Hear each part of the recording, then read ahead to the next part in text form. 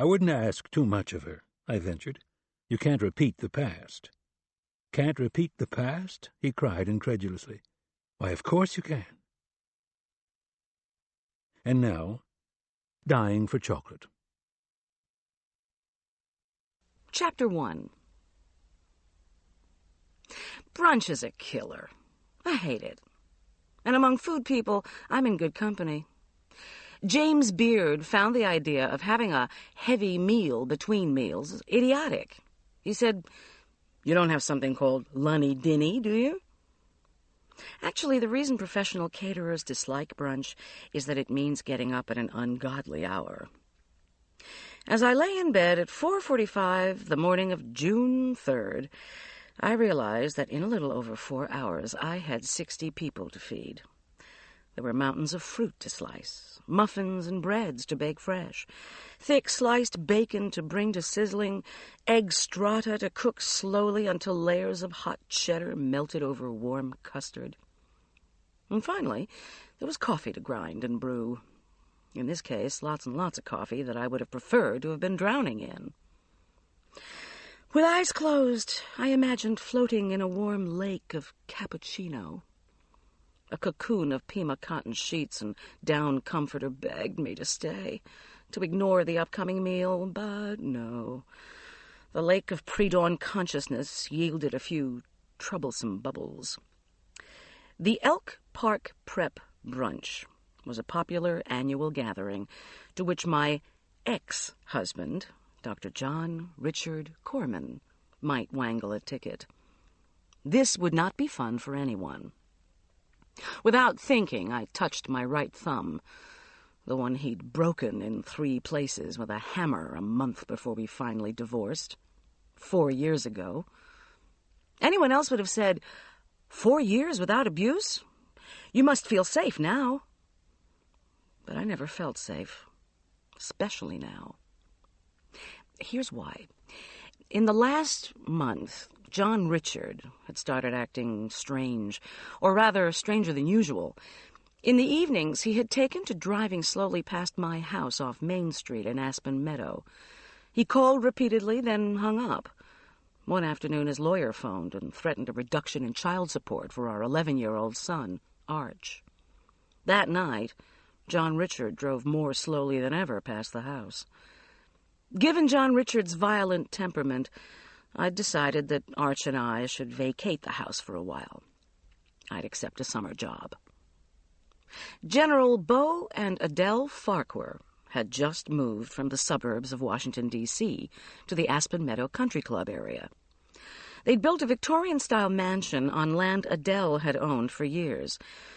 This was where I was now, between sheets I'd only seen in ads, under a comforter I'd only dreamed about. Arch and I occupied 2 bedrooms on the top level of the enormous 3 floors plus basement, gingerbread-trimmed residence. I didn't know why the Farquhars, wealthy, childless, and in their early 50s, needed such a huge place. But that wasn't my concern. What was my concern was that they both hated to cook. Adele had said they needed someone to take charge of the mammoth kitchen, with its state-of-the-art gadgets and appliances. Lucky for me, their kitchen had passed the eagle eye of the county health inspector. So I had jumped at the chance to become a temporary live-in cook in exchange for a haven. During the summer, this was also the center for my business, Goldilocks Catering, where everything is just right. Also lucky for me, the income from the job and the business was enough to send Arch to the summer session at Elk Park Prep, where I was catering this morning. Best of all, the Farquhars' house had more alarms than the Denver Mint. I opened my eyes and studied the sloped ceiling of my new bedroom. The gray light of 5 a.m. seeped through Belgian lace curtains and licked the edges of the room. There was no movement on the floor below. Adele and the General were still asleep. Outside, a fierce June wind pummeled the house. Branches slapped against the gutters of the other guest room on the 3rd floor, but there was no noise from Arch. When he was little, he would awaken if the doorbell rang. Now he could snore through wind, through hail, through the unfamiliar creaks of this museum-like house. Arch hadn't wanted to move. I'd promised it was just for 2 months, while new doors, windows, and a security system were installed in our old house. Insofar as possible, I had tried to put Dr. John Richard Corman, whose initials and behavior had led his other ex-wife and me to dub him the Jerk, out of my mind as well as out of my presence. Unfortunately, I didn't know if he would be making an appearance at Elk Park Prep's annual brunch. My second problem with this highly publicized meal, a man I was seeing was going to be there. The renewal of my relationship with Philip Miller, a local shrink, resembled those silver mines they're always reopening in Colorado. The vein may still be strong, and the price of silver has just gone up. Philip's large blue eyes, and so happy to see me smile, had heated up my social life, no question about it. That's why they called it Old Flame, right? Anyway, I wanted to see Philip, but not at the expense of a confrontation with the Jerk. The wind slammed against the house, causing it to crack and moan. A stray branch scuttled across the roof. In late spring, the Rocky Mountains frequently spin off a chilly whip of air to announce a cold front. Wind screamed through the window jambs. Then it died, and the undaunted mating call of a robin pierced the air. I did a few stretching exercises before checking the thermometer on the windowsill. 34 degrees, with ominous clouds to boot. Nice June weather. I slid out onto the floor and eased my body through the yoga positions of Cobra, Morning Star, Locust. My spiritual life is an amalgam of yoga, transcendental meditation, and Episcopalianism. The only ones who would be bothered by this, I thought, were the Episcopalians. And then I began to think about Philip Miller. One thing I had learned as a 31-year-old single mother, no matter how your body aged, your feelings did not. At any time of life, you could be subject to a high school vintage infatuation. Another late-teen aspect to love in the 30s, you could feel as if you loved 2 people at the same time.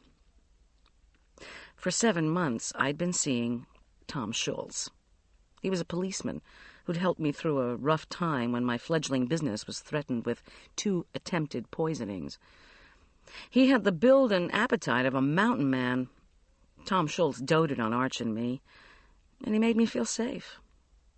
But in the last few weeks, perhaps because I was trying to block out the specter of the omnipresent Jerk, Philip Miller had once again stolen into my psyche and my daydreams. Eons ago, Philip and I had dated at the University of Colorado.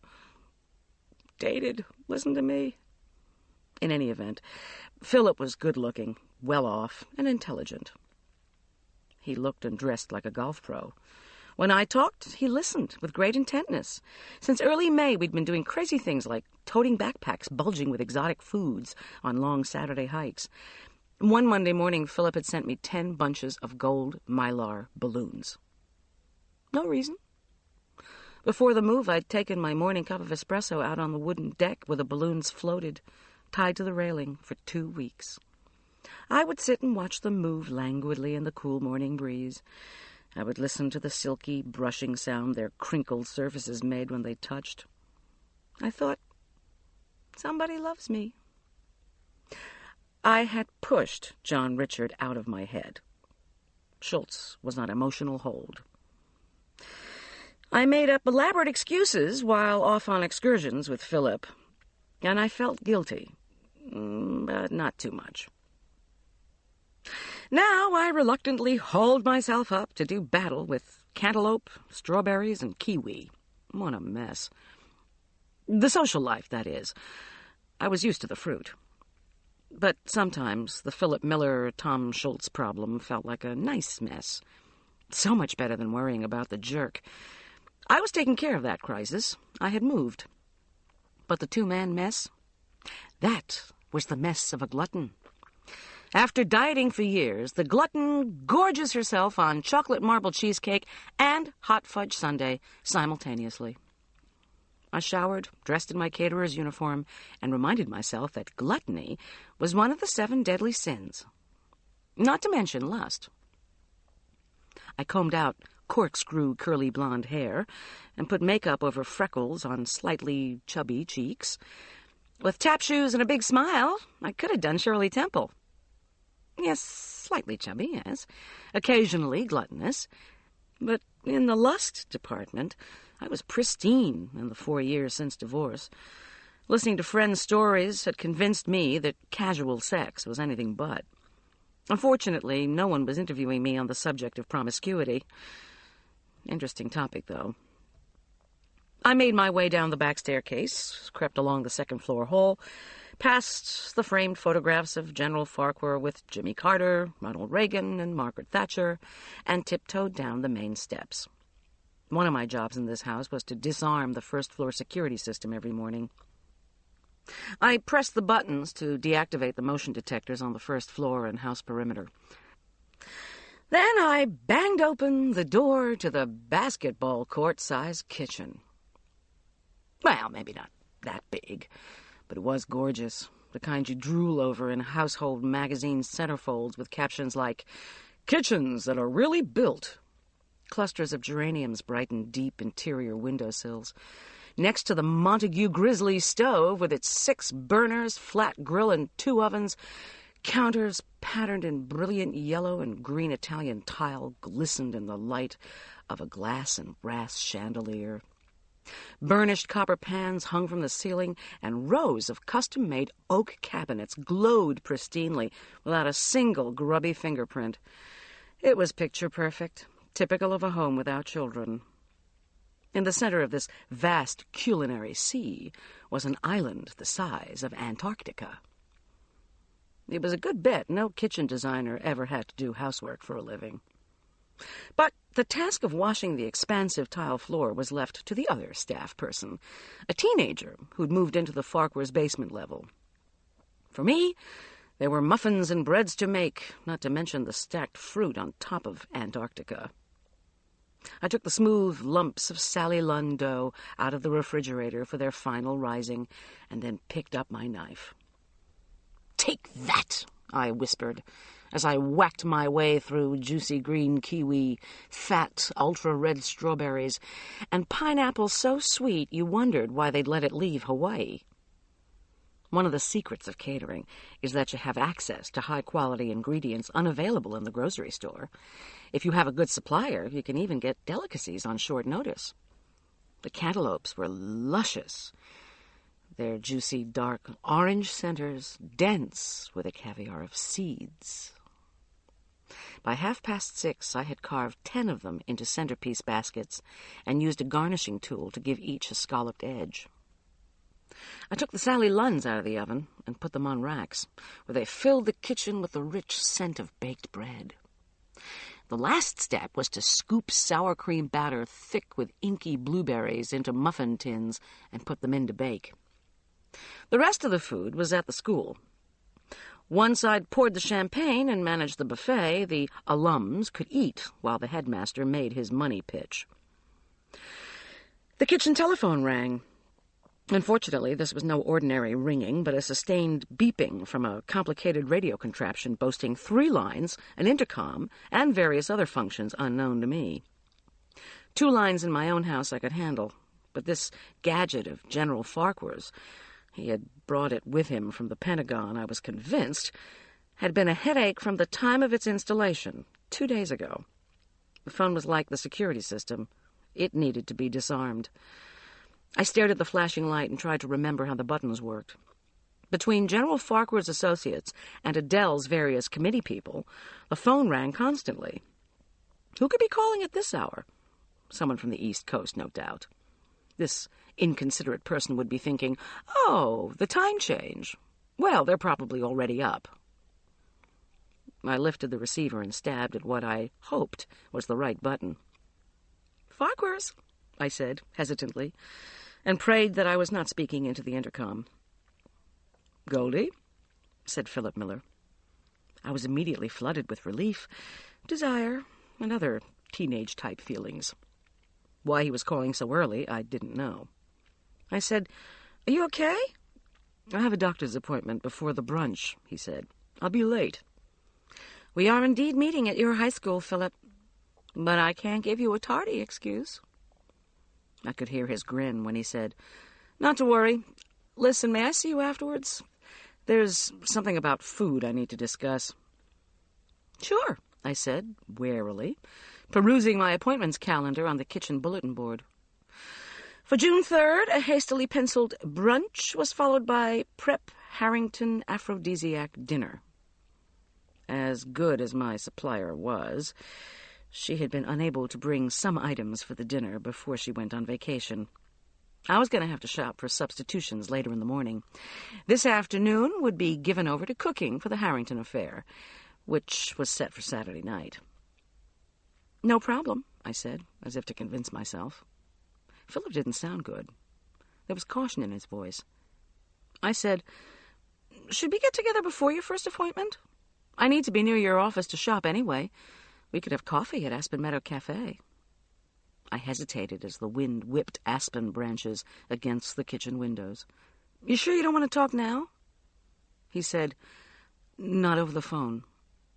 "Don't get paranoid on me, shrink man. Don't play fast and loose with psychological terms, food woman." I said, "Fast and loose?" But before he could reply, one of the other lines into the Farquhars' house lit up. Through the insistent beeping, I told Philip to hold. Then I took a breath and hit a few buttons. "Farquhars?" "Ms. Goldie," said Tom Schultz. I looked at my watch. 6:40. What was going on here? I said, "It's a little early, Tom." "You're hard to reach," he said. I said nothing, but felt guilty for the latest creative rash of excuses. He went on, "Besides, as I recall, sometimes you're an early riser." I could imagine him shifting his big body from side to side on one of the two small chairs at the Furman County Sheriff's Department. I could see him cocking his head, looking into his coffee as if that dark liquid could give him answers to all his questions. He said, "You cooking or something?" "Excuse me, Tom, but yes," I said, irritation masking my conscience as the light for Philip's line continued to blink. "I won't keep you. It's just that I have today's issue of the Mountain Journal in front of me. They deliver it to the Sheriff's Department first, I think." "So?" "Well, now, I was thinking this was one issue you might want to skip." "Is that why you're calling so early?" "Now, Miss G, don't get huffy.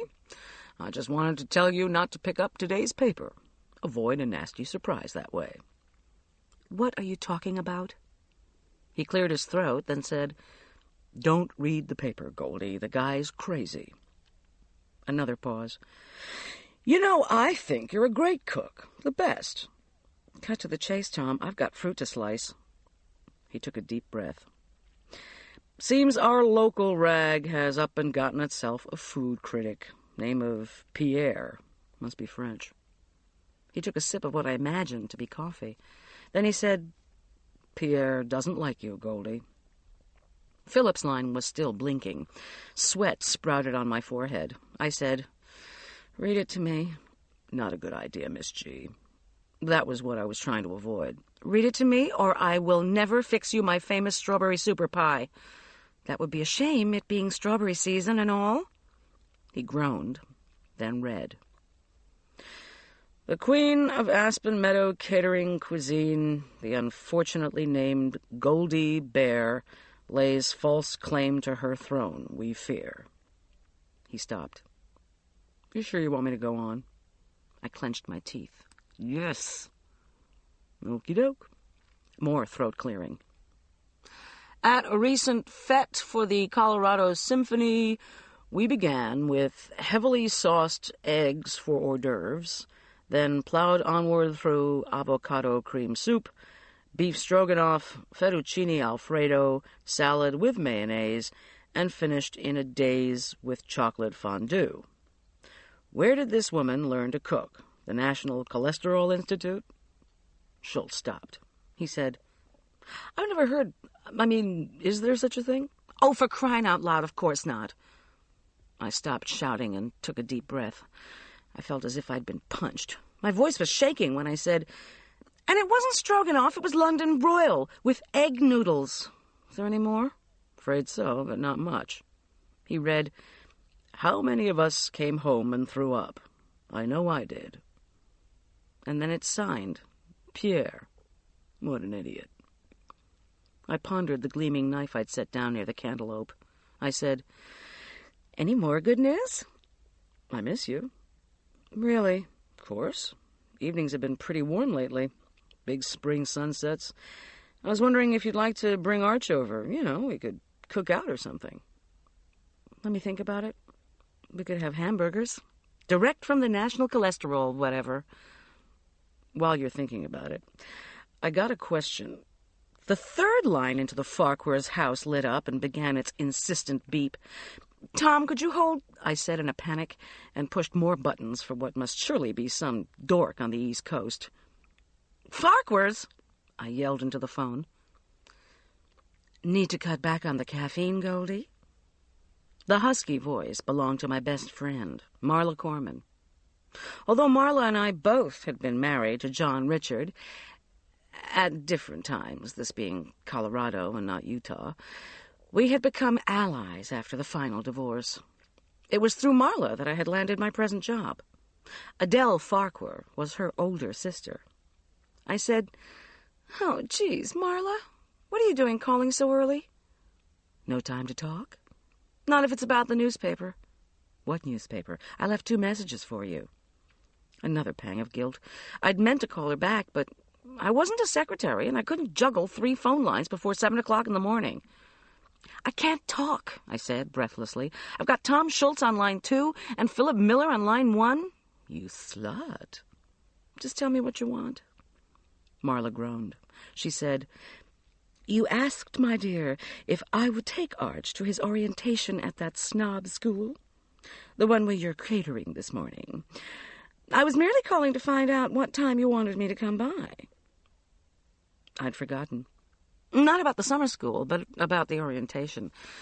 Arch was probably still asleep. Couldn't care less. He was supposed to be at the school. I racked my brain. It wasn't on the calendar. Around 9? "I'm sorry," I said. 8:30 all right?" Marla agreed, and I tried to get back to Tom Schultz and Philip Miller. Both lines were dead.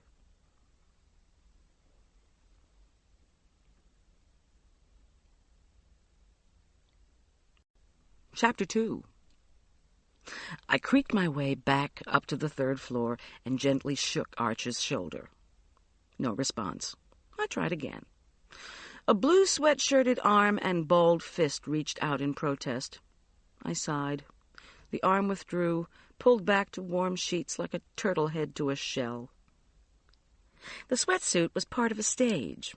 Arch wore them all day and all night. The parenting trick with this all-purpose wardrobe was occasionally to insist that there be a change. For example, from a gamey green set to a clean gray one. After his swim the previous night in the Farquhar's heated pool, I'd convinced him to put on the blue. This was to avoid an argument over clothes the first morning of summer school. Now I just had to get used to the idea of my child spending the day in his pajamas. I said, "Time to get up, kiddo." "Oh, why?" said Arch, as he stretched and moaned and burrowed beneath pillows and sheets. "Why do I have to get up?" I said, "Summer school." He burrowed deeper. "I'm not going," was the muffled reply. "Arch?" No, I'm never going. I hate that school. It's supposed to be my vacation. Go away." "You don't even know anything about that school," he growled. One problem with living in someone else's house was that you couldn't raise your voice when you needed to, especially when the other residents were asleep. I leaned in close to where I thought his ear was. "Arch," I said softly, "you said you wanted to go." A few moments of silence passed. I knew him well enough to recognize when he was reviewing his strategy. Then his voice was behind me. "Please, Mom," my son said. "Please don't make me." I whirled around. His actions had been completely noiseless. Now he giggled at my surprise.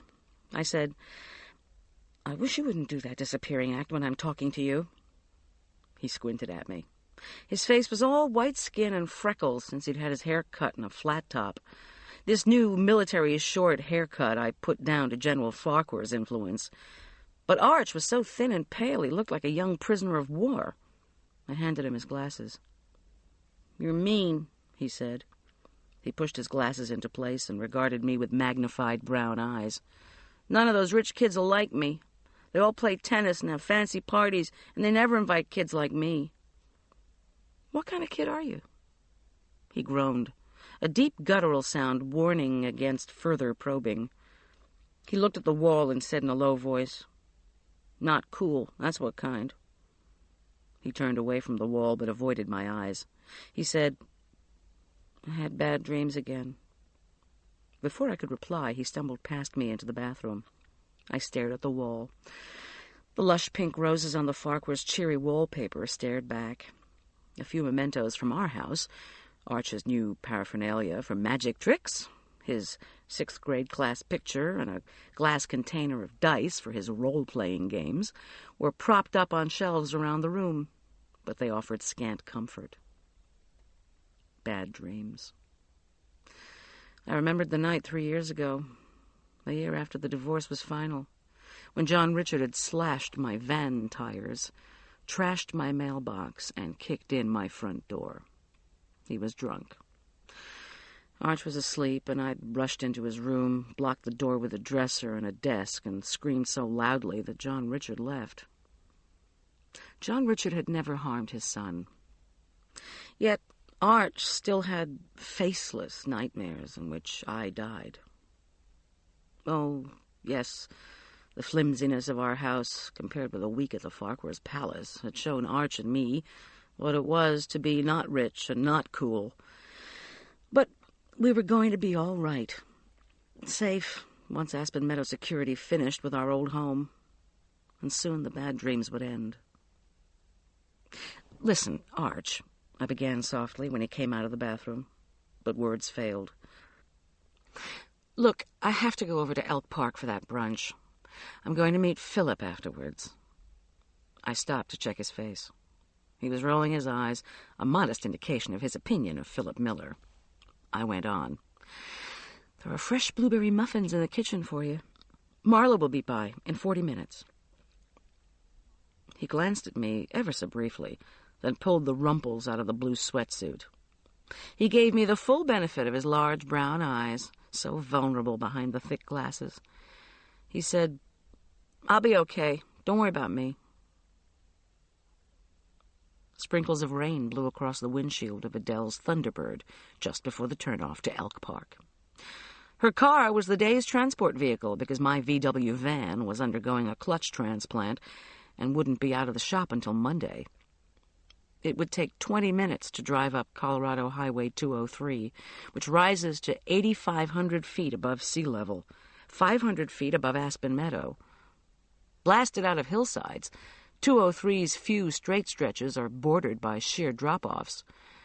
I piloted the T-Bird carefully around the mountain's curves, then dipped with a little more speed into the high meadowlands. The meadows burgeoned with the gold-green of lush mountain grasses and goldenrod, like green onions melting in a pool of butter. I clenched my teeth. Melted butter. As is served at the National Cholesterol Institute? How could someone say such a thing? Pierre hadn't even gotten the menu right. For the symphony dinner, I had made deviled eggs, a long way from heavily sauced. The soup had been gazpacho, garnished with avocado. The London broil was sliced thin, with a variety of accompaniments, one of which was sour cream with horseradish, and he hadn't even mentioned the steamed green beans. What a simpleton. I braked to slow down around one of the road's lethal curves. I was going to find this Pierre, whoever he was, if I had to picket the office of the Mountain Journal for a week. Think about the scenery, I told myself. Calm down, look at the mountains. People move here to get away from stress, remember? The mountains, the meadows, Aspen Meadow, Elk Park, These had been cool summer havens for wealthy Denverites before the advent of interstate highways. This was one of the places I had hiked with Philip only last week. We'd made it as far as Elk Park Prep, the stucco and tile-roofed villa that had begun as an elegant hotel early in the century. How idyllic the school had looked when a brief snow shower ceased that Saturday afternoon. The electrified gate, meant to keep out flower and shrub-eating deer, had been left open. Philip and I trudged silently up the muddy, winding driveway. We breathed air that was like milk. Steam from the snow melting on the red tile roof gave the school an ethereal look that reminded me of the southern boarding school I'd attended for 5 years. Up to last year, Elk Park Prep also offered boarding. Philip asked why I didn't send Arch to Elk Park Prep as a day student, get him out of those large public school classrooms. Great idea, I said. I'd wanted to for years. If only John Richard would foot the bill. But my ex maintained I wanted Arch to go because I was an Eastern snob at heart. Private school, I told Philip ruefully, was like money. You only appreciated it when you didn't have it anymore. But how do you feel about that? He asked, ever the shrink. I said, how do you think I feel? Now, as I swung the T-Bird through the open gate and past the high stone wall with its massive carved sign, Elk Park Preparatory School, a shudder went down my back. It was as if an invisible camera were filming my entrance. Get that woman out of here! She's plummeted from the moneyed class to the servant class. It wasn't until I'd wound halfway up the long driveway that I realized I'd not yet come to the turnoff marked deliveries. The switchboard operator and admissions officer, my ad hoc helpers, were bustling about the school kitchen. With the elimination of the boarding department, the large kitchen crew of previous years was only a memory. In fact, the other staff person at the Farquhars, an 18-year-old named Julian Teller, was a casualty of this recent final closing.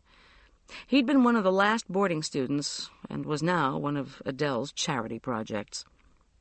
Since Arch and I had taken up residence, General Farquhar had kept Julian busy putting together state-of-the-art gardening equipment and doing other odd jobs. Julian had only eaten with us once, although Arch dutifully reported that Julian said my leftovers were the best he'd ever tasted. Unfortunately, I hadn't had the chance to get to know the teenager. But Arch had. He adored Julian. What Julian did, Arch wanted to do. What Julian wore, Arch thought was cool beyond words. Of course, I longed to point out to Arch that Julian was cool but not rich, which was why the teenager had to take a live-in job for his senior year in high school. But I didn't want to appear too preachy. And Julian was giving Arch diving lessons in the Farquhar's pool. In the absence of Arch's old neighborhood pals, Julian could at least be a friend. I slipped on my apron and returned my concentration to cooking. A local restaurant had canceled out of doing the annual brunch only the day before.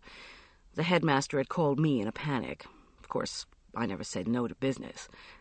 I had pulled sausage coffee cakes out of the freezer, then hastily prepared cheese strata and brought the cakes and the strata to the school. I'd called Elizabeth Miller, who was not only Philip's sister, but also an excellent baker, and asked her to make 6 of her heavenly macadamia nut coffee cakes. My 2 ad hoc helpers had remembered to place the strata in the oven. The smooth egg and cream layers were beginning to bubble around lakes of melted English cheddar. We laid out thick slabs of bacon, made the coffee, and put the breads and sausage cakes in to heat.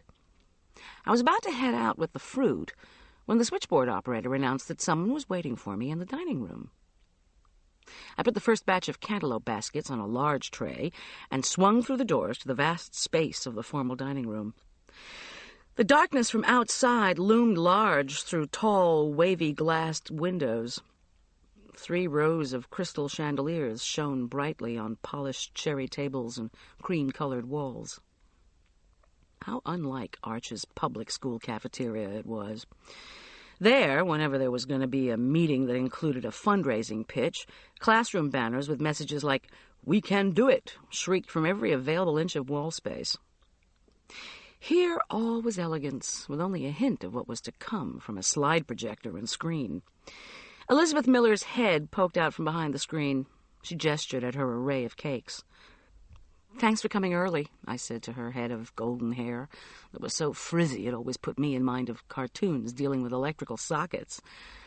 Elizabeth greeted me with a sideways smile and a toss of the head of frizz that revealed 5-inch-long dangling silver earrings.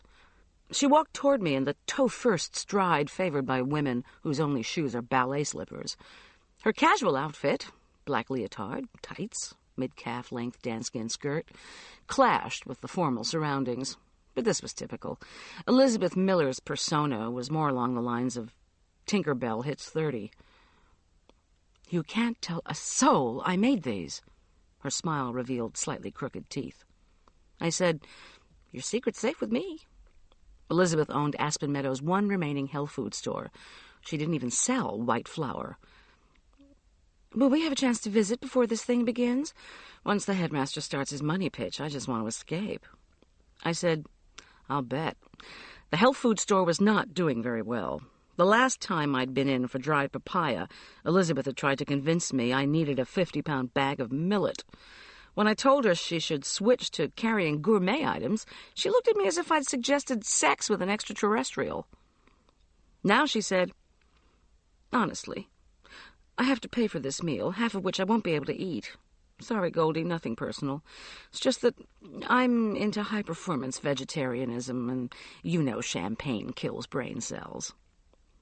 She pointed one of her toes in front of her. "I just come to this thing to see friends, but God, I hate to listen to 6 new ways we're supposed to raise money for something the school just has to have. I end up leaving on a guilt trip, have to unstress with coleus leaf cocktail and chamomile tea for the next 2 days." "You could always give him a bad check," I offered, as I placed the last cantaloupe down with a flourish. She said, "Not a bad idea," and then regarded me with big blue eyes that reminded me of her brother's. "Have you heard from Philip?" I told her that I had, and he would be late. I said, "Anything I can help with?" She said, "No," without conviction. "Everything okay?" She nodded. "Just fine." Now Elizabeth was pretending to center a cantaloupe. She said, "Did you have to cook a lot for this meal?" "I made a multitude of goodies. Have the strata. It features high-performance cheddar." Silence. I had a lot of work to do and could not visit when the guest's arrival was imminent. Whatever it was Elizabeth wanted, I wished she'd get to it. "Goldie," she began. She tilted her pixie face, then pressed her lips together. Something told me she wasn't here to talk about the school, or the food, or even to complain about the headmaster. I said, "Why don't we sit down?" "Oh, no," she said, as she bent down close to inspect one of the cantaloupe baskets. From the kitchen came the inviting smells of bacon and coffee. I knew I had to get in there, and so did she. She said, "It's just..." "Just?"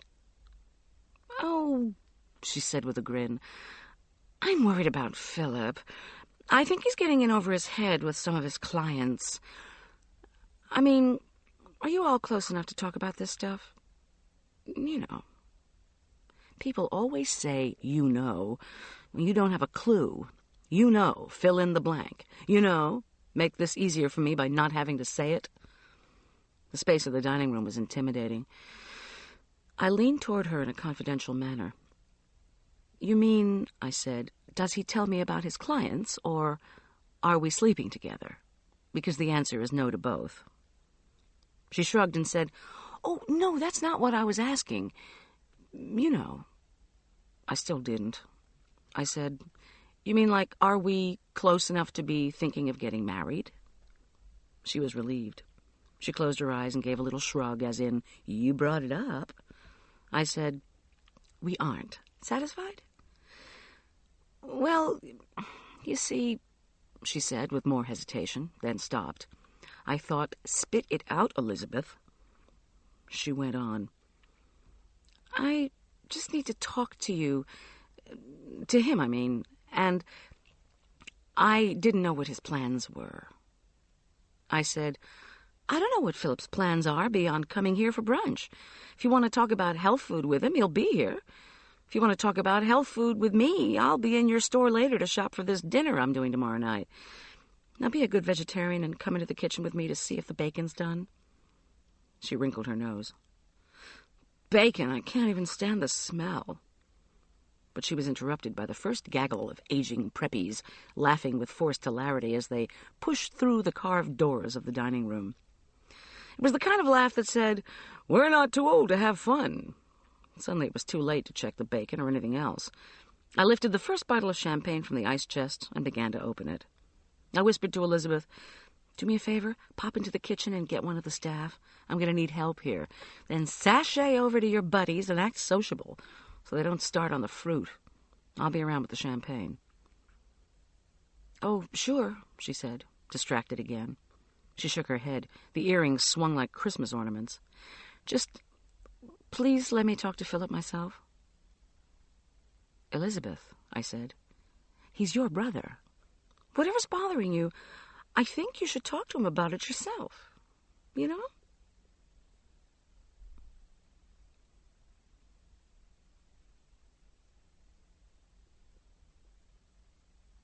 Chapter 3. "And when we have brought the water line in here," the headmaster was saying with a practiced flick of his pointer at the illuminated screen, "then we will enter into implementation stage 2. At the headmaster's table, Adele Farquhar touched the undercurl of her severe, dark page boy. Busy as I had been, I hadn't seen the general deliver her in his Range Rover. It was almost 11 o'clock.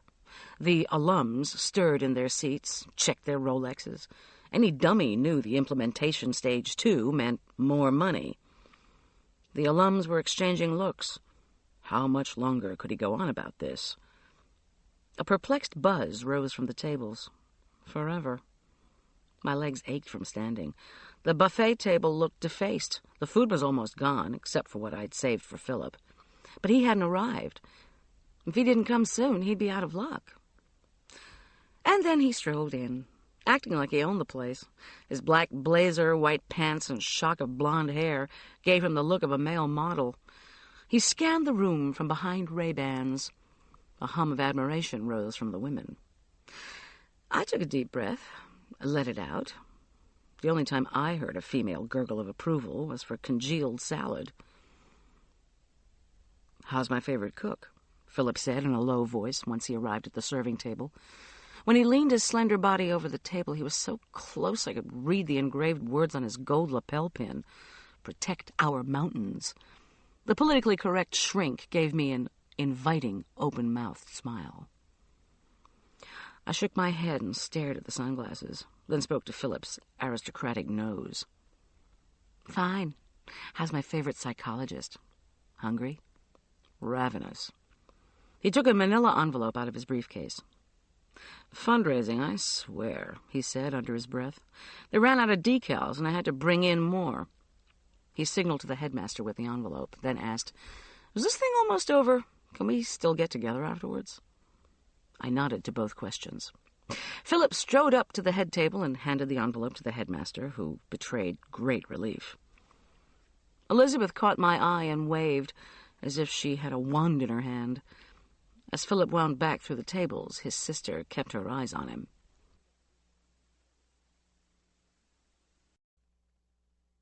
The headmaster started to talk about money by trying to make it sound as if he wasn't.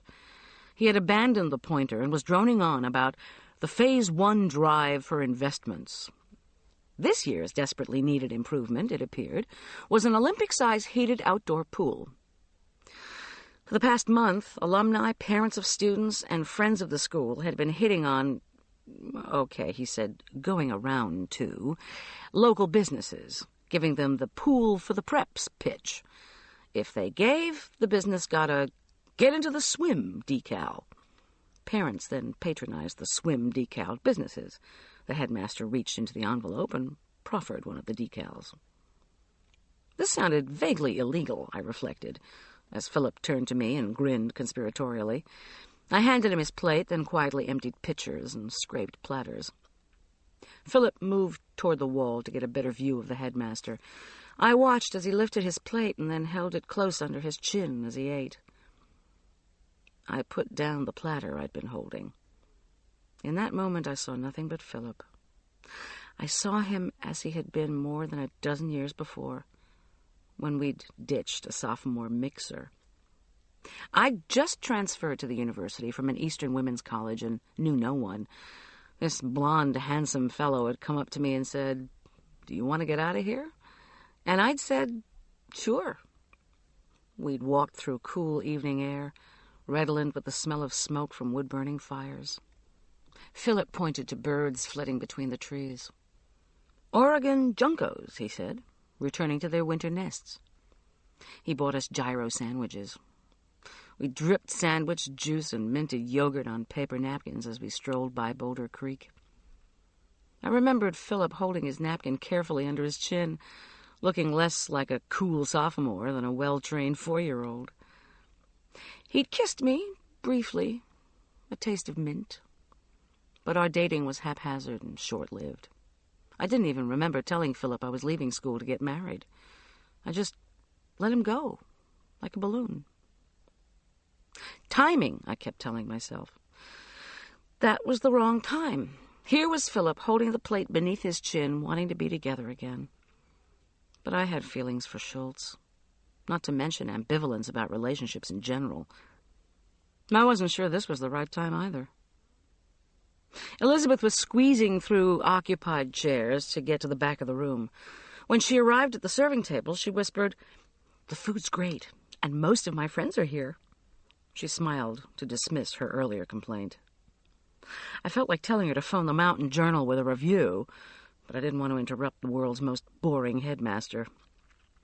I noticed Philip eyeing his sister. I said, "Your brother's here."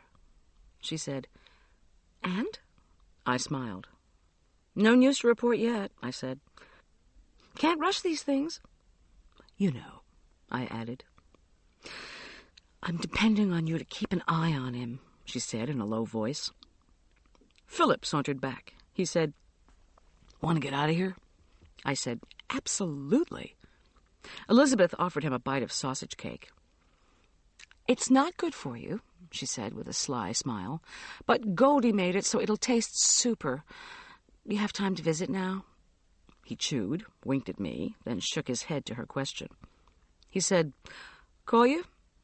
When she nodded, he grinned and gave me a time-to-go look. "If we don't leave, we're going to get caught in the crush." I glanced at my watch. 11:30. Rain still streaked across the tall windows of the dining room. With some effort, we could load the platters and boxes into the Thunderbird in one trip. The school staff had promised to do the dishes. The headmaster was winding down. He'd gone from the fundraising pitch to a discussion of Elk Park's policies on drugs. They were against them. Parties with alcoholic beverages. Ditto. And casual sex. Ditto, ditto. The alums' interest seemed to pick up with this last topic. Philip and I placed the last of the pitchers in a crate, and together we carried my supplies through the mud and rain to the Thunderbird's trunk. Philip gave a short wave before he started his car, a BMW 325iX, the color of vanilla pudding. For at least the 100th time, I thought, I should have become a shrink instead of a caterer. Cold spring rain pelted and washed and blew over our cars as we bumped over muddy ruts on our way out of the staff parking lot. We passed the buses and cars that had brought the students for orientation, then came up on the pool construction site. A 6-foot-high chain-link fence surrounded the excavated area. The headmaster had just informed us that the plumbing was in, and that the concrete would be shot in under pressure in the next few days. The school's board of trustees was forging ahead to build the pool before they actually had the money. Not a luxury, they'd said, but a necessity. Rich folks.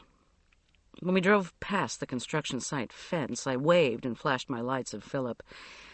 He didn't respond, but signaled to turn onto Highway 203. As we started down the narrow 2-lane, the raindrops turned to white flakes. I sighed. I'd known it was coming.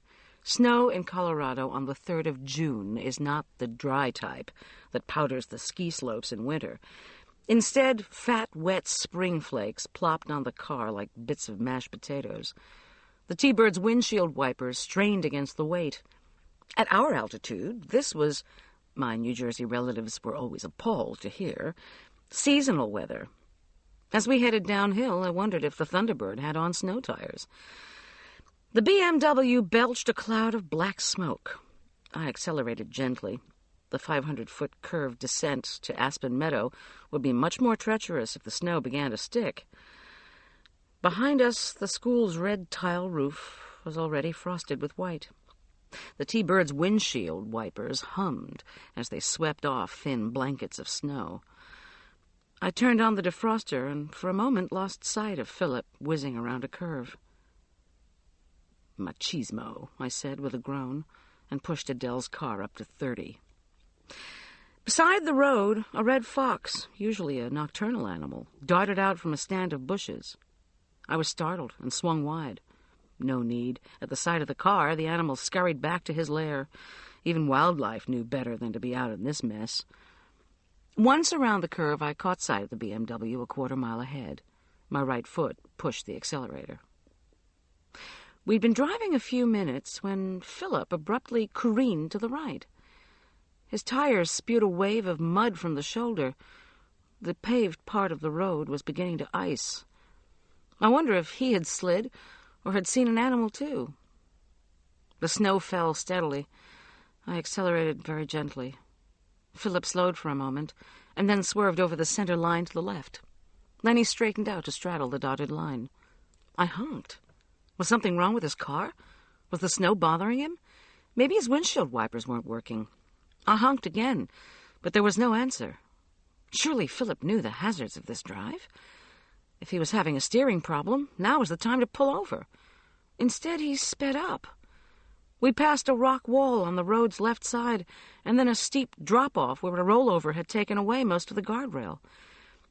Yellow police ribbons still marked the scene of a fatal accident. Again the BMW swerved to the left. A wave of fear left my hands damp. At the next curve, I had to pay close attention. For a moment, all that was visible in front of the car was air. My stomach dropped. After negotiating the turn, I sped up the boat-like Ford to get behind the BMW's square taillights, which shone in the enveloping grayness. My hand groped for the headlights, and I flashed them. No response. We headed east on the roller coaster approach to Highway 24, the north-south byway that runs between Interstate 70 and Aspen Meadow.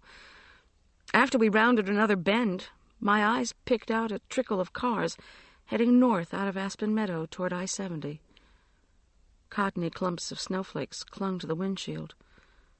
I strained my eyes and thought I could see Philip shaking his head. My heart beat in time with the windshield wipers. I pressed the accelerator and decided to overtake him, force him to pull over, but when I pulled up on his left, he sped up. On the right, a thin shoulder of ground and a barbed wire fence were the only things between our lane and a 40-foot drop to whitened meadow. I pressed a button to bring my window down slightly. From Highway 24, the occasional honk and swish of hydroplaning tires punctuated the sifting sound of snow. 20 minutes ago, Philip had been fine. Now, either he was having a heart attack or he was going to give me one. The last part of eastbound 203 went straight down. Philip again drove between the two lanes. Ahead, I could see a tractor-trailer and a grocery supply truck beginning to chug north on Highway 24, headed back to the interstate. Near the end of 203, Philip honked wildly. His brake lights flashed as the pale yellow car skidded right. I tried to gauge whether I could pass him again, but he was going too fast. Through the snowfall, a digital clock's amber squares glowed 12:00 in the mist. We were only moments from Philip's office, which was near the interstate. Soon this agony would be over. I flicked on the left turn signal as we approached the stop sign at the intersection of the two roads. "No!" I yelled as the BMW zoomed through the stop sign and screeched to turn right on 24 instead of left toward Philip's office. I stopped, glanced left, floored the accelerator, and wrenched the steering wheel to the right. The snow was coming down like oatmeal. Philip barreled down the left lane straight into the path of the oncoming trucks. At the last moment, he careened out of the lane when the tractor-trailer blasted him with his horn. The big trucks lumbered past. Philip put on his auxiliary lights and appeared to slow down. I gunned the T-Bird forward and pulled up on the BMW's right, on the dirt shoulder of Highway 24. I honked. Through his tinted window glass, it was impossible to make out his face. He acted as if he neither saw nor heard me. Again he sped up, as if to get away. The Thunderbird stalled in the snowy mud. I leaned on the horn and lowered my window all the way. Cold feathers of snow pricked my face. "Philip!" I screamed. "Come back!" Speeding up again, the BMW bumped and rocked southbound down 24. In the right lane, I could see a black Porsche passing a silver bus. I took a deep breath and turned the key in the ignition. If I could hit Philip from behind, maybe he'd stop. A Ford is not a BMW. The Thunderbird started with a jolt. I gunned it forward and hit a utility pole with the right front headlight. With all the snow, I hadn't even seen it. A dull pain shot up my spine. When I looked back at the road, Philip was speeding down the left lane on a collision course with the bus. Leaving bells and whistles whining, I unstrapped my seatbelt and jumped from the car. "Stop!" I yelled through the curtains of snow. "Stop!" But he didn't. The Porsche and the bus honked. The Porsche driver careened onto the shoulder. A wall of snow sprayed upward. The Porsche's brakes screamed. Still the BMW raced forward. The bus driver leaned on the horn. Philip heard the honk and braked, then hit the gravel on the left shoulder. The BMW went into a wild skid. The bus slammed into the BMW on the driver's side. Glass shattered. Tires shrieked. I could hear the bus passengers screaming. The Porsche driver scrambled out. "There's no way," I thought as I ran. "There's just no way." My feet slid through the snow. Ahead, the bus and Philip's car stood motionless, smoking. My body whacked the BMW hood. The left front of the car was irreparably smashed. I looked through the broken glass, desperately hoping to see some movement. The top half of Philip's body was at a skewed angle. He'd been thrown back by the impact. His face and chest were splattered with blood and glass. The sunglasses were gone, and his eyes were wide, red, empty. The bottom half of his body had disappeared below the BMW's crumpled metal. "Call an ambulance!" I shrieked at the bus driver. But I knew. I just couldn't accept it. I couldn't look back at him. I couldn't think of anything, couldn't see or hear anything. Only knew one thing. Philip was dead.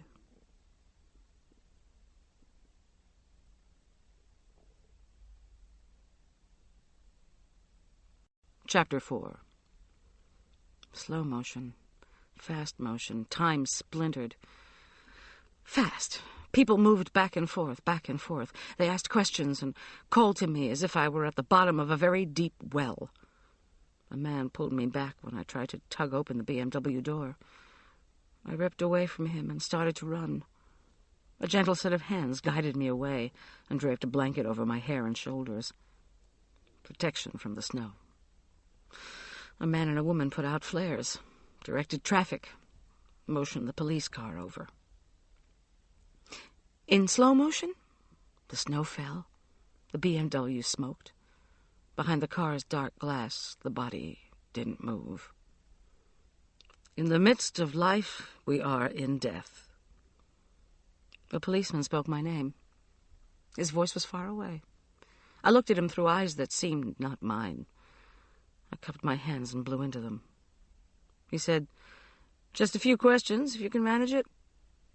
"Thou knowest, Lord, the secrets of our hearts." I nodded and followed him, slowly, slowly. The BMW was behind me now. I was leaving Philip to strangers, foreign men in suits who would make their decree. It was unbearable. My name again. Yes. I got into the patrol car. I tried to focus on the policeman, but Philip's face invaded my mind. "Could you describe what happened?" "Yes." Even then, something inside said, I can describe it. What I can't do is explain it. Outside the car, snow fell like soft feathers, sticking in some places, melting in others. When I tried to think of what I was going to do with Adele's T-Bird, I would see the back of Philip's car, see the black smoke belching, see his forehead and cheeks sprayed with blood. The ambulance came. Paramedics splashed through the mud. Someone brought me a paper cup of coffee. Told the cop the EMS guys had hooked the victim up to a machine to send telemetry down to a Denver hospital. A doctor had confirmed that Philip Miller was dead. Somebody from the coroner's office was on the way. Now, a new policeman, a state patrolman, asked my name, the location of my vehicle, and if I was the one who had witnessed the accident from the other direction. When I had made my answers, he handed me a notebook and said to write down all I'd seen. I wrote and passed it to him. While he was reading, someone rapped on the window of the patrol car. The patrolman, whose name tag said only Lowry, stepped out of the car. When he got back in, he was grumbling. My head throbbed. "May I go now?" I asked.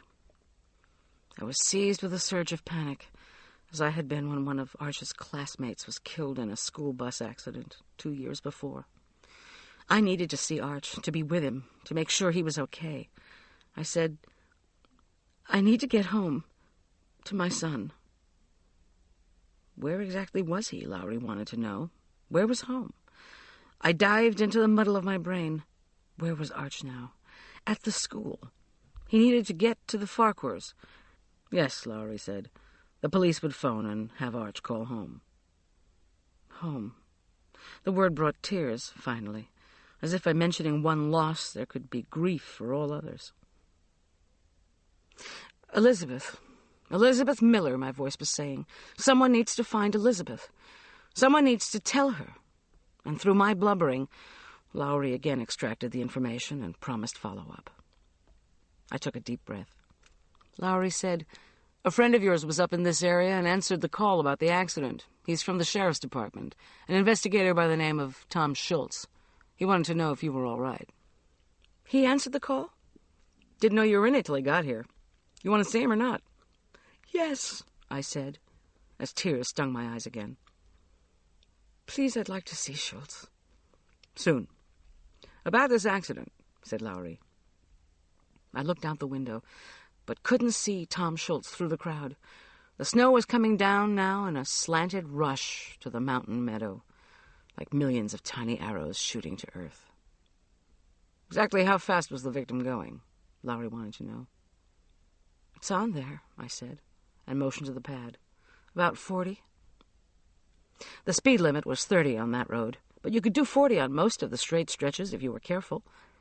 Which was not, of course, what Philip Miller had been.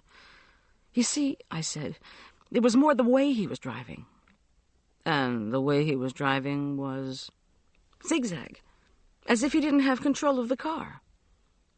Lowry narrowed his eyes at me. "So what did you think?" I shook my head and mumbled something about not knowing. "Maybe car trouble?" "Why didn't he pull over?" "I don't know. That's what I can't figure out." Then we had to go back to the beginning. How I had been catering the brunch where Philip had been a guest who had arrived late. Officer Lowry said, "Why was he late, you know?" "He just had an appointment. Medical, I think." "Something wrong with him?" I shrugged. "Did he mention his car?" "No." "Did he smell like anything?" I squinted at Lowry. "Like alcohol, for instance?" he said. "No." "Did he act at all strange?" "Well, I reflected and moved uncomfortably in the vinyl seat. Had he acted strange? I said, "He hadn't had any breakfast. He was hungry, and he wanted to see me. That's why I was following him. We were going to have coffee over by his office." "At this brunch, what did he eat?" I told him. "Do you know if they reached his sister?" Lowry said, "The chief deputy coroner's already on the way to the school to find the sister. This won't take too much longer." I was aware of the policeman's aftershave, of the camphor-scented blanket around my shoulders, of the squeaking noise the front seat made when Lowry turned around to face me. All these made my stomach turn over. I wanted to be where the things and people were familiar, to check on Arch. Ahead of us, the county coroner's van, carrying Philip Miller, pulled out slowly onto Highway 24. There were no blinking lights. There was no siren. "You were telling me what he ate," prodded Lowry. "I need to know what he drank, too." "I told you all I saw him eat. He may have had some juice or coffee. I don't know." "Do you complain of stomach or headache, fever, dizziness, chest pain, anything like that?" "No." "Okay," said Lowry. He asked about how to reach me and said someone might call later. I gave him the Farquhars' address on Sam Sneed Lane in the Meadowview area of Aspen Meadow Country Club. I started to get out of the car, then said, "I just don't think I've conveyed to you how weird this accident was. An hour ago, he was fine. He drove like a maniac into town, and now he's dead. Doesn't that seem odd to you?" Lowry looked at me. He said, "Sometimes when something's wrong, or when somebody's drunk, say, they just speed up. They think, I won't stop. I'll just get where I'm going, and then everything will be okay." But it was so strange. His jowls trembled when he shook his head. He said, "A lot of car accidents look strange, lady." Investigator Tom Schultz was talking with a short, big-bellied, red-haired man when I walked up. He gave me a sympathetic look and said, "You okay?" I nodded. He made an introductory wave with one large hand. "This is one of the coroner's deputies." "I just got here," the man mumbled to Schultz.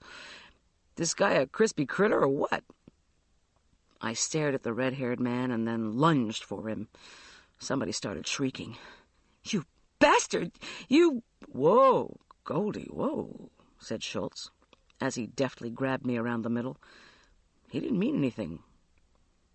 But the red-haired man looked at Schultz, who must have given him a get-lost look. He mumbled, "Catch you later, Schultz," and slunk off. Tom Schultz gently turned me around and held me against his big body. He arranged the blanket over my head, then held me out to make sure I was all right. Tom Schultz could use his size to threaten those whom he did not trust.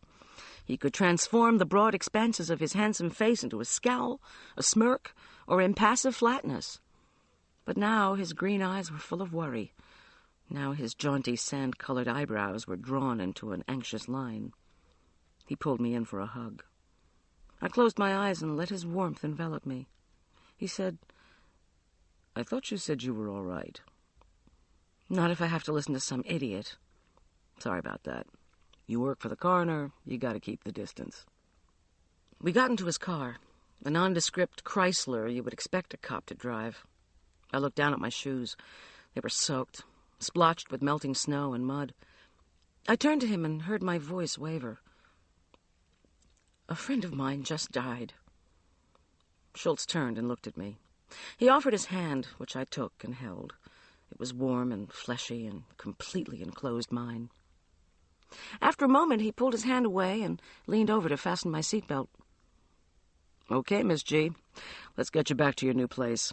You'll have to give me directions, seeing as how I've never been there." I told him to drive to the club area. I didn't look at the crumpled BMW as we inched past. We traveled in silence. The snow stopped almost as suddenly as it had begun. June in the high country. The clouds, which were low, began to lift from the ground and part in wisps over the hills of Elk Park and Aspen Meadow. Sunlight made occasional passes across the meadow, turning it to glitter. "Daylight," said Schultz. 1 p.m., about time." I struggled under the seatbelt to untangle my purse, which I had miraculously remembered, then rummaged around for sunglasses. Halfway through my search, I forgot what I was looking for. I took a deep breath and threw the purse on the floor. Tom Schultz said, "You want to talk about this accident?" I gave him the briefest possible account of what had happened. You said Philip Miller was a friend of yours. We'd gone to school together. See you. We drove without speaking.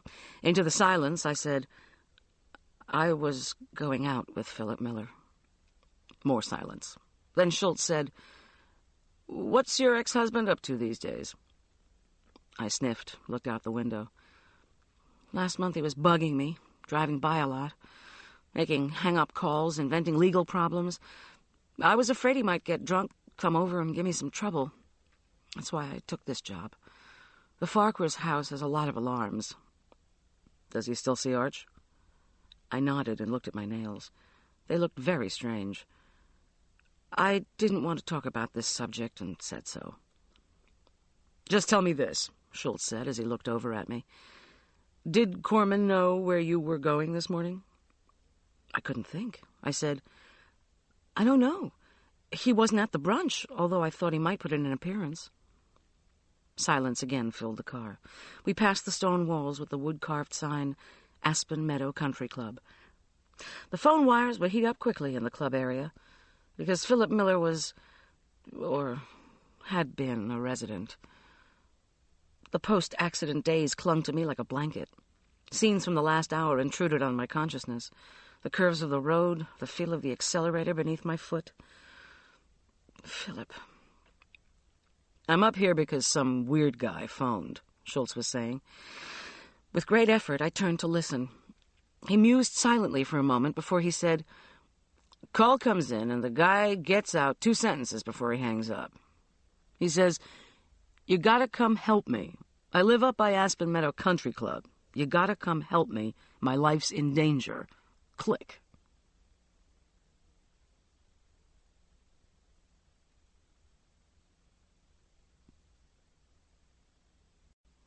Chapter 5. I sighed. I said, That's just great. Did you get a number? Anything? Anytime you call 911, we've automatically got it. Problem is, the guy called from the clubhouse. It could be any number of extensions. They sent a car over and nothing suspicious was going on. Anyway, I'm going there to check after I leave you off. Someone at home at this house where we're going, by the way? I don't know. Probably. You got a house key? I was so out of it I couldn't remember. And then I remembered they were in the Thunderbird. I said, No keys. Guess it's good I turned up, huh? I didn't answer. In the distance, the golf course was a pastiche of soaked green and ice white. The snow was melting quickly, and golf carts were starting their bug-like crawl up the paved path. For some reason, this struck me as insanity. How could people play golf today? How could they just go on? I moaned. Schultz reached over, lifted my left hand from my lap, and held it. He said, Need me to pull over? I nodded, and he did. I opened the door and was sick. When I'd wiped my mouth with tissues he discreetly handed over, I said, I'm sorry. I'm so embarrassed. Don't worry about it. Let's just get you to this place. I closed my eyes and mumbled the directions to Sam Sneed Lane, a dead end. When I felt a little better, I looked out again at the greens, but then changed my mind. Better just to focus on the inside of the car for a while. I wonder if they asked these guys if they could use their names, said Schultz. I ventured a glance out. Schultz wrinkled his nose as he started down Arnold Palmer Avenue. I told him in a voice that still did not sound like mine that it had been the developer's idea to make up for the loss of a second 18 holes by naming the streets after famous golfers. Schultz shook his head. No second golf course, but a dry sailing club. Houses here look like boats. Great big yachts tied up on the grass. I looked out at the pale gray and tan mini-mansions sailing past. While the other houses in Aspen Meadow were generally stained dark tones of rustic green and rustic brown, here the palette was light. The magnificent dwellings were indeed like ships made of pale wood and glass. They perched on waves of mountain grass, rolling down from the tops of the surrounding hills. Schultz squinted, rocked the car left into Sam Sneed Lane, then veered right into the Farquhar's cul-de-sac. The tall and expansive pearl gray Victorian stood on the highest wave of grass. The house's brilliant white trim shimmered in the sudden sunlight. "Code, Miss G?" asked Schultz as we arrived at the security gate guarding the fence to the Farquhars' 2 acres. I stared at the closed-circuit camera and the panel of buttons. After a moment, I remembered the code and told him what buttons to press. On the porch, Schultz pushed the lit doorbell. Inside, the chimes echoed plaintively. General Farquhar's voice boomed, "Yes," over the intercom. "General," I said, "there's been an accident. I'm here with a policeman. I don't have my keys." "Just a moment," cracked the voice. "Nice security system," said Schultz. "You living in a separate part of the house?" I said, "Sort of. We have 2 rooms on the 3rd floor with our own back staircase to the kitchen and pool." "A pool in this climate? Amazing." "Heated. Adele has a herniated disc at her 4th lumbar vertebra, as well as degenerative arthritis. She has to swim every day." "Or ice skate," said Schultz. There was a clicking behind the door. General Beau Farquhar was preparing to meet the world. "Yes?" His sharp features were pinched in puzzlement at the presence of Schultz. "Please," he said again when he recognized me. "Please, come in." And he pulled the door open. "I remember this guy from the news," Schultz whispered to me. I shook my head at him and warned with my eyes, "Not now." "Are you all right, Goldie?" the general barked. I took a deep breath and nodded into the demanding gaze of the general's pale blue eyes. General Beau Farquhar's eyes weren't just light blue. They were almost colorless, like his white skin and cropped close white blonde hair. He towered over me, holding himself as erect as he had in the West Point class of 1960. General Beau Farquhar was not handsome. His lips were too thin, his chin too prominent, his nose too long. But he had the kind of effortless charisma that people pay thousands of dollars to get from image development corporations. Don't think he didn't know it. "Quite a system you've got here," said Schultz, after introductions. "All you need is one ambush," said the general, with a grim smile. "What happened?" he asked. I motioned toward the living room. The general started to lead us in that direction, then turned and said, "You all go in and sit down. I'll get some coffee. Brandy, too," he said, as an afterthought. Then he pivoted and disappeared across the dining room's oriental rug, a lilac and salmon-colored Kerman. We settled into the pink and green ocean of a living room adjoining the foyer. I sat on one of the 2 rose-colored couches. Schultz lowered himself uncomfortably into one of the pale green damask wing chairs. Another Kerman, this one in hues of pink and green, floated beneath us, while on the walls, green and pink fans and dried floral wreaths vied with neo-Renoir oils. Schultz said, "Guy seems awful young for a general. Refresh my memory." "He was the Army's ranking man in studying terrorists, methods and materials," I said in a low voice. "But nobody told him to share his know-how with the Afghanis. He just did it. He had to retire, sort of a compromise. He still researches and writes about terrorists. My bet is he's trying to regain the respect of the Pentagon crowd." "He is a little odd," I added. "Uh-huh," said Schultz, as he gazed at the shelves on either side of the fireplace. "Look at that." He pointed to the Farquhar stereo. "Motion detector." I looked, but saw only a small red light on the side of one of the speakers. I knew how to turn off each of the 4 loops of the security system. That was the extent of my knowledge. Schultz halted his visual inspection long enough to finger a piece of fudge on the coffee table. "Okay if I have one of these?" "Sure." The last thing I wanted to think about was food.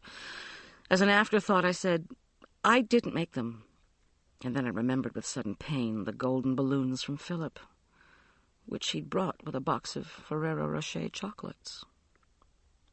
Schultz eyed the fudge skeptically. "Does that mean they're not very good?" "It just means I didn't make them. Julian Teller did. Resident teenager whose father owns a candy shop. Julian's one of Mrs. Farquhar's people projects. Sort of like Arch and me." Schultz chewed and said, "Not bad." Then he winked at me. "Not as good as yours, though." I nodded, uncaring. Fatigue was creeping up my legs like cold water. There was a knot in my stomach. The sight of Philip was coming back. "I feel lightheaded," I whispered to Schultz. He nodded sympathetically. "Here we go," said General Bow, as he strode in with a silver tray. "Brandy and coffee." "General Farquhar," I said, after clearing my throat, "I tried to help the person who was killed. His name was Philip Miller. I'm sorry I ran the T-Bird into a utility pole." "Philip Miller?" The general looked at me with disbelief. "Julian's shrink?" "Yes," I said, although I hadn't known this. "And my friend." The general frowned. "Jesus." He handed me a brandy snifter. "Unbelievable. How'd it happen?" During my retelling of the accident story, the general shook his head just perceptibly with each detail, as if I were a subordinate commanding officer who had let a battle get out of hand. When I came to the part about the Thunderbird, he asked for its location so he could call to have it towed. And where were the keys? He would pick them up later, as they contained a house key. "Has Arch called?" I asked. The general lifted one eyebrow above his pale blue gaze. "Yes. He was only told he needed a ride home. He didn't know about any of this." He tilted his head, and I felt myself drawn into the deep furrows of his forehead. "Goldie, don't worry about anything. I have some work to do here, but I'll pick up those keys and check on the car when I go over to the school later. Adele's volunteered me to work at the pool site." His look turned paternal. "Go upstairs and rest now. One of us will bring your son home." And then he rose as if to dismiss us. I drained my brandy, even though I didn't want it. I wanted to sleep. When no one moved, General Bow said regretfully, "Putting in the garden today," as if he had to leave momentarily for a meeting with the Joint Chiefs. He rocked forward on the balls of his new high-top sneakers and opened his eyes wide at me. "Oh, God!" I jumped up. "Putting in the garden!" "You have to go. You have to go," I insisted to Schultz. Schultz didn't move. Perched on the absurdly fragile pale green chair, he eyed me, and then the general. "Nothing so busy as retirement," he said solicitously. I grabbed Schultz's hand and tugged. "You don't understand. This is really big. He's doing some—" "Actually," the general said with great seriousness and a glance at his watch, "what I'm working on is killing two birds with one stone." "Investigator Schultz," I said in my most pleading voice, "it is imperative that we both leave immediately, like now." Schultz looked at me as if I were crazy. He said nothing and didn't move. "You see," the general was saying blandly, "my field is terrorist technique." Schultz as the general glanced at his watch. "How much time? How much time?" I demanded. The general frowned. He said, "T-2, I'm afraid." Then abruptly to Schultz, he said, "I'm going to have to ask you to leave." This was not the time for something about the general to attract Schultz's attention. I knew the homicide investigator well enough to see a slight straightening of the spine, a narrowing of the eyes. "Some other time," I begged mentally to Schultz. "Some other time." My eyes darted around the pink and green living room. White pillows dotted the floral landscape like marshmallows that suddenly swam as I struggled to concentrate. T-2. Where should we go? "Get up," I said sharply to Schultz as I pulled now on both of his big hands. "Get up! You have to go! We have to get out of here!" Finally, Schultz heaved himself out of his chair. I glanced at the general. He was looking anxiously out the window, his forehead again wrinkled, this time in alarm. An explosion shook the house. "Damn!" yelled the general as he dashed out. I lost my balance and fell to my knees. Schultz grabbed his chair. Dust and smoke rose before the living room windows. A Waterford vase on the mantel teetered and fell. The boom reverberated in my ears. "What the hell was that?" Schultz shouted. I straightened up and gazed at him. I said, "I tried to warn you. You wouldn't listen. That was putting in the garden." terrorist technique. Chapter 6. "Well," Schultz said. He looked around the living room, surveyed the dust rising in front of the windows. Then he eyed me and shook his head. He held out his hand to help me up from the floor. "Interesting folks you're living with," he said, when I was on my feet again. "Almost as good as a problematic ex-husband." "Want to tell me about that?" I rubbed my bruised elbows and muttered a negative. Schultz shrugged and turned. I followed his saunter to the front door. Schultz's presence, his great reservoir of calm, were things I was not yet ready to let go. As if to reassure myself, I said, "I'll be okay here." He shook his head again, took a deep breath. "Is there anyone inside this house right now, or is everyone tending the aftermath of this garden bomb?" Before I could answer, the phone bleated in the kitchen. I asked Schultz to wait and went to see which neighbor was going to be the first to complain. But it wasn't a neighbor. In her role as vivacious volunteer, Adele was helping to coordinate a church music conference that would convene in Aspen Meadow in July. This call was from an Episcopal church organist and choirmaster in Salt Lake City. In a nasal tone, he demanded to know when Adele would return. To my surprise, I was able to put him on hold and press the intercom button to search out the general. He wasn't in the house. I got back on the line with the choirmaster. "I don't know when she'll be back," I said. Then imprudently added, "I didn't know there were any Episcopal churches in Utah." The choirmaster yelled, "Listen, I need to know if she got 50 copies of Songs of Praise." I said, "This is not something I know about." Nor did I know why I expected someone who worked for the church to be civil, if not Christian. "And who are you?" he asked. "The cook." There was silence, then a groan. Would Adele please call as soon as possible? "You bet," I said, and hung up.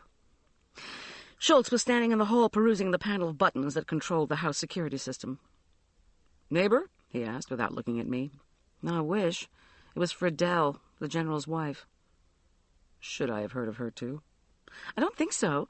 Remember my friend Marla? Her sister." Schultz looked up the stairwell, then at the panel of security buttons. "You've got 4 loops here," he said. "What? Fire perimeter, back door, first floor motion detector?" "Very good," I said wearily, then added, "I feel awful."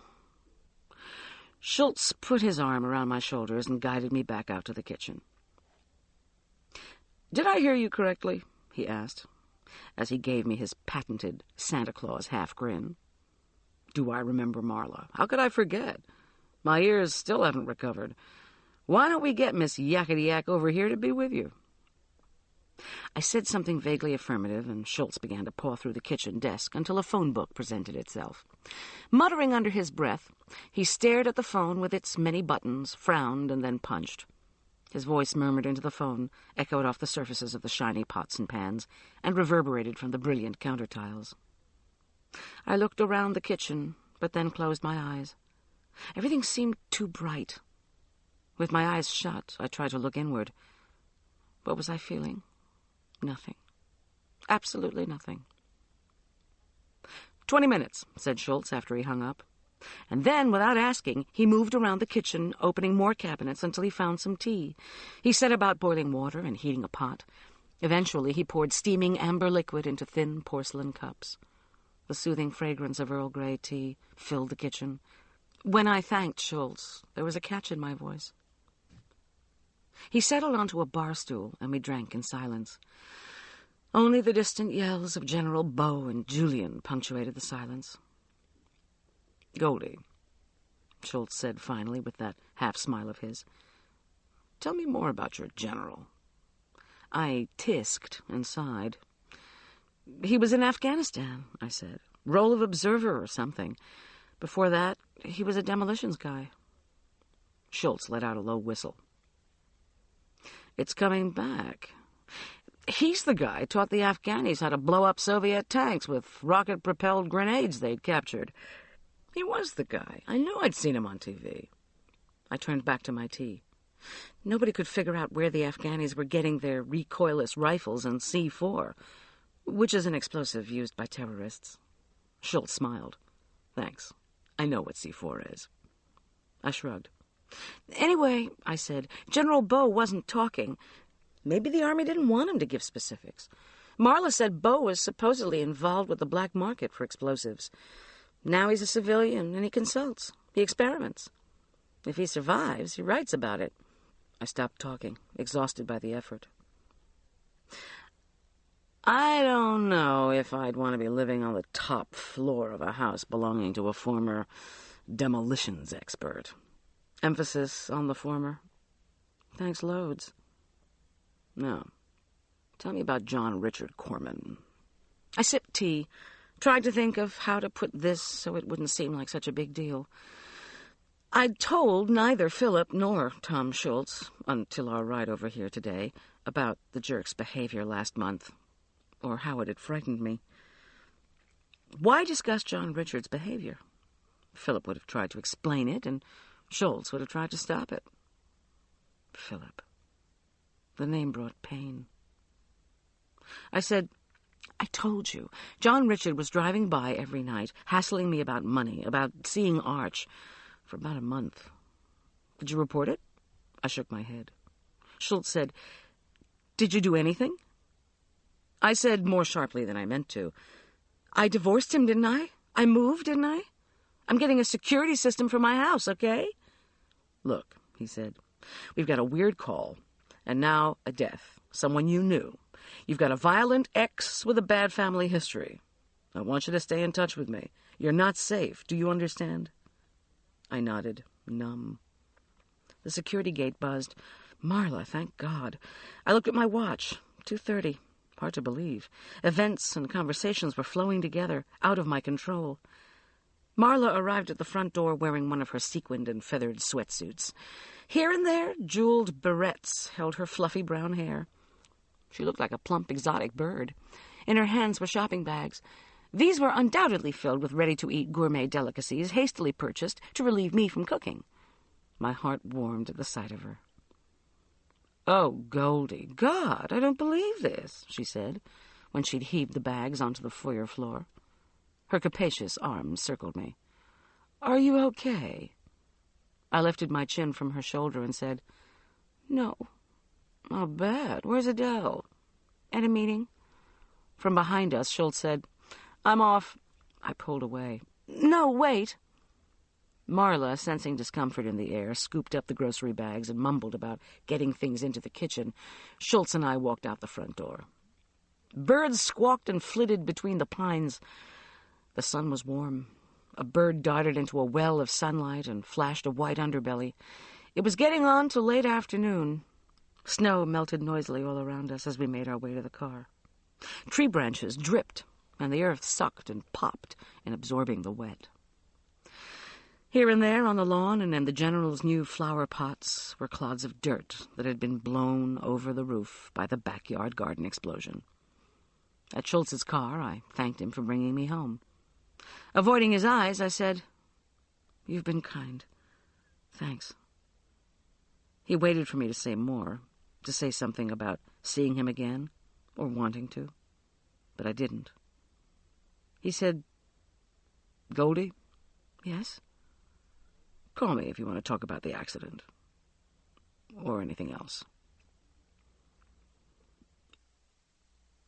You need to come home, Marla was saying into the kitchen phone when I returned. She hung up. Adele, she explained, rolling her eyes, wanted to know why I was answering the phone in her house, so I told her about you and Philip and the accident. Talk about stunned. She was speechless. Where was she? Still at Elk Park Prep. My sister, the stormtrooper fundraiser. It's like putting General Bowe into one of those paint pellet games. God help the school.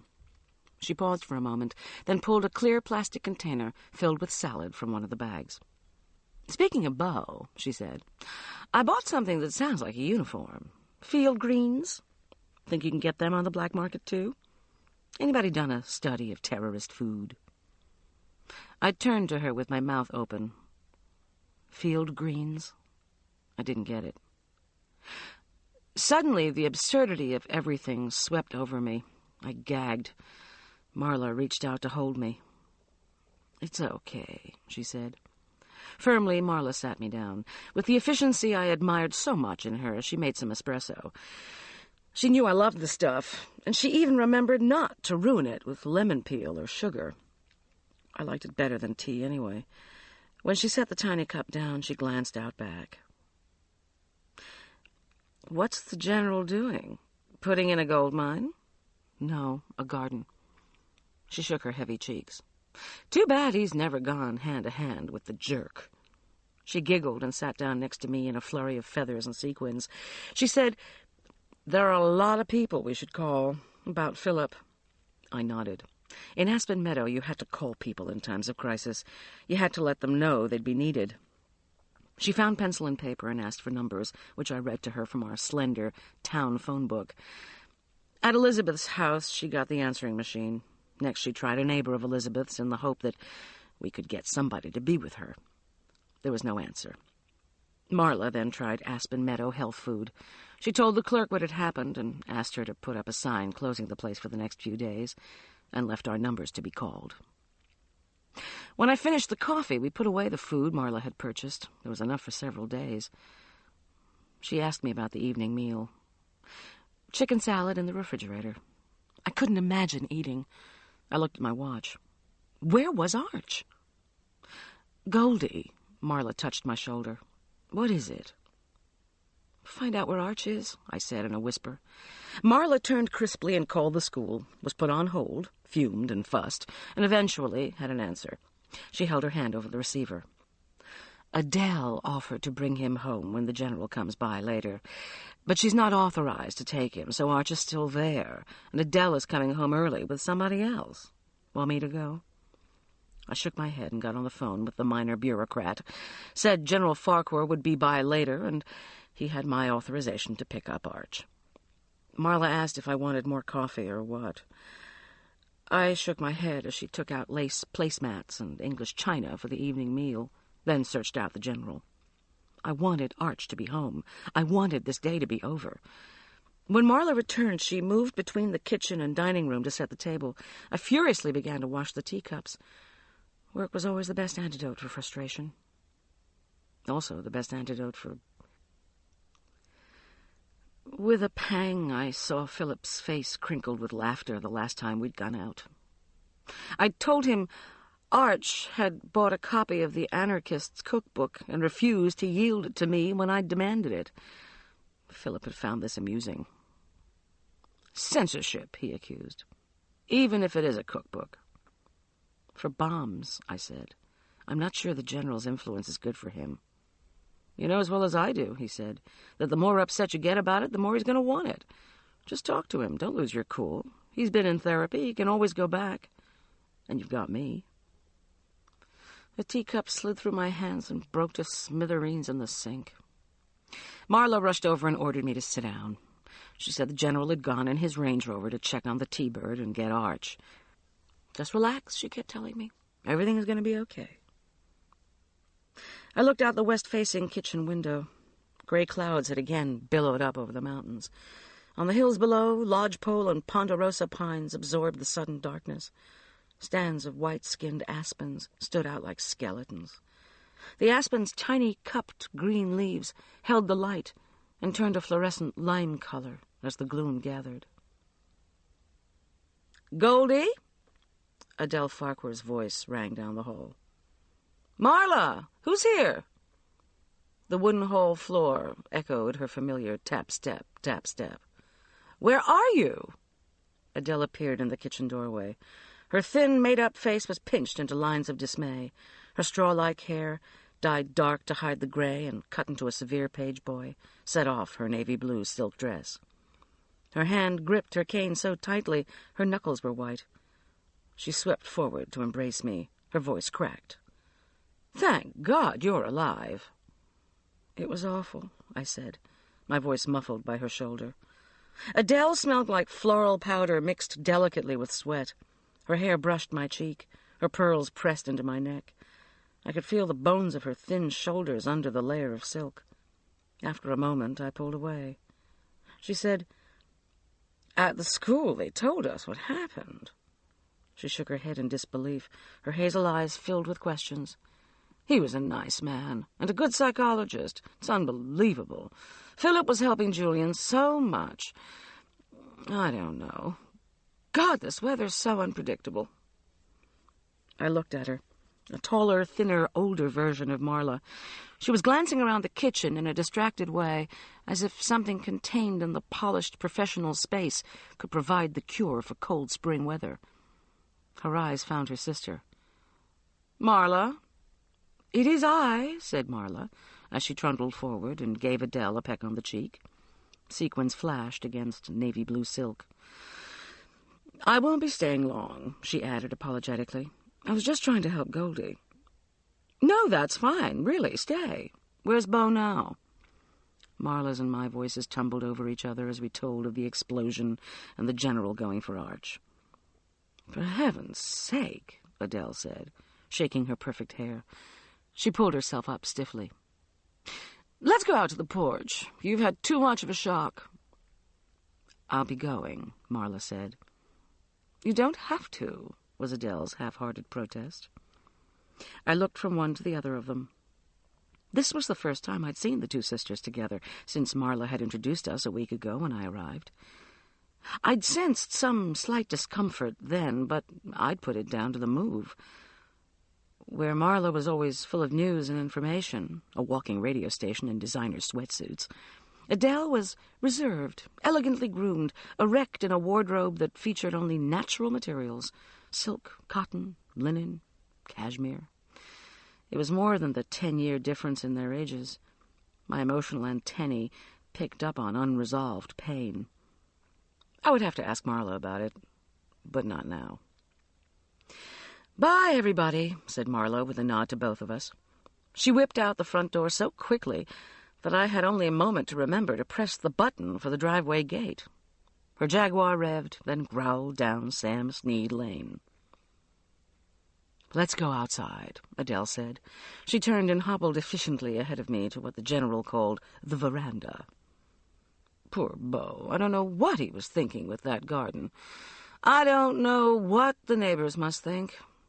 Her voice trailed off. I whisked back to the kitchen to get a pitcher of water and 2 glasses, then rummaged through the kitchen desk to get Adele's anti-inflammatory and muscle-relaxant medicine. If I didn't bring it with me, she would be asking for it once we sat down. I found them behind a tin of Julian's fudge, which I put along with the pills, water, and glasses on a Florentine-painted wood tray. Like the knickknacks and art objects in the living room, the tray was one of the many souvenirs of the Farquhars' travels before Adele's back problems had slowed them down. On the covered porch it was quite chilly. Storm clouds still threatened to obscure the late afternoon sun. Adele gave me a wan smile and looked off toward the tops of the nearby mountains, where snow glimmered between the deep greens as incongruously as ice in a jungle. Next to the deck, birds, robins, jays, chickadees, were all busy, loud and angry at the weather for disturbing their nest-making. A jewel-winged hummingbird soared past, then swooped back to hover at the long-necked feeder. "Water?" I asked. Adele nodded gratefully and reached for her pills. I set the tray on the wicker coffee table, then let myself down into one of the wicker chairs. Again, fatigue, like a chill, crept up from the floor. I sipped water, tried to shake the feeling off. "Adele," I said, "I need to talk to you about your car. The T-Bird. I'm sorry. I was trying to save Philip." "Don't worry about it," she said. Her cane circumscribed a circle on the tile. The phone rang. This time Adele motioned me to sit as she painfully rose to answer it. I could hear a one-sided conversation with the choirmaster from Utah. Some people never quit. I pulled a periwinkle and white afghan from its matching overstuffed cushion, held snug in a white wicker divan. Adele had decorated the house the way she dressed herself, with elegance and money. The style was traditional, without a rustic wood piece or southwestern accent in sight. I tucked the Afghan around my legs and gazed off into the distance. Fingers of fog snaked down the nearby canyons. In the meadow below, puffs of vapor glided by, ghost-like. Clumps of wild iris stood like clusters of pale purple flags between hummocks of new green grass. Everything else was a tumult of greens. New green of wet spring grass, black green of ponderosa pines, pale blue-green of spruce, bright green of new aspen trees. Another hummingbird dropped a twittering ribbon of sound as it shot by us. Adele tap-stepped back out to the porch. "I put the machine on," she said apologetically. Then she held up a finger as we again heard the phone. After 3 rings, the machine picked up. "Peace," she said as she sat down again. Her eyes found mine. "I was following him to town," I said to her unasked question, "to pick up a few things for the Harringtons' dinner tomorrow night." I faltered. In my mind's eye, the BMW careened down the last hill toward the bus. I looked at Adele, who had screwed up her face at the mention of the Harringtons. She said, "I don't suppose Wheezy will cancel, even though I think she was, seeing him." She shook her head. "But you were saying?" "Well, it was awful. I tried to help him, but—" "You tried to help him? How gruesome. You poor thing." Her voice, like Marla's, was threaded with warmth and sympathy. The muscles in my neck relaxed. "It all went too fast. And the way he was driving, crazy, just crazy, as if he were drunk. Horrid." I wasn't hungry, but I reached for Julian's fudge anyway. The buttery rich chocolate melted, warming my mouth. "Is Julian going to be okay? How close were they?" I asked. Adele pursed her lips.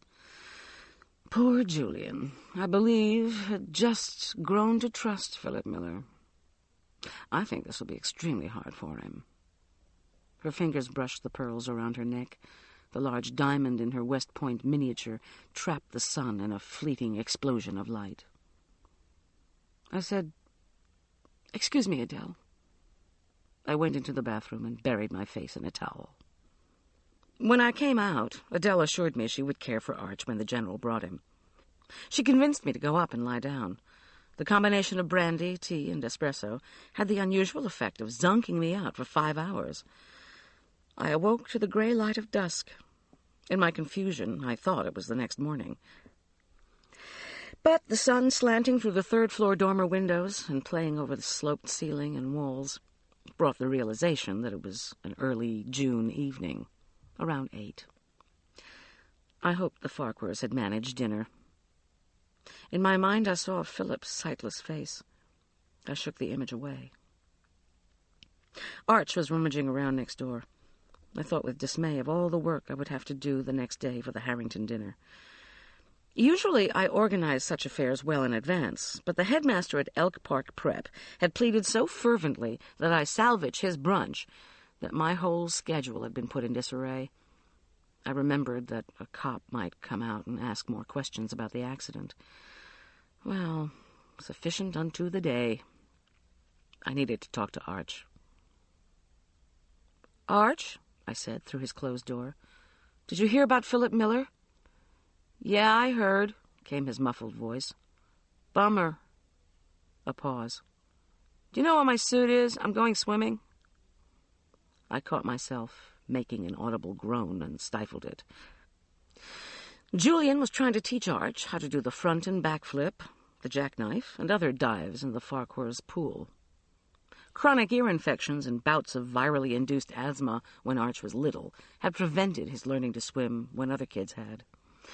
He was still not adept at anything besides the doggy paddle, so the diving gave me fits. I said, "How'd the first day of summer school go?" His head appeared at the door. Behind him I could see discarded clothes strewn around in piles. He'd found the trunks, expensive blue jams I'd found on sale at a Denver department store. He said, "Huh?" I repeated my question. "Okay," he said. "Classes don't start until Monday. Can we talk about this later? I gotta go." I steeled myself. He hated it when I acted protective, when I told him how much I worried about him, how it was especially bad when there was a loss like this. But he was okay. That was all that mattered. I said, "What are you studying?" Arch pushed past me to get a towel from the linen closet. He said, "We start with Edgar Allan Poe." "Want to tell me about it?" He didn't. He backed out of the linen closet with a beach towel. "Not now, Mom. I want to swim." He looked into my eyes hard. "You won't have Philip Miller to go out with now." "No," I said. Like most children of divorce, Arch held a secret longing for his parents to be reunited. This, despite the fact that twice I'd been forced to run out our back door carrying Arch to a safe house to escape the rain of blows from Dr. John Richard Corman. Never for Arch, only for me. But how could I have escaped without my child? "Oh, well," Arch said now. "Guess you'll miss him. Philip Miller, I mean." I returned his look. "Yes," I said. "I will."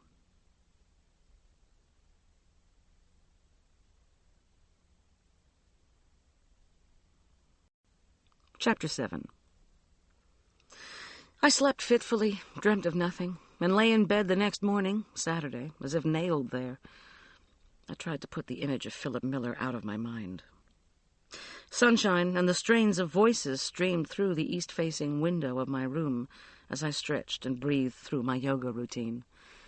From the direction of the Farquhars' pool and garden, I could hear Julian and General Beau calling amicably back and forth.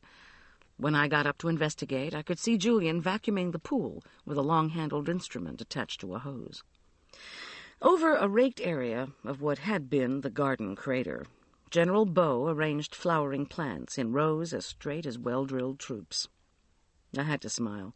From here I could see it was the kind of garden an Eastern couple with no children, but lots of money, would put in with great optimism. Lots of money for double-blossom begonias, Johnny jump-ups, and lilac bushes that bordered rainbows upon rainbows of pansies. No children to worry about poisoning with late-blooming Christmas rose and camas lilies. And optimism, in thinking the soil would be acidic enough for hydrangeas. Seeing them labor so diligently made me realize I needed to focus on the day's work. Deadlines for obtaining supplies, cooking, baking, arranging, serving, all these gave caterers their thin and tired look.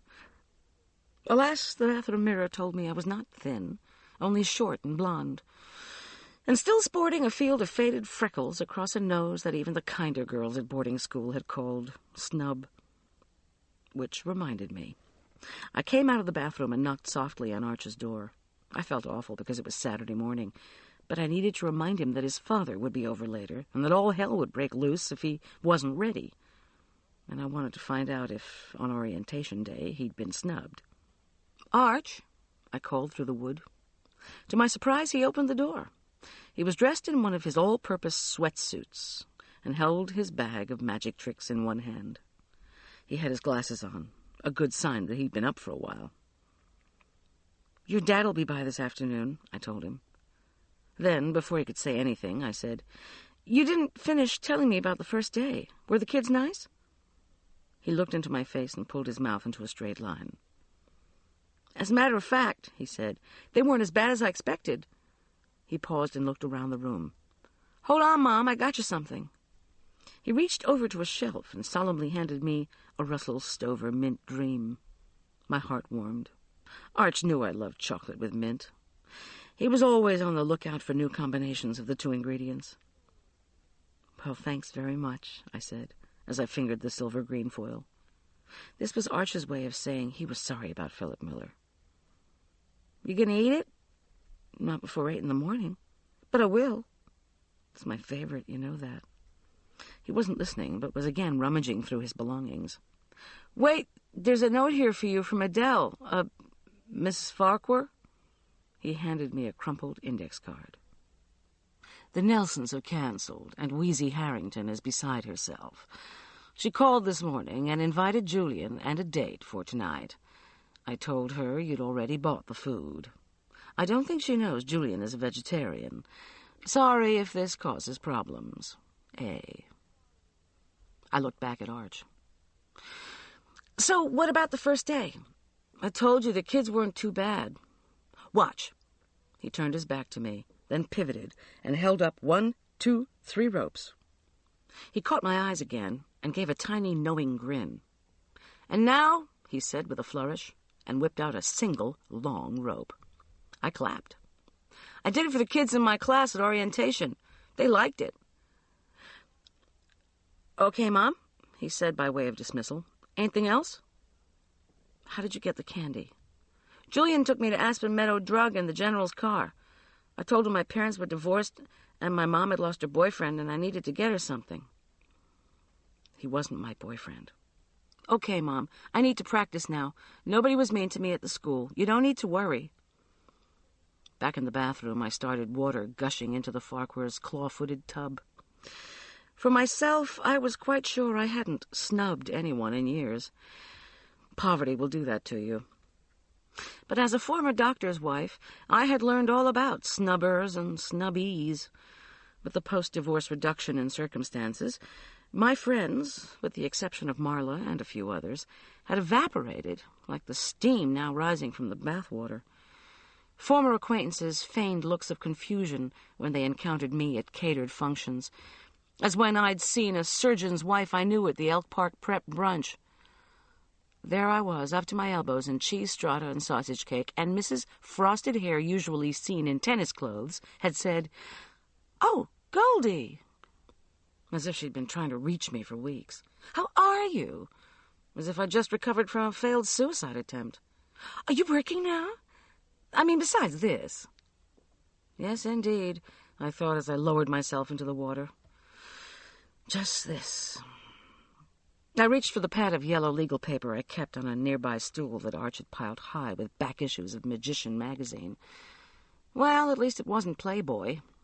I wrote "Dinner for 6" across the top yellow sheet.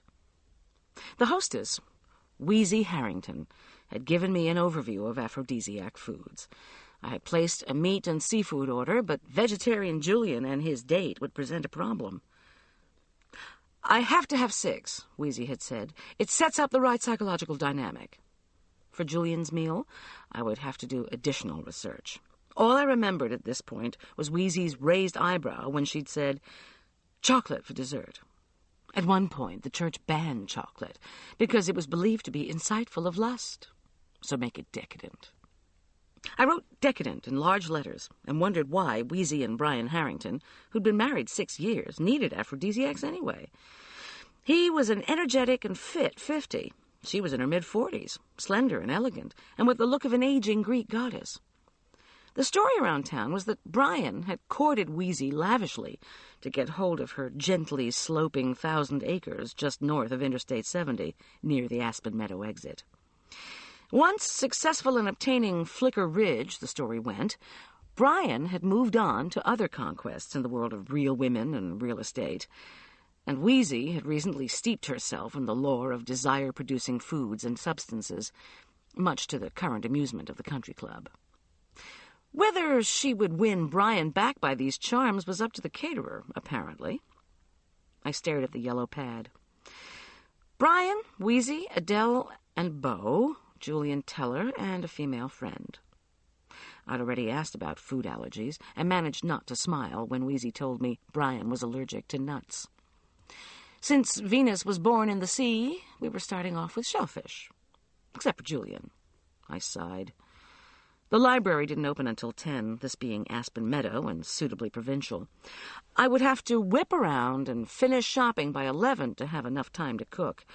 Maybe the Farquhars Encyclopedia could yield info. Surely it would carry more than entries for rocket-propelled grenades and C4.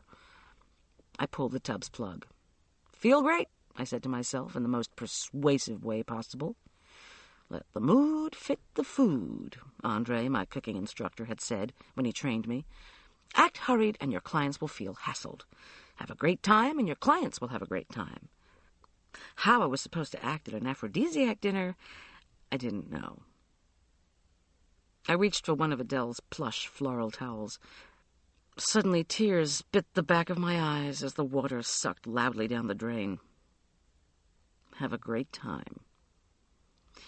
Once dressed, I made my way quickly to the Farquhars' library-cum-study in the back of the house. Outside there was the regular slap-slap of Julian's arms hitting water. Through the window I could see him plowing through his morning laps. He'd vacuumed up the dirt clods, remnants of the garden explosion, from the pool floor. But there was still dirt everywhere else, and the water looked somewhat murky. General Beau was sweating over another row of pansies. I turned to the books. Volume A of the encyclopedia cracked open in my lap to aphrodisiacs. I remembered Wheezy tossing her lioness mane of blonde and silver hair at our interview. Spanish fly, she'd said, is really dried cantharides, a kind of beetle, deadly as hell, despite its reputation. The encyclopedia article talked about bark from the yohimbe tree in Africa. No help there. I was pretty sure yohimbe didn't grow in Aspen Meadow. And then there was the warning that ingesting Spanish fly was a highly toxic way of causing inflammation in the lower abdominal and genital regions. Burning pain accompanied the inflammation. If enough was taken, the inflammation was followed by death. Better avoid that one, too. Didn't sound as if it would fit the ticket. What Wheezy had told me was that the effect from food was very subtle. She'd said, you have to tell them what's supposed to happen. Tell them what? This'll work if you think it does? The encyclopedia concurred. The idea of inciting lust rested largely on the powers of suggestion and sympathetic magic. The rhinoceros had been particularly abused, I learned, owing to the unfortunate resemblance its horn bore to the erect male member. Clearly, I would have to think about the suggestion angle. I closed the book and headed for the kitchen, where I could hear glasses tinkling and jars being moved in the refrigerator. "Hello there," I said to Julian's towel-wrapped backside. He started, surprised, then turned to face me. His thickly lashed eyes narrowed in appraisal. I didn't know much about Julian except that Adele had volunteered to take him in when the boarding department had closed at the end of this school year at Elk Park. He'd won a science scholarship to the prep school his 10th grade year. This summer, he was taking advanced placement biology. As soon as the schedule was set, he was going to drive Arch to and from his class in American literature.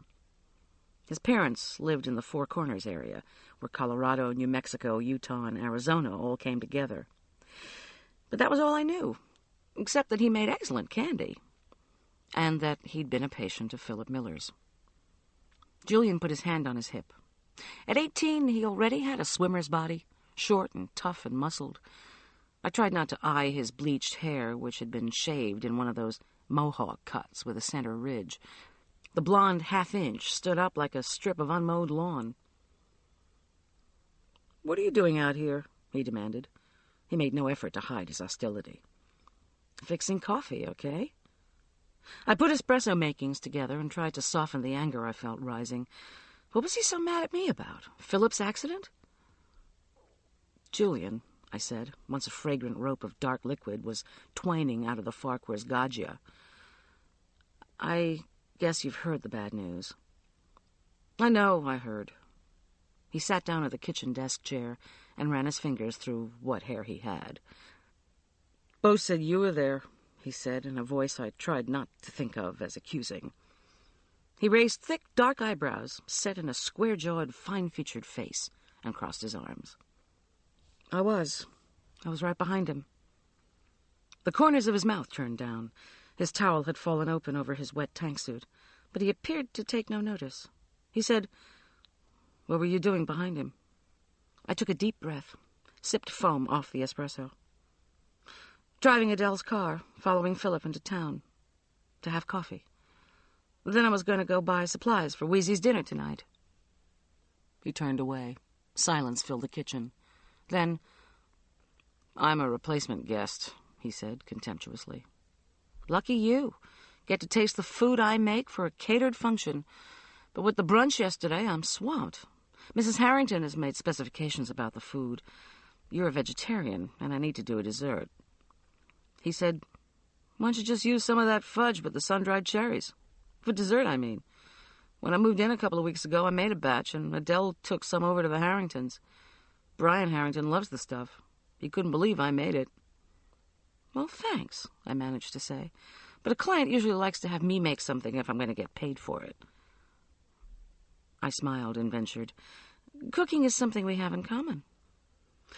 After all, if we were going to share the Farquhar's house and Arch for the next few months, rapprochement seemed in order. He gave an offhand laugh and said, I don't think we have anything in common. Again, silence fell between us. Finally, Julian said, that coffee available or what? I nodded, dumped the spent espresso grounds, and started a new cup brewing. He stood up, tucked the towel in, and sat down again. When I had managed not to stare at him, putting 4 teaspoons of sugar and a 1/4 cup of milk in my perfect espresso, I said, would you like to talk about Philip Miller? Not really. He didn't look at me, but began sipping somewhat noisily on the coffee. He said, he was a good guy. When was the last time you saw him? I don't remember. This week? Last week? I told you, he said loudly. I don't remember. I said, sorry, and meant it. Julian pushed back his chair and drained the espresso. Look, he said, I need to go change.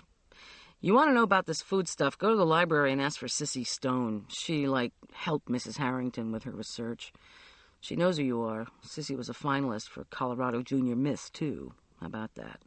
I'm bringing her to the Harringtons' dinner tonight. My date, as Adele calls her. He stopped. I don't believe aphrodisiacs work, he said defiantly. Really? Yeah, really. Do you believe other means are more effective for getting the girl? I asked, with what I hoped was a friendly smile. He whipped off the damp towel, slapped it over his shoulder, and started out of the kitchen. He paused at the door. He said, I don't think that's any of your concern.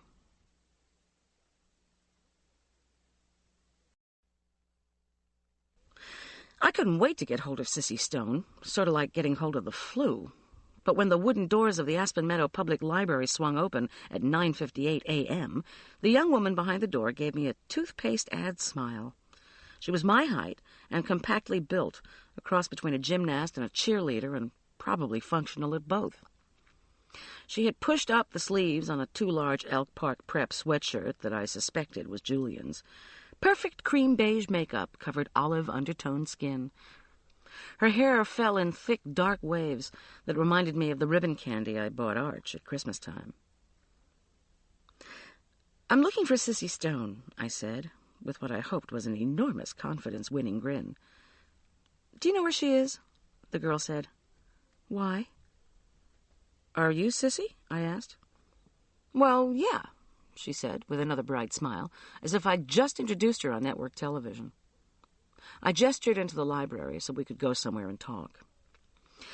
Julian Teller suggested I come talk to you.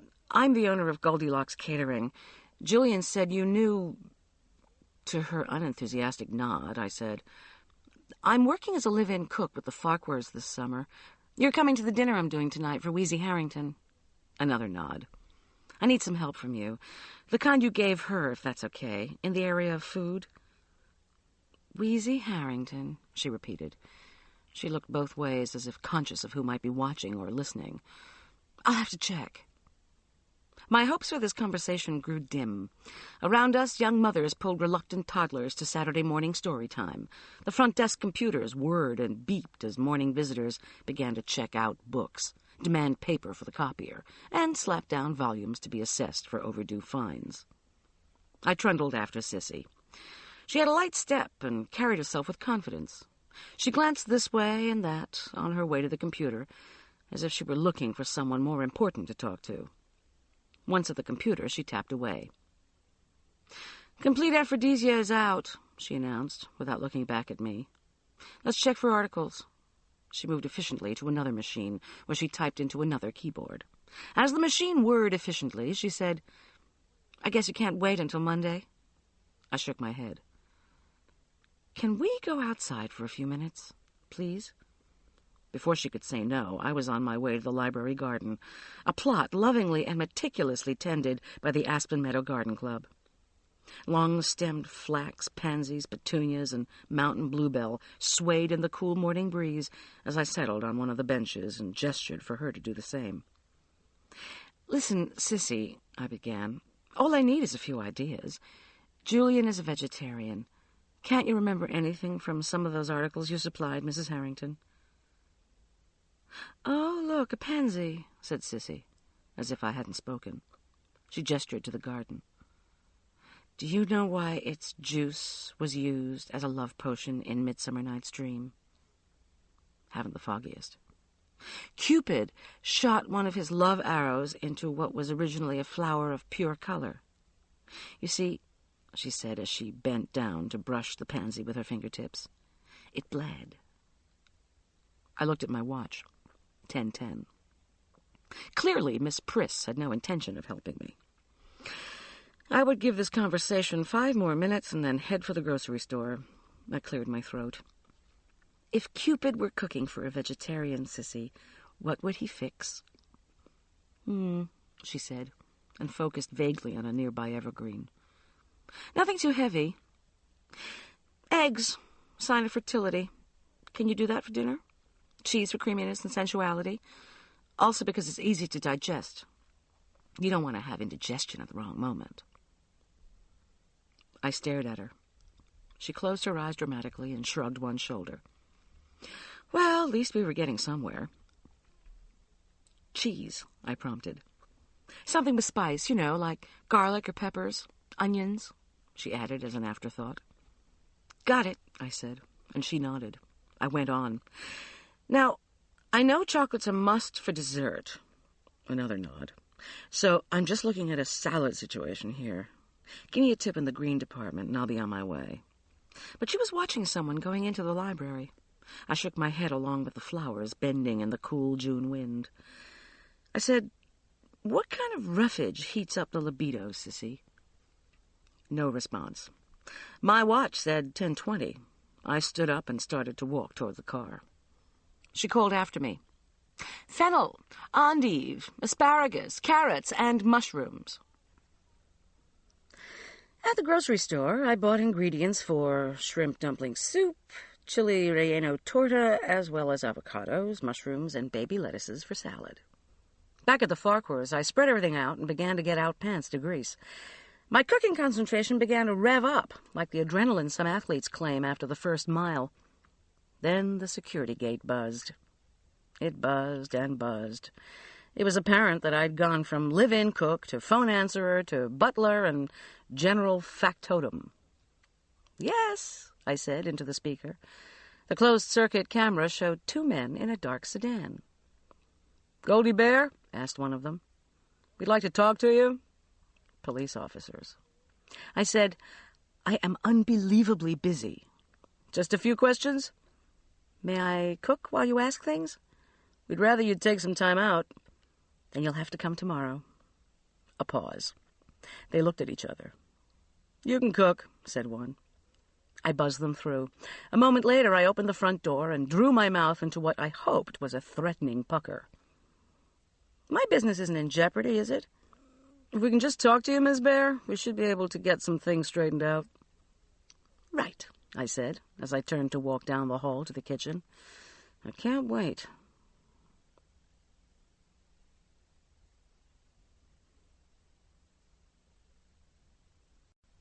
Chapter 8. The cops introduced themselves and then sat down at Adele's oak kitchen table. I readied my recipe for chili relleno torta. If I made an individual serving, everyone would want a bite, and Julian would have no main dish.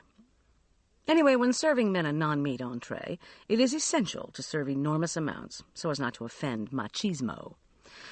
Otherwise, after you've cleared the ramekin or quiche or souffle away, one of the fellows will innocently pipe up, "That was great. Now, what's the main course?" "Miss Bear," said the first one, who was named Boyd. He was a barrel-shaped man with a short black crew cut that wasn't meant to be fashionable. One of his stubby, carrot-like fingers held a ballpoint pen poised over a smudged notebook. Were you the last one to talk to Dr. Miller before he got into his car? I removed brown eggs from the Farquhar's side-by-side refrigerator and thought back. I think so, I said. Then, yes, I was. He helped me load platters into Mrs. Farquhar's Thunderbird. This was at Elk Park, said the other fellow, a stocky fellow named Armstrong, who had thin strands of light brown hair pulled over a shiny bald spot. He had the pasty complexion people get when they've spent too much time inside. I nodded. Did he seem to be in any pain to you? Asked Boyd. I narrowed my eyes at him. Pain? Like physical pain or psychic pain?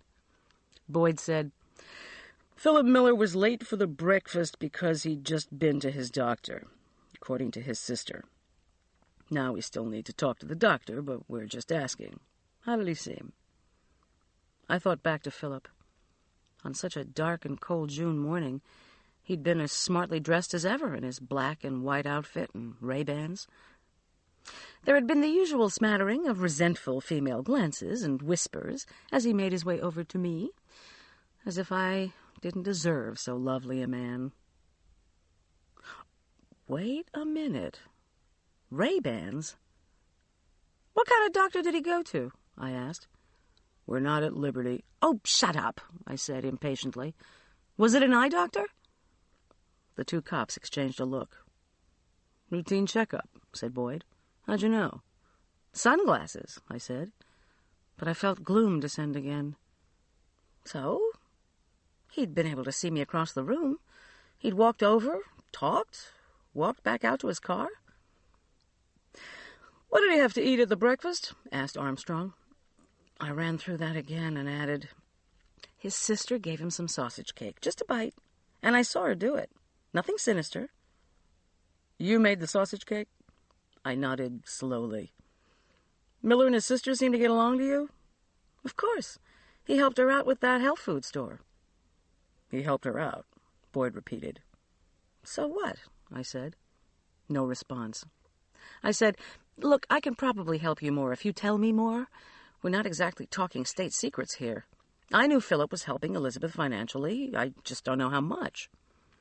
Boyd wrote in his notebook, stopped, then bit the inside of his cheek. He said, the other two hippie food stores in this town went out of business over 5 years ago. Hers was the only one left, because her rich brother had bailed her out with a 6-figure business loan. Elizabeth was devoted to him.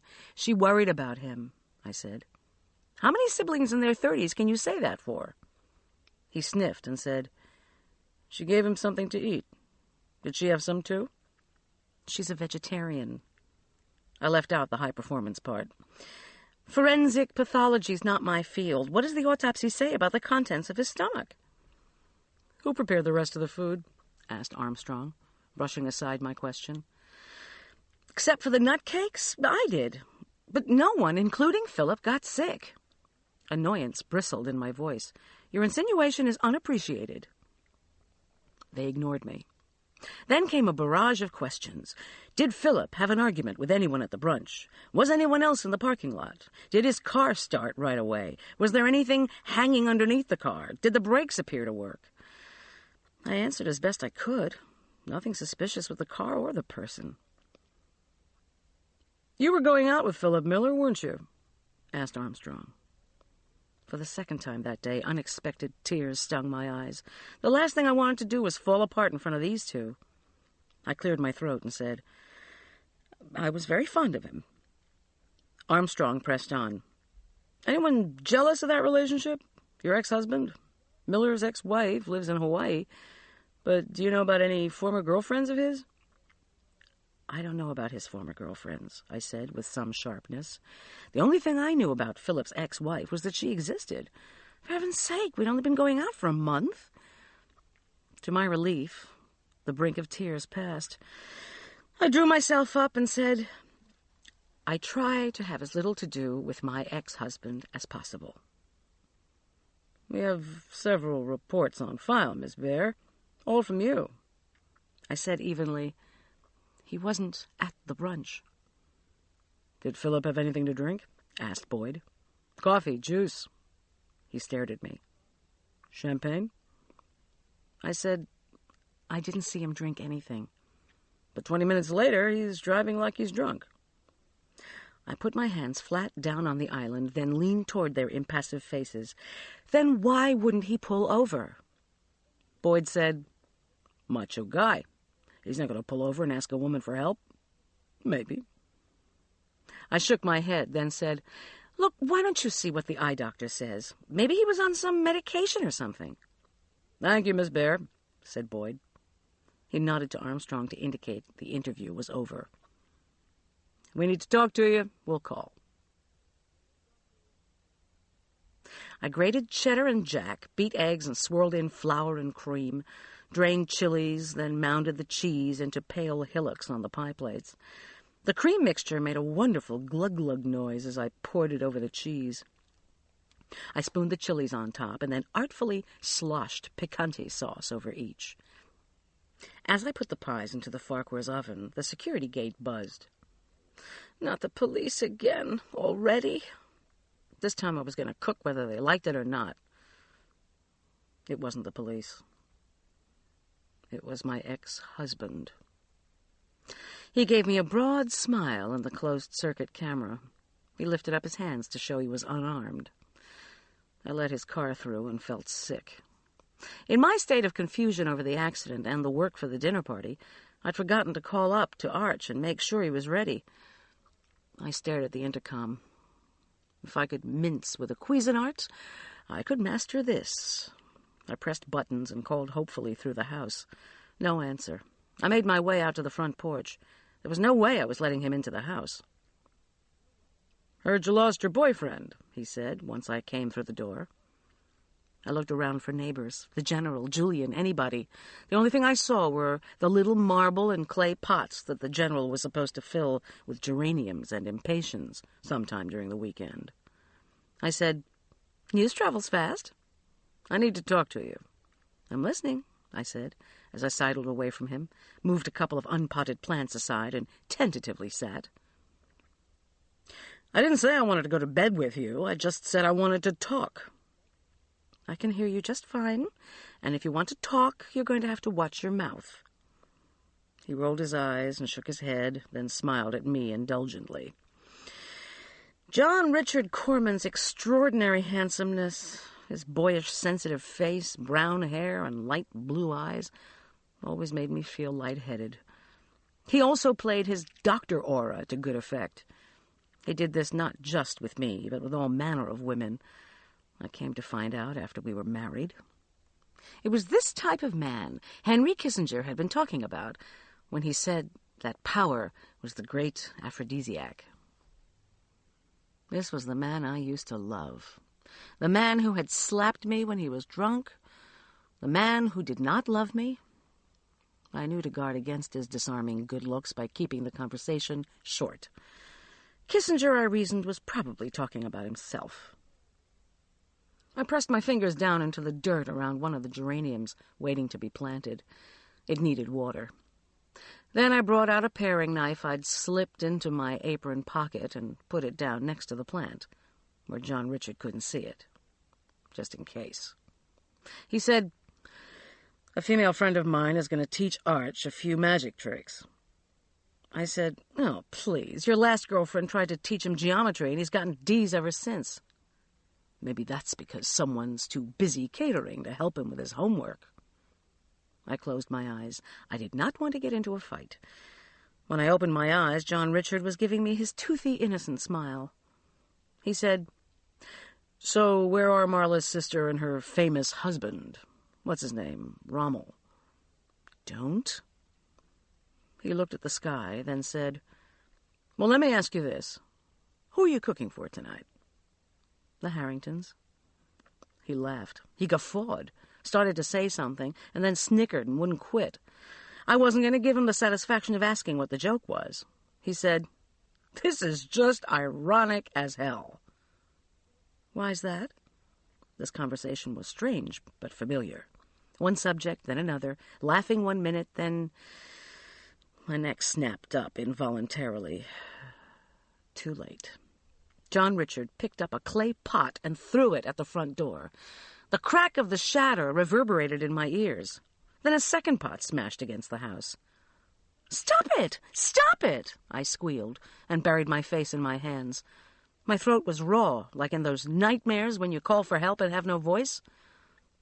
I looked up in time to see him kick a third pot. Fragments went spinning away from the porch steps.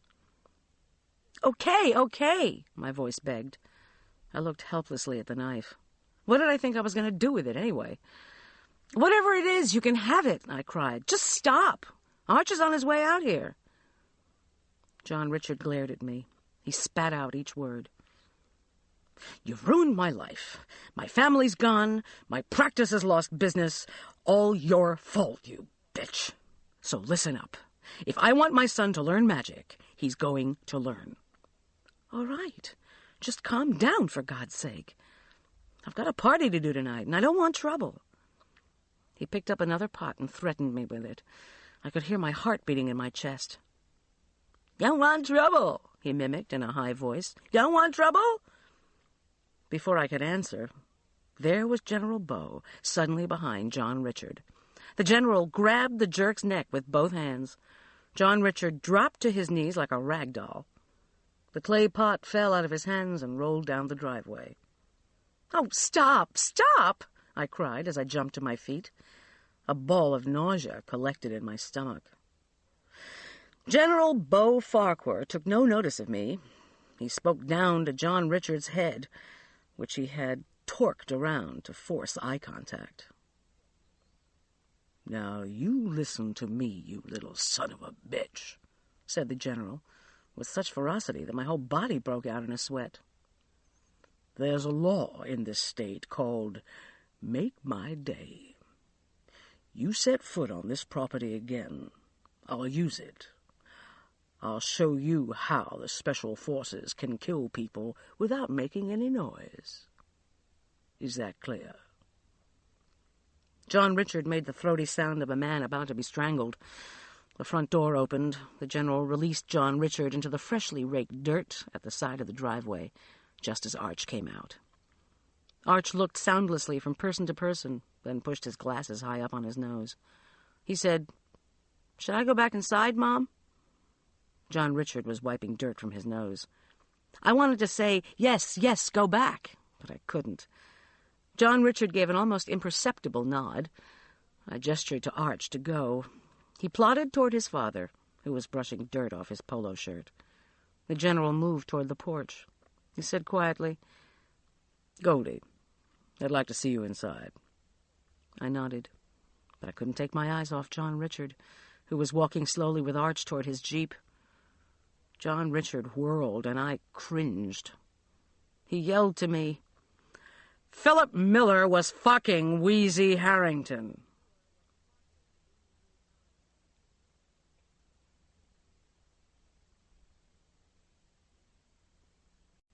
Chapter 9. I trudged up the steps as the jeep roared away. The general leaned over broken clay fragments and pressed his lips together. He motioned me inside. Behind us, he firmly shut the front door with a no-nonsense, deliberate sound. Chook! I thought, at best I'll get a lecture. At worst, I'll lose my job. He gazed at me with those piercing blue eyes. He said, "Don't ever let that man through my gate again." I nodded vigorously. "When he comes to pick up Arch," he spoke the name delicately, as if Arch were his own son, "I will be the one to complete the transfer. Also," he continued, as he retrieved a short pole from a closet, "I want to show you this. It's a portable door jamb. If that man," my mind supplied, "the enemy, somehow gets through the gate and tries to come through the front door, you expand it like this." He clicked the steel rod open in his powerful hands. I had a sudden vision of Arch doing one of his magic tricks. Then you wedge it under the doorknob. The rubber-covered end squeaked across the tile floor like chalk on a board. When the jam was in place, General Beau ordered me to try to open the front door. Of course, it wouldn't budge. "Thanks for I began in a wavering voice. Actually, I didn't know how I felt about his help. "You're part of the family," he said solemnly. "Just make sure that when you wedge this thing in, it's under a door that opens toward you." And with that, the lesson was over. No sentiment, no "sure you're all right." The General took off down the hall with his long, loping stride. It was the kind of walk people used to pace off a large distance. How could he get around the side of the house without my seeing him? How can you kill someone without making any noise? How could Philip have been having an affair with Wheezy Harrington? Well, I had cooking to do. I went back to the kitchen and mixed the Dijon vinaigrette, and, pretending it was the jerk's head, shook vigorously. I tried to focus on what Sissy had told me about the lust-inducing properties of onions and garlic and peppers. Concentrate, I told myself. But I couldn't think. I couldn't catch my breath. Arch would be all right. John Richard had never harmed him. Arch would be back tomorrow night. The avocados were impossible to skin without getting my hands slimy. I looked at my green-covered fingers. Would I always be a failure at relationships? Philip's touch on my arm, the earnest look in his eyes, these came back. Had I been so bad a judge of character? Philip had been my age. Wheezy was older. Not that an age difference made a difference anymore. Still, it was hard to believe that Philip and Wheezy had been sexually intimate when he and I had not. The phone rang. After the mess with the jerk, I didn't want to talk to anybody, but the phone rang, and the machine didn't pick up.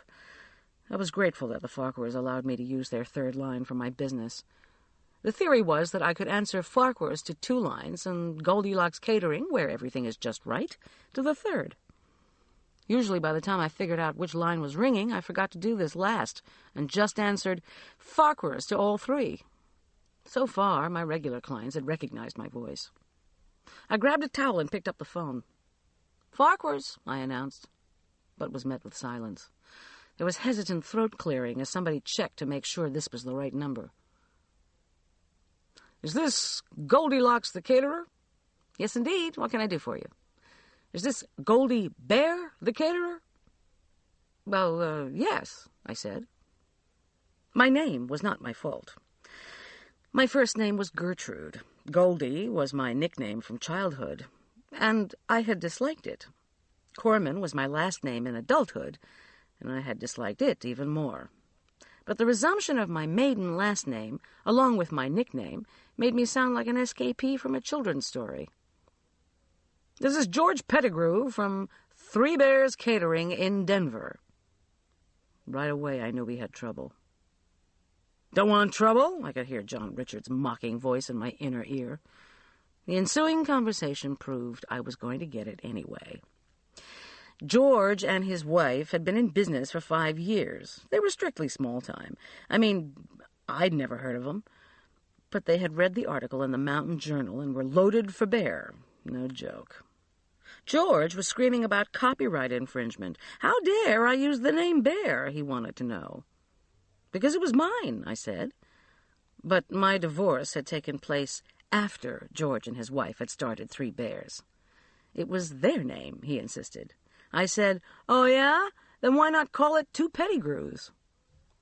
He said he'd see me in court and hung up. I stared at the phone for what felt like an eternity. I couldn't face a call to my lawyer, and this being Saturday, he wouldn't be in anyway. I finished the shrimp dumplings and thawed a container of chicken stock I had brought from my house to the Farquhars. Together, these 2 ingredients would make the soup course. Finally, I spent 2 hours putting together an enormous chocolate mousse cake.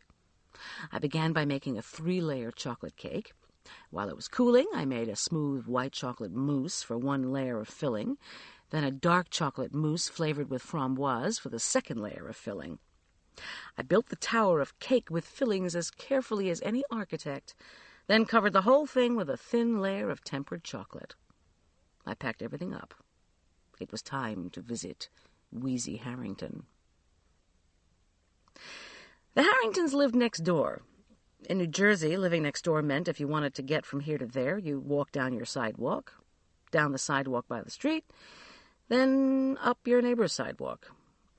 But this was Colorado, and next door meant a steep driveway down from the Farquhars' fenced property, a slanted stretch of street, and another driveway up to the Harringtons. These were daunting without a vehicle, so I decided to trek the back way, where the security fence had a back gate set to the same code as the front.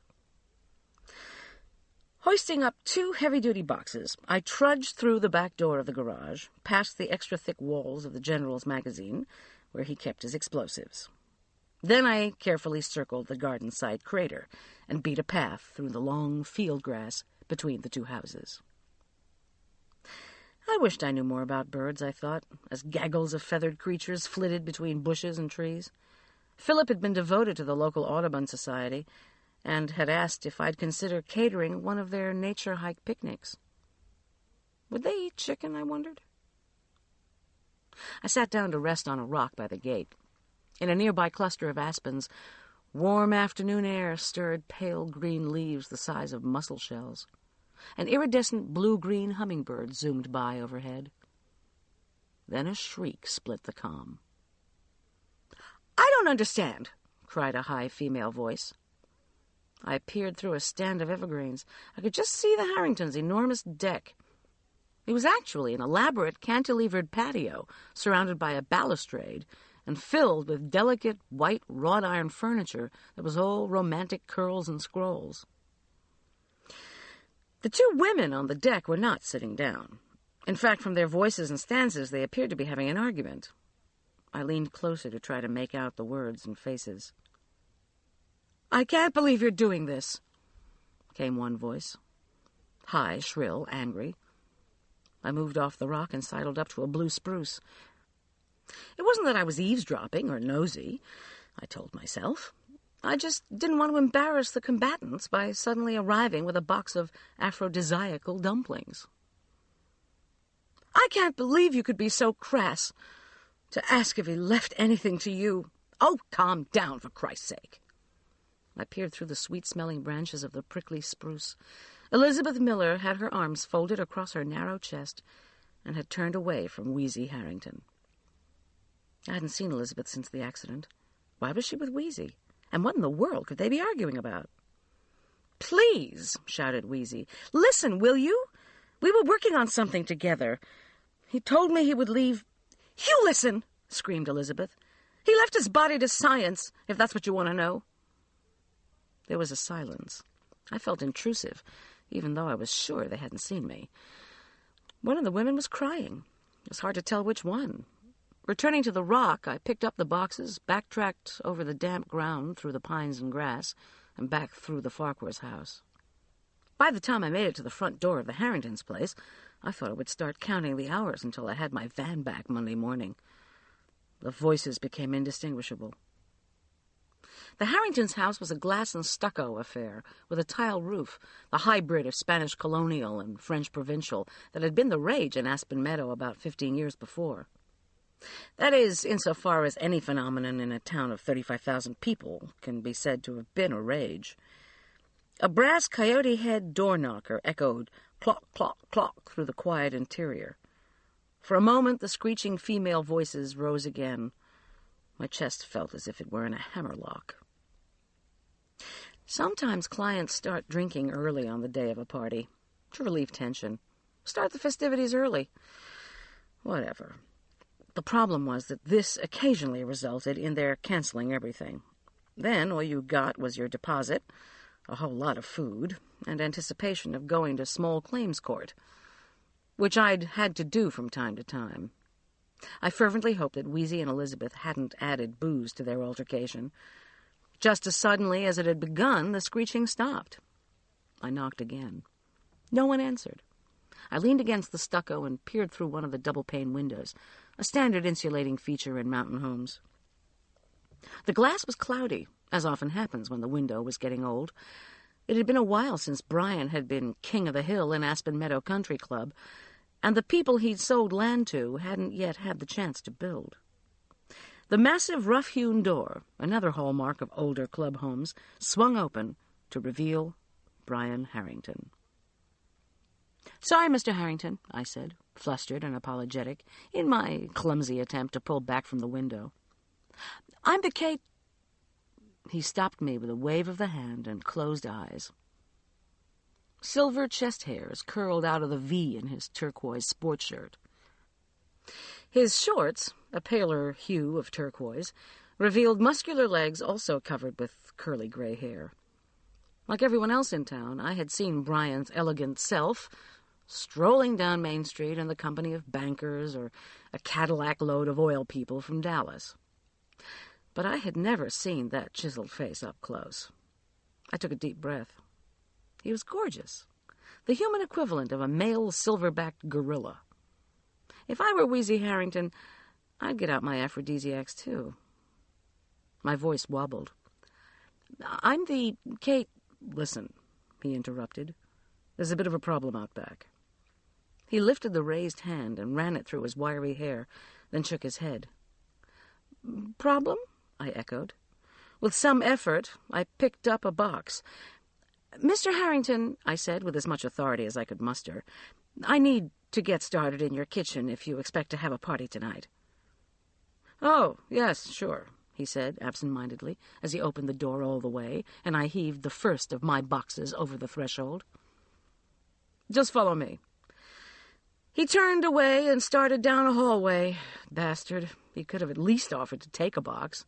Good looks? Yes. Chivalry? No. The kitchen was one of those L-shaped affairs that made figuring out where to put and prepare things difficult. Again, Big Bry was no help.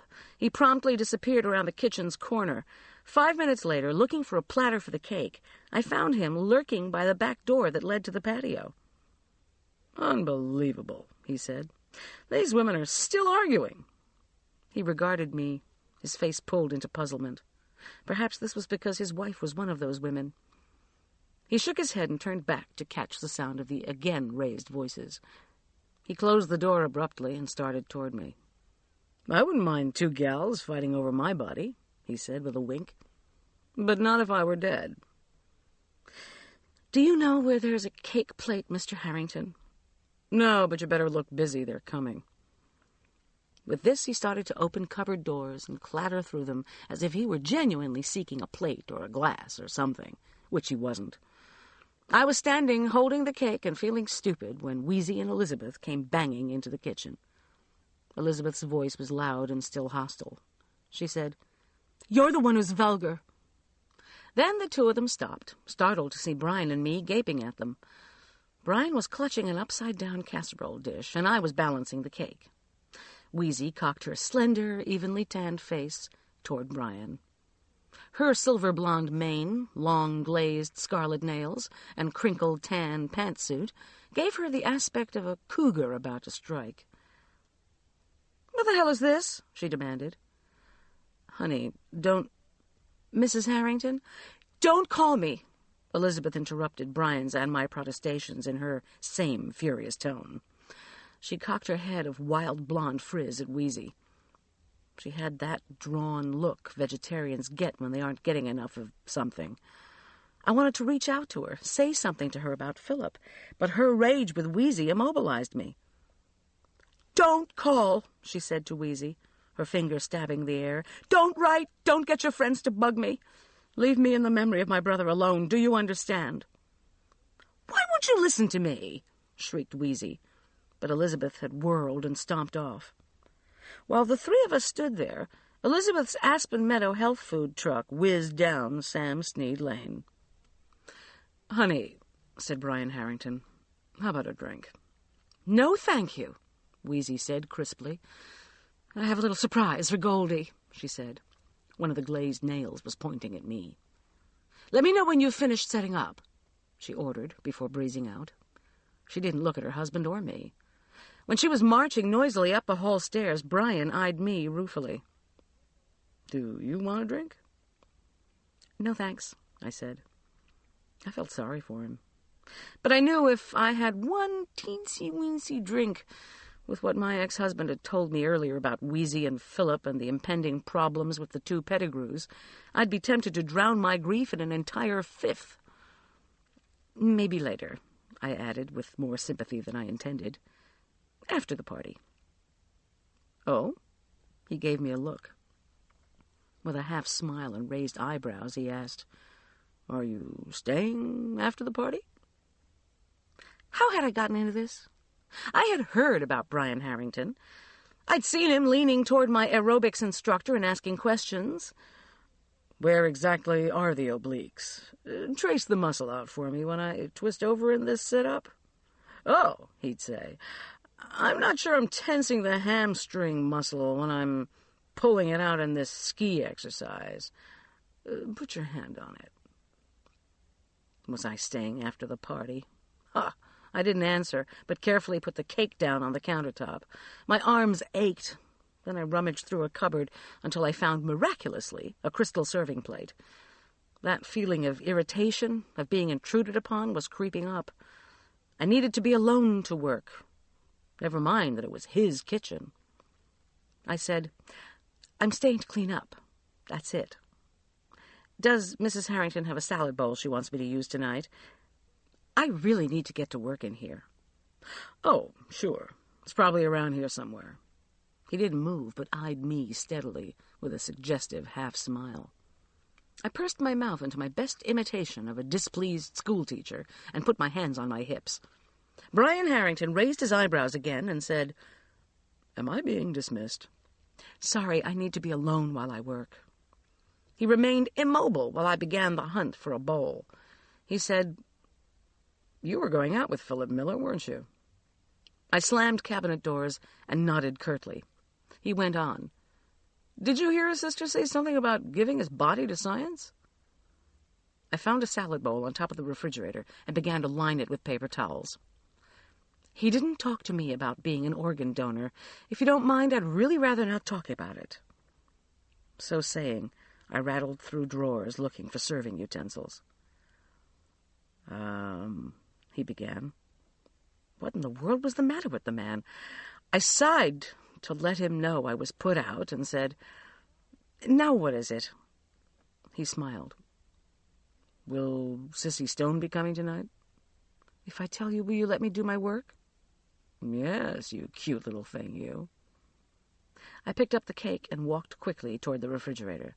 I said, Sissy is coming tonight. I could feel him moving in my direction. He murmured, That cake just looks good enough to eat. I harumphed and opened the refrigerator with my elbow and knee. If I hadn't been concentrating so hard, I would have realized how close he was. Suddenly there was a small nibble of cool lips on my neck. He was kissing me. I dropped the cake. Crystal shattered with an ear-splitting crash. The mousse fillings splattered wildly, like cream and mud flung all over the floor. Clods of cake skittered in every direction. The tempered chocolate broke like bricks. You idiot! I yelled. Brian calmly surveyed the mess. Sorry, dear, he said mildly. You should have been more careful. He glided out of the kitchen. I looked around. I think I was looking for a rope. The kind you strangle people with? I shouted after him, Now what am I supposed to serve for dessert? Chapter 10. After 20 minutes of mousse, crystal, and cake removal, I traipsed back toward the Farquhars. The last thing I needed was more cooking. I was so angry I was beside myself. I struggled to focus on Andre, my mentor in food matters. When I apprenticed with him at his restaurant in Denver, his shelves creaked under their loads of dense Cayebo chocolate and fragrant African vanilla beans. Each of his cooks received a 5-pound block of butter at the beginning of the workday. All he would say was, Use it up. Andre insisted on making Italian meringue for each batch of fudge. Essential, he would shout over the roar of the mixer. On our lunch break, he would expound. Let the dieters be responsible for their own willpower. Their health is not your concern. Your income is not theirs. He would demand, Do you know the significance of the last course? It is what will linger in the memory and on the tongue. What does that best? chocolate. In spite of my fury, I smiled, remembering. Beneath my feet, the ground was cold and spongy. Chilly fingers of grass swished against my heels. I came through the security gate and made a graceless leap onto the Farquhar's driveway, sidestepped rivulets of melting snow, and thought about the most important thing. Even before Wheezy insisted on it, I knew serving clients chocolate nurtured them emotionally. I'd read an article that said people crave chocolate, gorge on it, in fact, when they have been let go by a lover, boss, or spouse. Wheezy had told me that ingesting the food of the gods, as the Aztecs named it, produces an enzyme that creates sensations similar to sexual pleasure. I couldn't believe that with Brian, something similar was all she got. I stomped back into the Farquhar's house, feeling like one of those cartoon characters with steam issuing from his ears. I wet a clean hand towel and slumped into one of the oak kitchen chairs. Compromises, I told myself, as I scrubbed the area on my neck that Brian Harrington had smooched. I threw the towel down, stood up, and tried to think sweet. Tentatively, I reached into the cabinet where the fudge Julian had offered earlier was stored.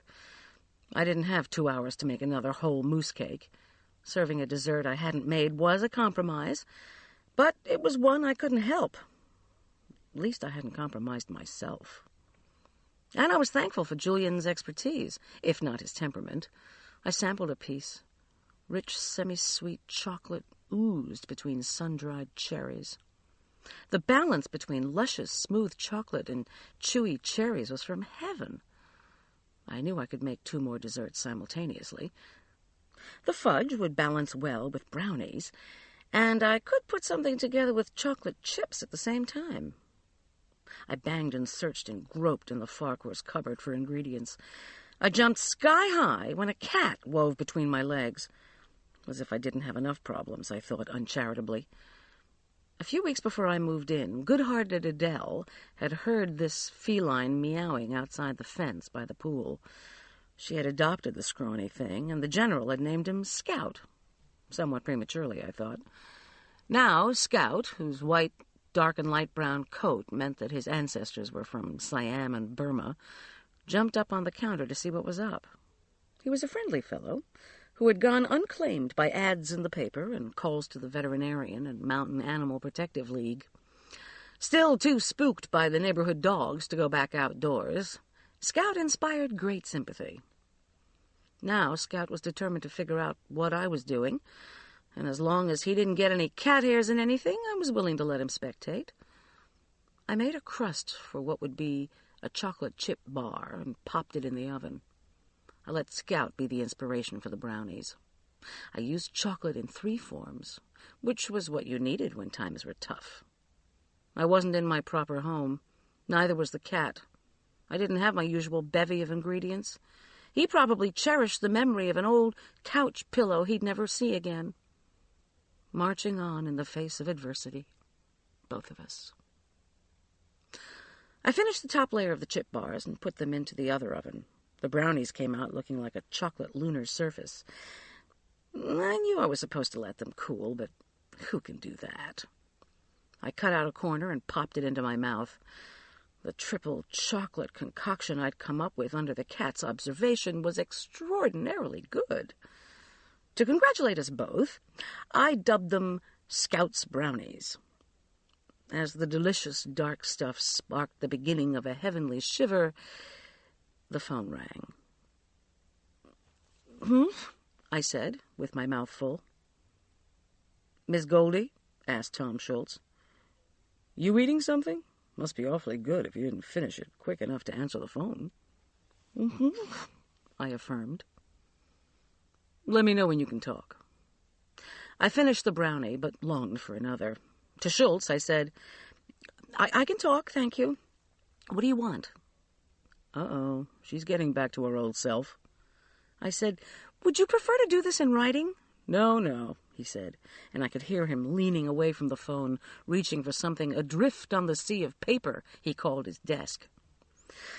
"Okay," he began again. "You know Sissy Stone?" She's at that Elk Park school. Be a senior next year. Has a summer job at the library. I non-committally, and he went on. She was doing an apprenticeship with Philip Miller. Something they do their junior year. Learn about different careers and whatnot. He clucked. Guy who talked to her said she was pretty flaky. A veritable blizzard. But I think it's an act. She just doesn't want to talk when someone else more important might come along. Oh. Well, Schultz went on, she let on as how she was going out with that young fellow who lives at your place. I mean, the Farquhar's place. You might want to see if she knows more about the shrink. You know, in a friendly sort of way. I don't get it. Why should I? Now, Goldie, ease up. You were the one who kept insisting Miller's accident looked so strange. Ask a few questions, why don't you? We're doing a drug screen, part of the autopsy, you know. I shuddered. But sometimes there's some kind of personal thing going on that you can find out about in other ways. You're not a suspect. He didn't need to add, this time. You're my friend, and I'm talking to you in confidence. Besides, with that 911 call, I'm worried. You know. As usual, I didn't. So, what are you cooking? He asked. I gave him a brief overview of Brian Harrington's lustful schlep and the cake's demise. Said I had just finished brownies named after the cat and was cooling chip bars. Why don't you name something after me? His voice was so innocent and pleading, I pursed my lips in thought. He said, just nothing about pigs, please. Wouldn't hear of it. Glad you're feeling better, Miss G. I smiled, rang off, and christened the chocolate chip bars Lethal Layers. When I finished, I alternated thick brownies, gold brown Lethal Layers, and Julian's creamy dark squares in a stunning arrangement, if I do say so myself, atop one of Adele's Italian wood trays. The dessert issue was under control. What was not settled was what I was going to wear. I hauled the last 2 boxes of food over to the Harringtons. Wheezy had said she had a surprise for me. I hoped it was not her husband. It wasn't. The short, mid-thigh, décolleté, black and white lace uniform that Wheezy proffered left me speechless. It was sort of French-made via Fredericks of Hollywood. If I dared to lean over to serve something, my cups would truly runneth over. I shook my head and mouthed the word, no. Wheezy whined. She pouted, said, but I even checked your size. Mrs. Harrington, I said, when I finally recovered my breath, I get paid to cook, serve, and clean up. Period. She squinted at me. It made her look much older. I thought I told you how important suggestion was with aphrodisiacs, she said. But not with clothing, I said evenly. When I describe the food, I'll make suggestions that are verbal. I was careful not to say oral. She said, oh, all right, and then stalked out of the kitchen. I shook my head in resignation. As I was leaving, Brian Harrington popped out from around the corner. Had he been listening? I didn't know and didn't want to ask. He gave me a broad wink. I did my best imitation of raw egg white and slithered out.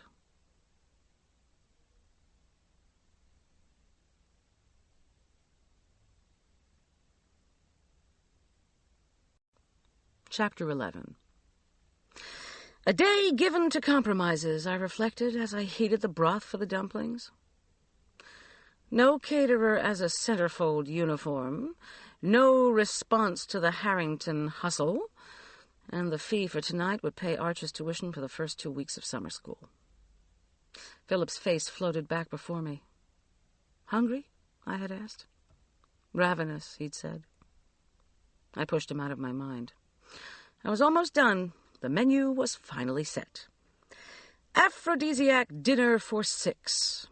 Oysters on the half-shell with fresh lemons and limes. Shrimp dumpling soup. salad of Bibb lettuce garnished with yellow pear-shaped tomatoes, avocados, and grilled mushrooms, Dijon vinaigrette, chili relleno torta, Sonoma baby lamb chops baked with herbs in foil packets, puree of zucchini, assorted breads, tray of chocolate treats. Only the flowers remained, I reflected, as I stirred the soup. The delicate scent from the bubbling broth threaded through the air. Scent. Yes.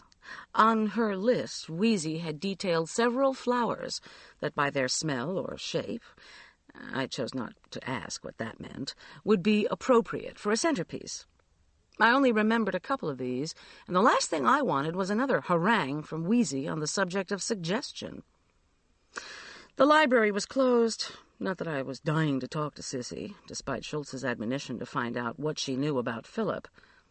So I called it quits, phoned the florist, and hung up only after I had endured her shower of laughs at my request.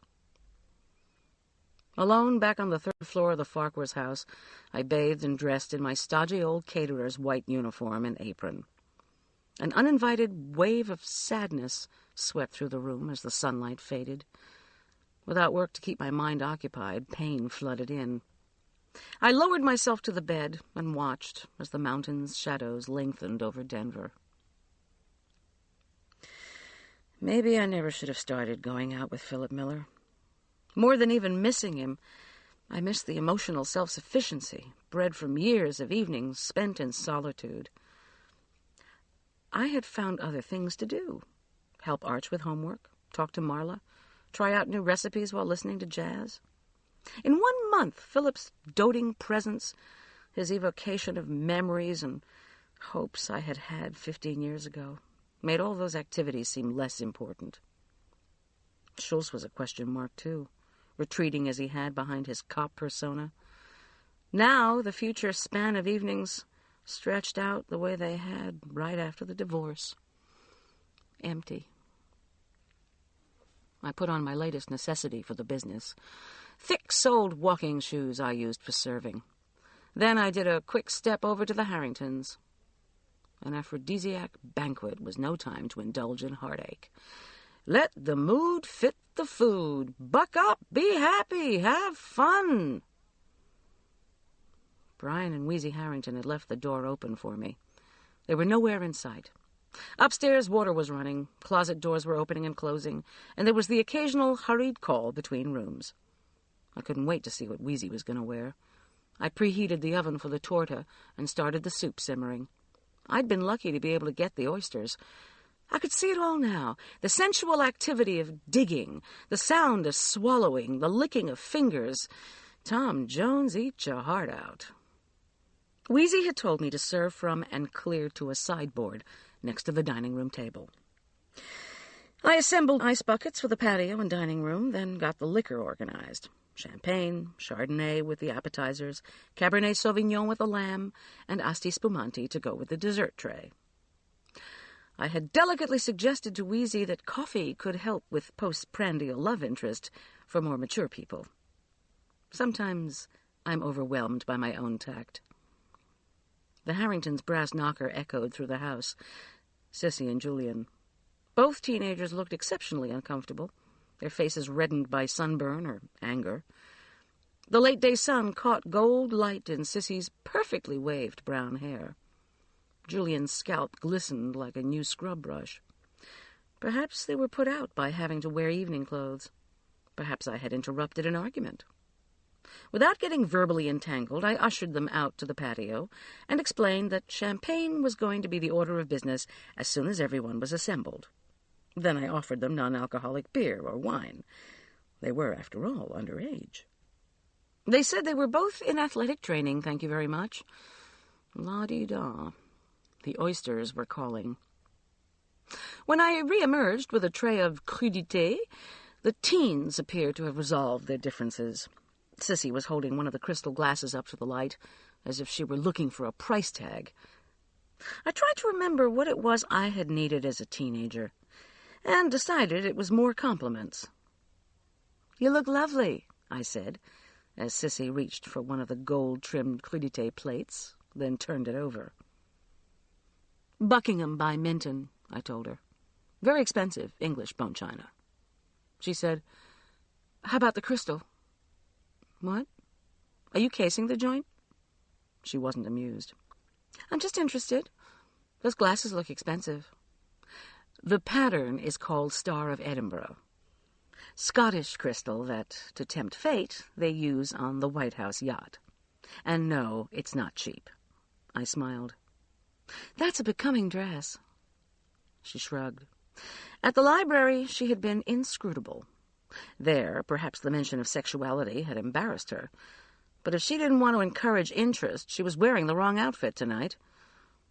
The shirred white bodice of the dress was strapless, showing off superbly tanned shoulders and some cleavage. The above-the-knee black skirt hugged her hips and thighs. "Thanks," she said. Julian said nothing. I wondered briefly if you could see someone blushing through a mohawk. After a moment, Wheezy floated out. A diaphanous red chiffon gown billowed around her as she walked. "Oh, hello, hello," she sang out. She stopped dead when she saw Sissy. "Nice dress," she said sharply. "This is Miss Stone," I said lamely. "Julian's date. She works at the library, and she did an internship with—" "I know all about her internship," said Wheezy. "How about something nice and cool to drink?" I offered in a rush to fill the silence. "Why not?" said Wheezy in the same frosty voice. "Johnny Walker Black. No mixer." So much for her being able to taste the nuances of the dinner. I poured the scotch over lots of ice and handed it to her. From the house came a wave of approaching voices. Brian Harrington was escorting the General and Adele out to the terrace. The General looked spiffy in a navy blue suit that fit him like a uniform. Seeing me, he broke into his patented wrinkled smile. Behind him, Adele, elegant in a daffodil yellow linen coat dress, let go of Brian's arm and lightly tap-stepped her way along behind her spouse. "Now, what have we here?" asked General Farquhar as he paced off steps to the bar. He picked up liquor bottles and examined the labels, then took the tops off and gave each a healthy sniff. "New way to get a buzz, General?" asked Julian. "You have to be careful, son. You never know when substitutions can be made," he replied seriously. Julian pulled his mouth into a smirk grin that might or might not have been friendly. Hastily, I started another round with the crudités. Brian assumed the role of gracious host. He popped the champagne cork and then flitted from person to person like a honeybee attending flowers. Wheezy's increasingly loud voice pierced the cool evening air. Once the champagne was dispensed, the host, hostess, and 4 guests arranged themselves into 2 groups. Brian appeared engrossed with Sissy and Julian, and Wheezy held forth to the Farquhars. At one point, Wheezy nodded to me, which I took to mean that we should start dinner. I also could not help but notice how she shot several furtive glances in her handsome husband's direction, and how her voice seemed to grow louder each time she noticed Brian moving closer to Sissy. Inside, I removed the torta from the warming oven and readied the mushrooms for their brief sautéing. I had put the foil packets of lamb chops in the other oven. The guests would open them at table. I lit the candles and called the assembly to dinner with a set of tiny bells Wheezy had given me for that purpose. "Suggest," whispered Wheezy, as she brushed past me in a cloud of chiffon and sweet perfume. "Aye, aye, Captain," I said clearly. "Let's avoid Navy terms, shall we?" said the General with a wink. "Sissy, darling," said Wheezy, "come and sit down next to me." "No," I wanted to say, "that's not the way the seating is supposed to—" But I let Wheezy arrange things in her own way. With a toss of her silver-blonde mane, she put Sissy on her left and the General on her right. This put Adele on Brian's right and Julian across from her, which was correct enough in the end. But keeping Sissy away from Brian, not etiquette, had been Wheezy's top priority. "What lovely flowers, dear," Adele confided to Wheezy. She leaned forward to admire the arrangement of white rosebuds, ruffle-edged pink tulips, and fragrant purple hyacinths. Utterly, utterly reminiscent of love. "Why, thank you," said Wheezy, without acknowledging the caterer who had ordered them. She did look up and give me another of her withering looks, however, which I figured meant that it was time to start suggesting. "Food for love," I began, "has a long and illustrious history." All eyes were on me. I picked up the Chardonnay and began to circle the table, filling the crystal glasses as I spoke. In the 1400s, the Arab sheikh Nefzawi wrote the first known treatise on the subject. Among other recommendations, he mentioned a number of foods. The wine bottle teetered over Adele's glass as I paused, to excite passionate desire. There was an audible collective sigh. I served the oysters to enthusiastic approval from all but Julian, who nibbled unobtrusively on carrots, looking sullen. "Next is shrimp dumpling soup," I said, as I ladled delectable little mouthfuls into each white and gold bowl along with the broth. When I'd finished passing them around, I said, "A myth surrounding Aphrodite's birth holds that she was born to dry land on the crest of a wave. The word aphros means foam. Traditionally, any product from the sea, Aphrodite's birthplace, has aphrodisiacal properties. In their raw state, seafood, such as the oysters, contains iodine, reputed to excite the libido." Said Wheezy after her first spoonful. "Positively sensuous, n'est-ce pas?" Brian did not look at his wife, but instead gave Sissy a wink. He tilted his soup plate to catch the last dumpling, then noisily sucked it down. After a moment, he said, "I've heard of this Nefzawi. Seems to me he says one of the things that turns a man on is various women's faces. I can buy that." Sissy said nothing, only turned over an ornate silver fork to see who had made it. "When a man ages," Julian said flatly, "maybe various women are what he needs to turn him on." Wheezy gave me an icy look. I wanted to say, "This is not my fault." "Now let me tell you something about oysters," said the general. "Well, actually, it has to do with pearls. Did you know that Mussolini's mistress absolutely refused to wear pearls after she heard about the Nazi experiments to coat the things with poison chemicals? The poison would be absorbed through the skin." Adele cleared her throat, as in, "Shut up." "I'm serious now," cried the general. "And Ceausescu wore a new pair of shoes every day because he had heard about how the CIA could introduce poisons through the soles. His wife refused to have her hair bleached because she had heard that peroxide could be used for cheap torture on exposed nerve cells. It's the truth." "General Beau," said Julian, "you're great." He reached over and gently braided his fingers through Sissy's limp ones. Brian slid a look across to the teenager's clasped hands. Wheezy visibly stiffened. I began to clear the plates. I said, "Mussolini and Ceausescu may not have known that the word for love potion in Latin is venenum. It also means poison. So there you are." But they didn't want to talk about poison. The conversation settled uneasily into local politics while I sliced the torta. A meeting of the county commissioners was coming up, where projects approved by the Planning Commission would get final approval or denial. Sissy said that Protect Our Mountains would be involved in several of the hearings. Adele beamed at her. I remembered Protect Our Mountains, a conservation group that led various crusades against development, was another of Adele's favorite charities. Wheezy signaled for another glass of wine. "Speaking of Protect Our Mountains, I'm so upset about this accident with Philip Miller. I can't imagine why he would drive like that. He seemed like such a sensible fellow. I wonder if he was having some problems." I held the pie cutter still. My back was to the guests. They couldn't know how acutely I was listening.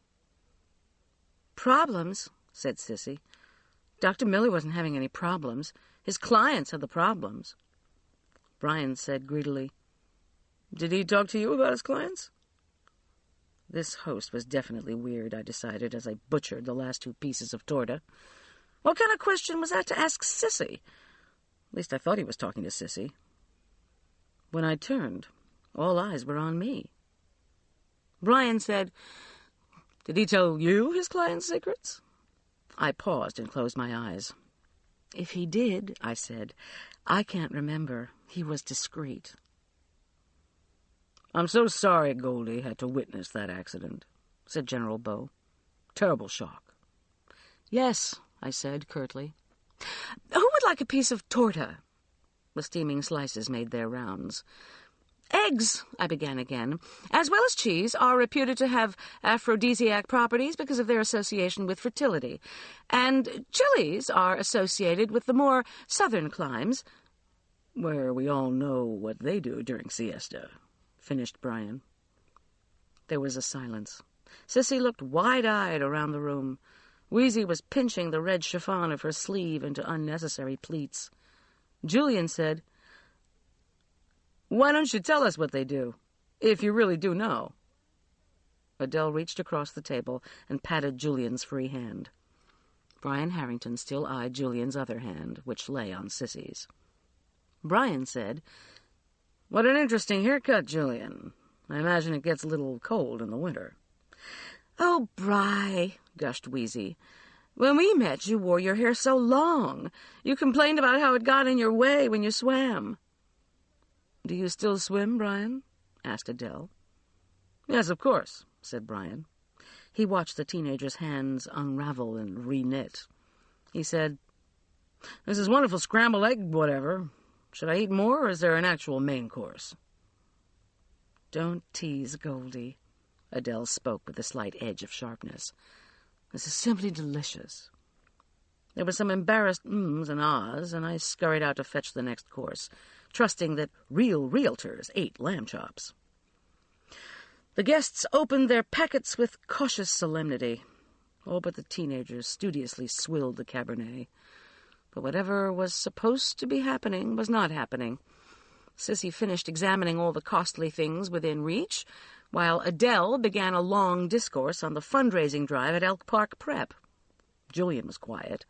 The general, after being shushed by Adele, ate in silence. Wheezy fumed.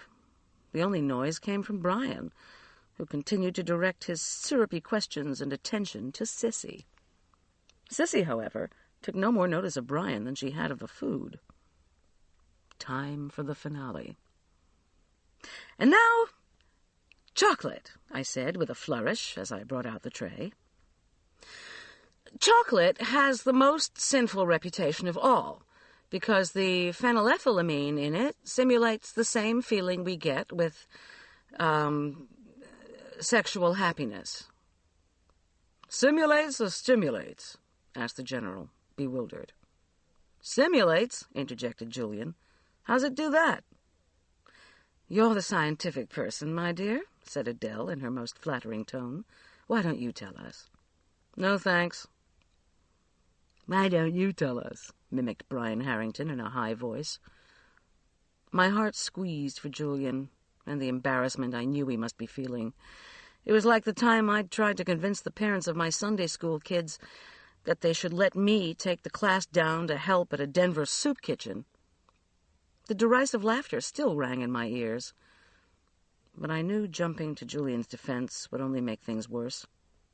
Instead, I concentrated on refilling the platter and glasses with cookies and asti spumante. Wheezy held up a piece of fudge and murmured to Julian, "I hope Adele told you Brian's wild about this." Julian ignored her. When the agony was finally over and they were drinking their demi-tasse out on the terrace, I washed dishes as quietly as possible. After a very short while, I heard rustling in the hall.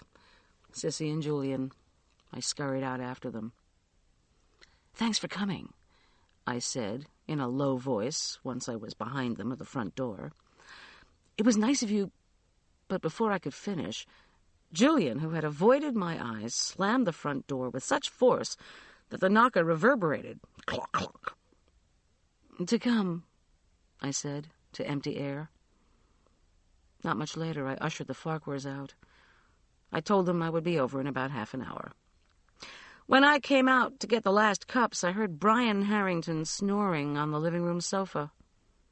"Leave him," said Wheezy's sour voice behind me. "Let him wake up with a sore back, see if I care. He can swim it off at the club." "I'm sorry about tonight," I said. "Maybe next time we'll make it dinner for two," said Wheezy through clenched teeth. "And try a more potent venenum."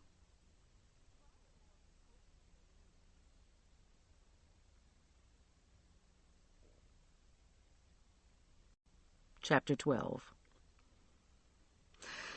Sunday, I tried to put the events of the previous evening out of my head. I missed Philip, and I still didn't know when his funeral would be. The Farquhars, sensing my low mood, invited me to go with them to church and then to the country club for the afternoon. I accepted for church, but politely declined the afternoon at the club. My calendar indicated I had 2 big catering events coming up. The first was a Western barbecue for 40 the following day, Monday the 6th. And then there was the Farquhars' anniversary party, a cookout for 30, on Tuesday the 14th. With all the turmoil in my life, I had neglected to cook for the former and plan for the latter, and so had a load of work to do. Onward and upward. Before we left for church, I started beans simmering, put country-style ribs slathered with homemade barbecue sauce into the oven, then basted chickens before skewering them on the rotisserie for a brief cooking that the grills would complete the next day. When the Farquhars dropped me off after the service, you could have floated into the kitchen on the heady smell of roasting meats. I kneaded dough for the rolls and wondered why things had gone so wrong the previous night. The dinner had resembled a wedding I'd done once where 3/4 of the family members were not speaking to each other. Elaborate maneuvers to avoid visual or verbal contact took place both on the dance floor and at the buffet table. By the time it was over, I felt like a wrung-out dish rag. And the nerve of Brian Harrington to ask me if Philip talked to me about his clients. I pressed hard into the dough as I kneaded out, folded in. Perhaps it was because his attempt at flirtation had ended so badly that he now felt he had to put me down at every opportunity. When the roll dough was satiny smooth, I buttered a bowl, turned the ball of dough until butter blanketed the top, then put it all aside to rise. I set new red potatoes on to boil for potato salad, then shredded mountains of cabbage, carrots, and onions for coleslaw. When both salads were mixed into perfect creamy mounds, I covered them with wrap and placed them in the refrigerator, before the temptation to indulge became overwhelming. While I was making out a menu for the anniversary party, a sigh welled up. I looked at my watch. 5 o'clock. For most of the world, it was cocktail time. The previous evening's bad vibes still clung like depression. I felt as if I'd failed in some way. And I missed Philip. I missed Arch. What the heck? I even missed Schultz. The cooking and menu done, I wandered out to the living room. My eyes fastened on Adele's crystal dish, filled with individually wrapped Lindt Lindors, Mozartkugels, and London mints. I was feeling bad. Adele had told me many times to help myself. Settling on the couch, I reached for the dish. Opening a wrapped imported chocolate is like a moment from Christmas Eve. Your mouth waters. Each tiny crinkle of paper, each flash of colored foil is agony. You think if you don't get this chocolate into your mouth in the next 5 seconds, you're going to die. The first Mozartkugel dropped into my hand like a smooth, dark ball from heaven. I bit into it very slowly. As the chocolate melted, I closed my eyes and waited for nirvana. And oh, it came. When you roll chocolate around on your tongue, the dark, creamy sweetness invades all your senses. Delight worms its way down your spine, your ears tingle. You have to say, because you just can't help it. Some people say the taste of chocolate is second only to sex. I say putting it second is in dispute. I ate 2 more kugels, then a couple of Lindors, and finished off with several London mints, which are of a cloudy softness that defies description. Well, so much for dinner. Arch and the Farquhars would be home late. Julian was at a rock concert. I cleaned up the pile of wrinkled wrappings and decided to go to bed. I was exhausted, and as I snuggled down between the sheets, I consoled myself with the thought that at least chocolate caused no hangover. Dreams of Mozart's face on the wrapper of the kugel awoke me at sunup Monday morning. Clouds the color of much-washed pink crinolines skirted the eastern horizon. Out my window, birds sang in a lush concert. Beautiful, but too early. Despite the best efforts of the Avian Philharmonic, I was able to get back to sleep until 7, when Tom Schultz called. To my groggy greeting, he said, "Sloth is one of the 7 deadly sins." "Is murder on there? That's what I'm going to do to you if you start up again with these early morning calls." "Want me to call you back?" I told him I could do nothing without coffee, and would call him back when I was drinking something very black. Within the next 5 minutes, I hoped. I crept down the stairs and was packing a double measure of espresso into the Gaggia basket when the motion detector began its high, shrieking whee. A quick check revealed that the motion it was detecting was mine. No caffeine, no intellect. I'd forgotten to turn off the system. Maybe I was hungover after all. Once the alarm was off, I announced apology to the household over the intercom, called Aspen Meadow Security to interrupt the automatic dial, and turned off the loop. With hands shaking, I sat down at the kitchen desk, sipped the foam from the espresso, and waited for my brain to engage before punching in Schultz's number. "You doing better?" he wanted to know. His voice sounded farther away than before. Maybe the alarm had done something to my ears. "No," I said truthfully. "Listen, I catered my first aphrodisiac dinner Saturday night. It was a fiasco. The only thing I could find out about Sissy is that Brian Harrington, who is 50-ish and married, seems unduly attracted to her." "Whoa," he said. "Don't skip the good part. What about the dinner? Did the aphrodisiacs work? I mean, not for you, of course, what with your professional involvement in the food and all." I sighed and twirled the telephone cord, wondering idly if I could thereby set off another alarm. I said, "I told them what all the foods were supposed to do, but it didn't happen. In fact, the effect was most definitely the opposite. When I left, Brian Harrington was asleep on the couch." "Alone, I assume?" "Alone." "Doesn't sound as if your aphrodisiacs did the trick, Miss G." "Oh, I never was convinced of the science of the thing. Probably suggestion is all there is to it. Sort of like being a psychologist. They suggest a lot, except how to agree in court." I paused, then told him that there'd been quite a brouhaha between Wheezy and Philip's sister Elizabeth. I added, "And here's something. Wheezy Harrington knew Sissy did her junior year internship with Philip Miller. And Philip might have been seeing her," I added lamely. "On the side? Seeing Wheezy, I mean."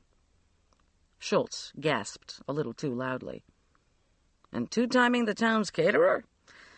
I do know Miller was in contact, but not necessarily amicable contact with the Harringtons. Something going on in town. Still need to get details. I haven't heard anything in particular about Wheezy Harrington and Miller, but I'll check on that, too. Did he tell you anything?" "Who, Philip? Like what?" "Anything strange? Anything that feels out of place?" I said, "I don't think so." "Give it some thought. You might know more than you think. Call me later in the week." When he hung up, there was another click, and I wondered briefly if the CIA was checking on General Bow. I bustled around the kitchen making breakfast. The 40-degree weather demanded a quick bread. I had developed a recipe for Arch's preschool that had become a favorite with clients. Perhaps the idea of eating something called Montessori muffins made people think they were learning something. Food can substitute for so many things. I got out whole wheat flour and molasses and began to chop prunes. I supposed Schultz had the right to hang up without saying goodbye. After my business nearly collapsed last fall, we had started to date, but not for long. I broke an egg and swirled it into oil and milk. Schultz had been attentive, God knew. On my birthday, on Arch's birthday, on Julia Child's birthday, he'd sent cards with pictures of mice eating cookies, rabbits downing carrot cakes, French poodles dancing through French fries. Valentine's Day brought the arrival of the most sumptuous box of candy I had ever received. For this gift, I had written him a thank-you note. When he called, I told him Arch was taking a carefully wrapped piece in his lunch each day. "What about you?" he'd asked. "Did you like it?" "Of course," I said carefully. "It's wonderful." And then I begged off with a catering assignment. Finally, he had asked the dreaded question. "Do you see our relationship going anywhere?"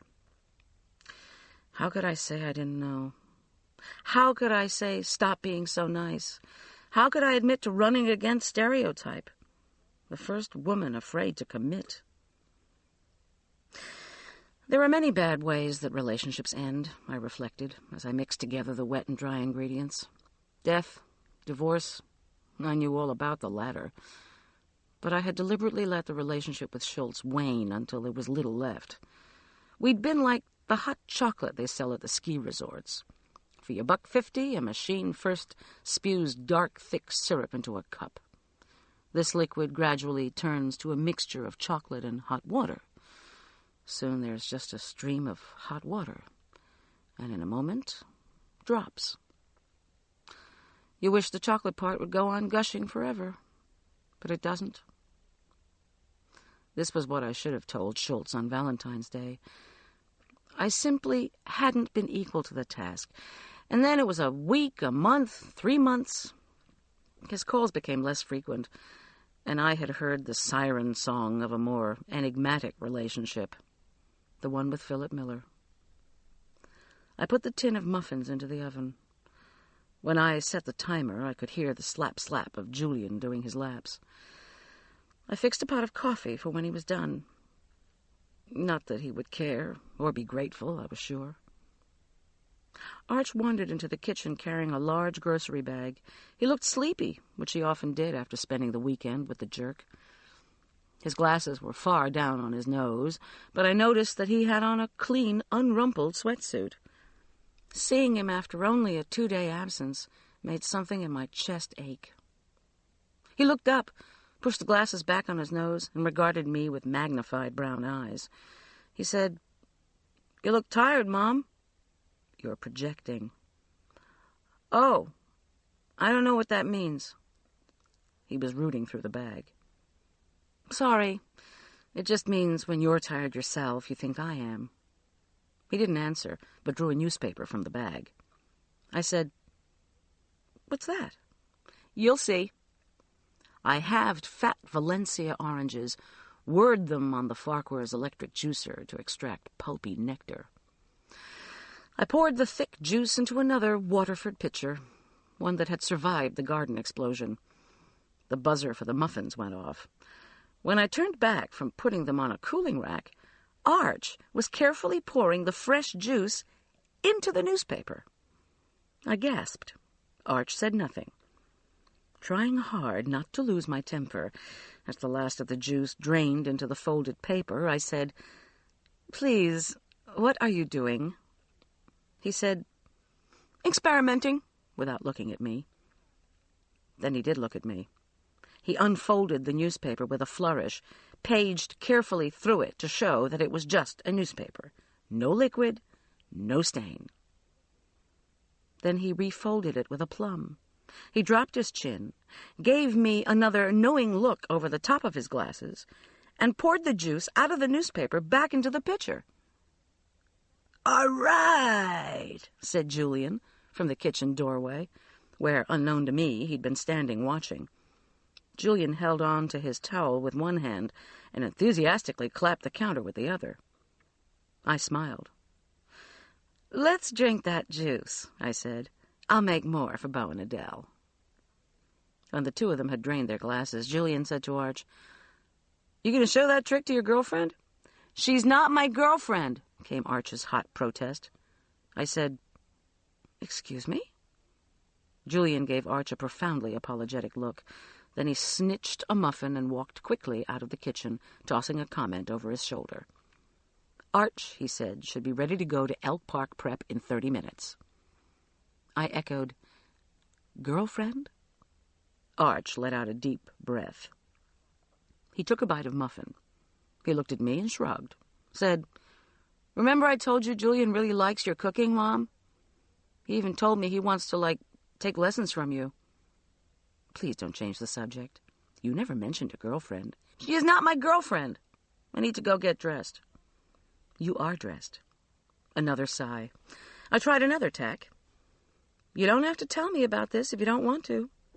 He said, "Good, because I don't want you asking 40 questions. "How about 2? He shrugged.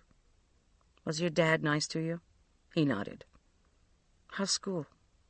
His cheeks turned pink. "Fine." Then he pressed the rest of the muffin into his mouth and reached again into the grocery bag.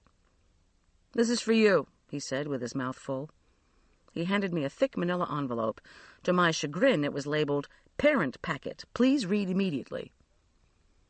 "Apparently paying tuition isn't enough," I said, to no one in particular. "Adele's distant tap-step," announced her approach. I slapped down the manila envelope, set her a place at the oak table, and started slicing oranges for more juice. "Better go get ready," I said quickly to Arch. "Okay, but I need to ask Adele something." "What?"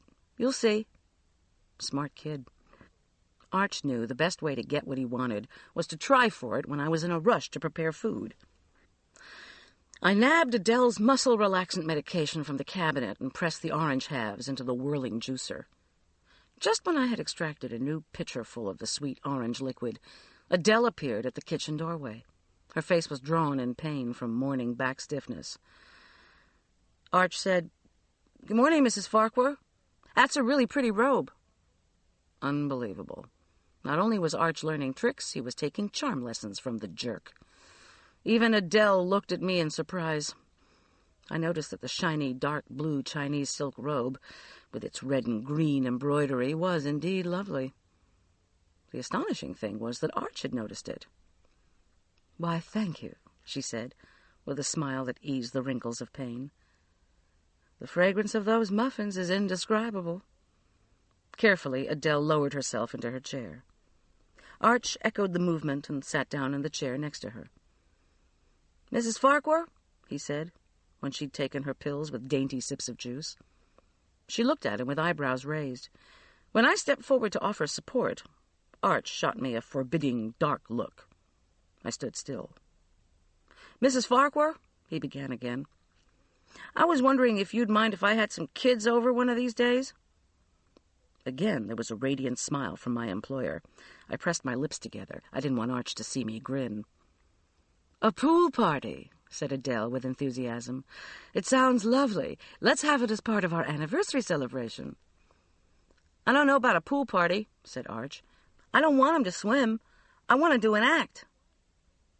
"An act?" I said, incredulous. This from a child who had balked at show and tell for 6 years? "What kind of act?" asked Adele. "Of course, I mean, it's fine, dear, but what will you be doing?" Arch stood. He reached into the bag and then walked with great drama to Adele's side. He held up a $50 in one hand, showed it to us, and then had it disappear. With his other hand, he snapped behind Adele's ear, and the coin reappeared. He looked at us both and gave a slight bow. Then he straightened up. He said, Archibald the Magnificent's traveling magic show.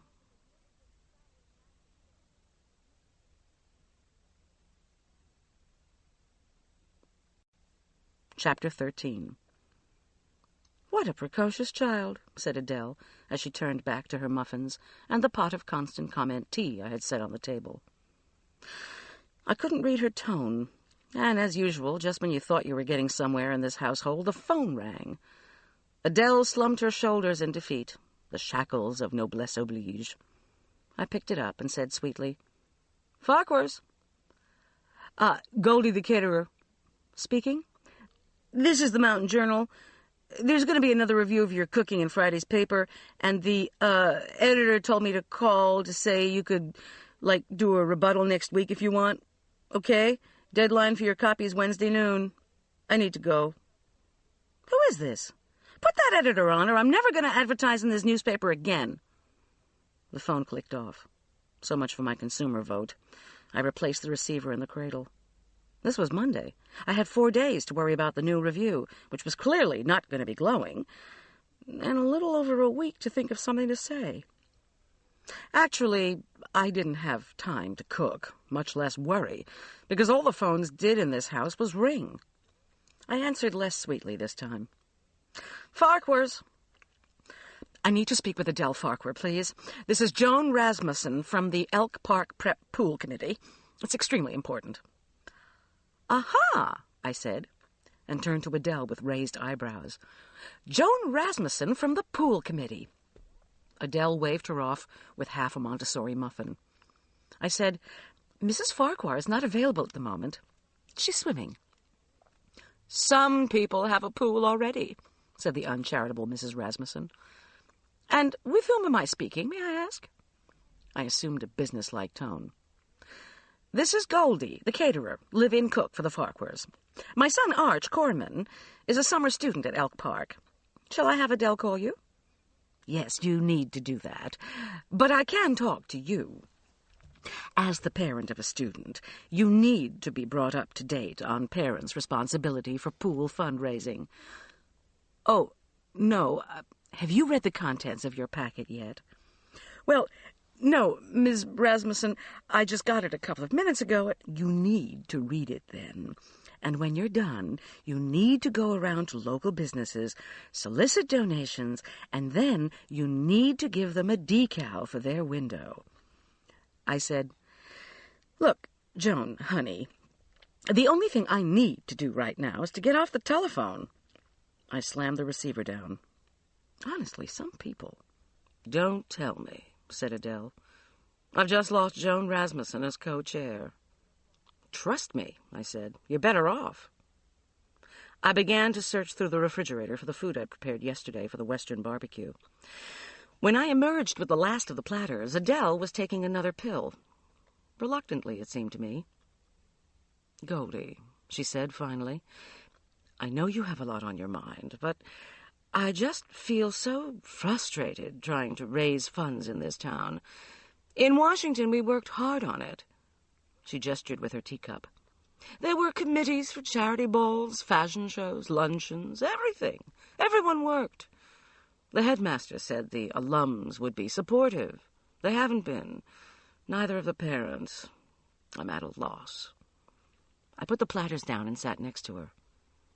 "I'm sorry." She shrugged. "I know you have other things to worry about, dear. I know you're upset about this Miller fellow. And of course there's Arch and your business. It's just that when I set my mind to do something, I do it. I know people here have money, but do you think I can get them to work on this committee during June, July, and August? No. The only person who'll do any work is Joan Rasmussen, and she beats people over the head. It's the wrong time of year, the headmaster says. It's hard to get people to work now." "But why?" She shook her head and sipped from her cup. "Oh, my dear Adele," I said with a smile. "It's because the residents have to work on their Colorado summer merit badges." She choked on the tea. "Their what?" I got a cup, poured myself some of the pale brown liquid, and settled back beside her. "Here's how it works. You've got money and you live in Colorado. Every summer vacation, you're duty-bound to work on your badges. Sometimes they come with a star. I beg your pardon? These are actual things? I shook my head. Of course not, although sometimes you get a T-shirt. When she still looked puzzled, I explained. Coloradans are going to recite their summer achievements to you as soon as they see you in the fall. You say, "How was your summer?" They roll their eyes. Well, first we hiked 10 of the state's 14ers. Hiking merit badge. Only earned for hiking repeatedly at 14,000 feet above sea level. Then we climbed the Flatirons. About lost 2 of the kids when we were rappelling down. Rock climbing merit badge. Then we backpacked into the most remote area of Rocky Mountain National Park. Camping merit badge. When we got back, we ran a 10K road race over by Vail and did the 60K bike race over the Rockies. Running and biking badges, the latter with a star. She grinned. What about bird watching or fishing? Well, I said huffily, I haven't gotten there yet. Of course, the only merit badge you can get in fishing is for fly fishing. Only a novice uses bait. So that's why I can't get anyone to work on a committee. I thought the parents and alums might be on vacation, but then I see them in town. Dear Adele, you haven't asked them about their summer. Just listening to them would make you need a muscle relaxant. Adele smoothed her lips with her finger. Finally, she said, I've got it. She was beaming. A bird-watching fundraiser picnic, catered by guess who? We set it up for this Saturday. Say it was an impromptu sort of affair. I groaned. You're not serious. Could you work it into your catering schedule? Figure on tripling the cost of your supplies. Then I'll double that and give half to the school. Could you? I looked at the yellow kitchen tiles and calculated. I still had to come up with the final payment on my security system. Arch's summer school costs had put a painful dent in my budget. And this job would be exceptionally profitable. I said, sure. It's the perfect thing. You'll make money, the school will make money. We can invite Julian and Arch and the Harringtons and all kinds of people. It'll be a smash hit. Oh, Goldie, you're wonderful. I never would have thought of it if you hadn't told me about the badges. She put her finger to her lip again. A bad sign. And about Joan. She just needs to be coddled. Right. Rasmussen the egg. More like hard-boiled, I'd say. Brought along, you know.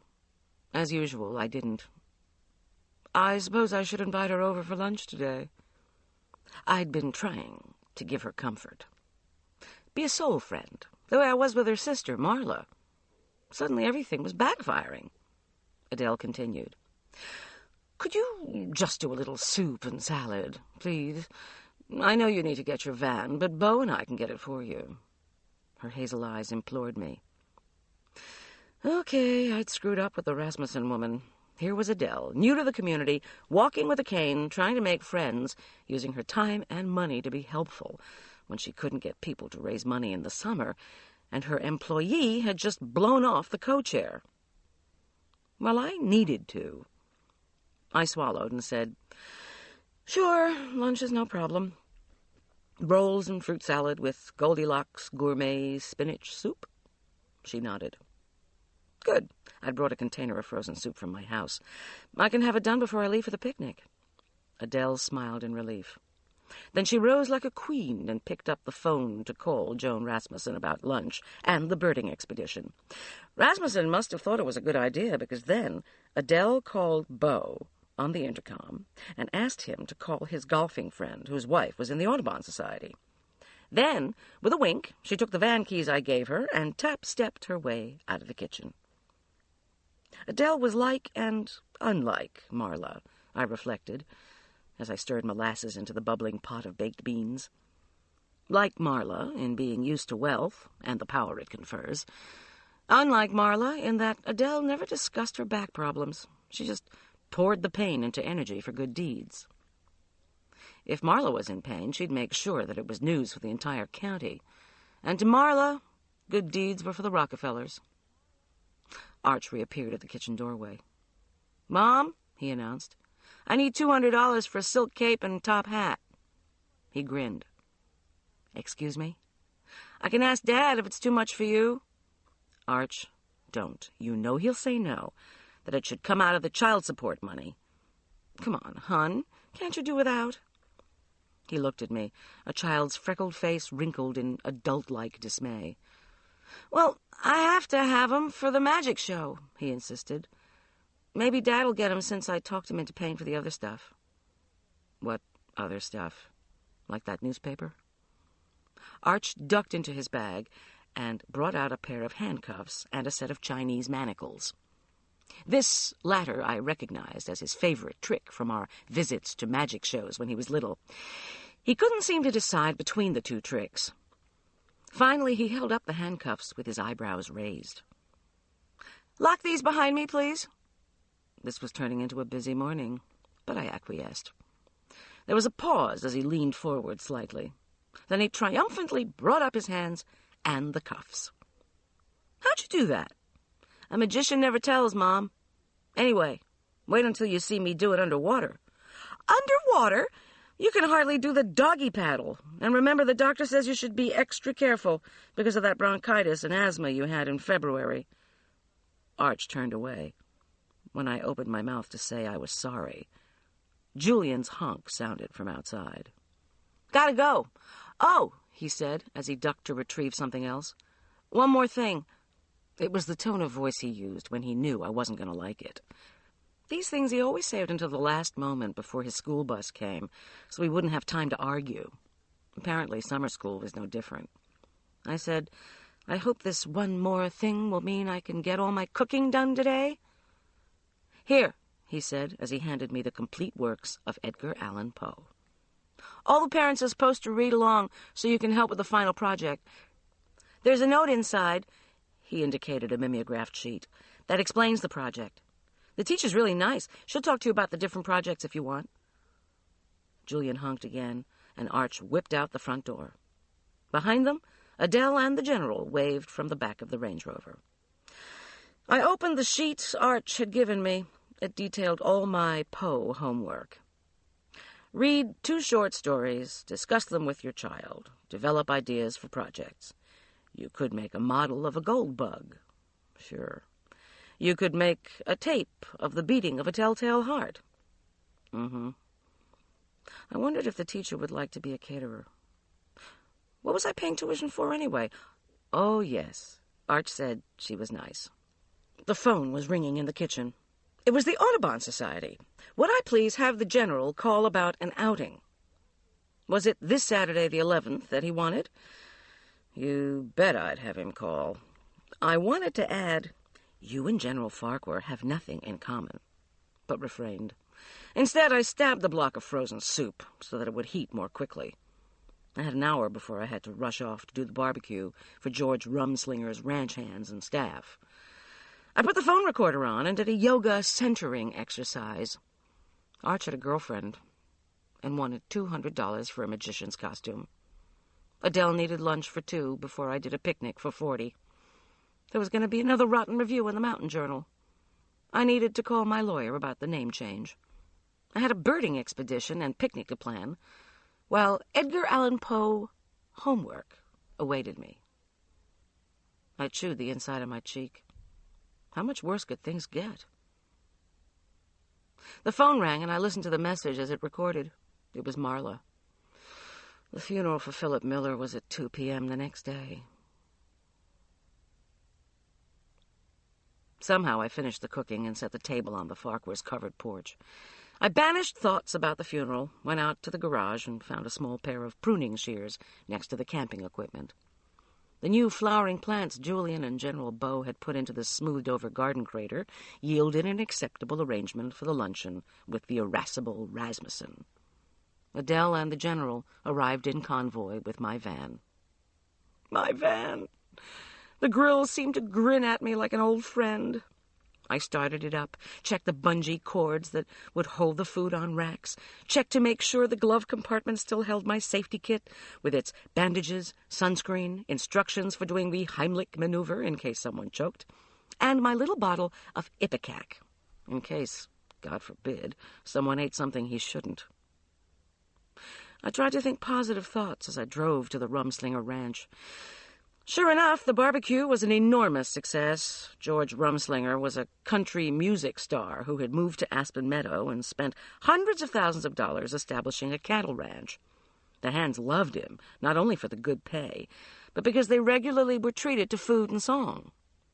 They pulled on the pony keg of Coors and dug heartily into the hills of barbecued chicken and ribs, bowls and baskets of salads and rolls, and stacks of Scouts brownies. Highlight of the day was when Rumslinger serenaded the crowd with his new hit remake of I'm Just Roadkill on the Highway of Love. The foreman paid in cash and gave me a $50 tip. He was feeling so good he even asked if I had a favorite charity. In the spirit of killing two birds with one stone, I mentioned the Elk Park Prep Pool Project. I pointed out how good the decal would look on the rear window of his pickup truck. He said, "Pretty ritzy school for the son of a caterer." I placed the cash in my zip bag and said nothing. If he wanted a decal, he could get it himself. The black-capped chickadee's plaintive song woke me Tuesday, the morning of Philip's funeral. Adele had given me the day off from cooking and answering the phone. It was wonderful to be free. Part of the message from Marla was that some of us would gather before the service at Elizabeth's house. When I was there, Elizabeth said the two of us must get together soon. I nodded. Then we all took off for the Episcopal Church. Even a latter-day hippie could revert to the faith of her childhood when facing the burial of a brother. Into your hands, O Lord, we commend our brother, Philip. Marla was there. She held my hand. There was a slew of people in country club clothes. The Farquhars came, as did Julian, a very red-eyed sissy, Wheezy Harrington and Brian Harrington, whose beeper went off during the service. Do not let the pains of death turn us away from you at our last hour. Elizabeth Miller had convinced the priest to allow friends of Philip to talk briefly about the good work he'd done in the community. So many people depended on him, his clients, his friends, his supporters in the Audubon Society, and Protect Our Mountains. There were subdued sobs as acquaintances told anecdotes. Still, in all this, and it was indeed lovely, there was no discussion of the strangeness of the way in which he died. Let our faith be our consolation, and eternal life our hope. Somehow I felt Philip's presence, maybe hovering somewhere around, I didn't know. I thought, did you ever say anything that would help me understand what happened that morning? There was no response. After a small gathering at Elizabeth's house, I came home and took a long bath. Arch said he was going to work on some of his dives in the pool and then on some tricks. I asked him about his homework. He said he couldn't do anything until I had done my reading, and had I decided about money for a cape. No, I said sullenly, as I trundled on to bed with the Poe under my arm. I was at the high tide of fatigue. There was no way I could read more than a page or two, I said. But it was not to be. Splashing, calling, diving sounds from the pool gradually diminished. The floorboards creaked as Arch went to bed. I was glued to the book. The big house became quiet. In a far corner of my brain, I could hear the telltale heart, beating its way to discovery. Beating, beating, Ah! I cried, when I thought I heard a splash outside. My windows were closed against the cold night air of the mountains. Slowly I slid the east-facing window open. There was no sound of arms or legs thrashing down the lap lanes. A neighbor's dog began to bark, then stopped abruptly. The pool lights were off. I couldn't see a thing. I peered into the darkness, thought I heard whispers. "Who's there?" I called. My whole body shivered. There was sudden quiet.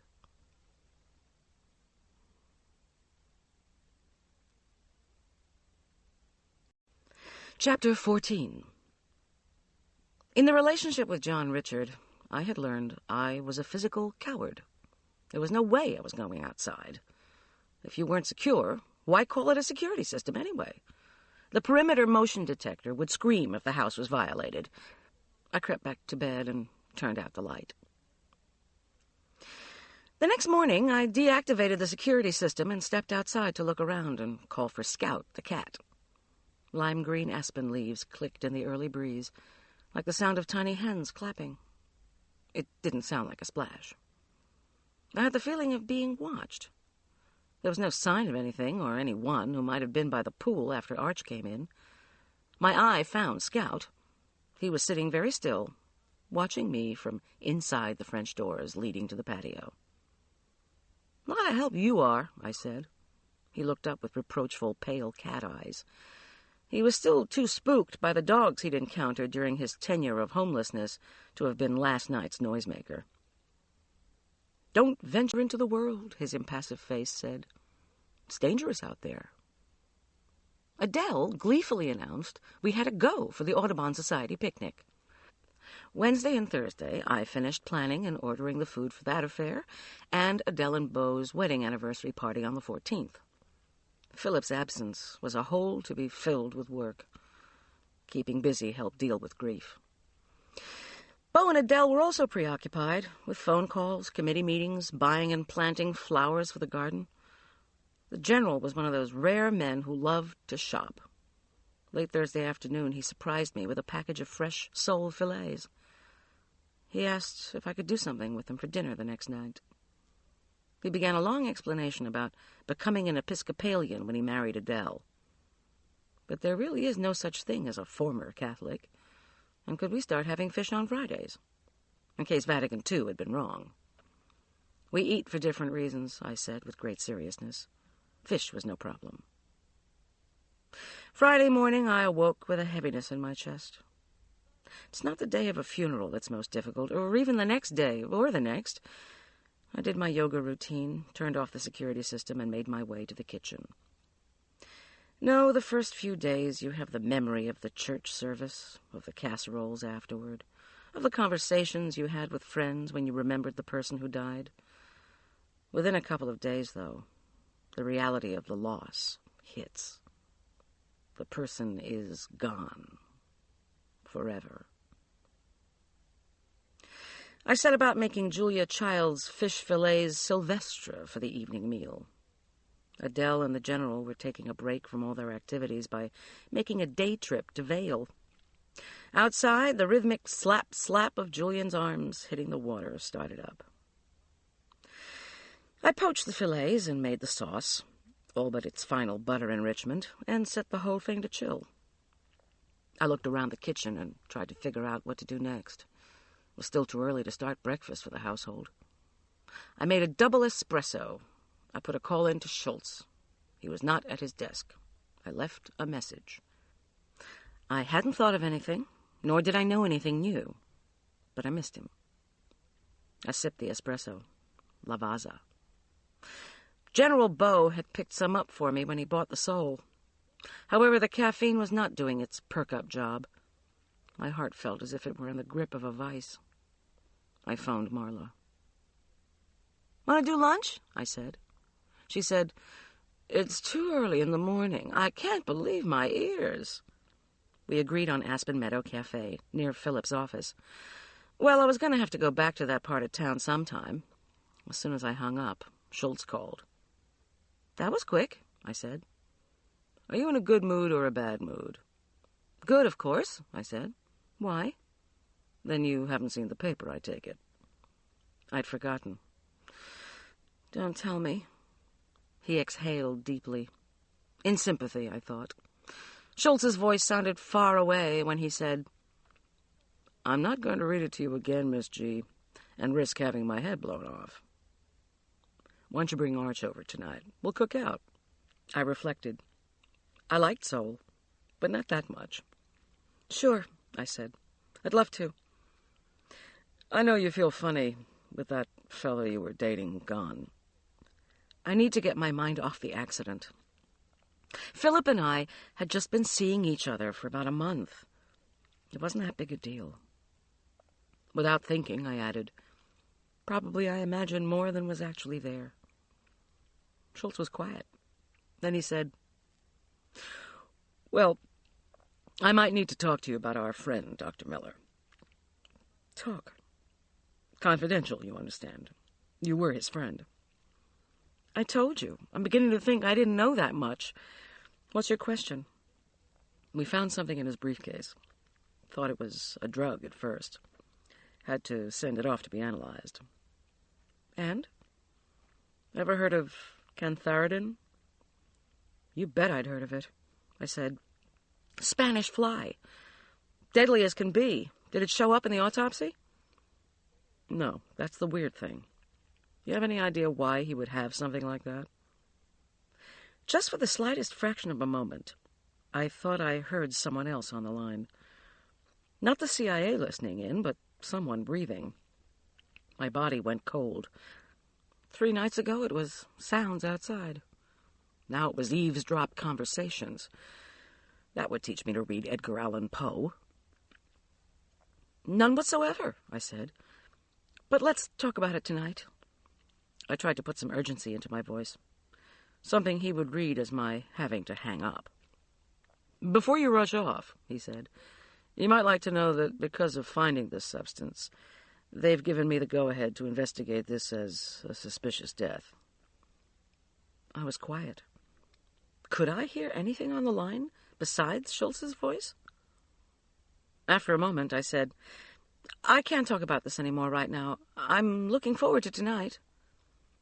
I listened on the line after Schultz had hung up. Perhaps there was a very gentle clicking off. It was hard to tell. What had Philip said the last time we'd talked? Not on the phone. Great. The household separated for school in Vale. I made a nut short crust, folded whipped cream into beaten cream cheese for a mountain of filling that I then dotted with rows of fat strawberries. A final glaze of crushed, cooked fresh strawberries was the finishing touch for the strawberry super pie I was taking to Tom Schultz's. I cleaned the kitchen and headed out to meet Marla. With dismay, I noticed that Arch had neglected his one chore, rolling the garbage can to the end of the driveway. Too bad household chores were resistant to his magic.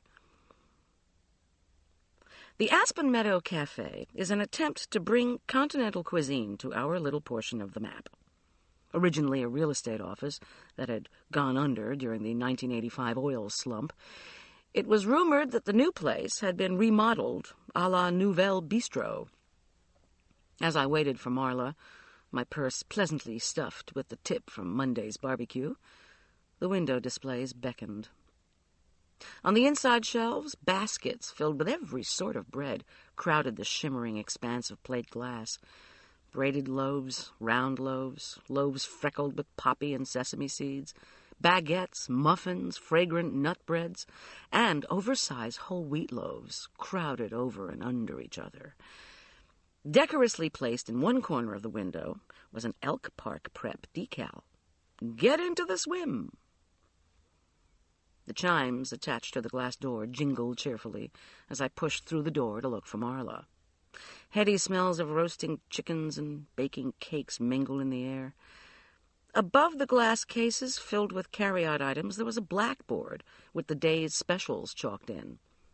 Red onion and basil tart, grilled chicken Santa Fe, crevettes aux champignons. Past the glass cases and around a corner, there was a seating area. I strolled back. No Marla. She wasn't at any of the tables, where fresh arrangements of freesias and daisies adorned each white tablecloth. Lunch business was brisk. Waitresses bustled about in the dining area. A waitress whispered that she would be out to help me at the counter in a moment, and apologized that they were short-handed today.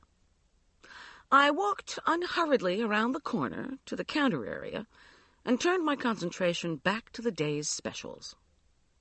I had just decided on the tart when I was whacked from behind. I didn't see who hit me. 1 minute I was reading the blackboard. The next I was shoved into a pastry case. I felt the glass crack beneath my chest. Shards splintered over torts and pies.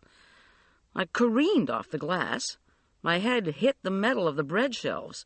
I groped wildly for the bread baskets, the shelves, anything to keep from landing on the tile floor. My attacker rammed me again.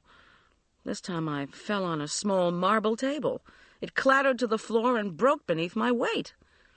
Loaves of bread toppled down as I landed on the broken table and tile floor. My body screamed with pain. I couldn't see. I could only hear my voice howling, even as I knew the sound was muffled by loaves of bread. A husky voice came in close to my ear. It said, "Let Philip Miller rest in peace." Then I heard abrupt jingling as the door to the cafe was flung open in haste. My attacker had rushed out. I began to push loaves of bread away from my face and chest. My head throbbed from the fall. My back and chest ached from the relentless shoves. "Hey, hey!" came Marla's voice from far above me. "What happened here?" Hands groped through the piles of bread to pull me up. I opened my eyes and thought I saw stars, but it was just a pantsuit covered with embroidered galaxies. Marla's sweatsuit, showing the summer constellations. A waitress and a cook were standing next to her, and they all stared down at me. Their questions tumbled out. "What happened? You all right? Do you need a doctor?" I laughed at that last one, but that made everything hurt worse. My arm was bleeding. My chest felt as if it had caved in. The rest, luckily or unluckily, would be bruises. I gasped for breath. Something in my chest wouldn't open up. While Marla fetched clean, wet towels for the cut, I told the assembled onlookers that I'd been shoved. Had anyone seen anything? I looked into their surprised faces. One waitress said she'd seen someone leave in a hurry, but just assumed I'd lost my balance getting out of that person's way. The most description I could get was dark, long hair that could have been a wig, black shirt and pants. She couldn't even say whether it had been a male or female. How tall? Not too tall. "Should we call your cop friend?" asked Marla. I shook my head. Later. Without a description, license plate, or other ID. They're only going to record it anyway. "Still feel like lunch," she said in a low voice. Let me pull myself together for a minute. 2 of the kitchen staff were cleaning up the bread and marble mess. Broken glass shimmered all across the floor. I clamped the towel around my arm. Several diners eyed me as they left the cafe. Marla told me I was creating a curiosity slowdown. I said if she could help me around the corner to the seating area, we could get settled. We limped together slowly through tables of women in tennis clothes and men in fringed leather shirts, jeans, and tooled cowboy boots to a table in the corner. "I was hoping to avoid the rodeo crowd," Marla mumbled as she lowered me into a chair. Good old Marla. It was so much easier to smile at her complaint than to think about my own pain. Coming from Connecticut, Marla had a hard time with the male crowd on any given day, in any given Colorado eating establishment. Whether they were bankers, real estate agents, surveyors, or petroleum engineers, a large number would be sporting 10-gallon hats, hand-tooled cowboy boots, fringed leather jackets, and turquoise Indian jewelry. Today there was no exception, although I somehow couldn't see how Western apparel jibed with Belgian endive and peppercress. "You sure you're okay?" she wanted to know. When I nodded, she said, "We need to get Amour Anonymous started up again." Our version of AA had nothing to do with being addicted to relationships instead of liquor. Unfortunately, Marla and I were the only steady members, and virtually every one of our conversations was devoted to our problems anyway. I said, "Why?" "Because otherwise," she hissed, "I don't know what's going on in your life until something like this happens. I'll let you know the time and date of my next mugging." She waved that off and gave me a look of deep concern. "The jerk been bothering you lately?" I told her about the clay pots and the General's timely appearance. She said in a low voice, "Think this could have been him?" "Hard to tell. He usually behaves himself in public. Plus, I don't know how I could have pissed him off." I felt my spirits sink, as if the adrenaline generated by the attack suddenly had worn off. Had I ever known what pissed off the jerk? Marla helped herself to a large slice of French bread from the basket on our table and slathered it with butter. She offered it to me, and I took it with my free hand. But I wasn't ready to eat yet. "I have to admit," Marla said, "I mean, if you don't mind talking about it, that when I heard Philip had been killed, I immediately suspected our ex." Sweat prickled across my brow and under my arms. I said, "You must be joking." "No." So I called the jerk's office Monday morning, got the secretary, gave the name of one of his patients, and said I had a problem with my checkbook. What day had I come in? Said I thought it was last Friday morning. She said, "No way, because the doctor was at the hospital for an induction at 8. She paused. So I called a nurse I know at Lutheran and got a confirmation. I took a bite of the sliced baguette. It was warm, moist, and couldn't have come out of the oven more than 20 minutes before. Minced fresh basil speckled the unsalted butter. Food always made pain recede. I said, "Why did you think John Richard would even care what Philip did?" She raised her eyebrows. "Oh, don't. You can't possibly be that naive." "How could he be jealous? We've been divorced for 4 years. Marla spread the soft herbed butter to the edge of another chunk of baguette. She said, "You're joking.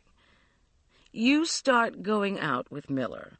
The jerk starts driving by your house, making anonymous phone calls, giving you a hard time. Jealousy, I'm telling you." "Ready to order, ladies?" said the same waitress who had helped me get up. "Or do you still need a little time? That was a horrible thing out there. Unbelievable." While she was talking, the manager came up to see if I was okay. In a tone I tried not to think I was accusing, he said the rest of the staff was out cleaning up the mess. Then he swished off, and we quickly ordered the tart, greens with vinaigrette, and coffee. I turned Marla's words over in my mind as the coffee arrived. It tasted like sludge. When the waitress had gone, I said defensively, "I went out with Tom Schultz for 4 months. Marla waved off this comment with both hands. "Please, the jerk isn't going to be threatened by a cop who looks as if he belongs in the woods with a camouflage suit, high-powered rifle, and a six-pack. A gorgeous professional fellow, a wealthy shrink fellow at that, is another thing altogether." She signaled the waitress. I said, "I never thought dating would cost me the installation of an expensive security system." The waitress rushed up. "Darling," Marla said to her, "my friend has just been mugged, and she needs better coffee than this. Was it made from ancient beans? Do us all a favor and make a fresh pot. Please," she added with a smile that fooled nobody. The waitress sniffed. "We serve 100% Colombian coffee."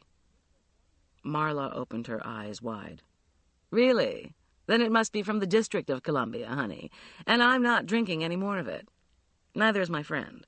So either make us some fresh or bring us tea. Your choice." "I'm sorry," the waitress said, although she didn't sound it. "Things have been crazy. During your accident, the people at that table over there," she motioned, "stiffed us for a $22 tab. Comes out of my salary." Before we could say anything, she whisked away. I said, "Poor woman. Don't be hard on her." "I swear," said Marla, "I wish that damn food critic would come to this place." "That reminds me." "Don't. You don't want to see it. Have your lunch first." "Marvelous. Let me get sick on a full stomach." Marla tisked. She said, Before we got sidetracked by coffee, we were going to have a little mini-meeting, talk about relationships. Apart from a strained friendship with Schultz, I don't have any at the moment. But you did. Our salads arrived. I thought of Philip, the balloons and chocolate, the lovely inviting smile. I remembered sitting on the deck of my old house each morning. Somebody loves me. I thought of Philip's rumored affair with Wheezy Harrington. I said, I cared about him. I thought he cared about me. But you're not sure? I didn't answer. She went on. You wanted something. She began on her salad. Did the two of you do things with Arch? Hike? Go to a movie? I felt a flood of embarrassment. I was unmasked. I said, I've just been physically attacked, for God's sake. I paused. No, nothing with Arch. Philip used to say things like, it's nice to have you to myself. Besides, we'd only been seeing each other for a month, and he seemed so interested in knowing all about me. I just was hoping so much for... She leaned across the table, held my hand snugly in hers. Hoped for more than was there. Forget about it, Goldie.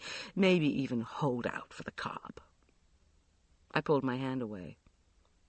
Can we change the subject? Tell me how you're getting along with my sister. I looked at Marla, my best friend. Her probing did not bother me. I knew she cared. Living with an abusive husband all those years had revealed my own skills at denial, especially when it came to men. Are you doing okay with Adele? She asked again. I said, fine. The General? I said, ditto. He's odd, but nice. Marla was shaking her head. I don't understand their attraction. Of course, I really don't know either of them very well. I said, your own sister? The red onion tart arrived. The smell of basil was deep and wonderful, and I remembered that, with its high concentration of plant oils, basil was a reputed aphrodisiac. Marla murmured an apology to the waitress, something along the lines of bad coffee making her crazy. The waitress accepted this with a nod and set a pot of tea on the table. Take this back pain, for example, Marla said as she dug into the steaming tart. There was bitterness in her voice. She said, 50-year-olds don't walk with a cane. The heck they don't. Marla gestured with her fork. Repressed emotion, if you ask me. What's this? The psychological explanation of illness? Give me a break. The waitress came up to check if we were okay, and Marla ordered 2 glasses of Chablis. Whatever it was she wanted to talk about, she needed wine to do it. The psychological explanation of alcohol. Marla waited until the glasses arrived. Adele and I were close when we were little, she said after a few sips. I mean, we fought, you know, and she was so much older. But we cared enough about each other that when she left for college, there were lots of tears, hugs, and daily letters, that kind of thing. And when you weren't little anymore? She lifted one shoulder in a tiny shrug. You go your separate ways. Her first husband was a doctor. She laughed harshly. Runs in the family. Divorce? Marla drank again, shook her head. He died. Massive heart seizure at a cocktail party. 1 minute, Dr. Marcus Keeley was talking to his lovely wife, Adele. The next minute, he was dead in her arms. Good God. How old was she? Marla pursed her lips in reflection. 19 years ago, she was 31. How old was he? Late 30s. History of heart disease in the family. High blood pressure, type A, all that. To my surprise, Marla had tears in her eyes. I said, I thought you didn't know him. She shook her head, drank more wine. I didn't. Well? She put her glass down and leaned toward me. Goldie, if you had a sister you'd grown up with, and cried with every time the two of you had to part, and told about the first time you kissed a boy and all that, wouldn't you think that one of you would seek out the other one when her husband died? And she didn't? Marla sniffed and delicately wiped her eyes with her napkin. She came out west to visit when our parents retired here. The doctor left her a lot of money. Her way of dealing with grief was to spend it. She bought a place in Sun Valley and part ownership in a condo in Aspen. That's probably worth a mint. She should sell it. You can't ski Aspen if you walk with a cane. I nodded. It usually worked the other way around, though. You skied Aspen, you ended up with a cane. She spent some time with me, even bought some land here, where their house is now. But did she talk to me about how she felt? Did she cry in my arms? Did she need me? No. Well, I said slowly, maybe she only did that when you were little. I wanted to help her, Marla said. Her eyes were red and leaking again. I remembered the flicker of judgment in Adele's eyes when Marla had appeared at her house last Friday. And then there had been Marla's bent head, her embarrassed acceptance of that judgment. For a moment, I'd seen Marla as she must have been afraid her slender, perfectly groomed older sister saw her, as too heavy, too scatterbrained, too frowsy, too frivolous. I said, Adele doesn't like others, even Beau, to help her. Well, unless it's for some greater cause, like fundraising. She doesn't like to seem dependent, I think. It's not the same. I said evenly, you wanted her to love you. Don't say it. Marla dabbed her eyes, blew her nose. We had finished our lunch. The heavy conversation was over. Our waitress brought us lemon mousse, on the house, she said, to make up for the coffee. Marla insisted on paying for lunch. As we began to walk out, I told her I'd forgotten something at the table. I hobbled back and left the waitress a $22 tip.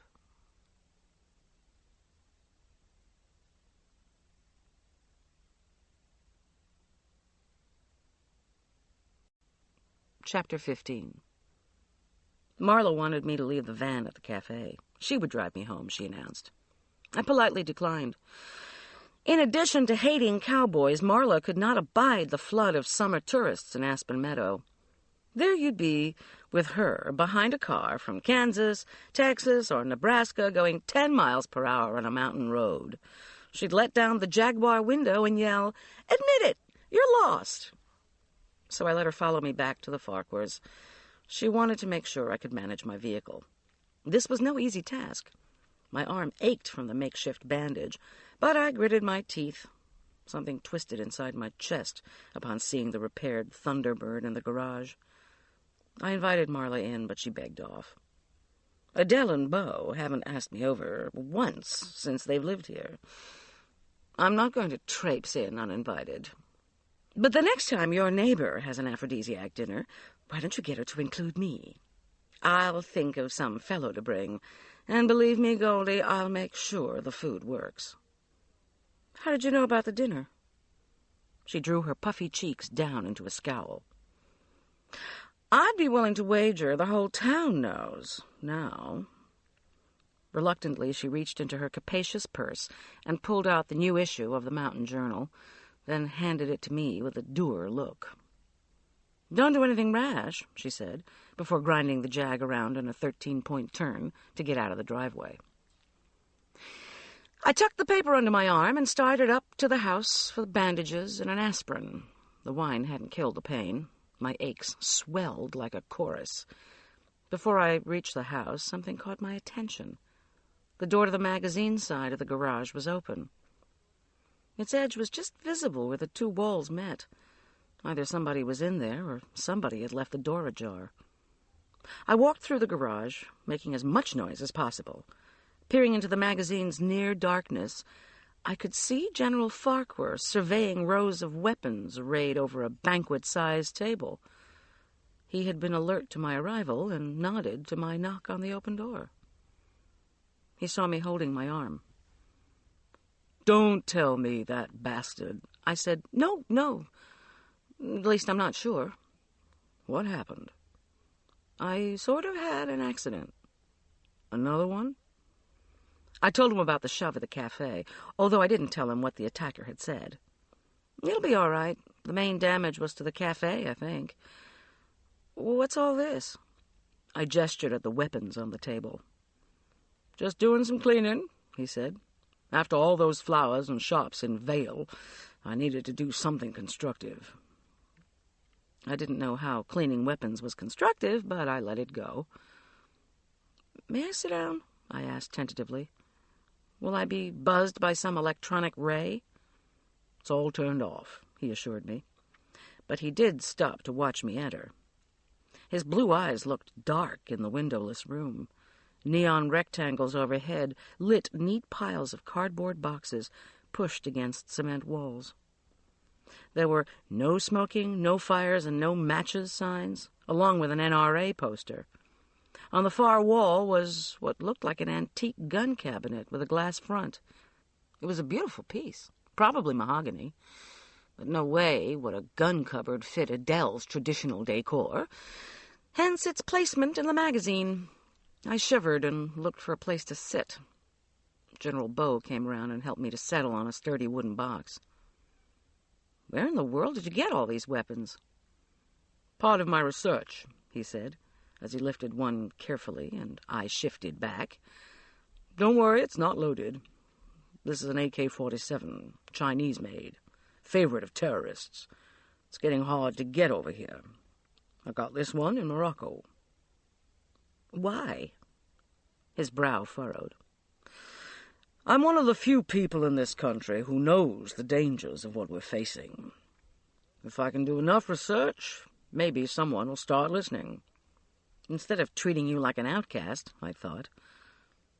But why trek around the world looking for weapons? I mean, it's not like recipes or furniture. You can't swap them or take them to the flea market. He regarded me patiently, as if I were a dull child. "Because I wanted them, that's why. It's a dangerous world we live in, Goldie, in case you hadn't noticed with that husband of yours.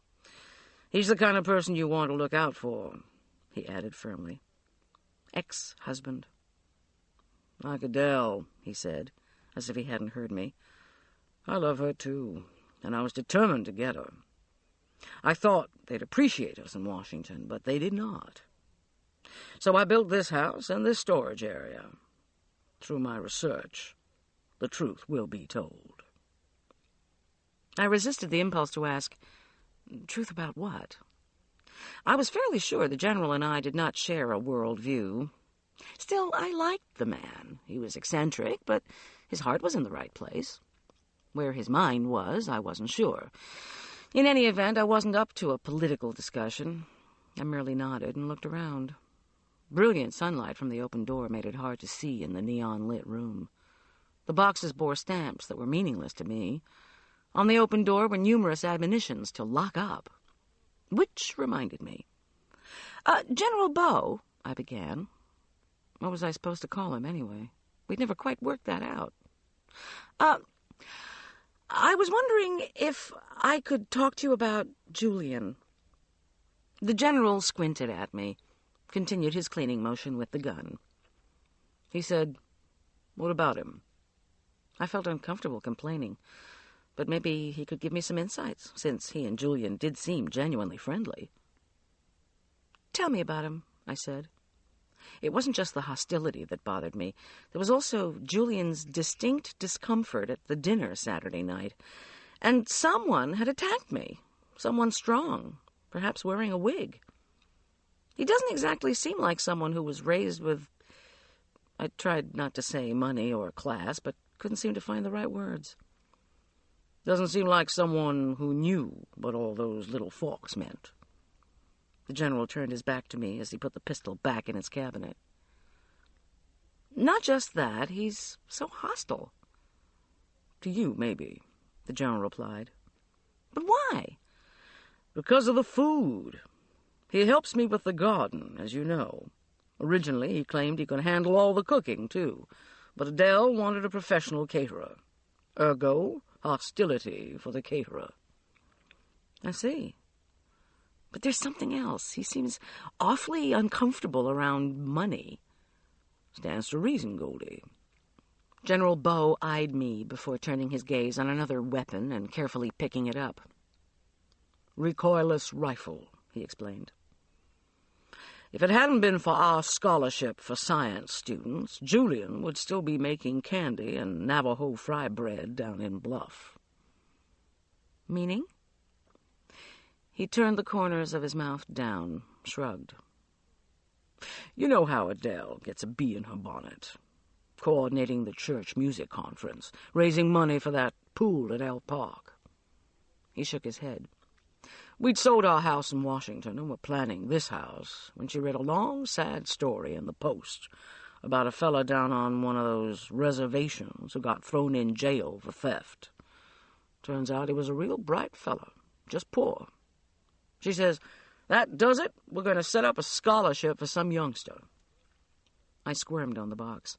My back and legs were beginning to hurt. I said, "Just like that?" He nodded. Of course, I wanted to do an athletic scholarship for a young man to go to military preparatory school and then West Point. But she was having none of it. Said she'd like to see the person who won the scholarship. Watch his progress. I imagined a wealthy client coming out to the kitchen to watch my progress on beef Wellington. I wouldn't allow it. Teenagers were a different ballgame, however. Their resistance to control usually manifested itself as rebellion against authority, or resentment of a more experienced cook. Jillian's hostility was beginning to be a lot more understandable. So she called her sister, the general was saying, and asked about this prep school over in Elk Park, since it was near her property. My only request, since it was my money too, was that the boy be athletic. He grinned. I didn't want to rule out the possibility of West Point. I assumed a polite tone. Of course not. The general went on. She called the school and offered the scholarship money. Took them about 10 seconds to decide, although they made a great show out of taking it to their board of trustees and so on. He laughed, remembering. When Adele told them she was moving out here, they said, "Well, we just happen to have a trustee vacancy here. How about it?" And it's been all pool fundraising ever since. How can they afford a pool, but not afford a boarding department? The general moved over to his cabinet and retrieved a large weapon. I said, "Gosh, General Bow, that looks like something you see in the movies." "Grenade launcher," he said in a matter-of-fact tone. "You were asking me something about Elk Park." I said, "The pool. Why have that instead of a boarding department?" "Attracts more locals that way," said the general. "Elk Park has learned it can't compete with the eastern boarding schools for students. So many of those have gone out of business in the last decade anyway. What's amazing is that Elk Park lasted as long as it did. Although I don't think Adele was bargaining on the boarding department closing as soon as we moved out here." "Or bargaining on inheriting your scholarship student." "No," he said thoughtfully. "That either." A sudden darkness billowed into the room. The general muttered under his breath as he peered outside. I followed his gaze. Dark clouds had swept eastward from the mountains.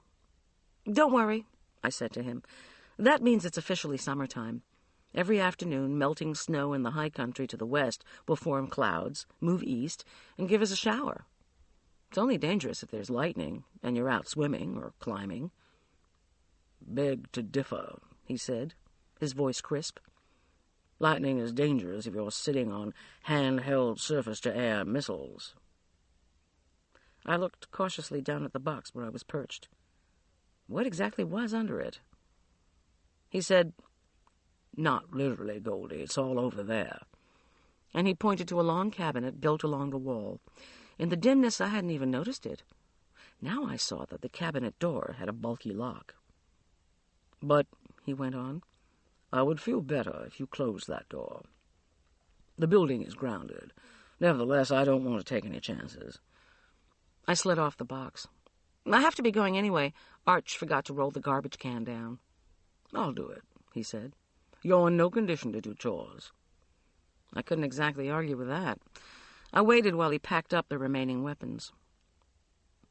"What was that policeman's name?" he asked with his back to me. "The one who helped you the day of the accident?" I said, "Schultz," and wondered if the general's tone was just a tad too nonchalant. "Did he mention anything about that explosion? I mean, afterward?" "No," I said, somewhat tentatively. "He just told me to be careful." The general drew his bottom lip up over his top teeth and brought his eyebrows together, a studious attitude of reflection. He said, "You didn't tell him about the magazine, did you?" "No," I said. "But I will," I thought. I said, "Why? What you're doing is legal, isn't it?" He lifted the last of the guns and placed it in the cabinet. "Oh, of course. It's just that law enforcement agencies can get so jealous of each other. I wouldn't want the locals poking around here, you know." As usual, I didn't. "In any event," the general said, when he'd locked the cabinet, "when you see him, I'd appreciate your not mentioning this room. He'll probably think I'm some kind of wacko instead of a bona fide researcher." As far as I was concerned, the jury was still out on whether the general was wacko. But I just said, "It's going to start raining. If we're going to do the trash, we need to hustle." The general locked and armed the entry door. "Too heavy for a young boy," he observed, as he tilted the garbage back on its wheels. I tried to help guide it and overcompensated with my good arm. The cart tipped over with a resounding crash. Coffee grounds, orange halves, bills and letters, meat trays and plastic wrap, cans and bottles, spilled, rolled, broke, and skittered across the garage floor. 2 catastrophes in one day.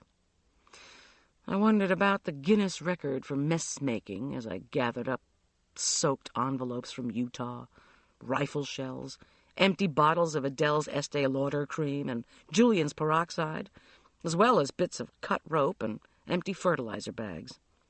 I said, "Why do you suppose Julian dyes his hair?"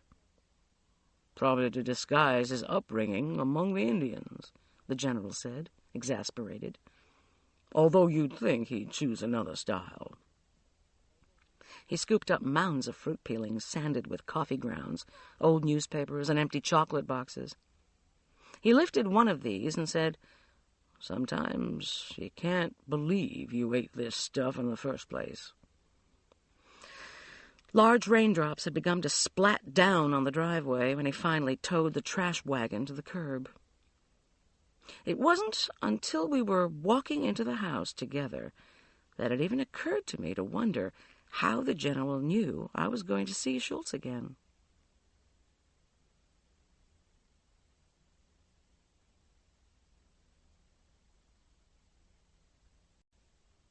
Chapter 16.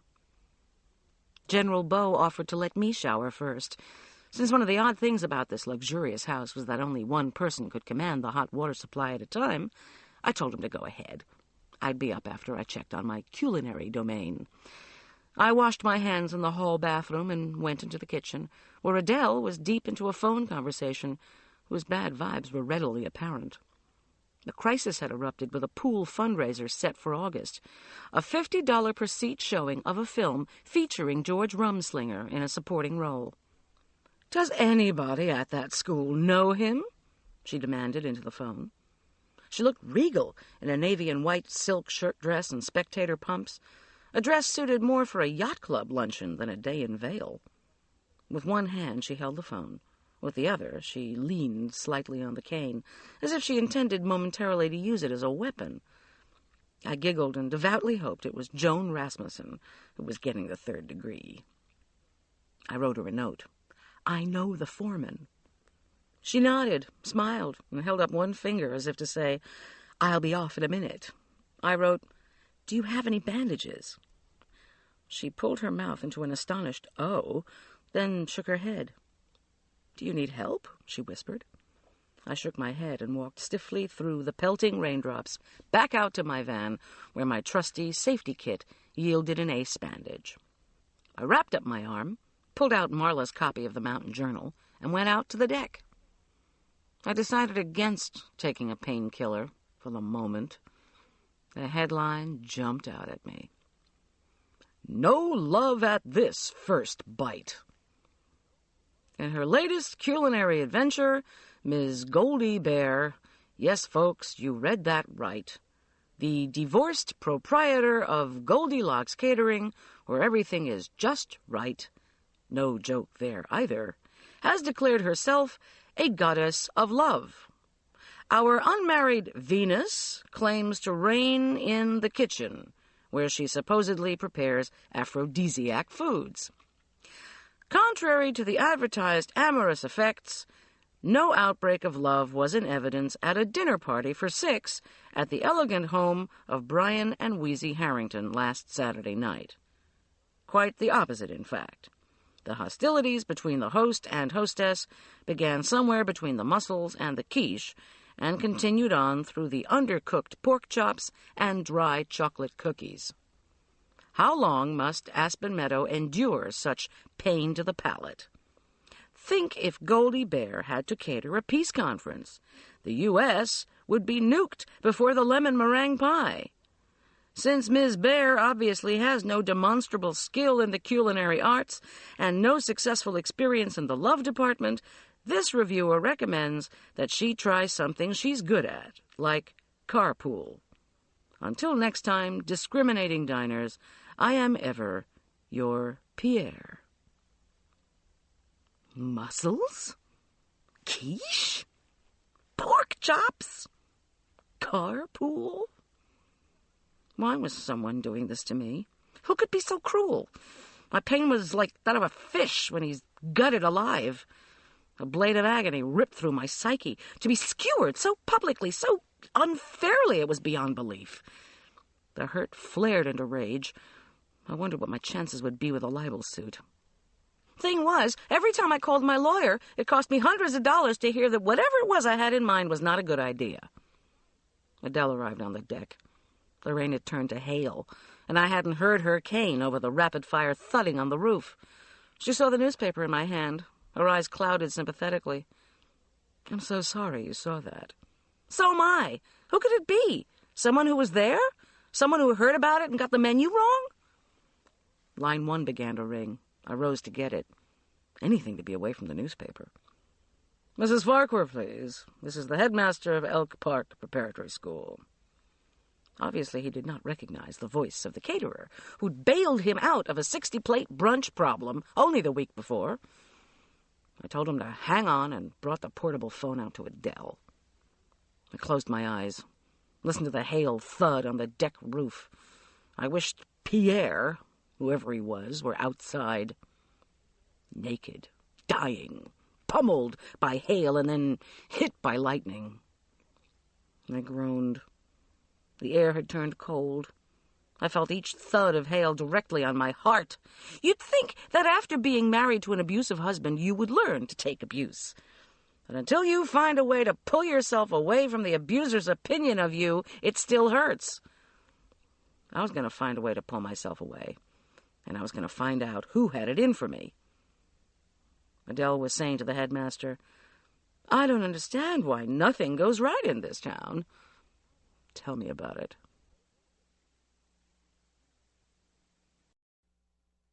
I slipped into the living room for a couple of Lindors. When I came back out to the porch, I picked up the periwinkle and white crocheted afghan, moved to a cold but dry wicker chair, and wrapped myself up. I opened a chocolate and popped it in my mouth, then allowed the sinfully dark, soft creaminess to melt on my taste buds and make me feel much better. After a moment, I took a deep breath of cool air and opened my eyes to see the hail falling in massive vertical sheets to the meadow. Here and there, splashes of white speckled the lush green. In addition to feeling things will go right in a move to the mountains, people often mistakenly believe that in the midst of such natural beauty, there will be an absence of honking traffic, backstabbing gossip, and cruelty in general. I ate the other chocolate and allowed my eyes to travel around the deck, to Adele shaking her head at the headmaster's distress, to the table with the hateful newspaper review, to the panel of security buttons on the wall. Security, it seemed, from physical intrusions only. Arch came out to the deck and beckoned. The hail was so loud I hadn't heard Julian drive up, or the two boys come inside. In the kitchen, I automatically began to prepare hot chocolate, Arch's favorite drink on snowy days. "Mom," he said, as he looked into the pan of milk. "It's not snowing." "Hey." He pulled back and stared at me. "What happened to you?" I gazed at him. Freckles, eyes full of concern behind glasses, hair damp from being hatless in the hail. I assured him I was okay, just had a little slip in the cafe and ended up falling. I shrugged it off. With my assurance that things were fine, he pressed his lips together in a grin, opened his eyes wide, and raised his eyebrows. Something was wrong with the way he looked. I had to keep staring at him for a minute to figure out what it was. This morning, he'd left without my checking his sweatsuit. Now he was wearing baggy black pants and a white Oxford cloth shirt, both about 4 sizes too big for him. While I was contemplating this bizarre turn in personal style, the milk boiled over. "What are you wearing?" I asked, as I reached for a sponge. He said, "Clothes." "Whose clothes?" He glanced down at the pants, then gave me an innocent look. "Julian gave these to me. They were too small for him." I dumped out the scalded milk and scrubbed the stove. I thought, let go of it. "Listen," he said, "Julian and I want to go swimming in the hail. We think it would be really cool." "Do you want to get pneumonia?" "No," he said. "I want to show him that I can get out of the handcuffs underwater." "Forget about it. No to all of the above." "Geez, Mom," his voice was furious. "You never let me do anything. No money for magic stuff, no swimming, even though the pool is heated, in case you hadn't noticed. You always think I'm going to get hurt. But who's wearing a bandage, huh? Is there anything I can do?" And before I could answer, he turned, narrowly avoiding Adele, and stomped out of the kitchen. Adele was rubbing her forehead with the hand not holding the cane. She said, "The headmaster says we should show another film, since the print with Rumslinger is unavailable. We've already sold the tickets. Of course, he has no film in mind." I rubbed scalded milk off the bottom of the pan and made guttural, sympathetic noises. She sighed. "I'm going into the study, where I can hear myself think and call Paramount." "If you have money, I guess you can do anything." I was the last person to try to talk her out of doing battle with Hollywood. I couldn't even make hot chocolate. She said, "What's wrong with Arch?" "He wants to swim, says the pool is heated, so why not? Now he's angry because I said no." I rinsed the pan and dried it. I hate to have him mad at me. He's all I've got. "Well," she said in a sympathetic tone, "you know what the psychiatrists say.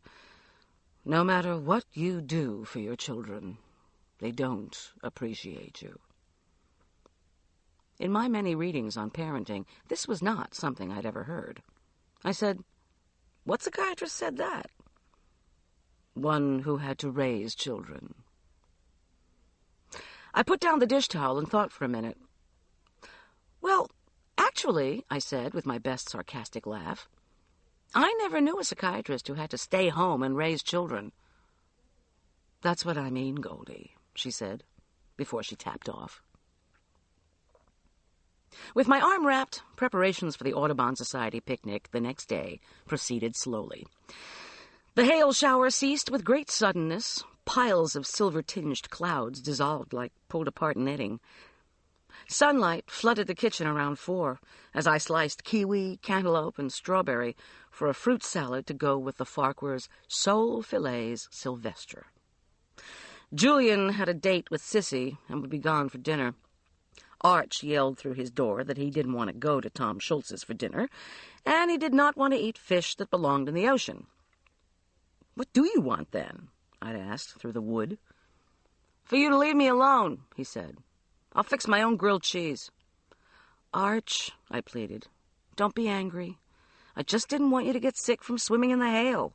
Go away. Let me know if you change your mind about going to Tom Schultz's." "I'm not going to change my mind." The heck with everybody, I thought, as I put the strawberry pie in a container and walked out to the van. I had done the best I could. I strapped the pie container on a shelf with bungee cords, opened the security gate, and walked slowly back up the driveway. With my wrapped arm, I could just manage to change the gears in the van. I ground into reverse and closed the gate. Then, pedal to the metal. I couldn't wait to get out of that damned country club, even if I'd already been out for lunch. It would have been nearly impossible to find surroundings less like the tended lawns of Meadowview than the long dirt road to Tom Schultz's place. He lived in a spacious 3-room log house 6 miles west of Aspen Meadow. Of course, since Aspen Meadow was unincorporated, and proud of it, just about anything past 2 miles from Main Street was considered outside of town. In the absence of institutional government, real estate agents set the geographical boundaries. Light from the setting sun glinted behind wet aspen leaves. The trees looked as if they were hung with emeralds. Melting hail had made recent tire tracks shiny ribbons of mud. As the van bumped along, overhanging trees shed branch loads of ice on the windshield. I turned on the wipers. When I arrived at his cabin, Tom Schultz was shoveling hail from the stone walk. He scooped the last shovelful and heaved it over a gray rock outcropping that looked like a sleeping elephant. I unfastened the pie and carefully stepped out to avoid deep mud. The cool evening air was redolent with the sweet scent of choke cherry blossoms. Schultz leaned against his shovel. "Something wrong? What happened to your arm?" "Everything is wrong." He put down the shovel and came over to help me.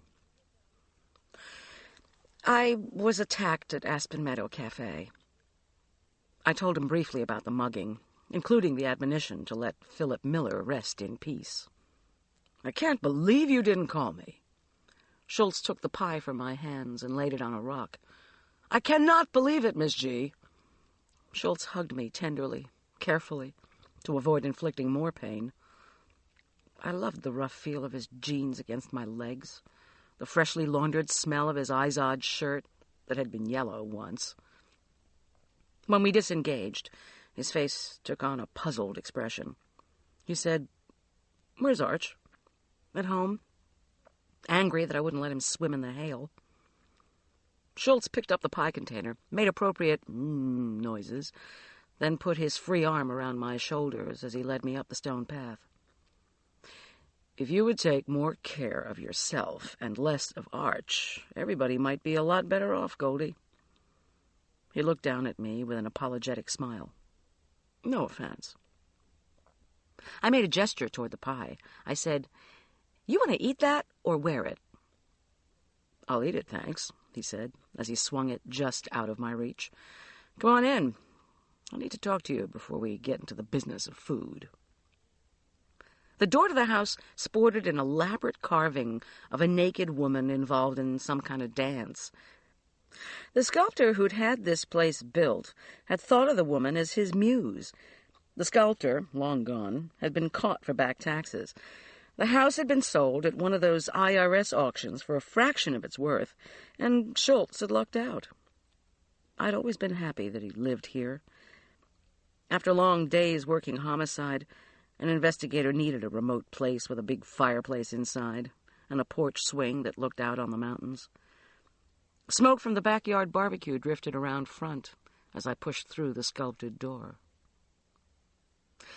It had been a while since my last visit. Stenciled lampshades shed warm light over the handmade cedar paneling and two-story moss rock fireplace.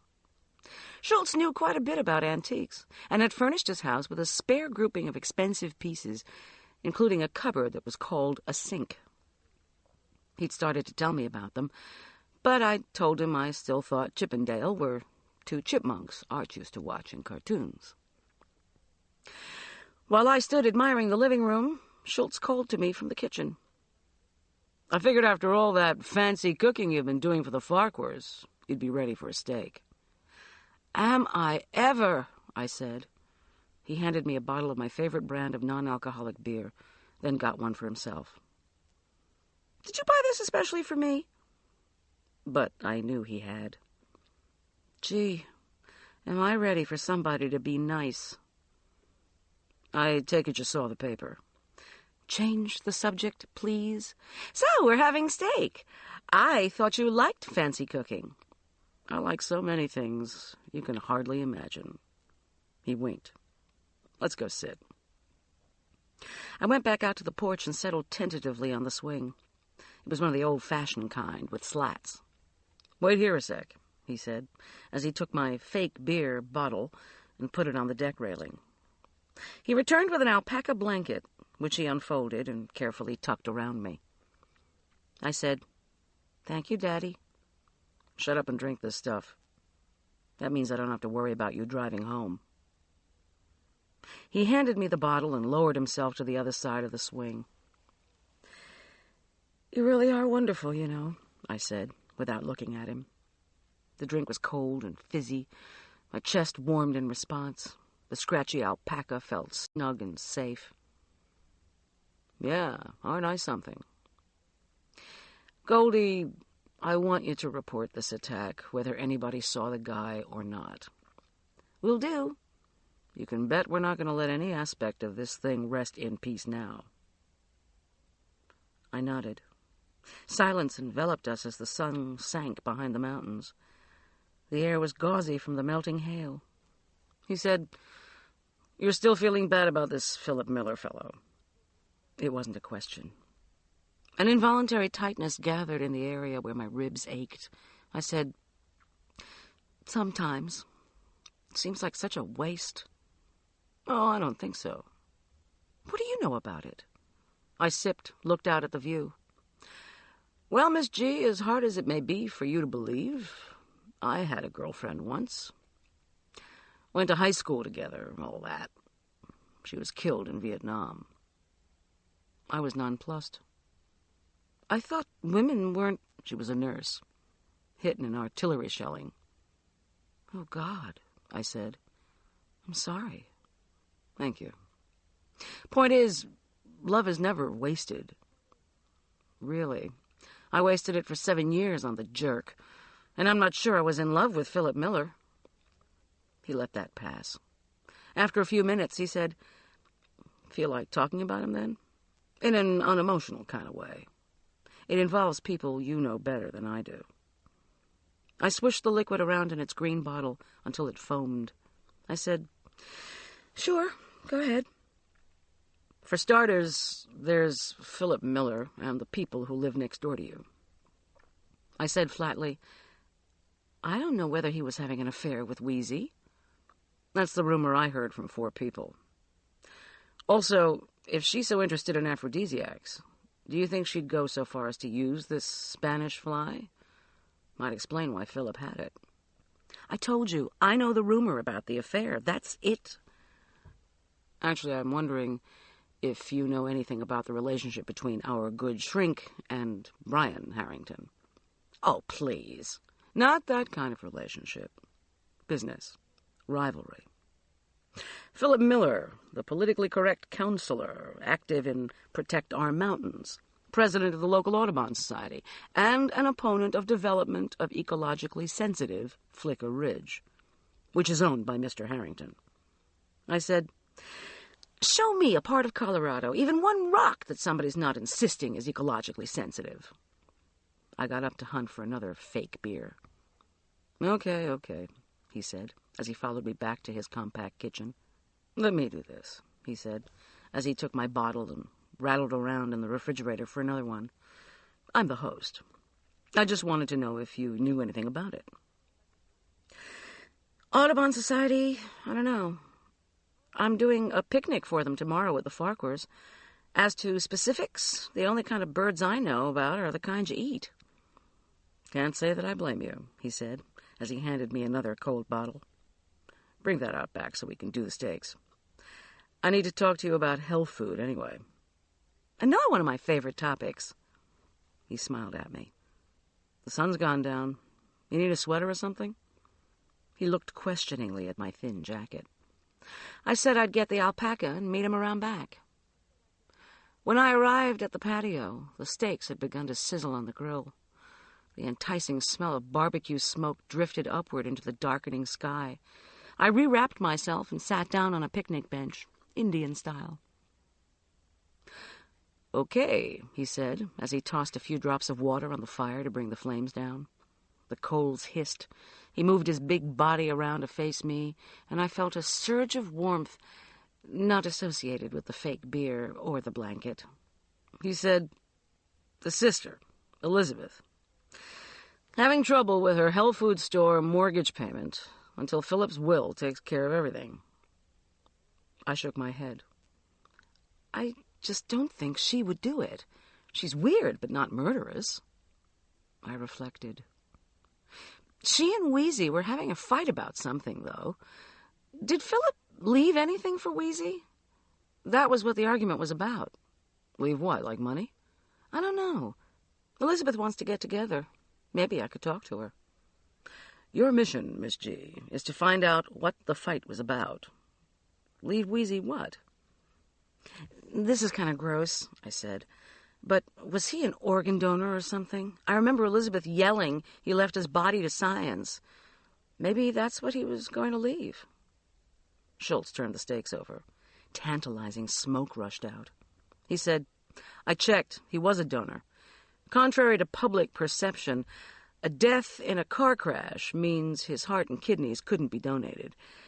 Only things that can be were skin and corneas, both per Miller's instruction. He threw more water droplets on the fire.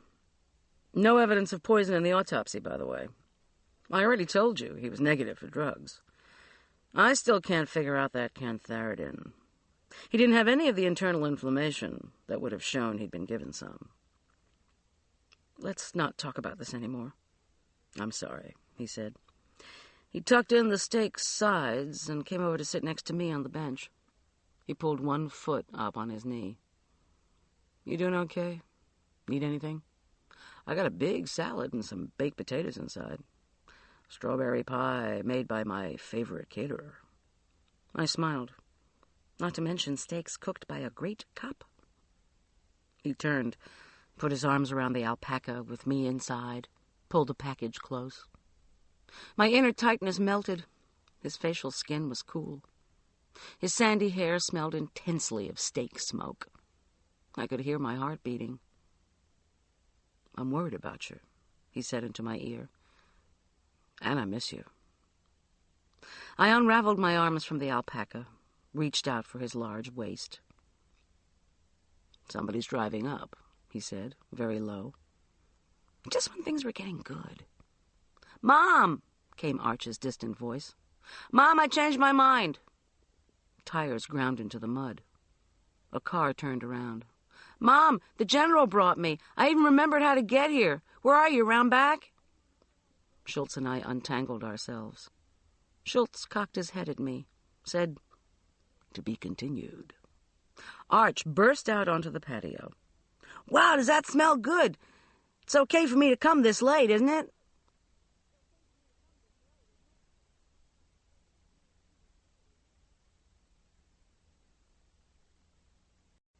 Chapter 17. Food always tastes better when it's cooked by someone else. When that someone else was Tom Schultz, you were in good hands.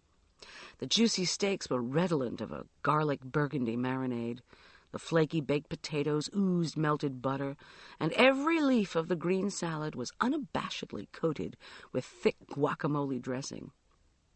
Schultz confessed to having called Arch, to find out how I liked chocolate best. Arch had said, with mint. Therefore, alongside our strawberry pie, we had Schultz's famous chocolate mint cheesecake. So much for the National Cholesterol Institute. Arch was happy in Tom Schultz's company. He felt accepted, and it showed. He even called Schultz by his first name. After some initial hesitation, Arch dug in and ate voraciously. Toward the end of our visit, he became downright chatty. Did Tom know how to call the wizard to tell him what card was in his hand? He did not. Arch took out a deck of cards and had Tom pick one. Then he called a friend of his, and the wizard announced the card to Tom, who was amazed. "It's a code," said Arch, "like Mom and I used to have when I was little. If I wanted her to come pick me up at a friend's house, or if I was having some kind of problem at school or something, I would just call her up and say, 'The 7 of spades.' She knew to come right away, and I wouldn't be embarrassed trying to explain things. Calling the wizard," Arch went on, "is a code that a lot of magicians use. The caller knows the card. The wizard is just any one of your friends who knows the trick." He gave me a wide grin, the first I'd seen in a while. "Even Mom knows it." "Would you teach me?" asked Tom Schultz. "Please?" Arch hesitated, then said he could use another wizard anyway. He told Schultz that if someone called and asked for the wizard to run slowly through the suits until the caller interrupted him. Then the wizard ran downward from the ace until the caller interrupted him again. Schultz was impressed. "Will you call me sometime? Not at the sheriff's department, but here at home. That is, if you can tear yourself away from that fancy summer school of yours." Arch said he would, then confessed he didn't really like summer school, except for his mini course in French. This he was taking to avoid an hour of sports. "Tennis," he said with disgust, in the same tone of voice that one might use upon discovering ants. Had Tom read Poe? Arch wanted to know. "Yes, 1,000,000 years ago." Arch said, "Imagine, we even have ravens in Aspen Meadow." Tom asked if Poe was a good dresser. Arch said he wasn't sure. Well, Arch's taste in clothes showed some new influence. Arch said, "Just a guy named Julian." I couldn't remember the last time I'd seen Arch so happy. He even hummed along with Schultz, playing his guitar and singing "Love is a Rose" after the cheesecake. When the three of us did the dishes, Schultz taught him, "Mama, don't let your babies grow up to be cowboys." Arch alternated humming the two tunes all the way home. As I drove up to the Farquhars' house with its numerous floodlights, I realized I'd forgotten to tell Schultz about the General's private magazine. Before I went through the security gate, I picked up the Farquhars' mail and made a mental note to tell him about it when I thanked him for the evening. There were letters for General Bow from the Center for Poison Research and from the Department of the Army, for Julian from some government agency, and a note to me from Elizabeth. I opened it. She thanked me for flowers I'd sent after the funeral. The Farquhars had invited her to be their guest at the Audubon picnic. She would see me there, and we could arrange getting together soon. Another missive awaited me in the kitchen. It was from Adele, written in her cramped arthritic hand. We were going to leave at 8:30 in the morning for the birding expedition to Flicker Ridge.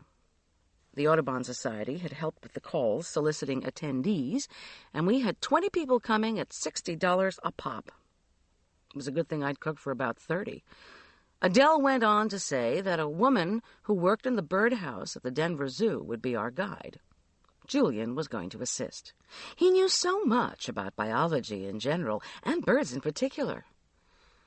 I felt a pang. Why was everyone enthusiastic about Julian except me? Arch was welcome to come along. "Thank you for making the picnic vegetarian. Hope this didn't cause too much trouble, but you know how Julian and Elizabeth Miller are about eating flesh." When you put it that way, I thought, who wouldn't be? She closed, saying the soul was stupendous, and that whoever wrote that article for the paper was a simpleton who wouldn't know pâté from a can of peas. Or, I added mentally, pork chops from lamb chops. but I would have my chance in the rebuttal. I set the alarm system, got into bed, and read The Murders in the Rue Morgue. Perhaps sensing that the last time I'd done nighttime reading it hadn't ended well, Scout slipped into my room and eyed me askance. Then he did a soft cat leap and plopped himself on the end of my bed, perhaps to keep me from trundling off in the middle of the night. But sleep came with ease, and I dreamt of chocolate mint cheesecake. The next morning brought one of those magnificent sunrises that make a soul glad to live in Colorado. Radiant feathers of cloud along the eastern horizon went from brilliant pink to burnished gold as the sun climbed. A mild breeze swished through the pines and aspens around the house. I watched a dark rope of espresso unwind from the Farquhar's Gaggia and realized I felt happy for the first time in a week. Before packing the lunch for the Audubon Society, I allowed myself the luxury of sipping my coffee out on the Farquhar's porch. Golden banner and dandelions speckled the deep greens of the mountain meadow. Birds of every ilk vied in chorus. The Audubon Society would be appalled to hear that our feathered friends were no obsession of mine. I loved western flowers and tried to learn their names and seasons. Birds were more difficult. For one thing, they kept moving while you tried to figure out what you were seeing. I couldn't tell a finch from a flicker. Despite 12 years of living in the state, I had never been birding and was glad of it. For many Coloradans, keeping their life lists, participating in yearly counts, and searching for new species were activities undertaken with religious fervor. I felt the same way about any given bird that I did about modern art. I could appreciate it without knowing too much. But who was I to worry? All I had to do was cater. I packed containers of vichyssoise, croissants filled with Jarlsberg and curly endive, chilled cooked angel hair pasta with tomatoes and pesto, green salad with balsamic vinaigrette in a separate container, sour cream, chocolate, cupcakes, Chardonnay, beer, and thermoses of iced tea and hot coffee. If they had no success in the birding arena, the guests could still eat to their heart's content. Our party of 20 consisted of Elizabeth Miller, Julian Teller, the Harringtons, the Farquhars, Arch and myself, and the young woman from the zoo, plus 11 hardy naturalists with graying hair, sun hats, sensible boots, and plenty of heavy binoculars to go around.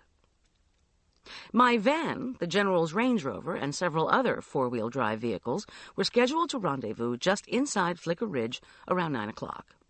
Julian helped pack the picnic boxes onto the van shelves. He was in a foul temper. My efforts to lighten his mood backfired. He'd followed up the latest bleach job on his hair with a close shave on both sides of his head and a trim on the mohawk. I said, "Julian, you don't look like a Navajo." He squinted in my direction. "No kidding. You don't look like a bear." Give up. The kid had no sense of humor. But when we all bumped and rocked over the ridge road that was more of a trail, I realized he was nervous. Although I could see that the nervousness might be causing the hostility, I was getting tired of always making excuses for him. When we got to the tables, I blissfully began to unpack checkered tablecloths and to place rocks on them to keep the breeze from wafting them off. The birders settled around on the benches and opened, yes, notebooks. Lord, I was glad not to be part of it.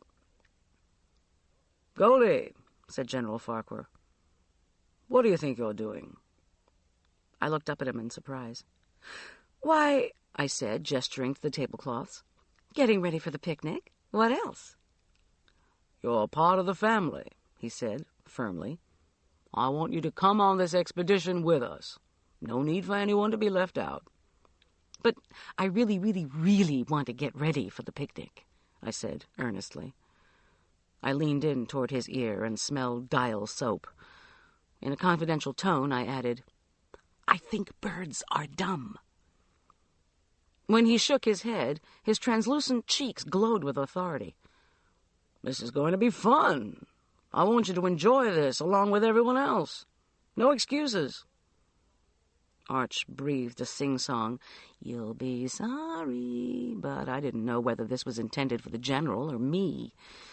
Giving up, I cursed the resourcefulness of the Audubon Society when a notebook and pen were provided for me. "The eagle population is down on the Front Range," the zoo lady began, after a brief look at her notes. She stared at us. I picked up my pen and wrote, "Eagle pop down," then looked up at her expectantly. She said, "This is because of the drought. There are fewer prairie dogs and voles for the birds of prey to feed on." She had lost me. I didn't want to risk another reprimand from the General, so I scribbled, "What's a vole?" Must be some kind of bird, I figured. What was that Domenico Modugno song about flying? Volare? I smiled at everybody and got up to pour coffee. Listen, look, lift. These were the rules for hunting birds with the binoculars. It sounded like an explanation of working with hand weights. In any event, within 10 minutes, the zoo lady had outlined the list of birds we would probably see that day, beginning with a red-headed woodpecker. Red-headed woodpecker? What was the big deal about that? In New Jersey, you saw them all the time. But we were off and running, or at least the General was. He knew the site of the woodpecker's nest and was forging ahead to set up the tripod and the scope. In the absence of actual military operations, the RHW was the enemy. Adele hobbled along the dirt path behind the gaggle of old-time birders. Wheezy, elegant in designer jeans and an Indian leather jacket, chatted vivaciously alongside her. Next was Elizabeth Miller in a black leotard and peasant skirt. Wheezy studiously ignored her. Arch walked quickly to keep up with Julian. Behind them were Brian and the zoo lady.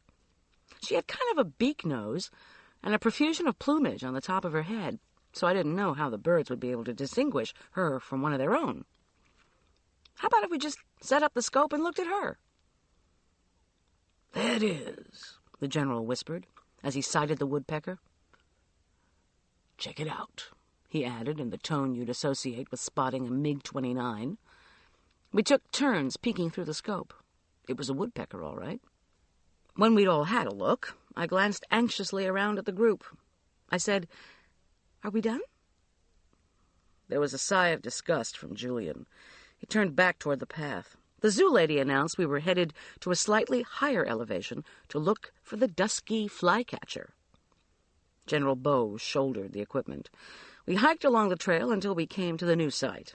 We fanned out, walked for a ways, and listened. Listened intently.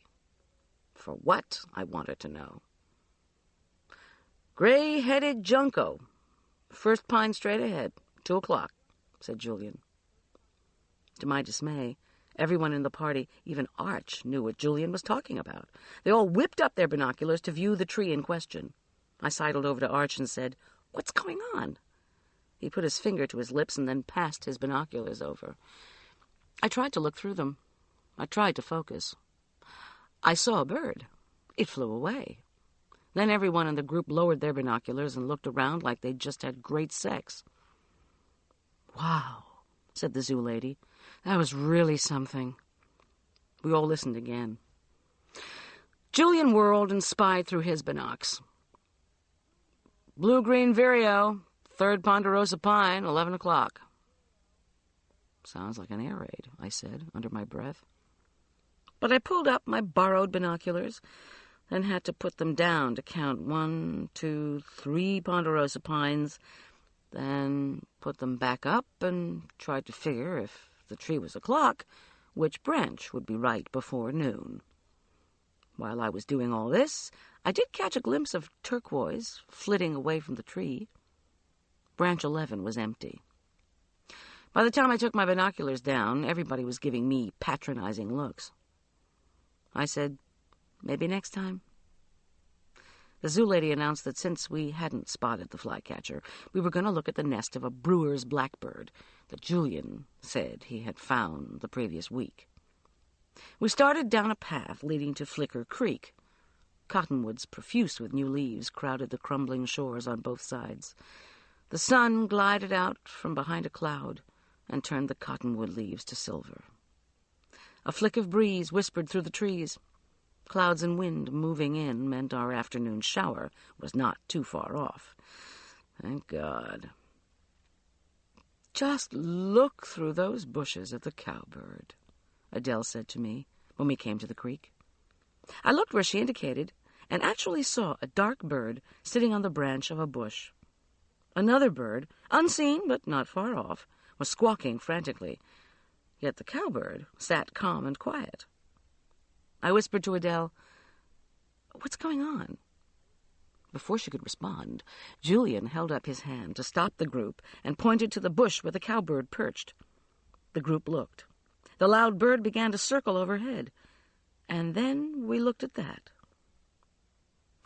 The zoo lady turned to the group, which had huddled around her. "The cowbird," she said, "has no nest of its own, but will lay her eggs in the nests of other birds. That's what's upsetting the brewer's blackbird." Well, I was glad we'd gotten that straightened out. We waited, and eventually the cowbird took off. Then we started across the creek. The general was so chivalrous it touched my heart. He put all his equipment down and gently lifted Adele as if he were carrying her across the threshold.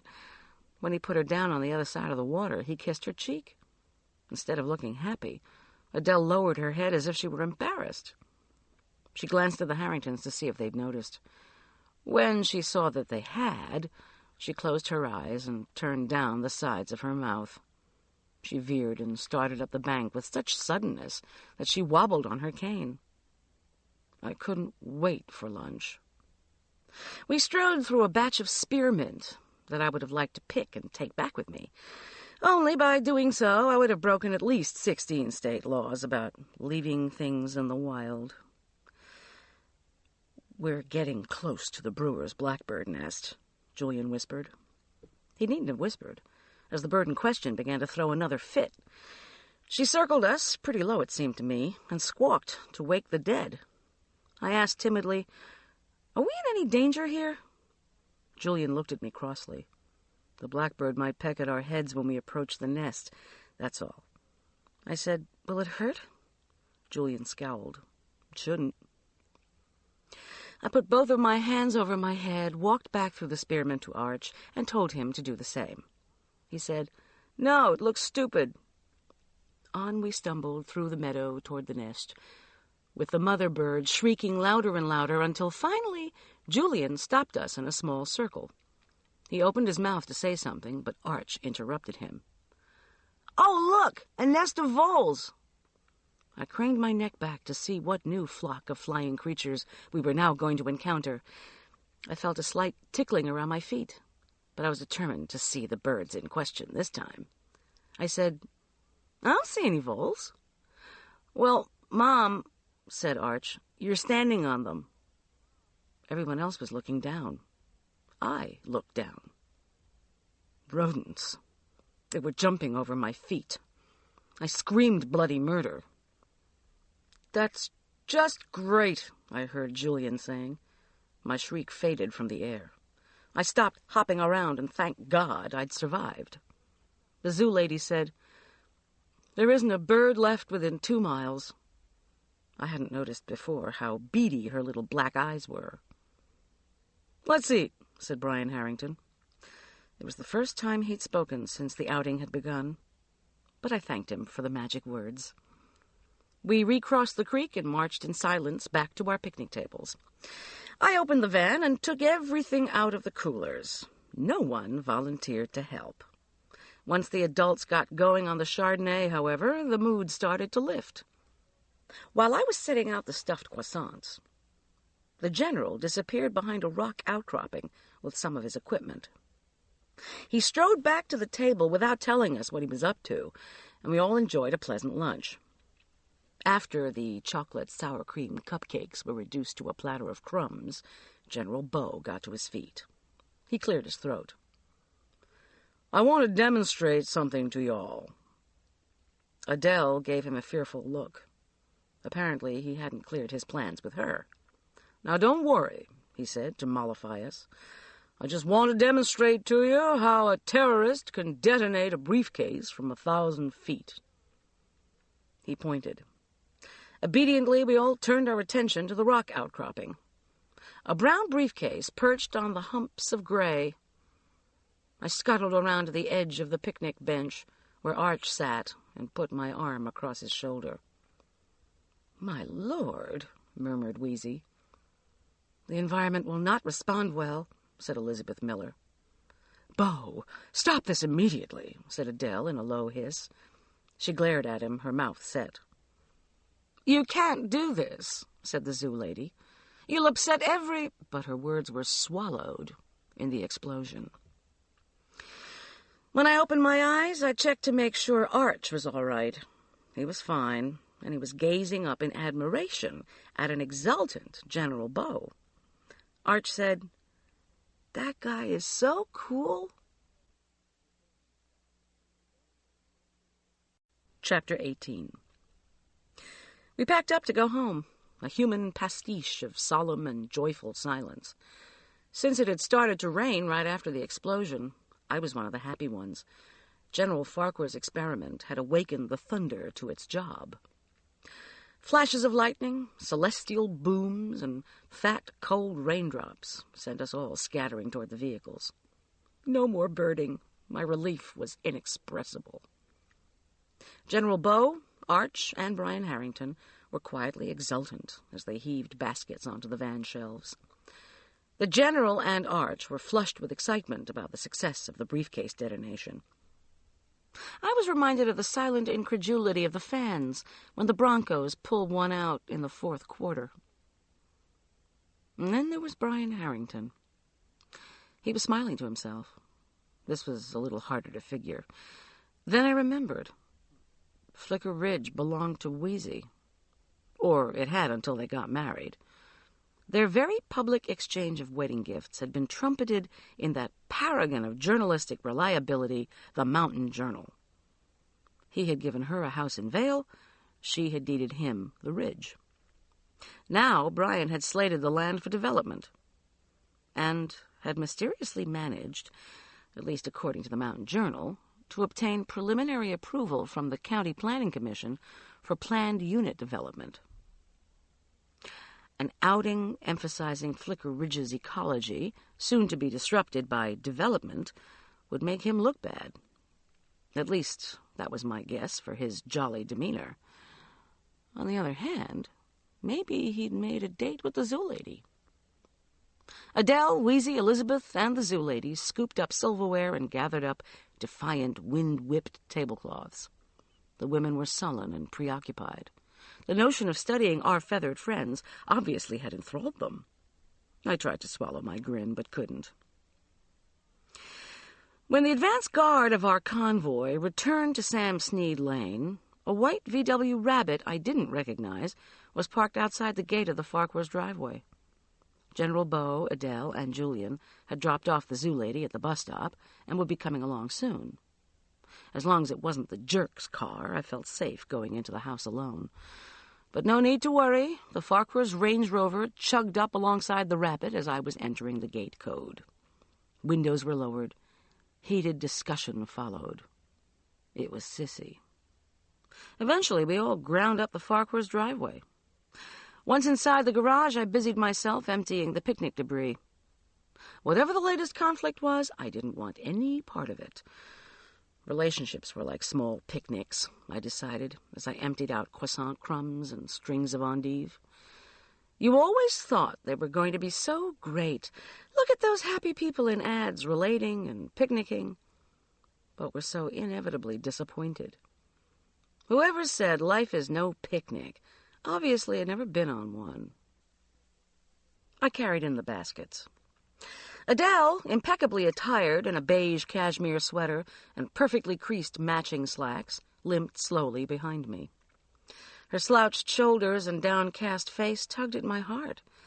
I asked her if she was pleased about the amount of money she'd made for the pool project. She shrugged, then said in a weary, trembling voice that the trip had fatigued her. She went to lie down while the general headed for his study. It was my great hope that he would tie up all the phone lines while I prepared dinner. Arch came out to the kitchen with me. "Mind if I work on my magic while you cook?" he asked. "Of course not." I scanned the refrigerator. I had all the ingredients for Chinese-style cod. I set to work on it while trying to rid myself of the image of pilgrims eating with chopsticks. "Not fish again," said Arch when he saw the ingredients. He was setting his supplies out on the kitchen island. "But you didn't even have it last time," I reminded him, then changed my tone. "Shall I order you a pizza?" I was trying to stay charitable. After all, this was the child whom I had never allowed to have a mouse, gerbil, hamster, guinea pig, or other rodent for a pet, and I had ruined his one interaction with voles. He pulled some cups out of his bag and said, "Let's ask Julian." At that moment, the menu arbiter himself appeared at the kitchen door, as he was so prone to do, just when his name was mentioned. He had Sissy with him. She was dressed all in white, crisp white halter top, white shorts, white socks and shoes. A white bow held her spill of brown curls off to one side of her pretty face, now set in petulance. As usual, Julian didn't look too happy either. "Doing magic?" he asked Arch. "Just practicing." Without further explanation, Julian and Sissy moved off toward the deck, where he ceremoniously shut the French doors. Even when you don't want to appear nosy, people will assume that you are. "Okay, Mom, watch the cotton ball." I turned my attention to the island. Arch had a cotton ball and 3 red cups. He deftly placed one over the cotton and then began to shift them around. When I incorrectly guessed which one had the cotton under it, he piled the other 2 on top of the final cup, gave them all a tap, and triumphantly lifted the stacked cups. There was the cotton ball. "Great," I admitted. "Simply marvelous. When are we having this show, before or after I serve the food at the barbecue?" Before he could answer, we could hear raised voices coming from the deck. A moment later, there were shouts. Arch pulled his mouth into a wry, knowing knot. Over the shouts, he said, "Guess they're having a fight."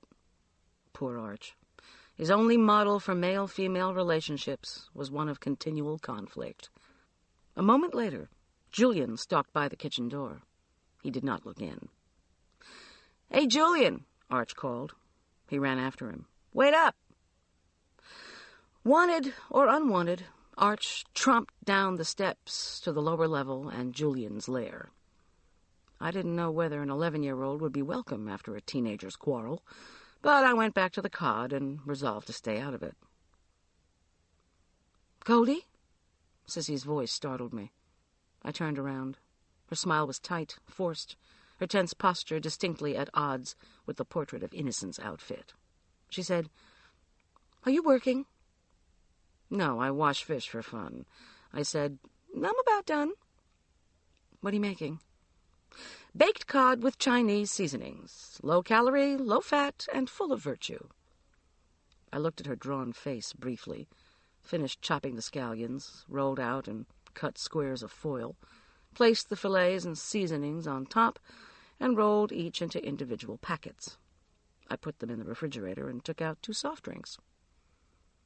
"Want to go out on the porch?" She gave a facial gesture as if to say, "Might as well," and turned. I followed her. The smell of pines, moist from the shower, was as lovely as it had been on the drive to Schultz's. I inhaled deeply and tried to bring the feeling back. Sissy's voice, honed to sharpness, interrupted my reverie. "Where were all of you this morning?" Sissy demanded.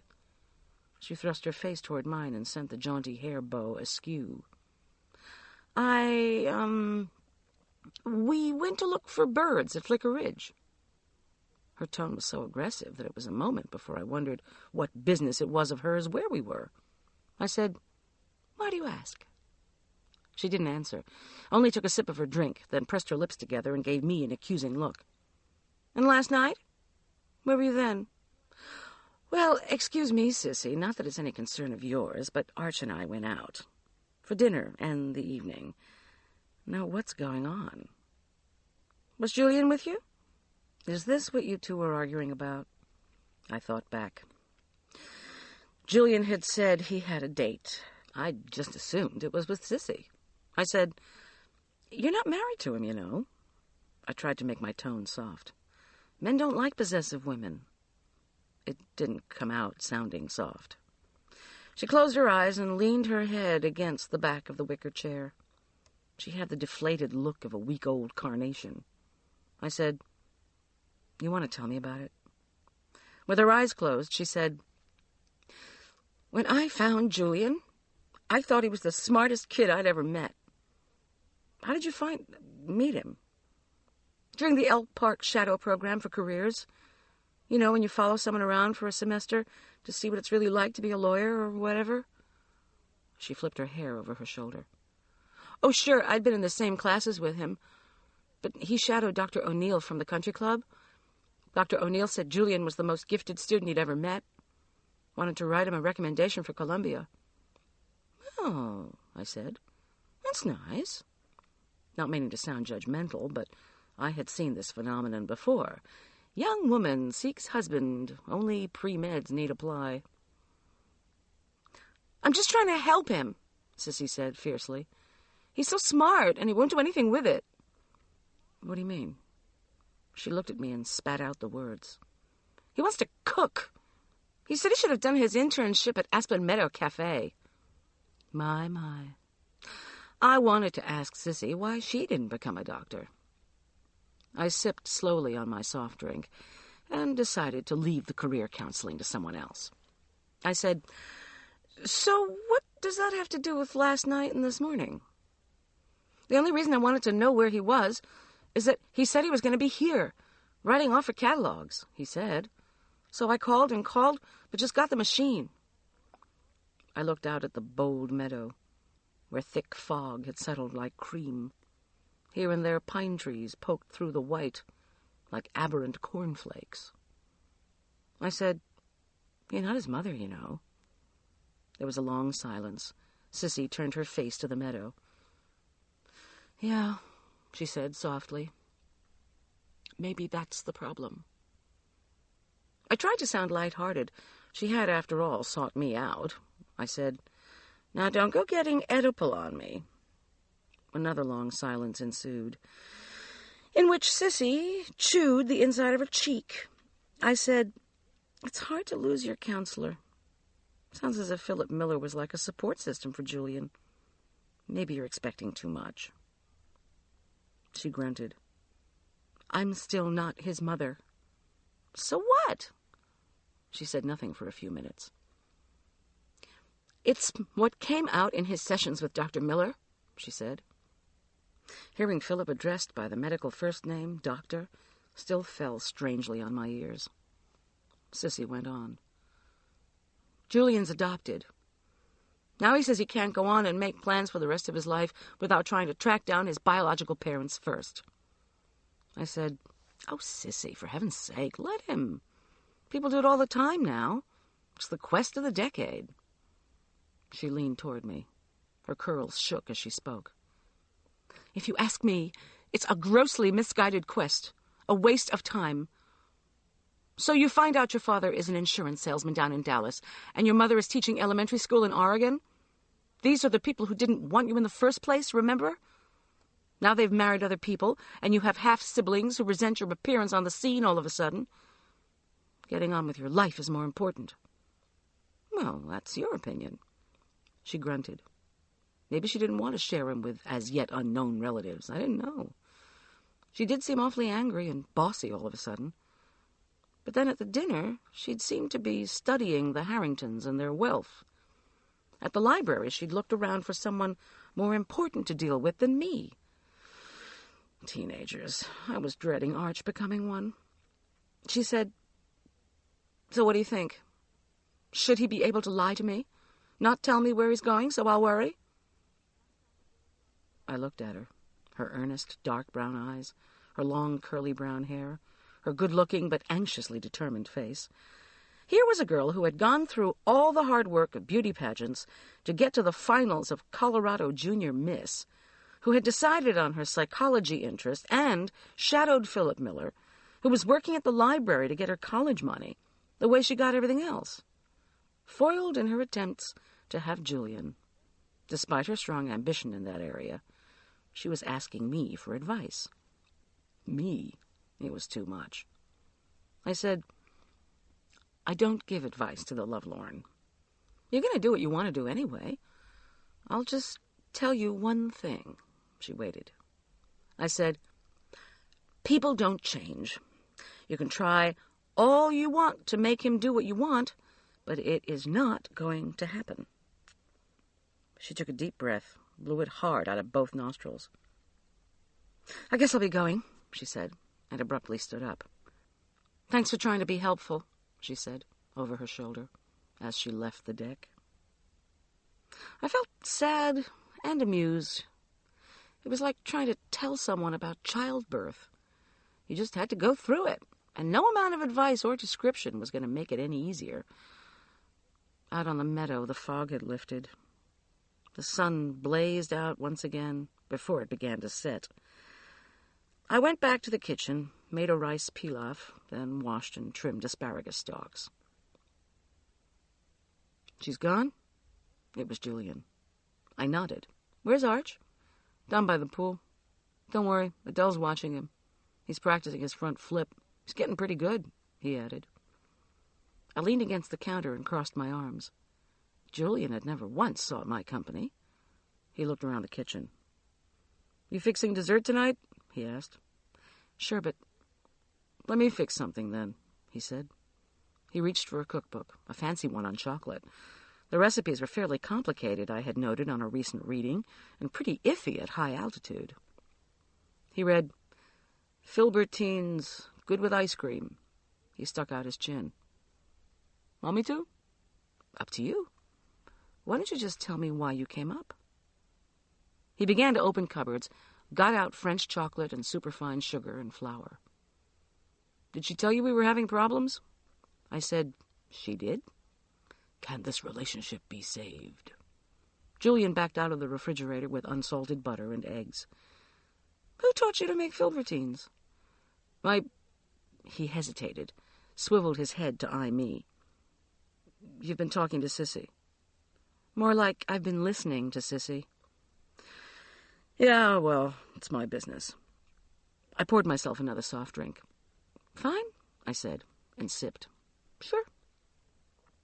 That's not really the problem with our relationship anyway. What isn't the problem? What I'm trying to do. You mean like looking for parents? Learning to be a doctor or a cook? What? No, none of that. The problem with our relationship is just that you don't learn to be cool down in Navajo land. Learn to be cool, I echoed. I mean, you know, sex appeal and all that dumb stuff. He began to whisk eggs in a copper bowl. I reflected on his words. You know sex appeal? No, I really did not. I'll tell you what I do know, Julian. I refilled my glass and watched the foam fizzle up the sides. Sissy likes you a lot, cares about you. He snorted. I said, it's like with Arch and me, or even Arch with his father. Some people have strange ways of showing they care.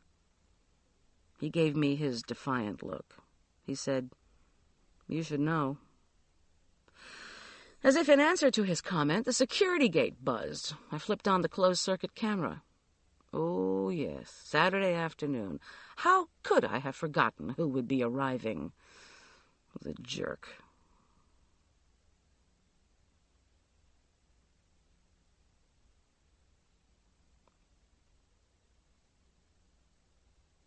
Chapter 19.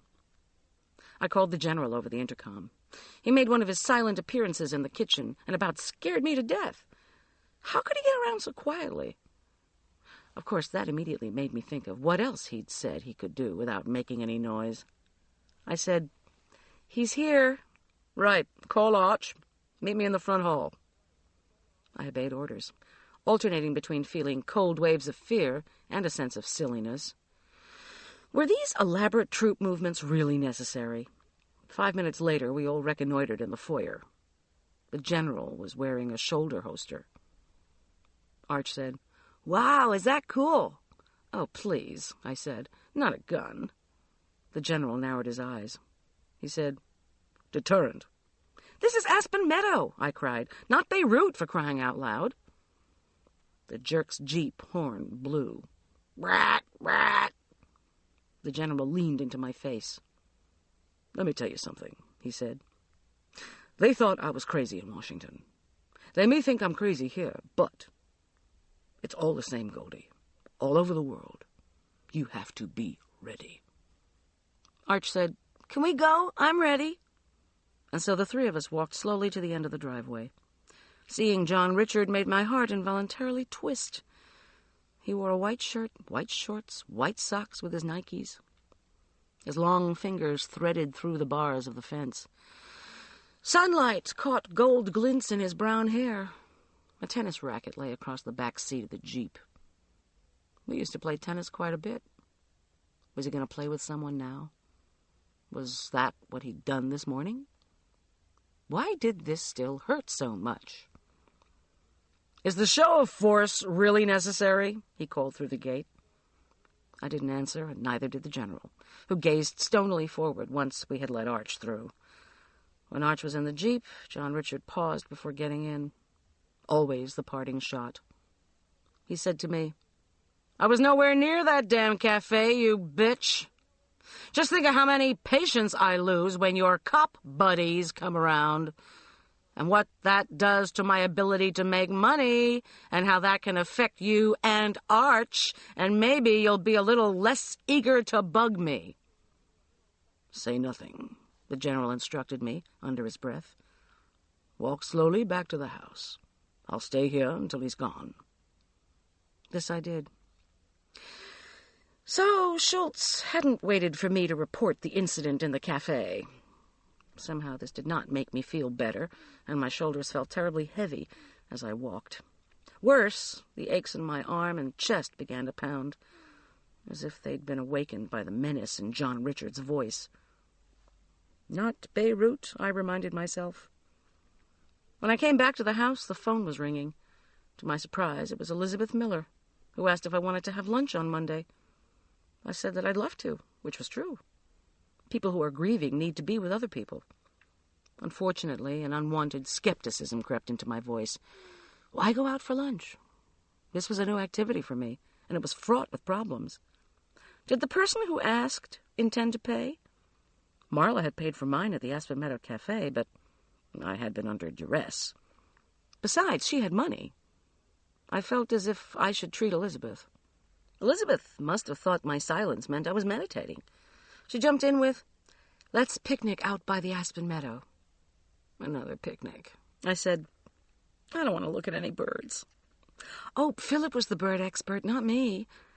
Listen, I'll bring tabbouleh and tassajara bread. You bring whatever you feel moved to bring." The next morning, after the early church service, I felt moved to make tomatoes vinaigrette and a pound cake. As I beat the butter for the latter, the phone's twang cut through the morning air. My spirits plunged. For heaven's sake, it was Sunday. The day of the week didn't matter to some people, apparently. I was the designated answerer. The general and Julian were out getting equipment for the next experiment.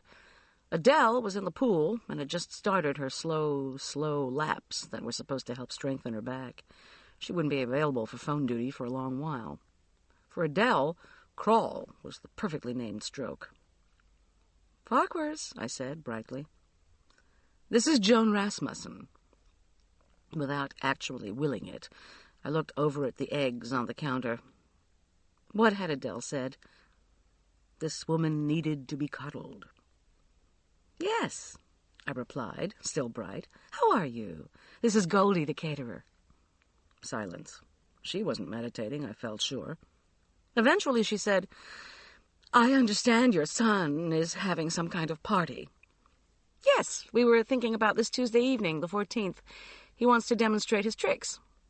I cleared my throat. Magic tricks. Did I call her Joan, since we were both parents of students? Or did I call her Mrs. Rasmussen, since I was the Farquhar's cook? He's invited my daughter. Wonderful, I said, without feeling it. The last time I talked to you, she went on, apparently unsure by what name I should be addressed, you did not indicate enthusiasm for our pool fundraising efforts. Ah. Although I understand that your son is indeed learning to dive, she said, as if this concluded her thought. She sniffed. Our daughter has been on the country club swim team for 3 years. These subjects were related. Joan had passed Manipulative Behavior 101. Arch was learning to dive. Joan's daughter was an excellent swimmer. The school needed a pool. If I helped with the fundraiser, Arch would learn to swim, save the school, and get the girl. I bit the inside of my cheek. How Arch wooed his female friends was up to him, and I had no money. I said, I'm glad your daughter's a good swimmer. Joan Rasmussen tisked with impatience. Would it be possible for you to pick up your fundraising decals at the school tomorrow? You're one of the very few parents who has not participated in any way. A shrink would have a field day with this woman. Or with me, as I succumbed to a crushing wave of guilt. I said, I'd be happy to pick up my decals tomorrow. Did you need to speak with Adele? Is she swimming this time, too? Well, yes, actually, but she'll be at the school tomorrow for a fundraising meeting. Joan Rasmussen hung up on me. I replaced the receiver with the comforting thought that type A behavior usually had its own reward. Monday morning, after I had done my yoga routine and seen everyone off for the day's activities, I set out for Aspen Meadow, namesake for our little burg. Nothing like driving out in the unsullied Colorado high country to rid the mind of peevish folks like Ms. Rasmussen. As I drove, I was thankful that the preservers of Aspen Meadow's environment had held their own during the state's boom and bust periods.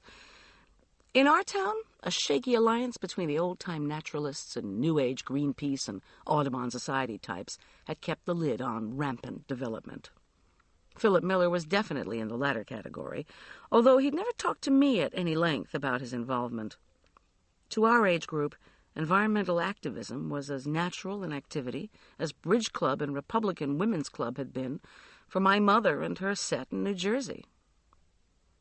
Meadows and forest, refulgent with growth, bordered Upper Cottonwood Creek on the way to the meadow. My environment-preserving friends had worked unceasingly to scuttle the state's plan for a bypass through here about 10 years ago. Before that, the do-gooders had moved heaven and earth to keep Aspen Meadow from being a site for the Winter Olympics. Most towns would kill to get the Olympics, not folks in Aspen Meadow. Imagine our meager hills being torn up for ski runs. No, thank you. One of their posters had become a collector's item. Save trees from skis. Out my window, the wildflowers of mid-June seemed to wave in appreciation. Near the road, stands of chokecherry bobbed long, sweet shoots of white blossoms. Arrows of crimson fireweed dotted a dirt embankment, while the creek sides burgeoned with golden banner. Through the meadows, brilliant Indian paintbrush splashed orange amid the green. At the entrance to the wildlife preserve, the van thudded from pavement to dirt. If I could ever get ahead in the financial arena, I was considering getting one of those new four-wheel drive vans. Then I could ferry comestibles through any manner of blizzard and road conditions. But for now, I would coax the old VW along, even on cratered dirt roads like this, and not ask too much of it. Elizabeth and I had agreed to meet around 10, to have time in case the rain made its habitual appearance in the early afternoon. Elizabeth hadn't felt moved to be on time. I staked out our spot, an old picnic table by the stream. Close by, I could see the boarded-up cabin of a beekeeper friend of mine. But the beekeeper was long gone. Standing on one of the picnic benches, I could just see one of his hives. Would the bees still be there, I wondered? And did they miss him? What do you suppose happens to you after you die? Asked Elizabeth, who had appeared next to me. Her black ballet slippers had made no noise in the grass. Gosh, I said, startled. I don't know. I was willing to bet my pound cake that Elizabeth subscribed to some esoteric theory of reincarnation. And at that moment, I wasn't prepared to hear about Philip as a butterfly alighting on a nearby wild iris. I've been reflecting on it. What did Philip think about life? What was important to him? I know how he felt about vitamins B, E, and C, and how he felt about our parents, but I haven't a clue about his view of the afterlife. Let's sit, I said. She followed me to the table. Cottonwood Creek, muddied by the spring snowmelt, gurgled over a bed of rocks. I fluffed out a green and white check tablecloth, and we both put down our baskets. I ladled out thick slices of tomatoes vinaigrette onto 2 paper plates. What I think, I said, is that you have a clue about what was important to a person in life when you look at how he spent his time. Elizabeth peered into her bowls and said, "Uh-huh." She scooped spoonfuls of tabbouleh out for the 2 of us. Her offering looked like a cross between birdseed and the mixture they gave in the cat cage at the Denver Zoo. I took a bite of tabbouleh, to be polite. So, I went on, what was important to him was his practice and his activities like Audubon. I took a deep breath. And giving his body to science? She looked away. A bee buzzed around the frizz of her hair. Yes, she said delicately. He was an organ donor. I heard you arguing with Wheezy about it. Elizabeth squinched up her pixie nose.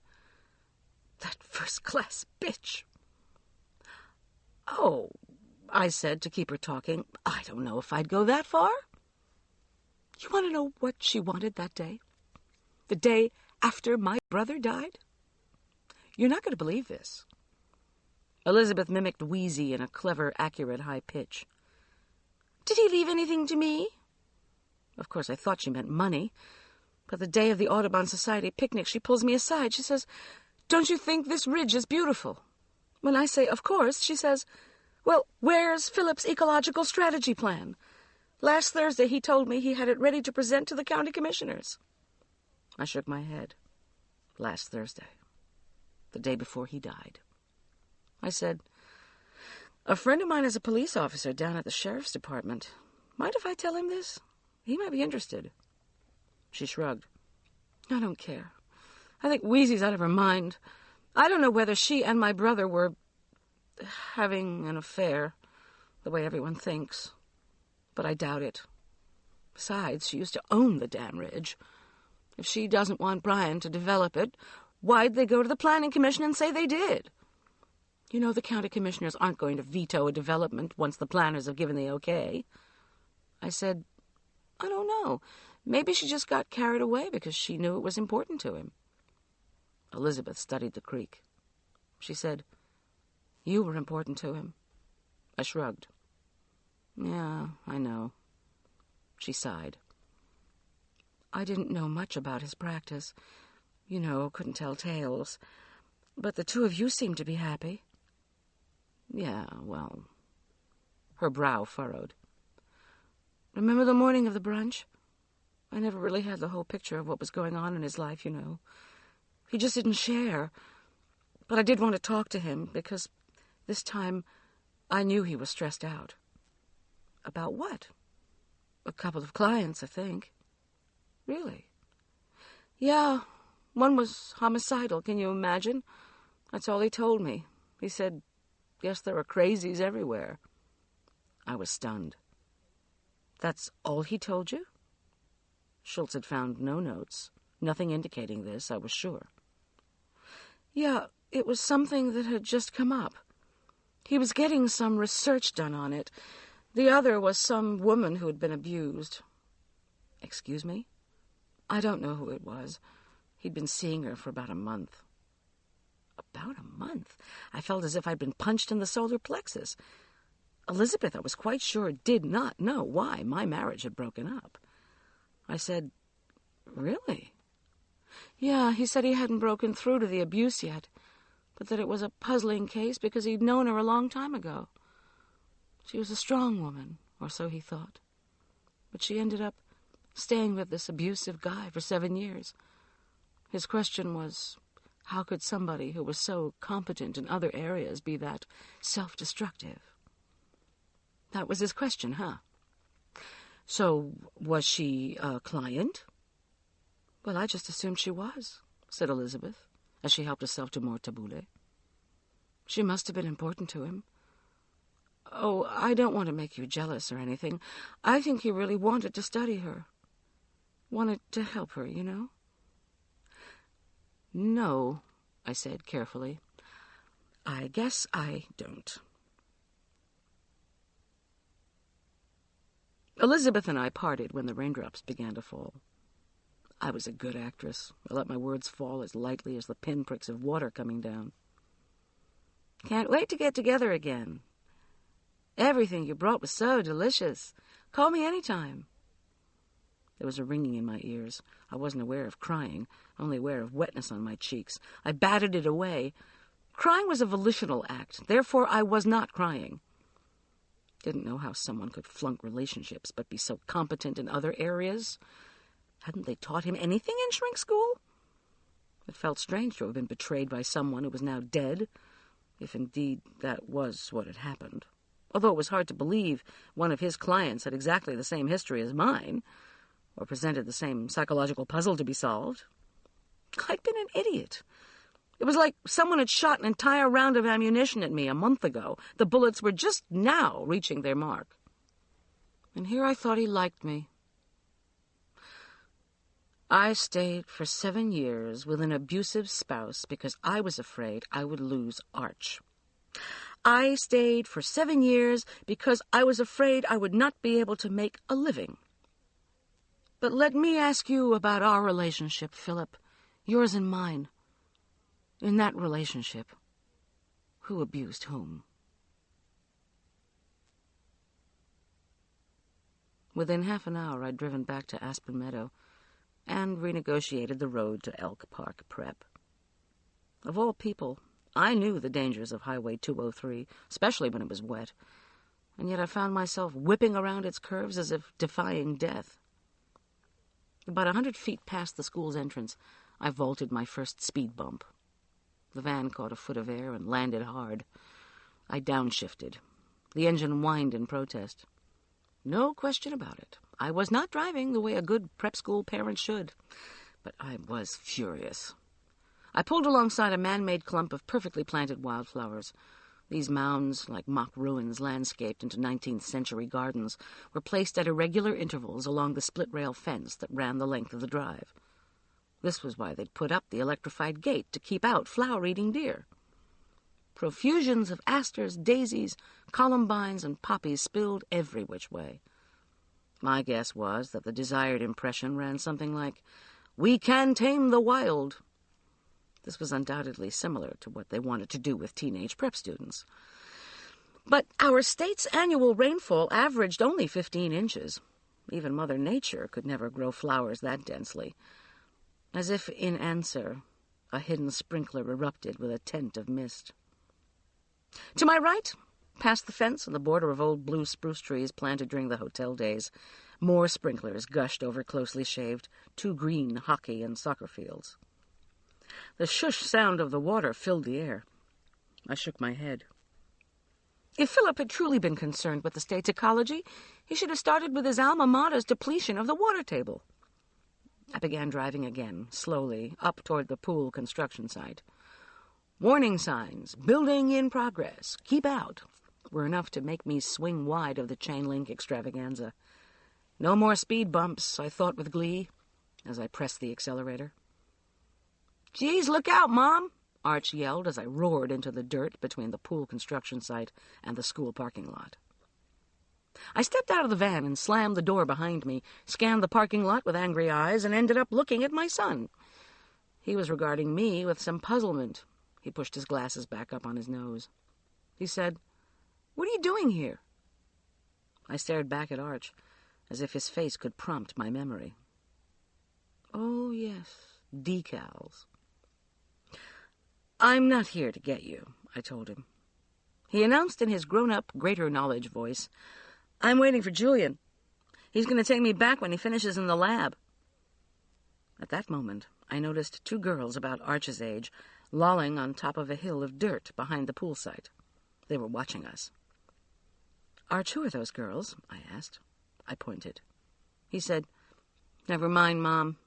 Let me just take you into the office. Great. We started to walk toward the stucco building. Behind us, female voices called, Hey, you're cute. I whirled around. Arch, are they yelling at you? His cheeks were crimson. He was staring at the sidewalk. He said, Just keep walking, Mom.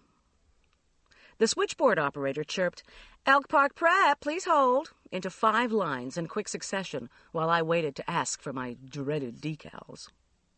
Arch disappeared. I sat on an imitation leather bench and allowed blankness to fill my mind.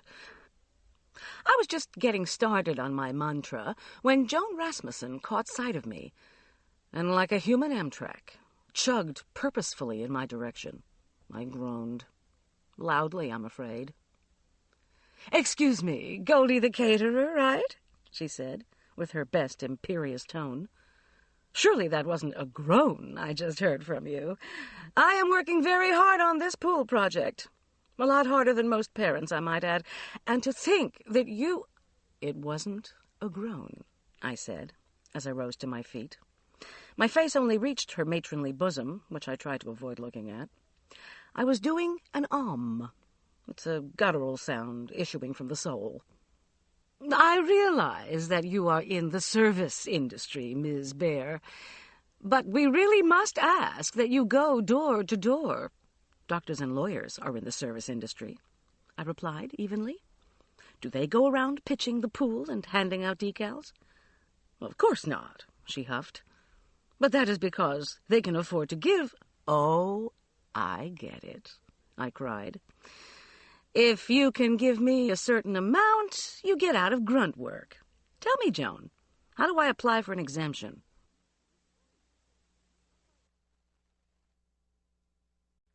At that moment, the headmaster appeared from behind the switchboard operator. I'd never seen him up close.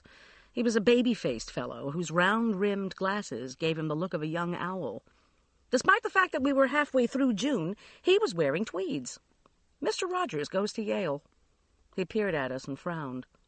Trouble in the neighborhood. Here are your decals, said Joan Rasmussen as she handed me a packet. Thank you for volunteering your time so generously. A noise arose from deep in my throat.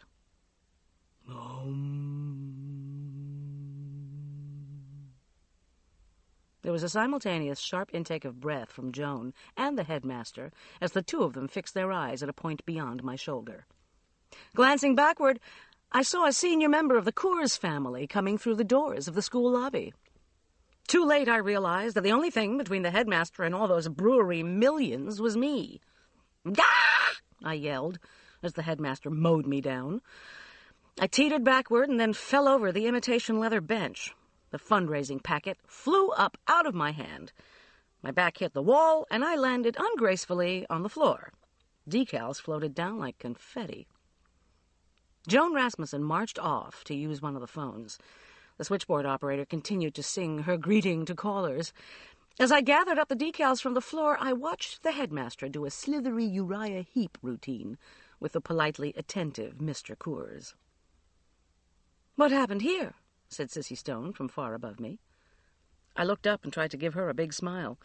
When we had last parted, she hadn't been in a terrific mood. I'm cleaning up my decals. What else? She craned her neck around to see if anyone more important was in the vicinity. My, look who's here, she said under her breath. I don't suppose you'd be interested in gathering some of these up? She sighed with great drama. Sorry, I'm waiting for Julian, and I can't get my pants dirty on the floor. I grunted and stuffed the last of the decals into the envelope. When I had heaved myself back up on the bench, I thought again about what Elizabeth had told me about Philip's problematic clients. I gave Sissy a long look.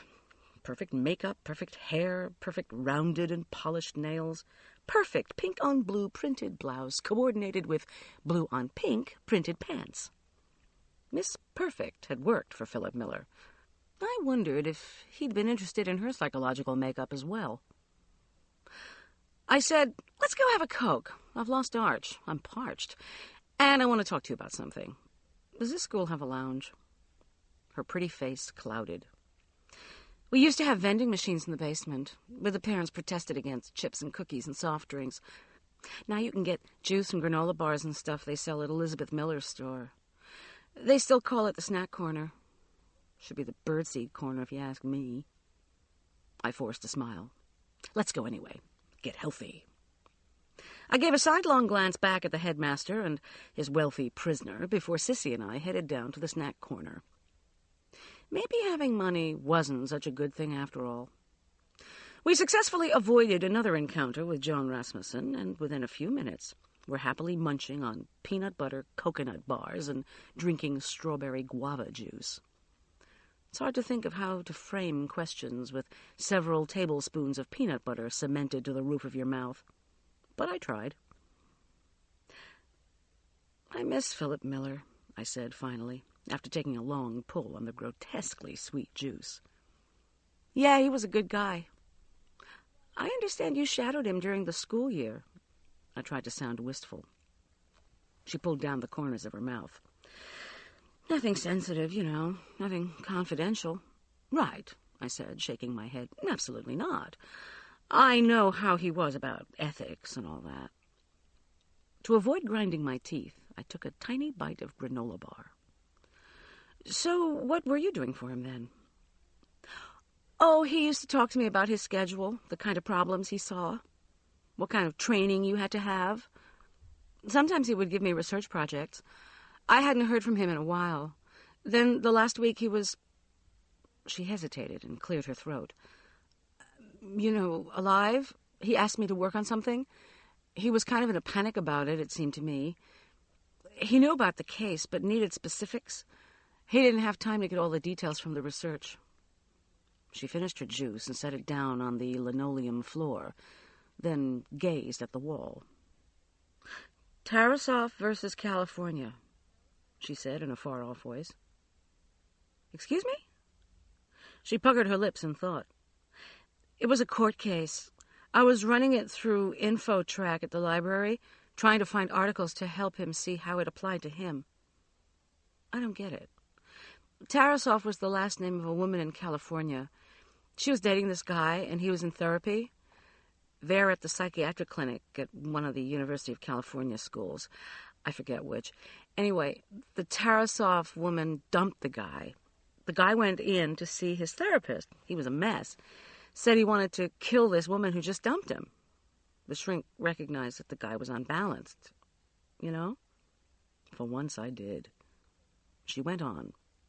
"So the shrink tried to get the guy institutionalized. He realized the guy was losing it, but the guy terminated his therapy instead. The shrink called the campus police.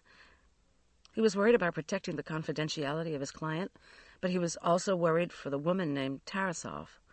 Without telling the cops why, he asked them to beef up their security around the house where the Tarasov woman lived." She paused. "And did they?" "Yeah, they did, but it wasn't enough." Sissy's voice caught. "The guy killed her."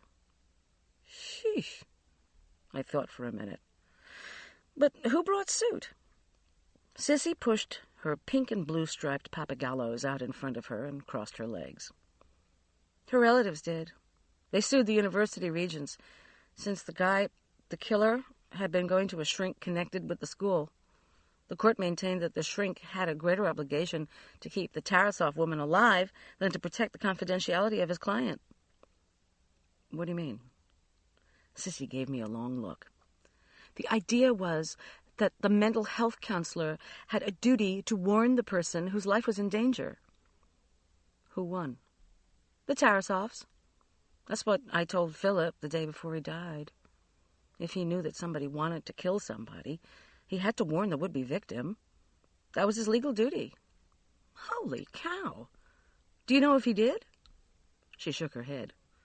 "I think he was going to do something, tell whoever it was that there was danger. have the person call the cops or something, but I can't be sure. I stared at her, transfixed. The call Schultz had received just before the accident, from the Aspen Meadow Country Club. You gotta come help me. My life's in danger.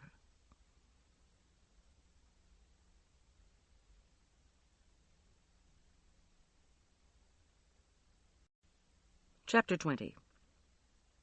At that moment, Julian came shuffling down the stairs to the so-called snack bar. How long had he been listening? I didn't know. "Hey, what's happening?" he said. I said nothing. He scanned Sissy's face and then mine. He was looking for a mood. "Are you done with your lab work yet?" Sissy demanded. "Yeah, I'm done. Are you upset?" She assumed a light tone. "I'd hate to think what would happen if you actually had to be responsible, Julian. Now you have to drive back to the club, and I'm going to be late for the library. If you were me, would you be upset?" I took a deep breath and said, "No." Almost immediately, I regretted opening my mouth. Both teenagers turned mind-your-own-beeswax looks in my direction. I said, "I'll take Arch home if it'll speed things up. There's really no need for a conflict here." Sissy said, "Since when are you the expert at patching things up?" I itched to say something bitchy, but remembered my words to Arch regarding taunting on the playground. I'd say, "Don't get down on their level, sweetheart. Just walk away." For once, I took my own advice. "Hey, wait up!" Julian hollered after me when I reached the landing. "I'll be looking for Arch," I called over my shoulder. Outside, the weather obliged by rolling a cool breeze off the mountains. More dark clouds threatened. Where had Arch gotten to, anyway? "Look, hey, I'm sorry about that," said Julian when he reached me. He cast his eyes down, embarrassed. I leaned against a dusty Acura Legend. It was an expensive car. Probably belonged to a 17-year-old. I said, "You're not responsible for the way she acts, you know. Even if you were married to her, you wouldn't be responsible for her. And by the way, I would strongly advise against further interest in this girl." He pulled his mouth over in a half-smile. "The caterer with the advice." "Oh," I said, "spare me." I called Arch's name. Droplets of rain splattered into the dust as I began to traipse toward the pool site. Julian was close on my heels. I found myself worrying about the water dripping through the pinpoints of Julian's bleached hair. His scalp would become drenched. He would come down with bronchitis. Not responsible, I reminded myself. Not responsible. In fact, I would serve Hostess Twinkies in hell before I would tell him to cover his head. "Look." Julian raised his voice over the hissing of the rain. "Sissy's just, you don't need to make excuses." We came up on the pool site. Felt like a good a 6-foot fence would do if someone left the gate open. In the pool, Arch, splashing around as if he were blind, yelled, "Marco!" I called again. The two friends who'd been answering Polo leaped out of the pool and disappeared. I thought, aren't there any regulations around here? I howled for Arch and glared at Julian. He went on talking as if it were not raining and I was not trying to get Arch out of the pool. He said, "Sissy's sort of like possessive." Explains everything. I crossed my arms and tried to ignore the rain. Once Arch realized his friends were gone, he opened his eyes, saw me, and propelled himself up the side of the pool. He yelled that he would be there in a minute. "Really?" Julian said. He craned his neck back and shook his head the way a wet dog would. "She worries about me." "I think you had it right the first time." "Thing is, I'm not sure she wants me." He shifted his weight and looked around. I wanted to say something about perhaps trying another hairdo, when, without warning, he leaned close to me. "What is it?" I blustered, and thought immediately of Brian Harrington. Why were males suddenly attracted to me? Maybe I was losing weight. "What's the secret?" he said in a low tone. "What secret?" "About aphrodisiacs." I said, "You're a child, for God's sake." A throat cleared behind us. I turned around. It was Tom Schultz. His head was cocked, his eyebrows lifted. Arch, wearing flip-flops, clopped up to join us. He shivered underneath his towel. "What were you doing?" I demanded of him. Arch tisked, as if I were terribly overbearing. Tom Schultz murmured, "Might want to ask the same thing of you, Miss G." At that moment, Sissy strode up. She and Julian wordlessly withdrew. "Hey!" Arch called after them. "I thought you guys were taking me." "Things have changed," I announced. "I'm taking you. After I get an explanation." His lips were blue, but he managed to say, "It's not official, but they filled the pool with water. We were just having some fun, but then it started raining." I said, "No kidding." I brushed raindrops from my face and arms. "Would you please get into the van?" I handed him the keys. He knew how to start it and warm it up. He also knew better than to launch a verbal defense at that moment. Schultz said, "Want to get into my car for a minute?" "I can tell when you're not in one of your better moods, Miss Goldie." Should I be in a good mood? The raindrops turned to heavy mist. The road to Aspen Meadow was shrouded in fog and rain, just as it had been after the brunch. The pool water reflected the dark sky. "I'm worried about Arch," I said. "I want to stay where I can see him." Schultz said, "By the way, I do think Julian Teller is a little young for you." I gasped sharply. His large, moist face beamed when he laughed. "Didn't you see what he—" I began. Yeah. Behind us, my van started up. I hoped Arch turned the heat to high. "Listen, the general said you'd be out here doing fundraising for someone other than yourself." "Excuse me? How did he know that? I was the only one who talked to the fundraising lady." "Look, Goldie, you live with a former member of the intelligence community. You gotta figure he's gonna do what he does best." Great. If he was gonna listen in, why didn't he just answer the phone himself? "Anyway," Schultz was saying, "something's come up with the Philip Miller case." He paused and looked around. "Something you said about the way he was driving made me call back the coroner's office. They just checked Miller's eyes briefly because he was a cornea donor. You know, that procedure has to be done within a few hours or it's no good. So I called the cornea bank. You're not going to believe this." He took a deep breath, his green eyes suddenly solemn. Miller's corneas were rejected. "What?" "The coroner's office doesn't remove contact lenses, which Miller had on. Remember he'd gone to the eye doctor that morning?" I nodded, and he continued. "Miller's contacts, according to the ophthalmologist at the cornea bank, were embedded with peroxide. The tainted contacts burned off the epithelium, or top layer of the cornea. He couldn't see." I was incredulous. "Couldn't see? He could see me at the brunch. He drove fine on the road for a while. How could this happen?" "Goldie, I do not know. I called the eye doctor. He said Philip Miller was fine when he left his office, and obviously he could see well enough to get to the brunch. Another thing, the doctor said peroxide on your lenses would cause intense pain, and right away. It's not possible anyone could stand the pain for more than a few seconds." I ran my fingers through my damp hair and shook my head. "I gotta go," said Schultz. "A lot of work to do. Mind if I peek in at Arch?" He eyed the van. "Sure." He opened the door and said a few words to Arch that I couldn't hear. They both laughed. Then Schultz slammed the door and swaggered over to give me a hug. Into my ear, he said, "There's just one thing I want." "What's that?" "Whatever it was Julian Teller wanted." Arch explained on the way back to the Farquhars that he was so sick of doing his schoolwork that he just needed a break in the pool. I said, "That's not the point. It's too dangerous to go into a pool that's not completely built. Mais la piscine est finie." Well, I was impressed that he knew how to say in French that the pool was finished, but I wasn't going to let him off the hook that easily. "Then why have a security fence around it?"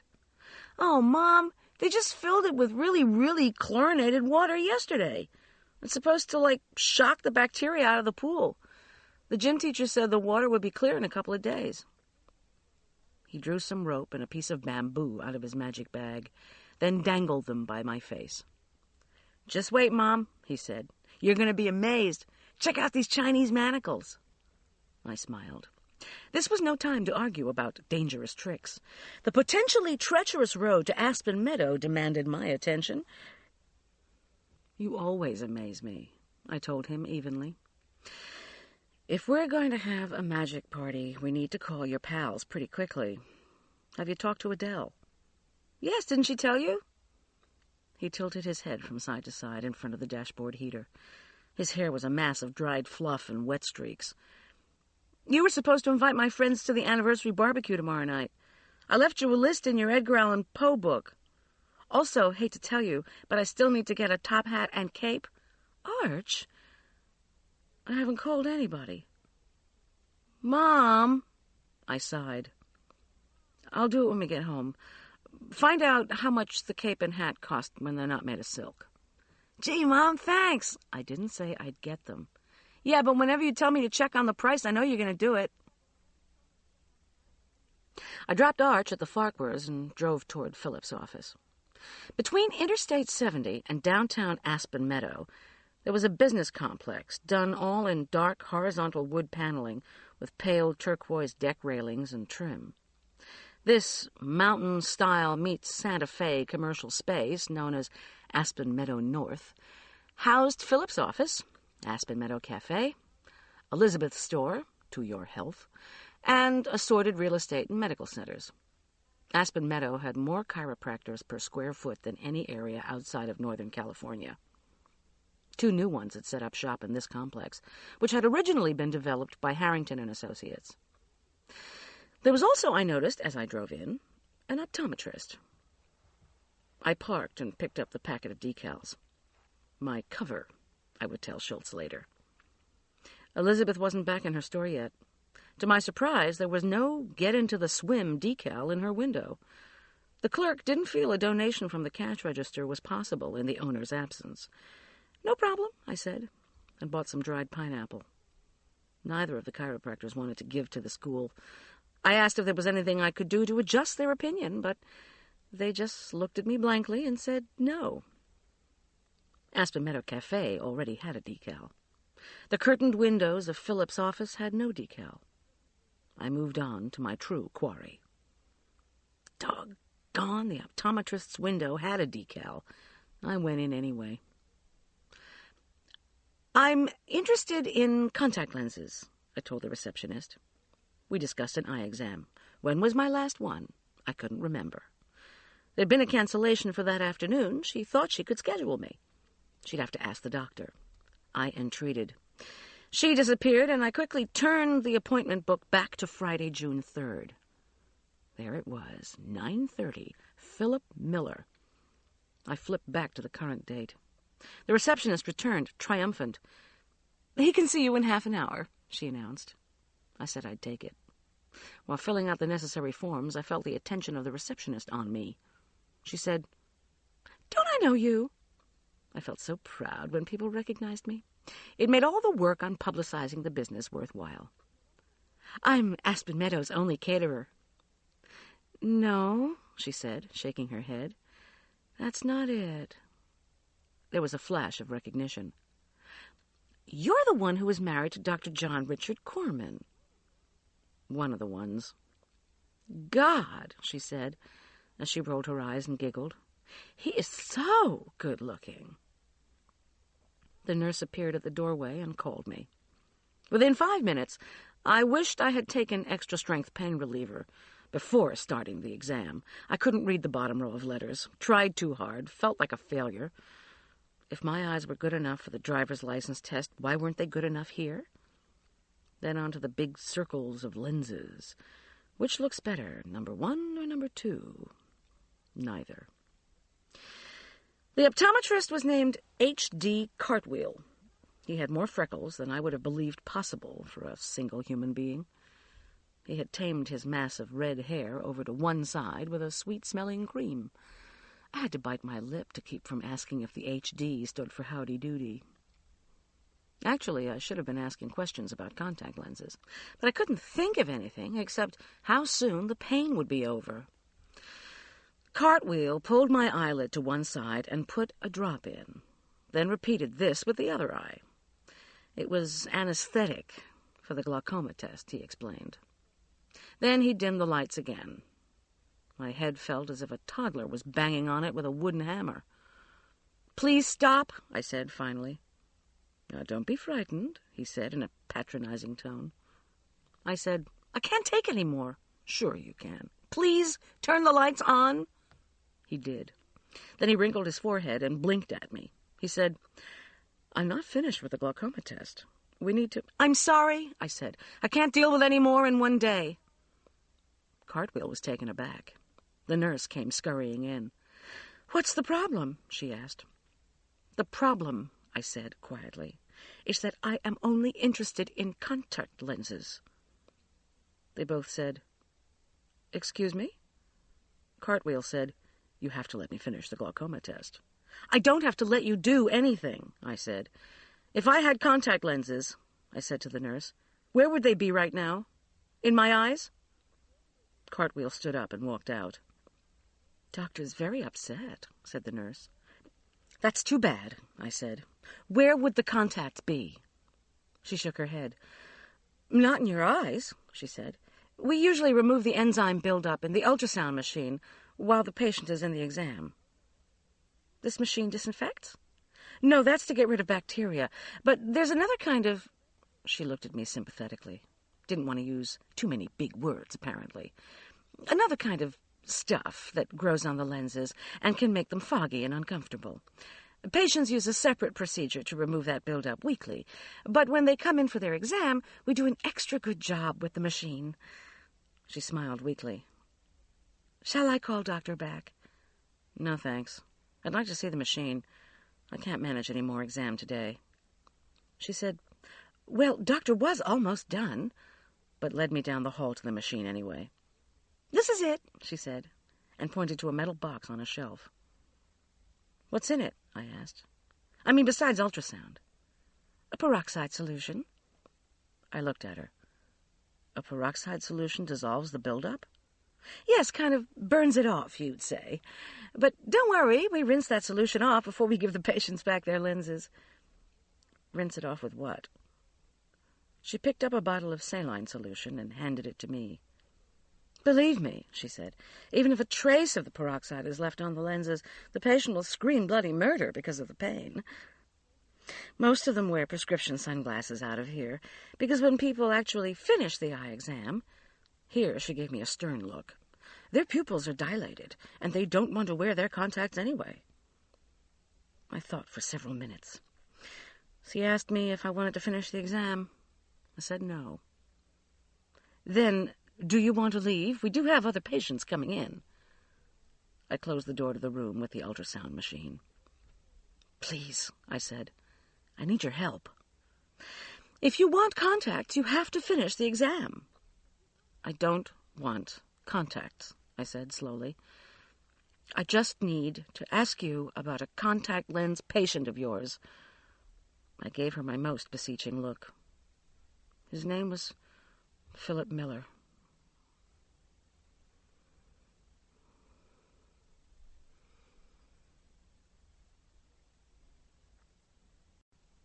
Chapter 21. She shook her head. "You must know I can't talk to you about patients, especially—" Here she paused for effect, as if I were a criminal. "Since the police have already been in." I know, I said. "But please, listen. Philip Miller was a friend of mine. A good friend," I added earnestly. "And you don't have to tell me anything about him personally or his medical history. I just want to know a couple of things about his visit." She hesitated. Her experience with odd patients was clearly limited. "You see," I went on in a rush, "I was behind him when he crashed. I'm trying to help the police."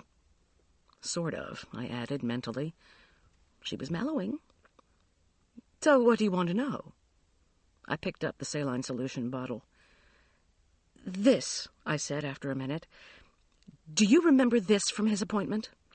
I told the policeman all about it. Miller was the first appointment of the morning. In good Rogerian fashion, I said, "The first appointment." She took the bottle and shook it. I always do that before I rinse off the lenses. There was just a little bit left in the bottle when he came in. I used it to rinse off his lenses, and then I threw it away. That's all. That's it. And did he put the lenses in? She nodded. I watched him do it. Whatever happened, I thought on the way home to the Farquhars, must have been something of a delayed reaction. Philip had not excused himself from the brunch, had not left me for more than a moment. I didn't believe he could have done anything to his lenses, or had anything done without my noticing. Still, though, figuring on an hour for the appointment, how could you account for that half hour from leaving the optometrist's office, coming to Elk Park Prep, and then driving back to Aspen Meadow? Why didn't Philip feel any pain? Why did he suddenly go blind? As usual, cooking was the cure for distress. The rain had cleared, and the air was filled with a sweet, moist smell. I turned off the security system that guarded the first-floor windows and opened them all. Out back, Arch and Julian were splashing and yelling in the pool. With Julian in for dinner, I decided on a crustless quiche made with Jarlsberg and 2 other cheeses, a salad of lovely greens the General had picked up on one of his shopping expeditions, and some cloverleaf rolls I had brought frozen from my old house. I grated the Jarlsberg into a golden mountain of creamy strands. To my surprise, the phone only rang once. It was my lawyer, telling me 3 Bears Catering had a legitimate case, and it wouldn't cost too much to have my name changed. Of course, to him, nothing cost too much. I told him I would think about it. After plugging in the recorder, I let my mind wander back to what it was Elizabeth had said about Philip studying an abused woman. One thing I had noticed about making a marital mistake, you compounded the error by spending even more emotional energy ruminating on why you made the mistake, even if you corrected it by divorce. Furthermore, if Philip was so interested in why I had stayed with John Richard for so long, why hadn't he asked me himself? I melted the butter and stirred in flour for the cream sauce that was the actual base for the quiche. While I stirred in the milk, I imagined myself hiking with Philip and having him pose the question to me himself. Why did you stay? Because I saw myself saying to him, because I ignored the evidence. I believed that John Richard would change. Because that's what I wanted to believe. Just like those poor suckers who went to great lengths to demonstrate that the world is flat. No matter how strong a person you are, if you want to cling to a falsehood, you will. By the same token, I had known that someday I would have to get out. That realization led me to study catering systematically.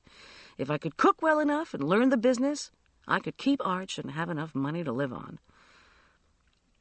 In my mind's eye, I could see Philip, see his questioning look. It reminded me of the questioning look I had received from a male social worker at a National Organization for Women meeting, the first and last one I ever went to. The social worker had talked about spouse abuse. "Look," I'd said defensively to the social worker during the break, incipient tears closing my throat. "Sometimes it's hard to leave." He'd given me a questioning look. "I guess I need to see a shrink," I'd whispered to him then. "Are you available?" Sage that he was, the social worker had said I should work with a woman, which is what I began to do. It was very hard to be verbally vulnerable, to let down defenses and admit that I was staying in an insane situation. "You're so together," people always said to me. "You're so articulate." No one said to me, "You're so crazy." Until that now meeting, I hadn't admitted that I might indeed be losing my mind. "I know what losing your mind is," Arch had said to me once as I drove him to first grade. "You do?" "It's like when you can't remember someone's name just for a minute, and just for that minute you've lost your mind. Then it comes back." "Ah," I'd said. It came back. My mind. The counselor was wonderful. The cooking was salvation. Andre, who trained me in catering, was a friend. In his big Denver kitchen, the activity swirled all around me as I tried to keep tears from falling into the bread dough I was mixing. "You know salt slows down the action of the yeast," he had said once over my shoulder. He saw me crying but never asked about it, just handed me gifts of food to take home to Arch. He would ask me, how did that dinner for Mrs. Sweeney go? Those chili rellenos stay hot? Andre offered his presence and his faith in me. It sped up the healing process. Cooking helped both before and after I told John Richard I was divorcing him.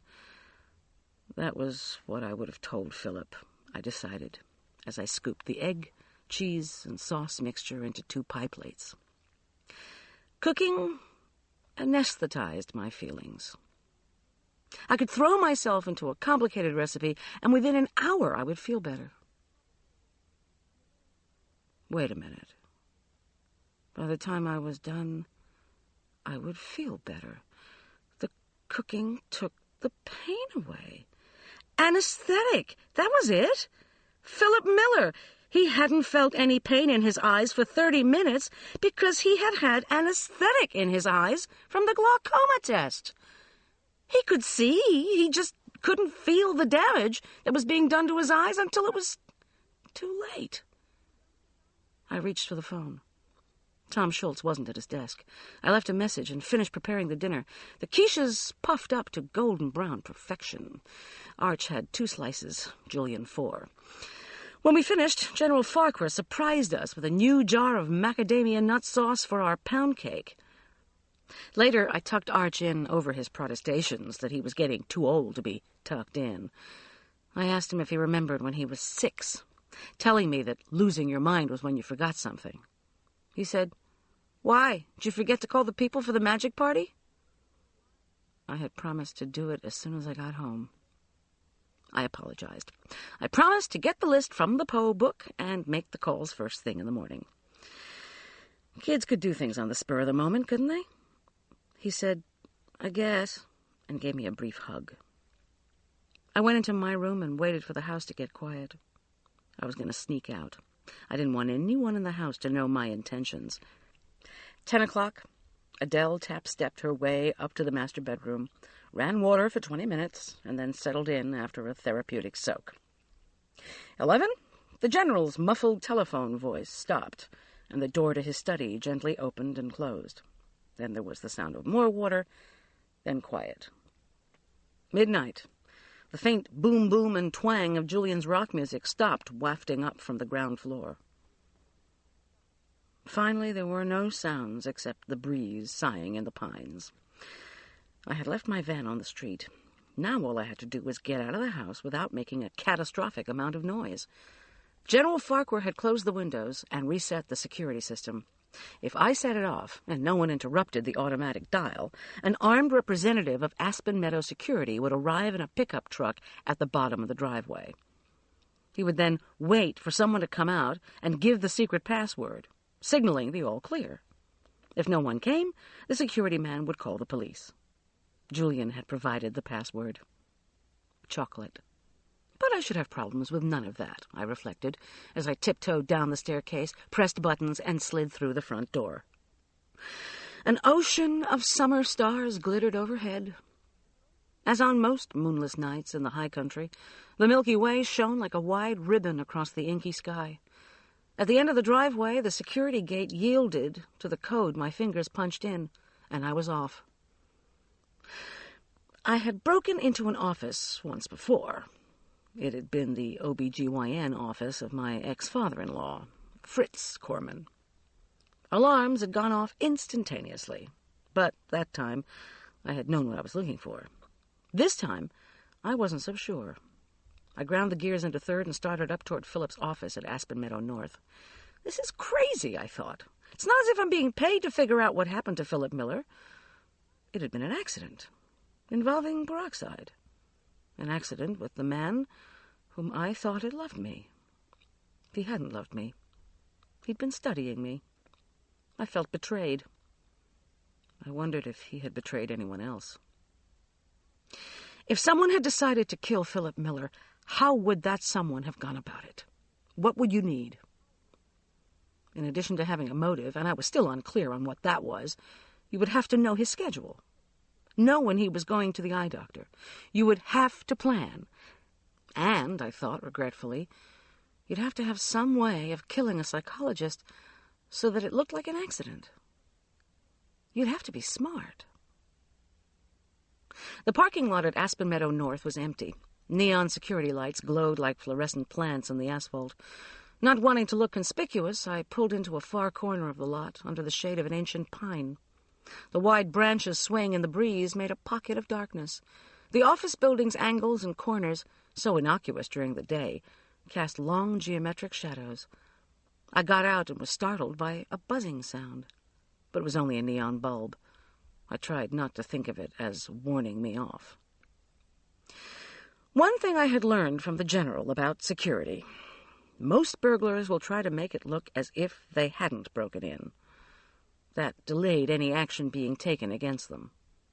I climbed up the wooden stairs to Philip Miller's office, wondering how I would do that. A step creaked loudly. Immediately there was a brushing sound in the trees. I froze and stared at the place where the noise had come from. Without a moon, it was hard to make anything out. My eyes adjusted slowly. After a few minutes, a bull elk stepped gingerly from behind the trees and then trotted toward the brush behind the building. Welcome to the mountains. I made my way quickly down to Philip's office door and wondered if I could slide a charge card into the area between the lock and the door frame, the way they did on television. My charge cards were of limited use in charging things anyway. No luck. Finally, I just kicked hard. 2, 3, 4 times. The door opened. No alarms. You should have been more careful, Philip. Schultz had told me that the sheriff's department had taken the files to look through them regarding the clients. Had Elizabeth told Schultz that Philip thought one of them was homicidal? I didn't know. The schedule, I told myself. Who saw him that last week? I looked for a calendar on the secretary's desk and on Philip's. Nothing. Then I opened a closet in his office and turned on the light. Voila! A large paper month-to-month calendar was tacked on the back of the closet door. The last week he was alive, Philip Miller had appointments with General Beau Farquhar, Adele Farquhar, and Julian Teller. On the day before he died, he had lunch with Wheezy Harrington. Chapter 22. I couldn't sleep. As I had so many times before, I ran a mental film of Philip's BMW's terrifying swerves and then sickening smash. I added to the film the new knowledge that he'd been blinded. It explained everything. Well, almost everything. Blinded by what? By unrinsed contact lenses embedded with peroxide? You couldn't drive that road if you couldn't see that road. Could the lack of rinse have been an accident? Reason said no. So did the existence of a murderous patient. Or perhaps it wasn't a patient at all, but Elizabeth had just thought it was. Blinded by whom? Julian had problems that erupted in hostility. In meeting with Philip Miller, General Beau and Adele were probably trying to help the troubled teen. Wheezy had her own agenda, to protect her land and win back her errant spouse. And, of course, there was Brian himself, ace developer and, perhaps, jealous husband. I didn't know if there was a way to figure this out. Psychologists keep notes on their patients, and Schultz had Philip's. Their content remained a mystery. Arch had gone to a counselor after he became addicted to escaping from reality and fantasy role-playing games. That fellow had referred to notes during our 3-way monthly discussions. But what kind of notes did they teach you to take in shrink school? Moreover, as academics love to say, there were other ramifications. Sure, I had kicked in Philip's door. I had looked for and found a schedule for his appointments and activities. I presumed the police had seen his schedule, too. But Schultz would never let me see the files. I was his friend and confidant, but there were limits. Images of Philip with Adele, Philip with Elizabeth, Philip with Julian, Philip with Wheezy floated up as I tossed fitfully in the guest-room bed. Philip with Wheezy. Mapping out a game plan for dealing with county commissioners? Or playing some other kind of game? I didn't want to think about it. Against all transcendental teaching, I started to repeat my mantra just to get to sleep. That, plus the early sunrise, had their usual soporific effect. I fell into a deep cloud of slumber that was only dispersed when my radio alarm blasted me at 7 o'clock with the Beatles version of Twist and Shout. I pressed all the wrong buttons and finally got it off. Arch was still asleep, so I turned off the motion detector, stumbled to the phone in the kitchen, and wondered if you could freebase caffeine. I punched the buttons and got Schultz, the early bird. I said, "Finally." There was a pause. "Well," he said, "I didn't want to wake you up returning your call."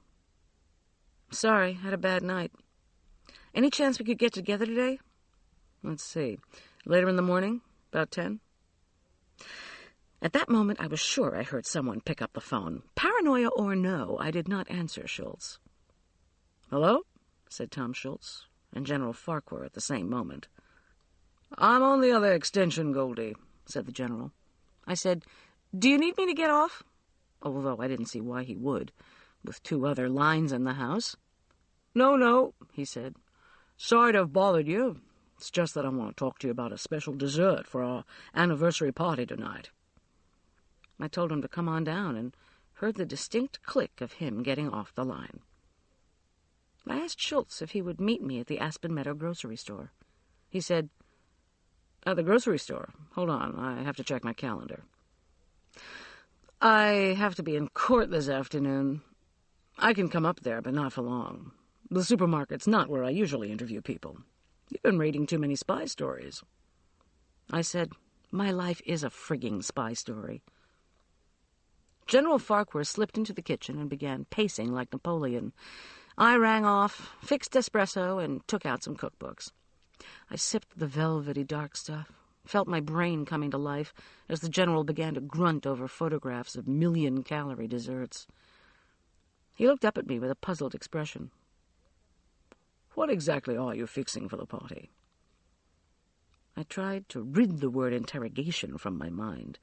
Instead of my name, rank, and serial number, I said, "Grilled shrimp, French hamburgers, something vegetarian for Julian, rotini salad with a creamy Dijon dressing, cold-cooked asparagus with lemon, and whatever you want for dessert." Great, he said, with some impatience. He flipped a cookbook shut, paced, paused by the counter. "Listen, I have a surprise for Adele. A piece of jewelry that I never thought I'd get my hands on. Something she admired once in Florence. So I'd like a real special dessert." I said, 14-carat cake? He craned his neck back to gaze at the ceiling. "She admired this ring in a shop on a bridge over the Arno. Later, we had those hard Italian cookies that have nuts in 'em. Sometimes they have chocolate on top. Know what I mean?" He gave me his characteristic squint. I said, "Biscotti?" He smacked his hands together. "That's it. Could you make some for tonight, instead of a cake? She'd understand. Hell, she'd love it." I told him it would be no problem. The 15th anniversary was crystal, I wanted to say, and Adele might want you to replace the Waterford vase destroyed in the garden explosion, but never mind. The Farquhars had managed to keep a good relationship, a married one, too, for 15 years. Maybe they could give me some pointers. The general was rattling on about the fact that he had ordered all the flowers, and for me not to worry about that. I patted him on the back and told him he was just a huge help, then managed to shoo him out of the kitchen so I could check recipes and make a list. There would be 30 of us this time, all the same people who were at the Harrington Aphrodisiac dinner, friends from the school, the club, and various committees, plus Arch and me. plus Arch's friends. Oh, Lord, I thought on the way to the grocery store. I'd forgotten to make the calls as I'd promised. I would have to call the kids' parents the moment I got home from seeing Schultz.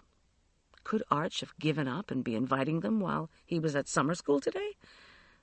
There were too many things to worry about, I reflected, as I swung my van in next to Schultz's car in the parking lot. When I found him, he was picking out artichokes. I leaned into him, spy-like, and said under my breath, "You need to stop calling me on the Farquhar's phone. It's dangerous." "Yeah, 007? Why's that?" "Get serious. I've discovered the perfect crime." He said, "Artichokes, 2 for $1." "Are you done?" "No, I'm waiting by the vegetables for the town caterer to tell me how to do my job." I told him my theory about the peroxide on the unrinsed lenses, about the anesthetic delaying the burning of the corneas. I finished with, all the killer would have to do is sneak into the doctor's office somehow, do a trade with the saline solution, and then just wait for things to self-destruct. But you'd have to know Philip's schedule beforehand. I handed him 2 firm artichokes. "No offense, Miss G, but it sounds a little thin. If you've got a real homicidal person on your hands, there are easier ways." He put down the artichokes, picked up some celery, put it down. "Like guns." "But this way it looks like an accident," I said. "If the guy dies." "He'd die driving blind on that twisting road," I insisted. "Listen, do me a favor. I'm going to see Wheezy Harrington tonight, and I want to try to find out more about her. But when I found the calendar..." He leaned against the celery bin and closed his eyes. "I'm afraid to ask." "Well," I said slowly, "don't get mad, okay?" He let his shoulders go slack. I went on. "I got into Philip's office and looked at his schedule." "We saw his schedule too, Miss G." "Yes, but you didn't know at that time that Julian Teller used peroxide for his hair. He saw Julian for his regular appointment, and also the Farquhars. Probably something to do with Julian's behavior, I'd say. I had to go in to see Arch's counselor monthly about the fantasy role-playing games. Don't you think it's strange that he saw the 3 of them all in the few days before he died? Then on the day before he died, he had lunch with Wheezy Harrington?" "This is great. You broke into and entered Miller's office. You rifled his desk. You found his schedule. You figure they don't license private investigators in this state. You're home free."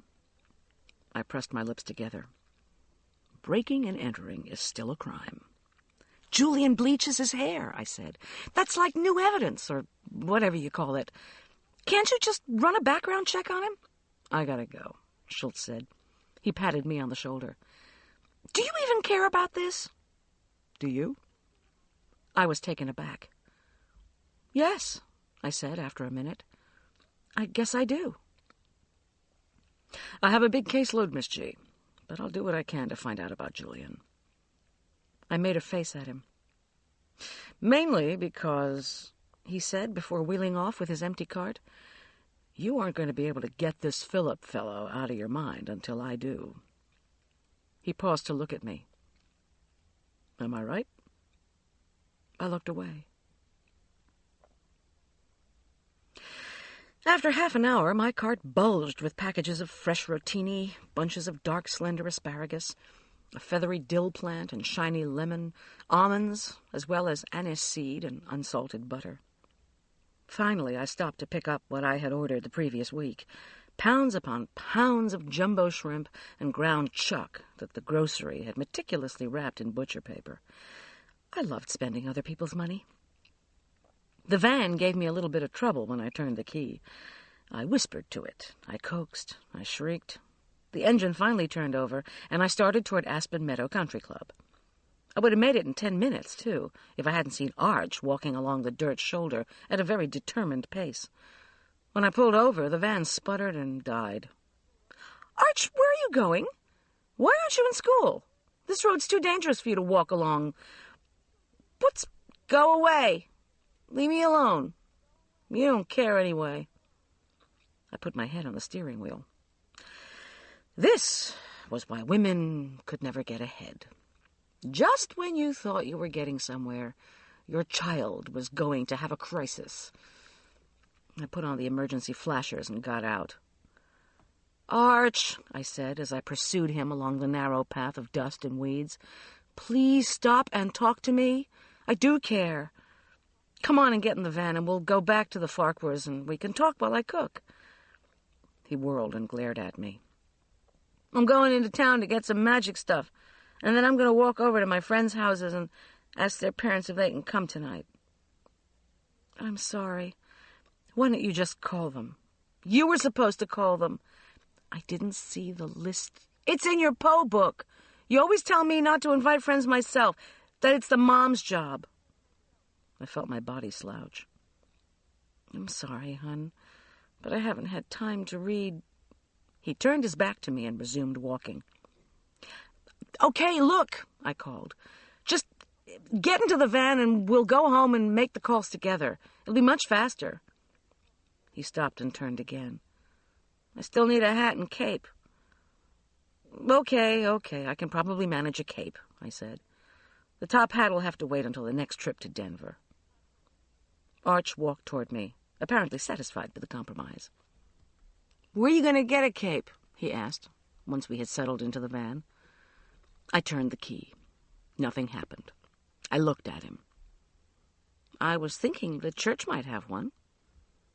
Arch reached for the door handle, as if I had double-crossed him and he was going to get out of the car as quickly as possible.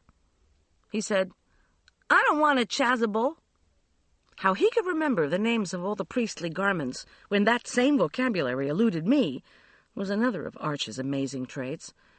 But in this particular context, when the van again refused to turn over, it just made me angry. Why couldn't Arch know about cars, say, instead of magic and fantasy role-playing games and ecclesiastical trappings? I said, "We'll go to Aspen Meadow Drug, then. They have everything." The van, as if in agreement, finally turned over. We pawed through the drugstore racks. Nothing. I told Arch to let me have one more look, and while I did, he saw one of his friends from the list. The kid had just come from the doctor, where he'd had an ear check. I invited him to the party. While they were chatting, "Bring a swimsuit," Arch was saying, while the mother gave me a startled look. "How can you afford a pool?" I trundled off to find a clerk, a teenage girl who was so fat my heart went out to her. Still, I was not above promising her a dozen Scout brownies if she would check the upstairs storeroom for a cape left unsold at Halloween. Her eyes brightened, and after disappearing for 5 minutes, she handed me a black satin adult cape, still in its plastic wrapper. $50. I thanked her profusely and got her name so I could leave her the brownies. "We're in business, kid," I called to Arch as I held the package aloft, headed for the checkout, and prayed that my groceries had survived this half-hour delay. But the van would not start. Arch gave me an impatient look. I screamed, "This is not my fault." To my complete amazement, he said quietly, "Why don't you just get out the jumper cables?" I nodded in dumbfounded silence and began to extract the jumper cables from old newspapers and cans and other things I'd been meaning to recycle. Arch climbed out of the van and found his friend's mother, who agreed to give us a jump. Problem was, she couldn't remember which wire went where, and I was so frazzled I couldn't either. So it was something of a relief when Arch took the wires out of my hands and commanded the woman to start her car. "Do you really not know how to do this, Mom?" "I do, I just forget. It's like changing a tire. You have to figure it out, just like when you have a flat tire. Only when you get a flat tire, you're so frustrated, it takes 15 minutes to calm down enough to think." "You have to pretend you're an electrical circuit," Arch said, as he pinched open the toothed cable claws and attached them to the batteries. "The cables just complete the circuit."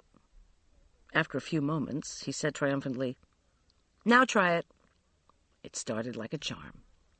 Arch disconnected the cables and threw them in on top of the shrimp. I was awash in guilt for thinking he didn't know about cars. I yelled thanks to the woman and her son. Back at the Farquhars, though, things didn't go so smoothly. The phone began its incessant ringing. Aspen Meadow Florist called. Did General Farquhar really want 3 rare orchids on the corsage at $15 each? Yes, I said. What could it hurt? Then Brian Harrington called. Was Sweet Sissy going to be at the anniversary party? What business was it of his, I wanted to know, but only said yes. Then I heard a click and couldn't get a dial tone. Either the Farquhars were having trouble with their phone, or the person who kept picking up the line was doing it again. Damn, damn, damn, I said, as I slammed the phone repeatedly into its cradle. Whoever it was, I thought savagely, that shouldn't feel too pleasant on the ear. Now what's wrong? Arch demanded. I can't get the phone to work, I said crossly. After a few more receiver slams, the dial tone finally popped back, and I tried 4 of the names on Arch's list. 3 no answers, and 1 busy signal. I'm sorry, Arch. I'll keep trying once I get the pasta going for the salad. Nobody's home, so it's really not my... Nothing is ever your fault. Whose fault is it? He stomped out of the kitchen. When he got into the hall, he yelled, Sometimes I just want to go live with Dad. I let cold water gush into deep pots, then set them on to boil. I gritted my teeth. All my motherly work for nothing. Go and live with your father, I wanted to yell back, but I wouldn't. I dumped the almonds into the food processor. The blade made a huge noise, as if it were grinding gravel. It was strangely comforting. I was not going to get angry. I was not going to say what I knew to be true. Your father doesn't want you.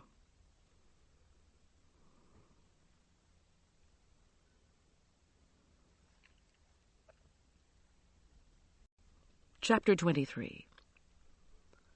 Adele and the General entered the kitchen. They were together. They were quiet. They avoided my eyes.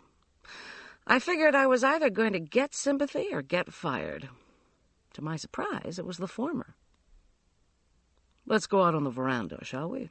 Said General Beau, in a time-for-the-staff-meeting tone. We couldn't help it over here. I mumbled in the affirmative. Before we could move in that direction, though, Julian pattered across the kitchen tiles. Ignoring the Farquhars, he lightly touched the fudge he had made that morning before he left for school. Left without Arch, I added mentally, but was in no mood for another hostile encounter. The candy appeared to be cool.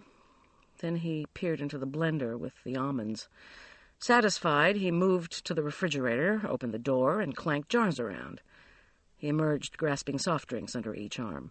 He said, Could you send Sissy down when she comes? I'm helping Arch build his stand. You're home early, I observed coolly. Yeah, I skipped my lab because I thought Arch might need some help. I said I would indeed send Sissy down when she arrived.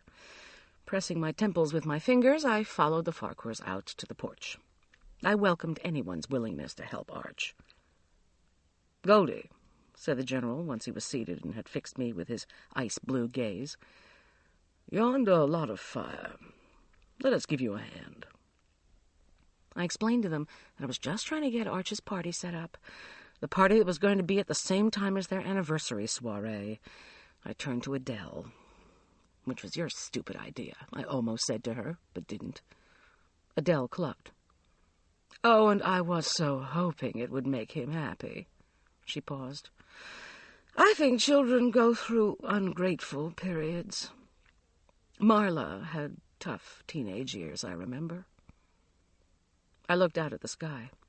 It was a liquid blue that permeated the air and brought the hills, the trees, the lumps of mountain grass into sharp focus. I said, I don't want Arch to go off the deep end. You can't imagine what a shock it was to see him walking into town today. I thought he was running away. I ended up doing a money binge at Aspen Meadow Drug on something extravagant that he doesn't even need. The General cleared his throat. If you really don't want him to be going AWOL on you, he said, in a conspiratorial tone, I can just set the perimeter alarm whenever he's in the house. If he tries to run away, we'll know. No, I would never... But thanks very much. Really. I regarded them both. A pair of tilted heads, 2 pairs of empathetic eyes. Keeping him prisoner won't work. I'll call his friends while I'm cooking. Maybe you two could invite him out now for a swim. They beamed. They were so willing to be supportive. Adele sat outside on a lounge chair, while the General and Arch splashed about and screeched Marco and Polo to each other. I began to fix the anniversary meal in earnest. The tricolored rotini bubbled merrily, a riotous, bleached version of the Italian flag. That was probably what the pasta makers had in mind. I ran cold water over it and remembered Andre's admonition never to add dressing to hot pasta if your ultimate objective was to serve it cold. Hot pasta acted like sponges, sopping up the sauce and turning a light, noodly texture into a sodden mass. "Not at this soiree," I muttered, as I drained the asparagus and ran cold water over it to set the color. I had just begun to mix the biscotti dough when Adele appeared with her cane.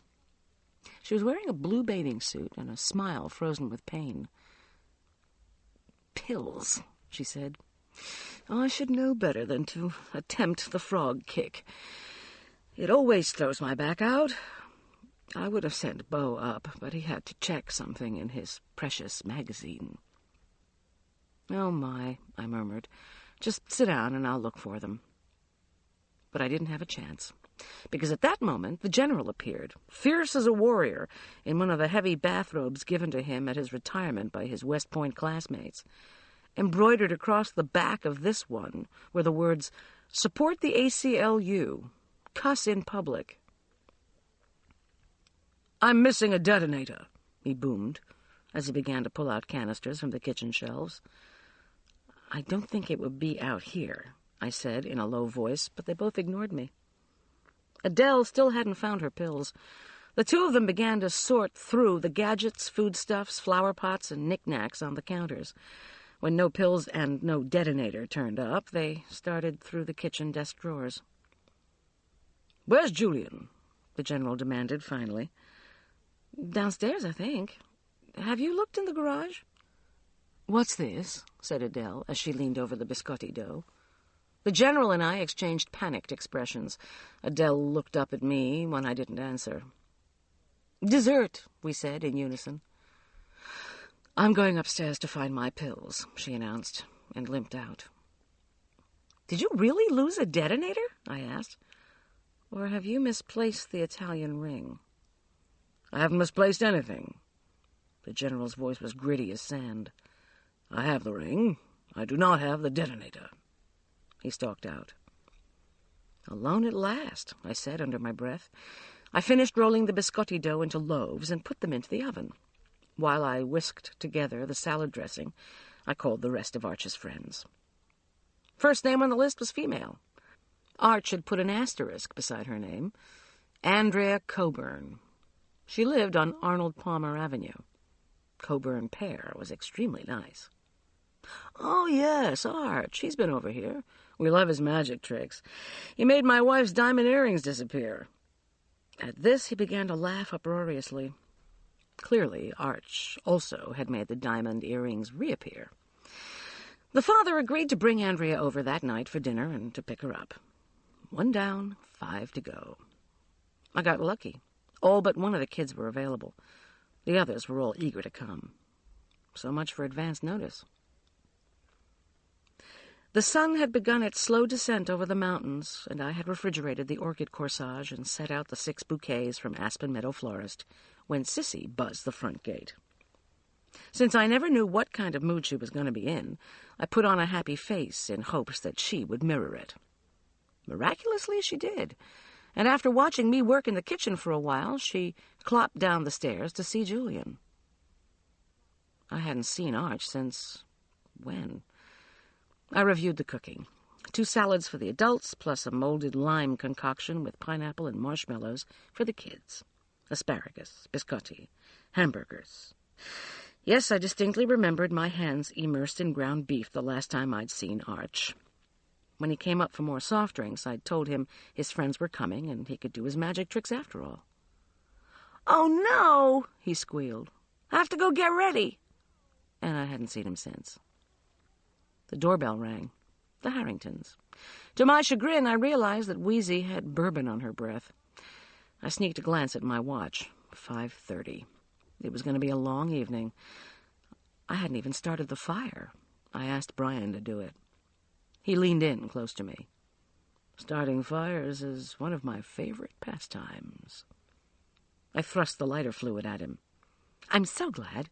Men can't resist starting a charcoal fire. It brings out their caveman persona." Between the arrivals of the Rasmussens, other Elk Park friends, golf partners, and Arch's pals, I squawked over the intercom to the General and Adele the news of the guests' arrival. The General reported that Adele had awakened from a nap. Would I please entertain their guests? And cook, too? Arch was the magician, not me. But I told him it would be no problem. Brian Harrington was fanning smoke madly when I stepped onto the brick patio. Wheezy had helped herself to a drink from the outside bar. I tried not to think of how drunk she would be by the time the shrimp and burgers were ready. Arch and his friends milled about the pool self-consciously.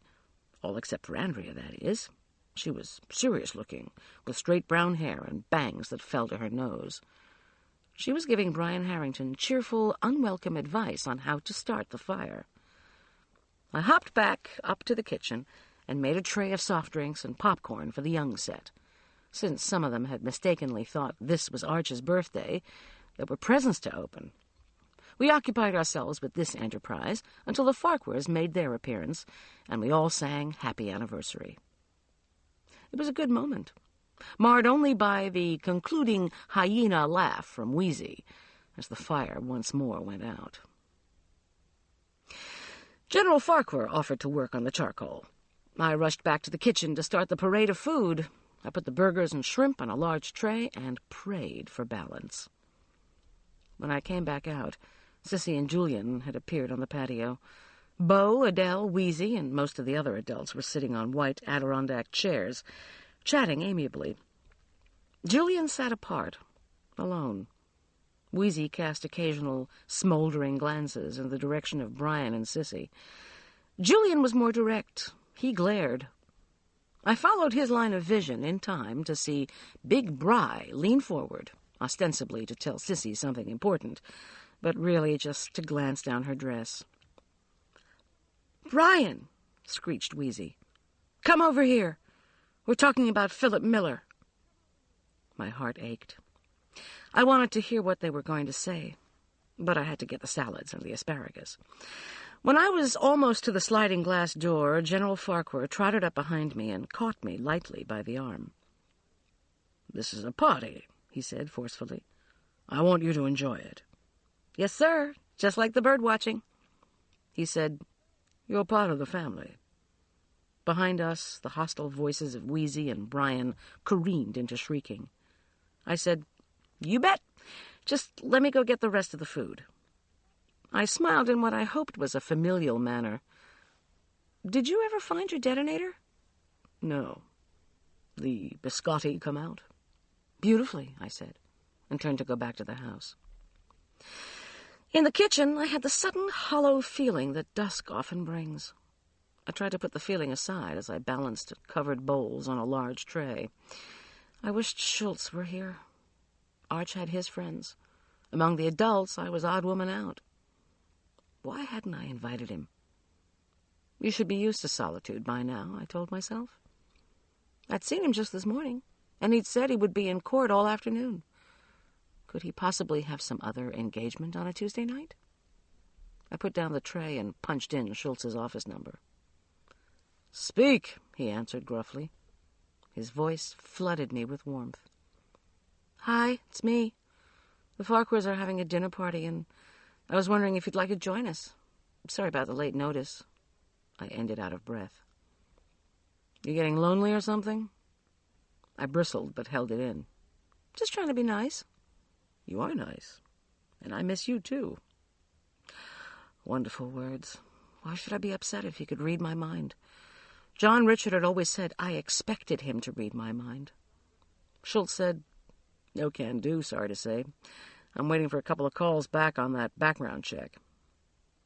We promised to see each other the next day and rang off. I felt much better until I hoisted my tray and re-emerged onto the patio. Brian and Wheezy were still arguing. Let the mood fit the food.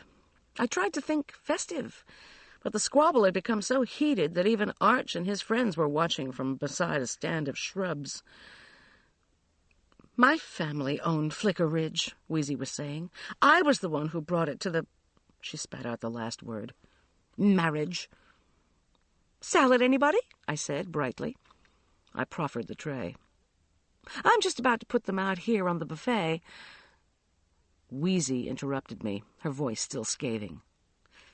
Philip Miller and his Protect Our Mountains group got in the way. Didn't he, Bri? He had an ecological strategy for the ridge. He even talked to me about it right before he died. But he doesn't seem to have left it to anybody. What luck for Brian Harrington Associates. Adele turned a miserable face to me. Some party. Let's eat, I cried. Grateful for a diversion, the group rushed toward the buffet. I concentrated on the grill, and shortly the shrimp and burgers threw off luscious barbecue smoke. The hostilities ceased while people ate. When I brought around a second tray of the mixed grill, Arch murmured to me, Thanks, Mom. This is really great. I told him to be ready to do tricks when the food was gone. When the guests had revisited the buffet for thirds and begun to look around expectantly for dessert, I said, Who's ready for a magic show? All the faces turned to me. I looked at Arch. After a moment's hesitation, he assumed a businesslike manner. He asked a cohort to help him carry out the stand he and Julian had made from plywood. On its front was painted Archibald the Magnificent. Julian put a tape into his recorder, and a whiny horn fanfare crackled through the air. Deck chairs scraped and screeched over brick as the guests turned their attention to Arch. I looked around nervously. Arch had never performed in public before, and I didn't want any interruptions. Wheezy was still casting murderous glances at Brian, while he in turn winked at Sissy.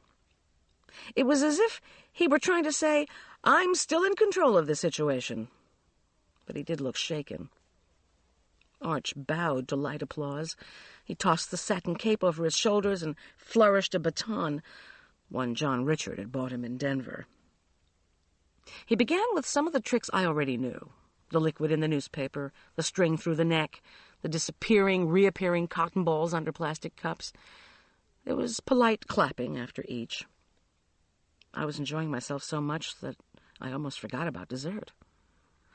I had dipped the biscotti in Valrhona couverture, a dense, silky chocolate that wrapped itself around cookies like a luxurious blanket.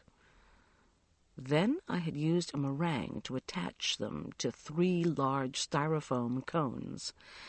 I had put a sparkler on top of each. Showmanship demanded appearing with the cones at the conclusion of Arch's routine. Accordingly, I gave the magic show a wide berth and scuttled back up to the kitchen. What I did not know was that Brian Harrington was right behind me. While I was assembling the plates for ice cream to have with the biscotti, he cleared his throat to let me know of his presence. I whirled and gave him my meanest stare.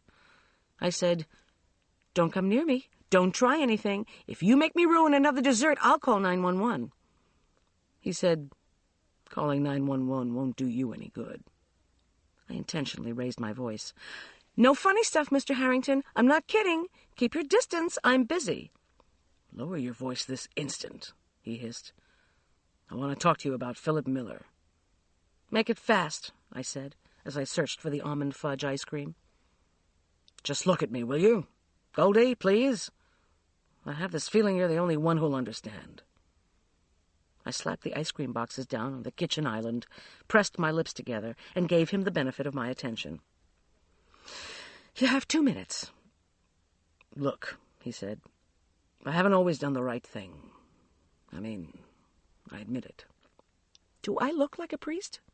What I'm trying to tell you is that, sure, I didn't like the guy. He was a pain with his do-gooder liberalism, trying to put hard-working builders and developers on the unemployment rolls. Hey, spare me the right-wing economics lecture, okay? Okay, he went on. And I heard the rumors about him with my wife.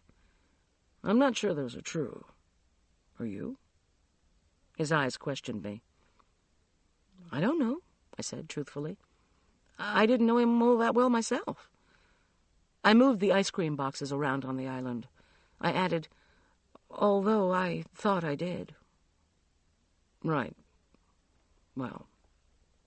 He sensed the end of the 2-minute warning. Here's the thing. Okay, I didn't like him. He could have undermined my project. He could have been involved with my wife, but 12 days ago, he called me, very mysterious. He said my life was in danger. I said, is this some kind of threat, you green piece of shit? Your 2 minutes are up, I announced loudly. Brian Harrington regarded me earnestly. I hung up on him, tossed and turned all night. Next day, I drove over to the club. I don't know why. Thought I might run into somebody I knew, have a Bloody Mary. I was sneaking around, though. Didn't want anybody to know I was there. Thought I was losing my mind. I saw a phone and panicked. Dialed 911. Told them they had to come help me. My life was in danger. I stared at him. I chickened out, he said. You know, I was just so paranoid. I thought the cops might be in on it, too. So I left. Next thing I knew, Philip Miller was dead.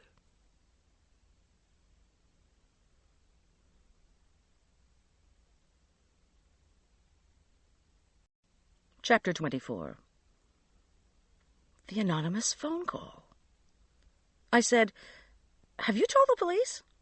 I tried that once, and I couldn't go through with it. With Miller gone, what could they do now? A lot more than I can. Look, I'm in the middle of a job. His head and shoulders slumped in defeat. Well, what did he expect me to do? I found a pen and then reached for a paper cocktail napkin. Here's the number of a friend of mine at the sheriff's department. I jotted down Schultz's number. Call him and tell him what happened. He's an investigator looking into Philip's death. Brian gave me his earnest look again. I just didn't want you to think that I had something to do with your boyfriend's accident. Why do you care what I think? Well, the implication of what my wife was saying, the innuendos. It's a small town. You know, with all my real estate developments, everyone always thinks I'm such a son of a bitch. He lifted his eyebrows. With all the money you make, it can't bother you that much. Oh, but it does, you cute little thing. If only you knew. Sometimes I wonder, how long must I endure such pain to the psyche? Such pain to the... The styrofoam cones scraped against my fingers like chalk going the wrong way on a blackboard. How long must you endure? He closed his eyes and shrugged. How long must Aspen Meadow endure such pain to the palate? You son of a bitch! I yelled. Brian Harrington opened his eyes wide and jumped back. Now what? I told you I didn't have anything to do with your boyfriend's... Oh, don't tell me you're still mad about that cake. I suppose your middle name is Peter, eh, Pierre? I don't know what you've been drinking while you've been catering, but you must have me confused. Julian poked his mowed blonde head into the kitchen. Hello in there. The general sent me up. Can the two of you chill out so we can have dessert? I said, Chill out yourself, Julian. I've just found my anonymous food critic. Julian glanced from one of us to the other. He said, Who, him? He sucked air into his cheeks, blew it out at Brian Harrington, then set his mouth in a frown. What have you got against Goldie? Nothing. Nothing. Why are people always accusing me of things I didn't do? Brian Harrington turned on his heel and marched out of the kitchen. Julian said, Whoops. Guess you won't be doing any more catering for the Harringtons. I slammed the styrofoam cones on the tray. Nothing would give me more pleasure. Now, Julian, if you really want to be helpful, would you please take these matches and try to do a better job with the sparklers than Brian Harrington did with the charcoal? When we arrived at the sliding glass and screen doors that opened onto the patio, a drum roll was issuing from the tape recorder. The guests had turned their attention to the pool. Arch was standing on the diving board. I almost dropped the tray. His hands were cuffed behind him. "Open this door! Open this damn door!" I demanded of a startled Julian. "I haven't lit the—" "Just do it!" Julian scraped the screen in its tracks. I wiggled through, hurried across the concrete, and slapped the tray down on the buffet table. I sent Arch vibes. "Don't dive off that board with your hands cuffed. Don't dive. Don't—" His body lifted and flipped. There was a splash. I counted. 1, 2, 3, 4, 5, 6, 7. No Arch. I did what any mother would do. I ran to the pool and jumped in. Water drenched my clothes, pulling me down. I kicked off my shoes, took a deep breath, and went under. Arch was standing on the bottom of the pool, thrashing about with the cuffs. I swam and kicked fiercely until I got to him. I grabbed him under the armpits just as the cuffs came off. Lunging from the bottom of the pool, I tugged him upward as hard as I could. He gargled when we splashed through the surface. He coughed and choked on the water. "Stop!" he shouted. "Stop! What are you doing? Mom! Jeez, you've ruined everything!" He broke away from me and doggy-paddled to the side of the pool. "I was trying to help you," I sputtered, to no avail. Effusive clapping greeted us when we climbed up the ladder. Arch gave me his most hateful look. "You screwed everything up! Why do you always have to embarrass me?" I'm sorry. When I could bear his angry eyes no longer, I stared down. My clothes were soaked. Puddles were forming around my feet. "Did you plan it that way?" cried Wheezy. Her voice was shrill with delight. "That was quite a performance." Arch slunk into the house. I went after him and plodded upstairs to change. When I got to the 3rd floor, there was a tightness in my throat. Next door, Arch crashed about, looking, I assumed, for dry clothes. I found tissues, wiped my face, and coughed. All I had ever wanted was to be a good mother. I hadn't thought it would be that difficult. I read the books. I took my child to the pediatrician, the park, and the playground. I read to him and spent time with him and helped him with the schoolwork. I'd never even had a regular job until it was a financial necessity. I just wanted to take care of Arch. I thought all I had to do was love him, keep him safe and well, and do the best I could. In turn, he would turn out well-adjusted, happy, and appreciative. Right. The sun finished its slide into the mountains. The air was suddenly chilly. When I was putting on a sweatsuit and dry sneakers, there was a knock at my door. "Mom, it's me." I wrapped a towel around my wet head and opened the door. He avoided my eyes. His voice was shaky. He said, "Mom, I know you want to help, but it's just not working." "Honey, please, I thought you were drowning." "Well, I just wanted to tell you, I'm definitely going to ask Dad if I can go live with him for a while." Somebody had told me once, in times of crisis, do nothing. I wished I had remembered that before the Poseidon adventure. Now I said, "Let's talk about this tomorrow. You've got guests downstairs." The show went on. The biscotti cum sparklers were a hit.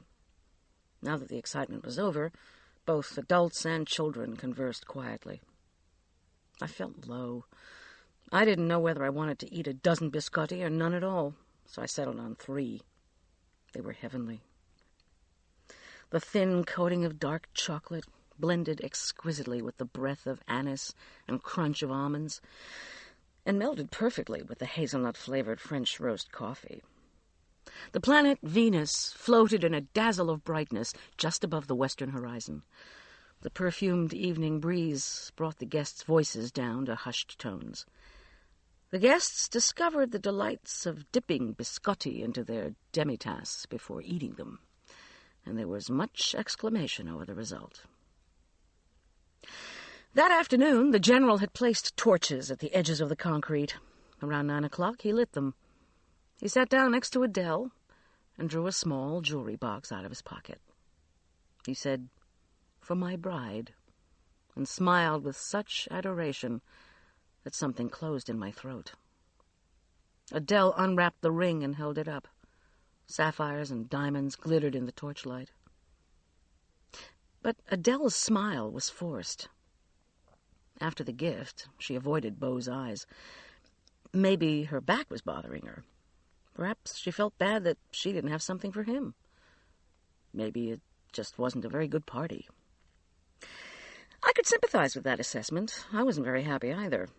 I didn't want to think about Arch, about his living with John Richard, about how John Richard would ignore him. The guests filtered out. Their voices, full of gratitude, rose into the night air. I did the dishes and crawled upstairs, exhausted. Scout, the cat, sensed sadness. He followed me up to my room and gathered himself into a ball in one corner of the bed. I thanked him for his company, treated myself to an emergency chocolate in the form of a Toblerone bar, and reflected on the rest of the evening. The interchange with Brian Harrington had been bizarre. I guess I hoped he would call Schultz, although I didn't really care. The implications of Harrington's political and social conflict with Philip Miller could lead to a maelstrom of gossip in our little town. Good. That would serve Brian Harrington right, if he was indeed Pierre. I closed my eyes, let the chocolate melt slowly in my mouth, and tried not to think about the Mountain Journal. The same group of people, minus kids and extraneous adults, had been at Wheezy's aphrodisiac banquet, subject of the last derisive review. Had I once again entertained Pierre the critic, alias Brian Harrington? He'd probably interpret the pool incident as my trying to save Arch from an earthquake. People will tell you chocolate is a relaxant, but I don't believe it. The soothing power evaporated once the Toblerone was no more. I couldn't sleep. I remembered my rebuttal for the Mountain Journal was due the next day. If Brian Harrington wasn't the critic, who could it be? Julian and Sissy were both in high school, which was a little young to be so venomous. The General and Adele seemed sympathetic. Wheezy? Maybe she had indeed been sleeping with Philip Miller. The criticism could be her revenge against me. But that didn't feel right either. You never know who your enemies are. I turned on the light and got out pen and paper.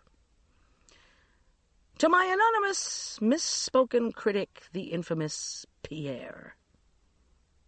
Perhaps I shouldn't say he misspoke himself, like someone working for Richard Nixon. This was someone who really didn't like me. His taste buds had deteriorated after his lobotomy. Dear misguided son of a bitch. That wouldn't do either. I put down my pen and tried to think positive thoughts. Let go of it. For all the time I had denied, stuffed, repressed, and done other unhealthy things with anger during my marriage to John Richard, I had paid for it with rage during the divorce. Ventilate first. I went to the bathroom, twisted a towel into a rope, bit on it, and screamed. Okay. I splashed cold water on my face and opened the bathroom window. Again, I thought I heard splashing noises out by the pool. It was probably Julian. Whoever it was, I'd be damned before I'd try to save 2 people from drowning in one night. I plopped down on the bed and frowned at the paper. What was my real worry with this cruel person? Did I really care about him or his silly ideas? I did not. I only cared about preserving my business. This dolt wouldn't get the satisfaction of a response from me.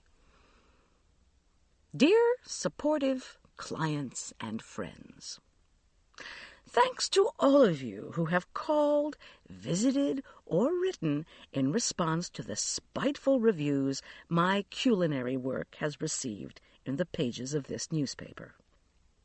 Thanks to all those who have pointed out the wild inaccuracies of the menus reported and the cowardliness of the critic who refuses to sign his name. And thanks especially to all the clients who have remained loyal and enthusiastic in giving me your business. I remain Goldie the Caterer. I still hadn't resolved the name issue, but that was the least of my problems at the moment. It felt good to get my feelings on paper. I looked around my room to see if there was any other unfinished business. What the heck? I was on a roll. The Poe book sat, reproachfully, it seemed to me, on the bureau. The thought of starting the school project made me immediately sleepy. But as I snuggled under the covers, I remembered Arch saying that 3 other kids in the class were making tapes of telltale heartbeats. One kid's father, he had earnestly informed me, was even a cardiologist, and his tape was coming with a murmur. It made me wish Edgar Allan had written something along the lines of brutalized in a Baltimore bakery. I just can't have everything. I got up and flipped open to the purloined letter. Within a paragraph, Poe had me by the cerebrum, if not by the throat. His narrative wove around the insight that the way to thwart a villain was to think the way he did and follow those paths of thought until villainy was undone. This without a major in psychology, no less. The story was mesmerizing. I went to sleep satisfied that by having read it, I was on the road to reclaiming good mother status. Now all we needed was a school project to go with the story. This, too, I would have to point out to Arch, would be an undertaking for which his father would have no interest. When you have read Poe just before sleep, your dreams are full of persons identified only as D and G, with events happening in 18-something. Nevertheless, I awoke refreshed and ready to tackle the custody crisis. Scout meowed to go out. I tiptoed down the first set of stairs, disarmed the security system, slipped silently down more stairs, and let Scout out on the patio. The door to Julian's room was closed. Rather than risk having him emerge suddenly and see me standing foolishly by the door, I followed Scout out onto the cold ground. The early morning sun cast dark pools of shadow across the landscape. Tops of the far mountains were hazily lit. The near mountains were immersed in dark green like still, silent hills at the bottom of a lagoon. I crossed my arms and breathed the cool, piney air. Arch just didn't appreciate me, I thought, for the 1000th time. This time of day reminded me, for example, of one of my volunteer jobs at his Montessori school. My job was to go in early and replenish paper, mix new batches of tempera paints, and set up the special projects of the day. The teachers asked all the morning moms, as we were called, to check the animal cages first thing, in case any member of the rodent and bird menagerie had died during the night. Given my hatred of rodents, I had done this job with some trepidation. Luckily, I had avoided the job of animal undertaker. A morning mom in my carpool had been confronted with the corpse of a baby gerbil, and it had not been pleasant. I shivered. Scout hadn't returned. Perhaps if he had, I would not have experienced the unwelcome and ghastly return of my worst fears as morning mom.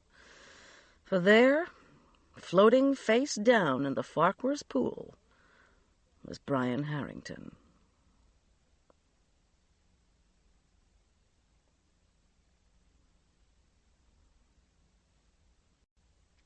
Chapter 25. I knew it was Harrington from the gray hair floating serenely like the tendrils of a flower around his head. I knew him from his clothes. I knew he was dead. What I did not know was who was screaming. The general appeared on the patio in his West Point bathrobe. He grabbed me and shook me, saying, "What is it? What is it?" The screaming voice was mine. I shouted at the general to call 911 and then Schultz directly. I ran up to check on Arch. He wasn't in his room. I panicked and stumbled back down to the main floor. Arch was in the kitchen, leaning over a bowl of Rice Krispies to check for sound. "Don't go outside," I said, my voice choking. "Something awful's happened." He looked up and straightened his glasses to regard me more clearly. "You look awful, Mom," he said. "What's wrong?" Before I could answer, one of the phone lines rang. Police? Wheezy? Who? What would I say? Another of the lines was lit. Perhaps General Bow was already talking to the authorities. "This is George Pettigrew from Three Bears Catering in Denver," he began. "Call later," I said abruptly. "We've got a crisis here." "Young lady, trademark infringement is a crisis for some of us." I hung up. The phone immediately bleated. "What?" I screamed. "Stay calm," said Tom Schultz. "General Farquhar just called here and said you found Harrington. Listen, don't talk to anybody. I want you to make some excuse this afternoon and come down to the department. I need to talk to you about these people you're living with." I said I would have to find someone to take care of Arch, but I'd be there, I promised. "Mom, what's going on?" But before I could answer, I heard sirens. The fastest thing about this town was the fire department. I remembered that they always came when there was a suspected drowning. Unfortunately, I was certain it was too late for them to help. There was the buzz for the front gate. A groggy-looking Julian came into the kitchen. "I overslept. When I went out to do my laps, the general said not to come out on the patio. What's—" "Just let me open the gate," I said to both of them. "Then I'll get back with an explanation." Julian and Arch exchanged looks. I pressed the button that would allow admittance to the fire department. How had this happened? I knew in some corner of my brain that I would have to give a statement, to tell again, as I had with Philip Miller, what I'd seen. But I hadn't seen anything. I'd come outside, and there he was. I didn't even know why he'd tried to swim with his clothes on. "I want to take you out for breakfast," I announced to Arch. He and Julian traded another look. Arch assumed his serious tone. "I'm finishing my breakfast, Mom." "I want you to come with me into town." "Whatever." I went on. "It looks as if Brian Harrington might have drowned in the Farquhar's pool last night." I looked at Julian. "You can come with us if you want," I added lamely. Julian knew I didn't really want him along. He mumbled a regret. Without eating, he left the kitchen. Arch finished his cereal. As he spooned mouthfuls in, he swung his feet under the table. Was he sympathetic? Sad? I tried to think how I would feel if a neighbor had drowned when I was 11. Arch's eyes made an arc around the room and settled on me. He was afraid. "I'm going to talk to the police," I said, "while you get dressed." My watch said that it was 8 o'clock. It was hard to think. What time did the school office open? "I'll call Elk Park Prep and tell them I'm not coming today either," he said, to my unasked question. "But you'll have to write a note tomorrow." He got up, rinsed his cereal bowl, then walked over to me. His large brown eyes held mine. To my surprise, he hugged me. "I'm sorry about Mr. Harrington, Mom. I'm sorry about Dr. Miller, too. And I'm sorry I haven't been doing very well lately." I held him close, momentarily wishing he was little again so I could rock him. "Arch," I said, "you're doing fine. If you want to go live with your father, that's okay with me." That last part was a lie, but I wanted to give him his freedom. His voice cracked. "I love you, Mom." I said, "I know." After the police questioned me, I couldn't stay in that house, but I didn't know where to go. Finally, I left a note saying I was taking Arch to church. I felt awful about Brian Harrington. Seeing a dead body isn't something you recover from quickly. Arch and I sat in a back pew and whispered. I said, I want to tell you again that I'm sorry I hauled you out of the pool. The thought of you down there in the handcuffs was more than I could take. It was just so embarrassing. His voice wavered. We were on dangerous ground. And right before that, we could all hear you fighting with Brian Harrington. I wasn't fighting with him, I whispered fiercely. It sure sounded like it. My spirits took a dive. The last thing I needed was to be a suspect in a murder. I forced myself to think about something else. I said, I finished one of those post stories last night. I started to tell him about the purloined letter as a dozen or so people began to straggle into the pews for Wednesday's service of morning prayer. But what's a project with a letter? Arch whispered. It's not cool like a heartbeat or a gold bug. We'll think of something, I promised, as I opened a prayer book and pointed to where the service began. After what had happened to Philip, and now Brian, I was frightened and needed comfort. It seemed like the right thing to do. I'd quit going to church when my ex-husband began making beautiful music with a choir lady. Interestingly, our Episcopal priest had seen nothing wrong with the jerk's liaison with Miss Vocal Cords. My cynical thought was that the jerk could afford to give a lot more money to the parish than I could. But that priest eventually had left for greener pastures, and the liaison with the choir woman had given way to a failed engagement to a high school geometry teacher. John Richard's new girlfriend, Arch had told me, was Presbyterian or nothing. So I had started going back to my old parish. The new priest had welcomed me, and to my relief, hadn't asked me, as had his predecessor, to cater free luncheons for clergy meetings. When the service was over and everyone was gone, Arch and I walked quietly down the nave to the intercession table. We knelt and lit a candle for Brian Harrington. I called Marla from the church office. No answer. I called 2 of Arch's friends who weren't going to summer school. I got recordings saying the kids were at camp. Finally, I called the jerk and asked the receptionist if Arch could stay with his father for the afternoon. Through the receptionist, John Richard relayed the firm message that he was leaving the office at lunchtime. Take Arch back to the Farquhars, I was instructed, and Doctor would be over within the hour. Reluctantly, I took Arch back. Sam Sneed Lane was crammed with cars, both official and unofficial. The policeman in charge told me to go on down to the department to see Investigator Schultz. I left Arch in his room with strict instructions to go with nobody but his father.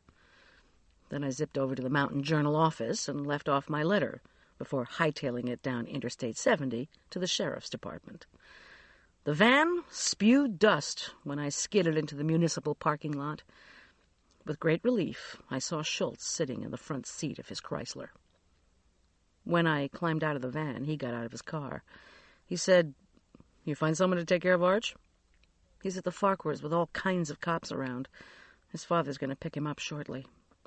"Goldie, I know I've said this before, but I don't know how I feel about you living in that house." "Brian Harrington lived next door." "Uh-huh. Crime Lab's already turned up a note in his pocket with my name and number. You wouldn't know how he got that, would you?" "Brian bared his soul to me last night," I replied, and gave him the details of the party. Wheezy's rage, Brian's defensiveness, Philip's cryptic message to Brian before his death, Brian's 911 call. And I added lamely my suspicion and anger that Brian had been my anonymous critic in the Mountain Journal. When I had finished talking, Schultz said, "We already have a handful of people who've told us the 2 of you had a loud argument in the kitchen." "We did. Before he told me about Philip's warning, I thought he was trying to hit on me." "Where were you between midnight and 5 this morning?" "In bed, reading, writing, and sleeping." "Gotta ask, you know. Did you push Brian Harrington into the pool?" "No, I did not." He put his arm around me. "You look awfully tired, Miss G. Have you had anything to eat today?" I laughed. What a question, after the other ones. No, I hadn't eaten. I couldn't. He asked if he could get me something from the department vending machines. Chips, crackers. I told him I would have a drink of water. We walked inside the department in silence. The fountain water tasted metallic, but a distant part of my brain cleared. When we sat down on the one couch in the reception area, Schultz asked if I felt better. I replied in the affirmative and looked out the ground floor window. A clinging haze had turned the sky powder blue.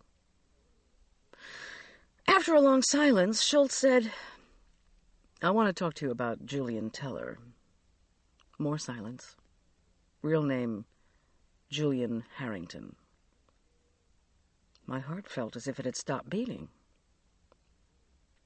"Philip Miller," Schultz began, "was a very interesting fellow. Well-off, cautious, hard-working. Wanted to unlock human behavior. Poor guy." He sighed, raised his bushy eyebrows, and puckered his mouth. "The files said Julian turned 18 this year." "So?" "Julian was adopted." "This isn't news, Tom." "Miss G, give me a chance. In some states, if you're adopted, you can find out who your biological parents are when you turn 21. Other states, like Utah, it's 18. According to Philip's records, Julian's issue in therapy was finding out who his biological parents were." "I know this," I said. "Sissy told me." But I felt distracted, confused. Brian Harrington had shown no interest in Julian, and Julian had been openly hostile to the erstwhile real estate agent on more than one occasion. I said, "But Julian's adoptive parents are in Utah." According to Philip Miller's records, they were opposed to him going on this quest. "So?" Schultz lifted his jacket flap and took out a folded slip of paper.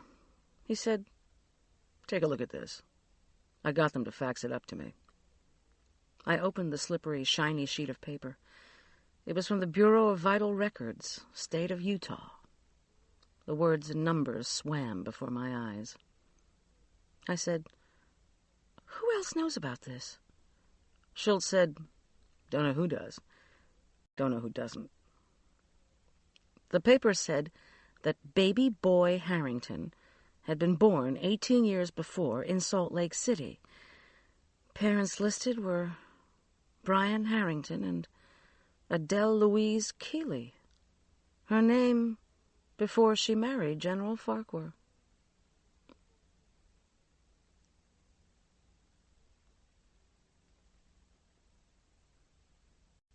Chapter 26. Call it intuition, call it projection, call it fear. I had to see Arch. I felt like a fool leaving him in that house. Too much was happening. Too much was coming to light. Someone he trusted could hurt him before John Richard got there. He could be in terrible danger from the people who had been around him. Julian, Wheezy, Adele, the General, or whoever had murdered Brian Harrington. I said to Schultz, "I need to go get Arch. But I thought you said your ex had him. I don't want you alone with John Richard Corman." I thought for a moment. What had John Richard said? Lunchtime. I checked my watch. 2:00. All the warning signals about John Richard's unreliability went off at once. I bolted for the van. Schultz trotted to his car and then to the van. He handed me a can of mace and a house key. He said, "Get Arch and go to my place. Then call me on the mobile line." I stashed the key and the mace, then revved the van. I said, "What are you going to do?" "Call the coroner. See if he has any idea yet how Brian Harrington died." I waved and spun the van through a corona of dust. Terror gripped my heart so acutely that when I took the Aspen Meadow exit off I-70, I couldn't remember where I was headed. After our divorce, John Richard had moved into a house in the older section of the country club area. I set the van in that direction and broke speed limits. The new girlfriend answered the door. She pulled the collar of her bathrobe around her neck and gave me an impassive face. "What do you want?" My son, Arch, is he here?" She let out an impatient breath. "I don't know where he is, or John Richard either. His secretary told me he left the office 20 minutes ago to get his son. What's going on?" I didn't stay to answer. When I pulled up at the end of Sam Sneed Lane, John Richard's Jeep was sitting outside the Farquhar security gate.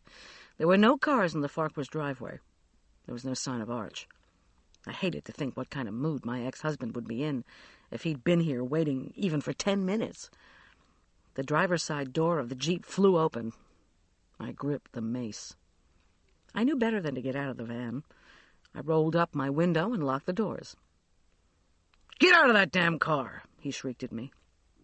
He pounded on the glass. His face was livid, contorted with rage that I knew only too well. "What do you want?" I screamed back. "Arch isn't here. Nobody's answering. I've been here for 15 minutes. If somebody was here, don't you think they'd open the gate? You bitch, you didn't give me the damn code. Do you want me to take Arch or not? Because I have better things to do." I let go of the mace and waved him off, then started the van and eased it slowly from the curb. I took care to wait until John Richard had stepped away from my window. Much as I would have liked to run over his feet, that only would have made matters worse. My fingers trembled when they pressed the correct buttons to get through the gate. John Richard said he'd rung the buzzer to no avail. Where everyone was, I did not know. I took comfort in one thing. Arch knew I was worried about him. He knew it only too well. There was one admonition I had drilled into him since the time he could write. It was, always leave Mom a note. Even if you're just going to play, going to the convenience store, circling the block on your bike, let Mom know what's up. I prayed that he had. The gates opened with their smooth buzz. Talk about magic. John Richard trotted up beside the van. I cautiously rolled down my window. "Do you want me to stay or not?" he demanded. Heat and anger had made his face shiny with sweat. "Not, thank you," I sang out, and accelerated up the driveway. I don't know why I had called him in the first place. In any given situation, the jerk was more liability than asset. When I opened the doors to the garage, I saw only the General's Range Rover. I eased the van in alongside. When I alighted, I noticed something was missing from the walls. I looked around. The snow shovels were in place, ditto the garbage cans, tool shelves, and all the attendant tools. The mulcher, fertilizer, gardening equipment, all were where they belonged. But there was a gap, an empty space, usually occupied by... I looked around carefully, closed my eyes, and tried to imagine the garage as it usually was. The camping equipment. I reopened my eyes and scanned the left wall. No tent, no cooker, no backpack. I let out a sigh. Even if running away was his objective, he never would have taken all that paraphernalia. Arch hated to camp. I pulled the mace out of the van and went through the door to the kitchen. With my free, trembling hand, I used the intercom and heard my voice crackle throughout the house. "Anybody here?" Sometimes you just feel someone is there. In the meantime, I began a room-to-room search.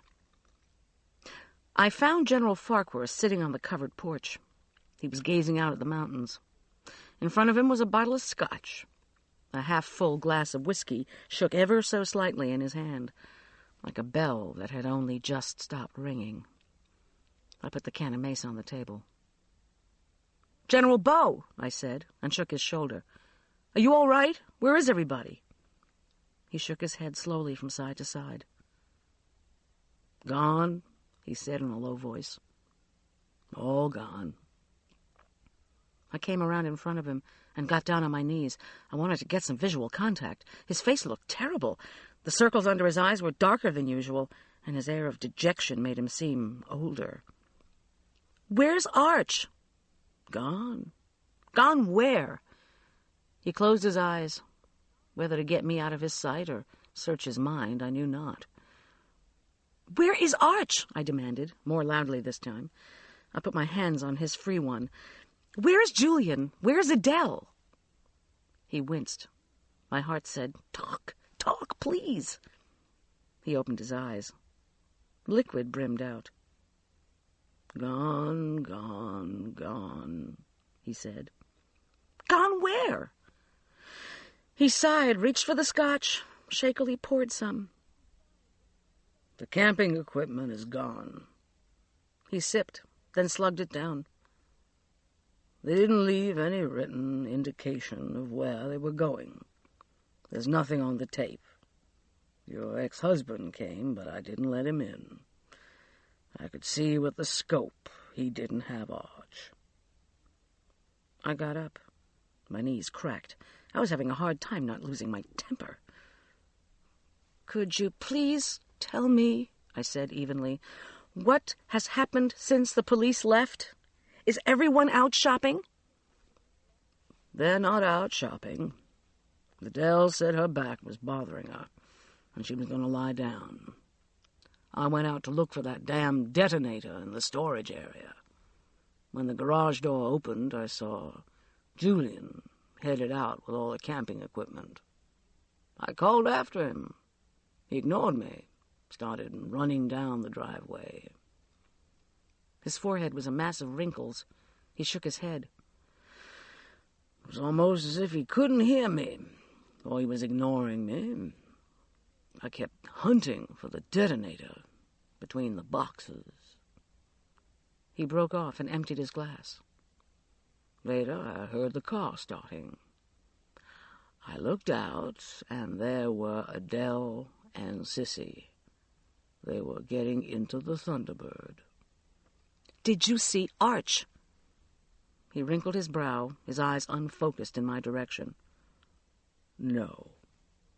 Did I call? Yes. Did I ask where they were going? When they would be back? Yes. Did they answer? No. It was the same hurry routine. I don't get it. The general refilled his glass, sipped the scotch, and looked out at the mountains. Snap out of it, I ordered. Did you and Adele have a fight or what? Where would she go with Sissy? He tipped up the glass and drained it. He asked softly, Where's the detonator? I don't know, I said firmly. I picked up the bottle of scotch and walked out to the kitchen. I tried the intercom again. Arch? Arch? My voice echoed through the whole house. There was no note on the desk, the refrigerator, or anywhere else that I could see.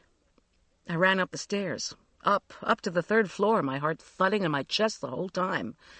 Arch's room was a wreck. Nothing unusual about that. He'd been a neat child until this past year. I went into the bathroom. No note.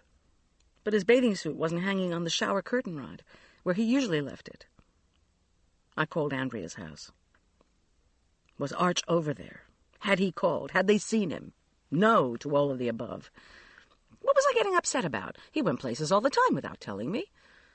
But not the day of a drowning. And especially not when I'd told him specifically to stick around. Where would he have gone? I looked around my room. No note on the mirror. No note on the bed. I allowed myself to collapse on the comforter. I looked at my watch. It had been 3 hours since I'd left him here. I tried to focus on a mental image of him. My heart said, Where are you?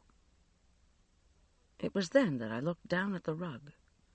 A warm, speckled mix of Easter egg hues. Purple, pink, green. The pattern swam before my eyes. Near the edge of my bed was a playing card. I bent over to look at it. I hadn't brought a deck of cards when I moved into the Farquhars. Where had it come from? I stared at it in disbelief. Someone had been with Arch. Someone had been watching him. Someone had prevented him from leaving a note. But, like a magician, he had used sleight of hand, distracting his watcher so that he could surreptitiously drop a card, a careless act, apparently unnoticed. A note. A card. A signal of distress. I lifted the 7 of spades from the floor. Chapter 27. I called Schultz. "Arch is gone," I heard my disembodied voice saying. "I can't find him. I'm losing my mind." He said, "Back up. Begin with when you left the parking lot." "John Richard couldn't get Arch because the security gate was locked and the general wouldn't let him in. He said he could see through his scope that Arch wasn't with him, which was true. Tom, I know Arch is in trouble. He left our old danger code." Schultz was calm. He asked questions about the card, about Beau, about when everyone had disappeared, about where Julian could go, about Sissy.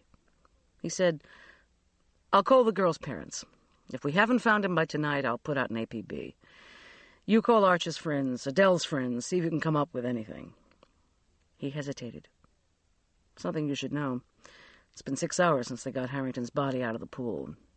I had the coroner make a preliminary check for what I suspected, and it looks as if it was there." I struggled to focus back on the floating body of Brian Harrington. "What?" "He didn't drown. There wasn't any water in his lungs, but his insides were burned up. My guess would be by cantharidin." I was numb. I said, "I'll make those calls and drive around to look for Arch.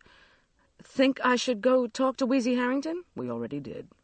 She said Brian was restless last night. Told her he was going out for a walk to look at the stars." "And?" "That was the last time she saw him, she says." The guys believed her. "What do you think?" "I think, Miss Goldie, that you should be careful." I phoned Wheezy. One of the women who'd come to be with her answered. Wheezy would be grateful for my sympathy. At my request, she asked the assembled group about Arch. No, nobody knew where he was. No one had seen him on the street. I said I would be coming over to talk to Wheezy myself, if that was okay. It was. I called Marla. Adele wasn't there, and she didn't know where she could be. Marla said, "Should I be worried about my sister? She never worries about me." I don't know why she would be with Sissy, who can be pretty hostile sometimes. "I really don't even know what's going on," I said truthfully. "If you want to worry about somebody, worry about Arch." Marla said she would call Arch's friends. I gave her a list of numbers and asked her to drive over by our old house and check to see if any of the neighbors had seen him. "I know he loves you, Goldie. He wouldn't run away." A rock formed in my throat. I whispered, "Sure," and signed off. I steeled myself and called John Richard. He said, "Now what?" I said, "Arch is missing. I need you to get a new attitude and help out." He said, "Whose fault is this?" I hung up. The general responded with a nod when I said I was going to ask Wheezy some questions and look for Arch. I asked him again if he had any idea where everyone had gone. He shook his head. I picked up the mace. He said, "An ambush." The van whined all the way down the driveway. I decided to do a street-by-street search for Arch in Meadowview before showing up at the Harrington house. Even if I didn't find him, at least it would make me feel better that I was working on it.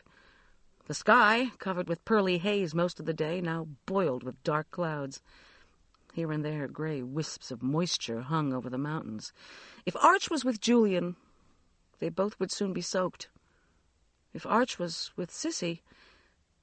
But why would he be with Sissy? I rolled down my window. As if on cue, raindrops pelted the windshield. Thunder rolled like gunfire in the distance. I called Arch's name as I chugged in first gear along Sam Sneed Lane, Arnold Palmer Avenue, Gary Player Parkway. Nothing. There weren't even any playing children I could ask. They'd all been driven in by the rain. I headed back to Wheezy's. I parked the van behind the Audis, Buick Rivieras, and Lincoln Continentals lining the Harrington driveway. The cars belonged to women, I discovered when I went inside, who knew the Harringtons from the athletic club and the country club. They cooed, hugged, and whispered to Wheezy and each other. They were happy to see me, but puzzled. One woman asked, "Are you a friend of Wheezy's?" I swallowed an angry response.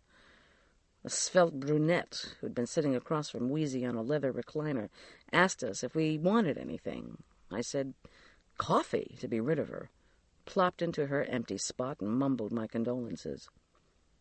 Wheezy raised bloodshot eyes. Her mane of silver blonde hair was wildly askew.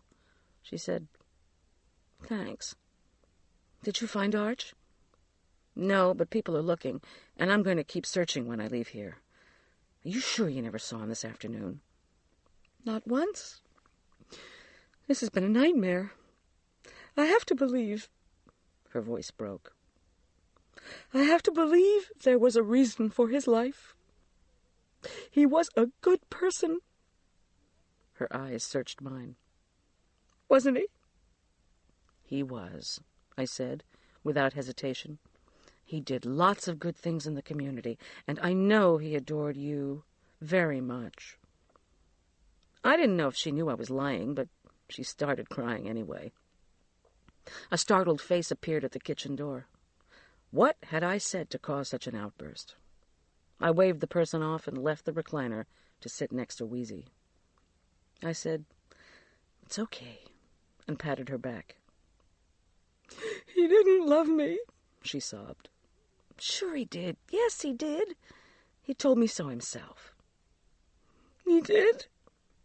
She sniffed and opened the red eyes wide at me. "When?" I stalled. I said, "Let's see. Let me think. When did he tell me he loved you?" "Why, during that party last night, when he helped me with the dessert." "I thought I heard you two arguing up there." "Oh, no, it was just something about the dessert. You know." As white lies went, it didn't sound too bad.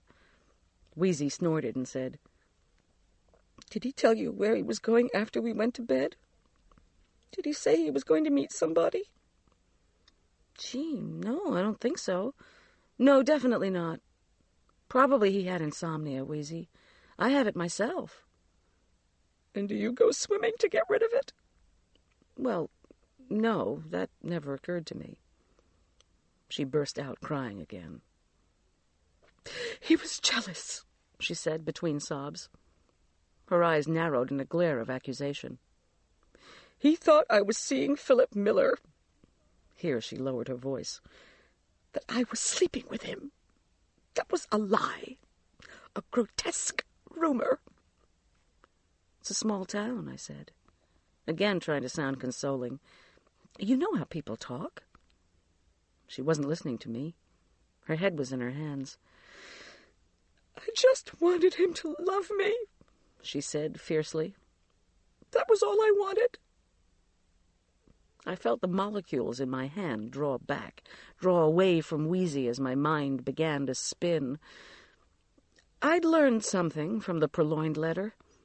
The narrowed possibilities had been before me all along. I murmured something about needing to go look for Arch and made my exit. Philip had known Brian's life had been in danger. He'd started to tell me about it. He had wanted my help, and that was why he'd called me before the Elk Park prep brunch. It was this that someone had heard on the phone. This that had prompted the incident in the Aspen Meadow Cafe. "I want to talk to you about food," Philip had said to me. "But why?" "Because I was the one who was researching the question, can you make someone love you?" They had found Spanish fly in Philip's briefcase after the accident.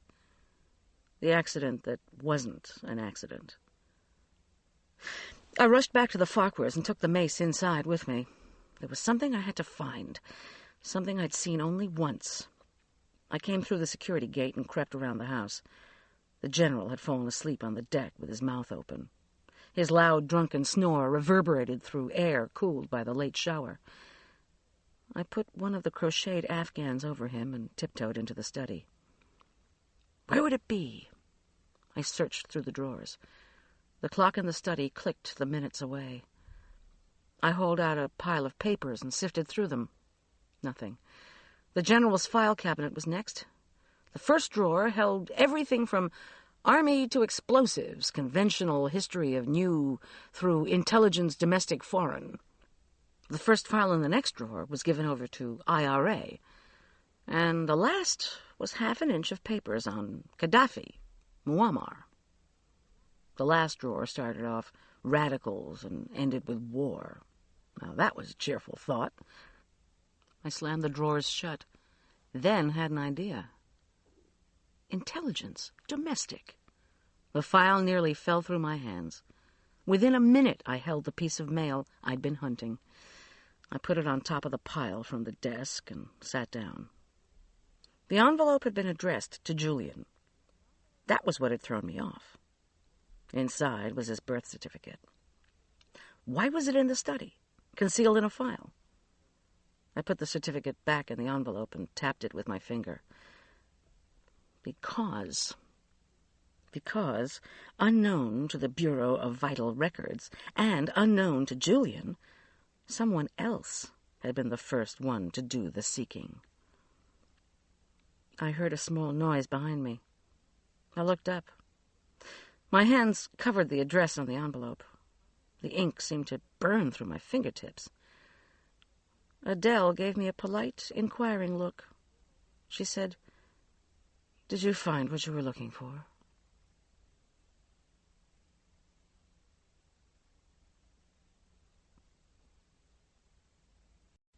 Chapter 28. I bluffed. "Actually, no," I said with a smile I hoped was both apologetic and casual. I had to get information from her, had to find out about Julian's past and her own, and how much other people knew, like the general. I had to stall until Bo woke up. I also knew that in a potentially dangerous situation like this, I had to call Schultz. I said, "Arch is missing. Have you seen him?" She shook her head and pulled her mouth into an O of surprise. "No. Where could he be?" "I've looked all over the neighborhood, and Marla is calling his friends. Did you see him go out with Julian? The general doesn't seem to know anything." "Well, neither do I. I didn't see him go out with Julian, but I do need to talk to you about that. Do you know when Arch left? Was it after the police finally drove off? I went to lie down for a while. It was all so trying." She opened her eyes wide. "The police had quite a few questions about your argument with Brian Harrington last night." I said, "I didn't kill him." I took a deep breath. "My main concern is the whereabouts of Arch." "What in Bo's study would tell you where Arch is?" I thought wildly. "Well, I'm looking for some cards. They were Arch's. Sometimes he tricks me. You know how he is. So if this is a trick, I need to play along. You know?" As I got up, I pushed a box of pencils onto the floor with my left hand. With my right, I moved some papers from the bottom of the pile to the top before setting the whole pile down. I leaned over to gather the pencils. "Cards," said Adele. "I don't know. Perhaps he left them in the kitchen. Shall we look?" I stood up. "Sure." I felt in my right pocket and fingered the 7 of spades. This would be my only chance to call Schultz undetected. I had to think of a way to pull this one out. What made it all worse was that I wasn't quite sure what was going on, or who the enemy was. "No cards here, I'm afraid," Adele said. She patted through the piles of bills, gardening catalogs, and manila envelopes in the kitchen desk drawers. I slipped the card from my pocket into the knife drawer. "Oh, my goodness, look here," I said. "He wanted to leave it where I would find it. Now we need to call the wizard." "I beg your pardon?" She stared at the card in my palm. "Indulge me, Adele. Maybe this is it. I promised Arch I would practice, and maybe this'll help out," I said, as I punched in the buttons for Schultz's number and prayed that he would be at his desk. "Schultz," his voice. Adele said, "May I ask whom you are calling? Are you calling Wheezy? Please give me the phone." I held up one finger and said, Is the wizard there, please? Oh, geez, Goldie, don't make me do this. What the hell's going on? Did you find Arch? I said again, more merrily. Is the wizard there, please? He sighed. He began, clubs, diamonds, spades. May I speak to him, please? Okay, said Schultz. So, spades. Now what? Let's see. Ace, king, queen, jack, 10, 9, 8, 7... Hold the line, please. Before I could do anything, Adele took the phone from my hand and listened. She looked at the receiver and then at the card. She said, "No, thank you." Then she shrugged. She tap-stepped across the kitchen floor and hung up the phone. Well, I demanded. Did he know it was the 7 of spades? I have no idea, she said. It was a man, and he said, "Do you want me to come over?" So I said I didn't, and that was that. Adele straightened up. She flicked one piece of lint off the beige cashmere sweater and another off the matching slacks. "I'm so tired. Let's sit down," she said, as she tap-stepped over the yellow Italian tile toward the living room. "I need to talk to you about Julian. He's taken the camping equipment and gone off somewhere." She paused by the pink sofa and looked around, apparently confused. She said, "Where's Beau?" This is what quicksand feels like, I thought. Nothing to hold on to and sinking deeper by the minute, but I had to keep Adele talking, no matter what. I said, "Asleep on the porch. Had a bit too much to drink, I think." She shook her head and leaned awkwardly against the back of the sofa. "God, what's happening? Brian drowned, and now, God knows." She eyed me. I had come up beside her. We stood in silence, both unwilling to commit to speaking freely, much less to sitting down. "You look exhausted," she said.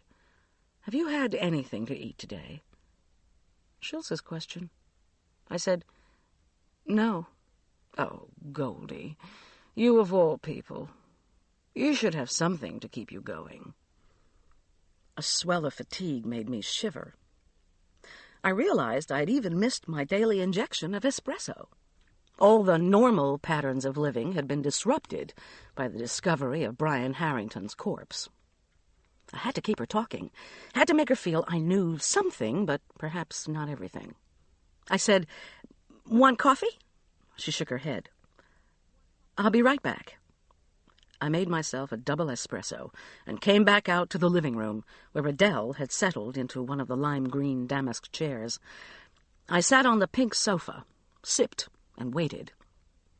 From the porch came the undulating noise of the general's snores. Finally, Adele said, "Sissy and I went looking for Julian. He was so upset when the police were here. He talked to Arch for a long time. I just assumed they had gone off together." She took a deep breath. "I'm afraid Julian may have found some very distressing correspondence and asked Wheezy Harrington about it. This may have had the most dire consequences." I said, "Where do you think Julian could have gone after reading this correspondence?" "To the Harringtons, perhaps." "Oh, it's such a long story." "Why to the Harringtons?" We both stopped talking at once. There was a long silence while we looked at each other. I said, "Do you want to talk?" Someone buzzed the security gate. "Julian," I said, with false enthusiasm, and leaped up to check the camera, pressed the admittance button, and opened the front door. Schultz's car ascended the driveway. I darted back to the study to make sure the general was still asleep. He was. But the mace was gone. "You okay?" Schultz asked when he came through the door. "The 7 of spades a trick or not?" "Just chatting with Adele. We think the general is asleep," I said, with a false sprightliness that hopefully warned him, "Be careful." Then I introduced him to Adele. She pulled herself up into a regal stance, limped over to take his hand, and said, "Can we get you something?" Schultz regarded me. Was this some kind of game? I said, "Go on in and sit down with Adele. I'll bring you some coffee." I made him a double espresso. It was fast, and I wanted him awake so he could help me look for Arch. Also, I did not trust anything else one might eat in this house. When I handed him his cup, I said, "Adele was just telling me she thinks Julian might have seen correspondence that put Brian Harrington in danger." Schultz's eyes looped around the room. "Oh, yeah?" he said. "What was that?" Adele looked from one to the other of us. She said, "You can never go back. You think you can, but you can't.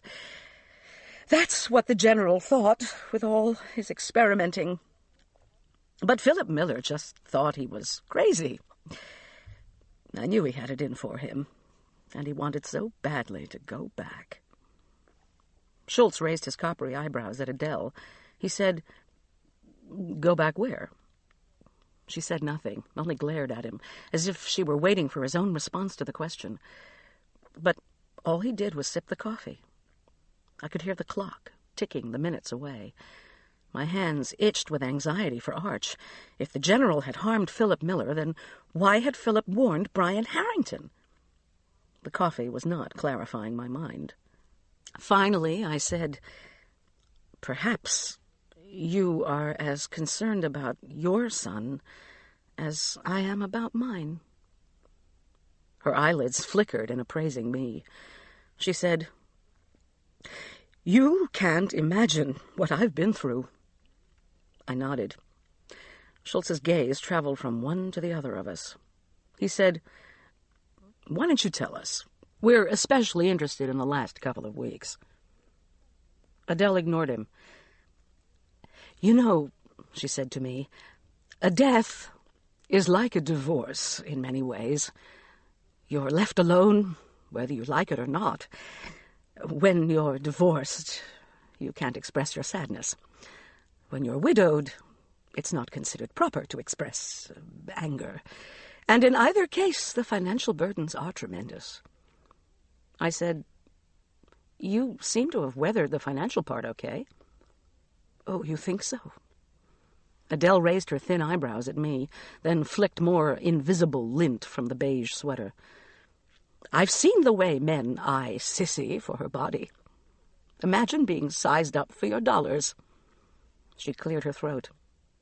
"At least in Sissy's case, when men tell her she's beautiful, they're not lying." "Did Brian Harrington say you were beautiful?" She paused. She said, "Many times." I looked over at Schultz. His face had gone pale and was filmy with sweat. He excused himself quietly. Adele dismissed him with a wave. I said, "Was this before or after he was married to Wheezy?" She looked at me, the corners of her mouth turned down. Water was running in the hall bathroom. She said, "Both." I said, "Did he know Julian was his son?" Her face and composure crumpled. She shuddered, rubbed her cheeks, and pulled herself together.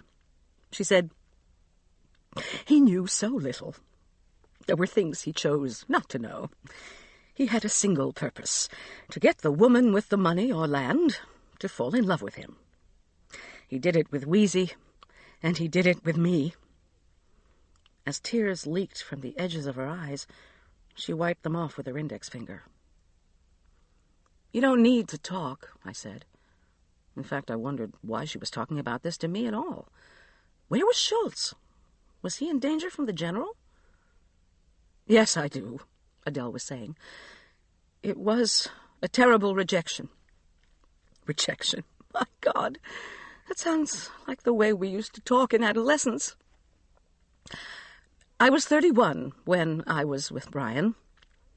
I felt all my anger, all my grief dissipate in that time with him. You hear about affairs, you think, oh, illicit sex. She regarded me with disgust. Sex is incidental. She looked wistfully at the mantelpiece that had held the Waterford vase, destroyed in the garden explosion. It's being loved that we all want. She sighed with a kind of moan. Brian loved me. He wrapped me in love. All my anger, my grief over losing my first husband dissipated. And you know what? I didn't even feel guilty. I even thought Marcus Keeley had had his heart attack so I could find Brian, my true love. She cackled. My gastrointestinal tract was doing flip-flops. I put it down to caffeine on an empty stomach. I wanted to get this over with, to untangle the past and find out what was going on in the present. I said, "You got pregnant." Her eyes wandered back to me. Yes. After I'd invested in the Meadowview area of Aspen Meadow Country Club, I was the first one to buy a 2-acre home site, and Brian was the second, buying the parcel right next to mine. Forever together, he'd said. He also said he wanted to get the ball rolling for the business. He wanted to be able to say, "We've had some sales, but there are a few parcels left." I kept thinking he would ask me to marry him. He said he wasn't ready. When I was 4 months along and unable to hide the pregnancy any longer, I left and went down to Utah to collect pottery and whatnot, she said, with another hideous laugh and wave. But really, it was to have a baby and arrange a private adoption in Bluff. I found out about a Navajo woman who had married an Anglo. The Anglo was opening a candy store. They'd been unable to have children. When you have money, she said with a sniff, you can arrange adoptions any way you want. I nodded and looked around. I hadn't seen Schultz for a while and was worried. Perhaps the general was awake. But Schultz could take care of himself. I couldn't risk Adele shutting down on me. I stayed put. If you arranged to have the adoption done, I said, still preoccupied with thoughts of Schultz, why did you arrange to have it undone? It fell into place. I thought, again foolishly, that it was for a reason. Beau's adoration embarrassed me terribly. I hated Washington and was all too glad to move out here once the Pentagon forced Beau's retirement. I had the land. I'd never sold it. And then I felt such a strong pull to see Brian again, to live next door. And I thought maybe if I could get Julian here, that we could... She broke off, lost in reverie. You were the one who said you can't go back. I know, she said, her voice shrill. Don't I? So much work, so many preparations. Arranging the scholarship for Julian when I found out that the boarding department at Elk Park Prep was about to close down. Building this house next to Brian and that inane woman, Wheezy. She spat out the name, then softened. And Julian. God, Julian. She broke off then and stared at the fireplace in a way that seemed to signal the end of the conversation. I remembered her words. Whatever you do for your children, they don't appreciate you. And then it all fell into place. A wave of cold fear swept over me. She was the one. I thought I'd needed her information to finger Wheezy, or the general, or even Sissy. I was wrong. I said, you tried to seduce Brian again, didn't you?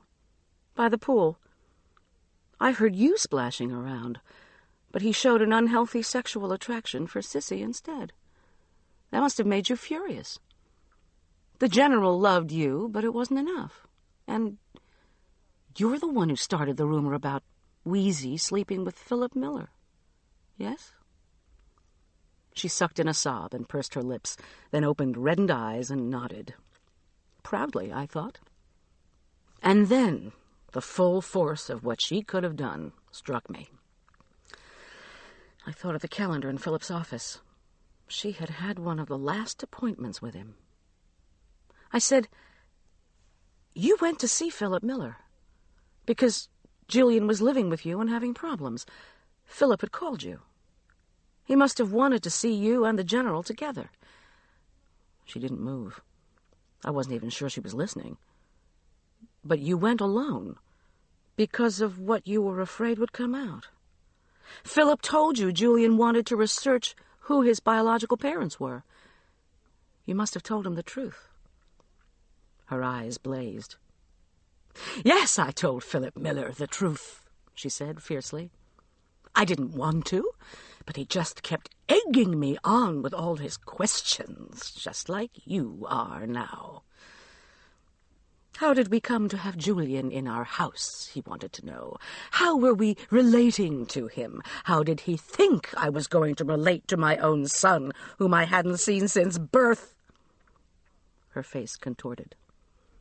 And I said, the biological father, Brian Harrington, had shown no interest in his son. I said I wanted to kill Brian Harrington. I'd learned about getting things on the black market from Beau. I'd gotten Spanish fly, and I was going to use it, because so many women had wanted Brian to love them. It would serve him right. But Philip took it from you. Yes, he took it. He threatened to call the police right away if I didn't give it to him. Said I needed help, and that he was going to have to notify Brian that his life was in danger. She smiled. But he didn't get my whole supply of Spanish fly. And the black market wasn't the only thing I'd learned from Beau. After I'd seen Philip Miller later that afternoon, I created a distraction. Pretended I'd left my cane in his office. The receptionist went to look for it, and I memorized Miller's calendar. I knew I'd have to act quickly before he turned me in. The eye doctor appointment was perfect. The abdominal pains in my stomach had turned to cramps. I felt hot. How I wanted this conversation to be over. How I wanted Schultz to come back. And most of all, how I wanted to know where Arch was, to be assured that he was all right. Adele was talking. I struggled to focus on her voice. I'd just had the glaucoma test myself, so I knew they used anesthetic. And Beau had told me all about peroxide torture when he was researching sabotage. There are more nerve endings in the eye than anywhere else in the body. The more nerve endings, the more pain. Put peroxide on those nerve endings, and you're going to do a lot of damage. Very quickly. I whispered, "How'd you do it?" I went into the eye doctor right after I saw Philip's calendar. Pretended I was there to raise money for the pool while I took the saline rinse bottle from beside the ultrasound machine, right under their noses. Then I came home and emptied the saline rinse bottle and put in Julian's peroxide. I called the headmaster and insisted that Philip be the one to bring more decals, that no one else could do it but Philip Miller, especially if they wanted me to give the last 20,000 for the pool. She cackled.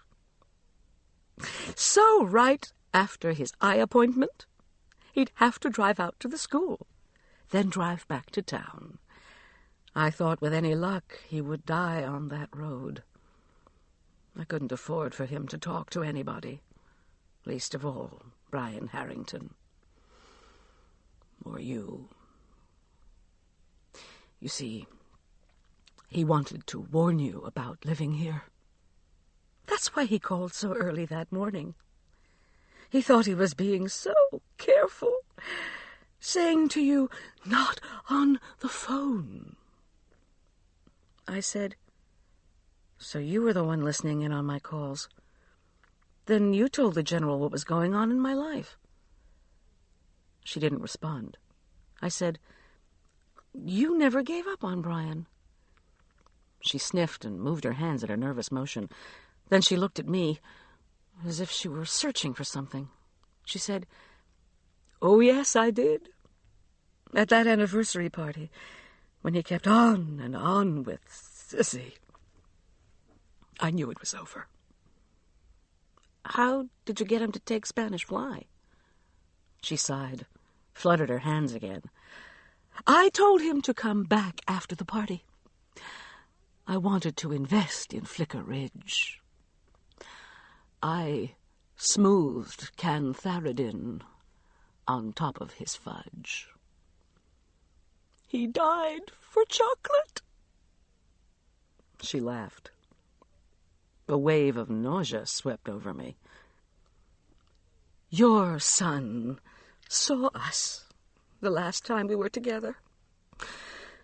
That's why I'm sorry to say that he's going to drown, too." I screamed, "Where's Arch?" "Well, you won't be able to save him this time." I was going to throw up. I bolted for the hall bathroom, but I could hear Schultz in there. He was sick. I couldn't listen to it. I held my stomach and lurched back to the living room. "What have you done?" I yelled at her. She said calmly, "The only thing I could be sure you would ever eat or drink was that damn espresso. So I put Spanish Fly in your coffee can. I'm sorry, Goldie. You and the policeman should be dead in an hour."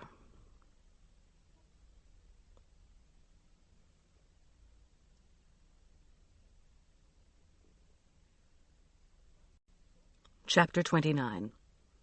I lunged toward her. "You bitch!" I screamed. "Where's my son?" Just before my hands reached Adele's neck, she grabbed her cane and whacked me across the stomach.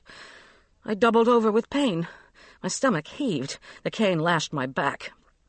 The living room blurred as I crash-landed on the floor. Pain surged through my body. I vomited on the oriental rug. Adele stood over me and caned my arm. She screeched, "Get up!" It was so hard. Everything hurt. My stomach, my back, my innards. "Move!" she yelled. She flailed at my legs with the cane. "Get down to that bathroom." I moved. "Tom!" I cried as I limped, furious at my physical weakness. "Tom, Bo, help me!" "Shut up!" said Adele as she prodded my calves. "Bo can't hear you. I put Valium in his scotch, and your policeman friend may be dead, one hopes." Desperately, I whirled to attack her, but she caught me across the shoulders with the cane. Pain shot through my body. I fell against the wall outside the bathroom. She poked the bathroom door open. I peered in. Tom was on the floor. His big body was curled tightly in the fetal position. Prods from Adele elicited a few moans. He rolled over and lifted his face. It was pallid and awful yellow. His eyes beseeched me. "Get in there," howled Adele, as she cracked me across the ankles. The woman was strong. I lost my balance and put my hands out to avoid hitting my head on the tile floor. Adele hovered overhead, a fuzzy-faced helicopter. "You just don't understand," she said, as she closed the door. I heard her wedge something under the knob and then tap step away. I turned to Schultz. His eyes were glazed with pain. He whispered, "I think I'm gonna die." "You're not," I told him with as much firmness as I could muster. Fire consumed my insides. The poison had to be diluted with water immediately. I knew that.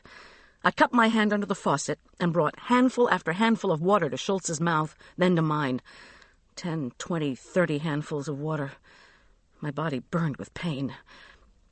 In some distant part of my brain, I heard Adele slam a door. She was leaving the house, leaving us to die. Who would be blamed? The general? Me? Pierre, the critic, would have a field day with this one. I swallowed more water, squeezed my eyes shut, and summoned a mental picture of Arch. I had to find him. I had to. Find. I repeated this mantra while I got down on my hands and knees and peered under the bathroom door. Bathroom doors can't be locked from the outside.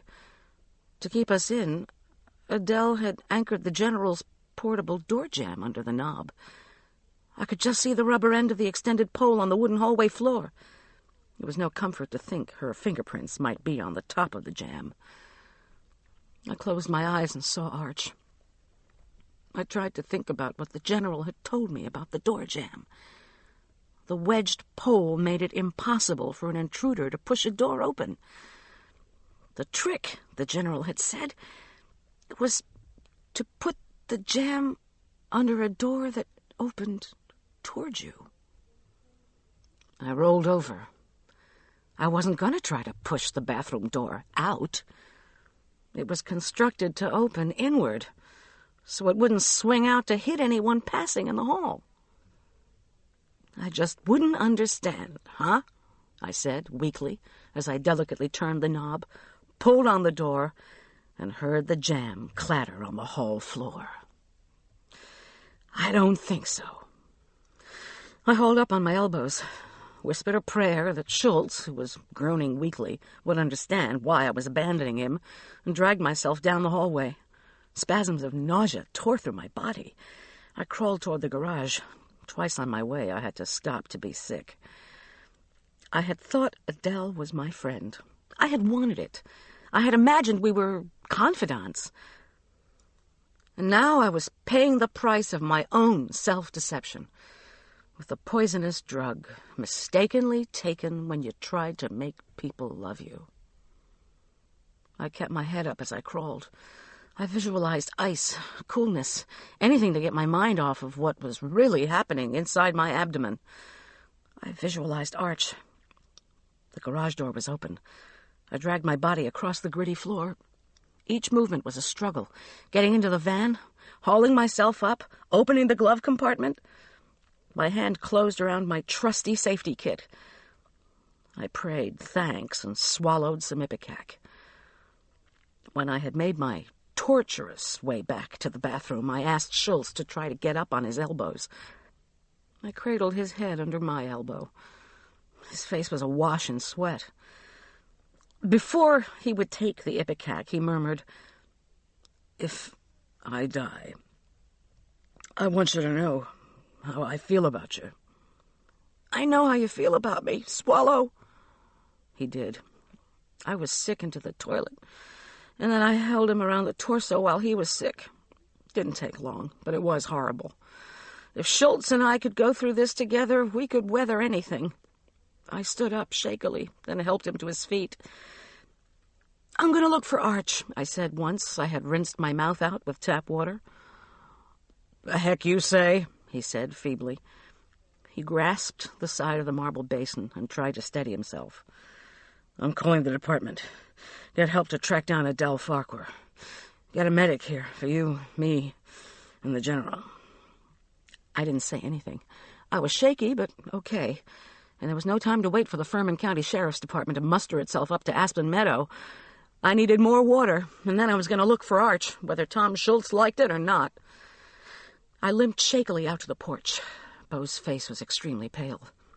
His snores sounded like a small propeller plane engine. I shook his shoulder. Nothing. The automatic timer flicked on the pool lights. It was 9 p.m. The murky, phosphorescent half-spheres on the walls of the empty pool cast an eerie pall across the patio.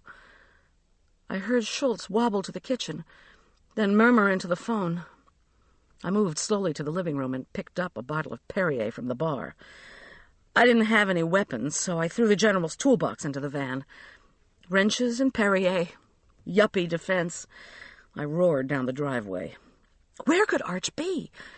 Why had Adele seemed so sure he would die tonight? Where you won't be able to save him this time. The pool. I peeled off in the direction of Elk Park Prep. I was so used to that road, I could whip around its curves and drink bottled water at the same time. The Perrier was a necessity to help dissipate whatever poison lingered in my system. I knew from reading about Spanish fly that some people became much sicker than others, and it didn't necessarily depend on the dose. This would explain why Schultz had been sick before me.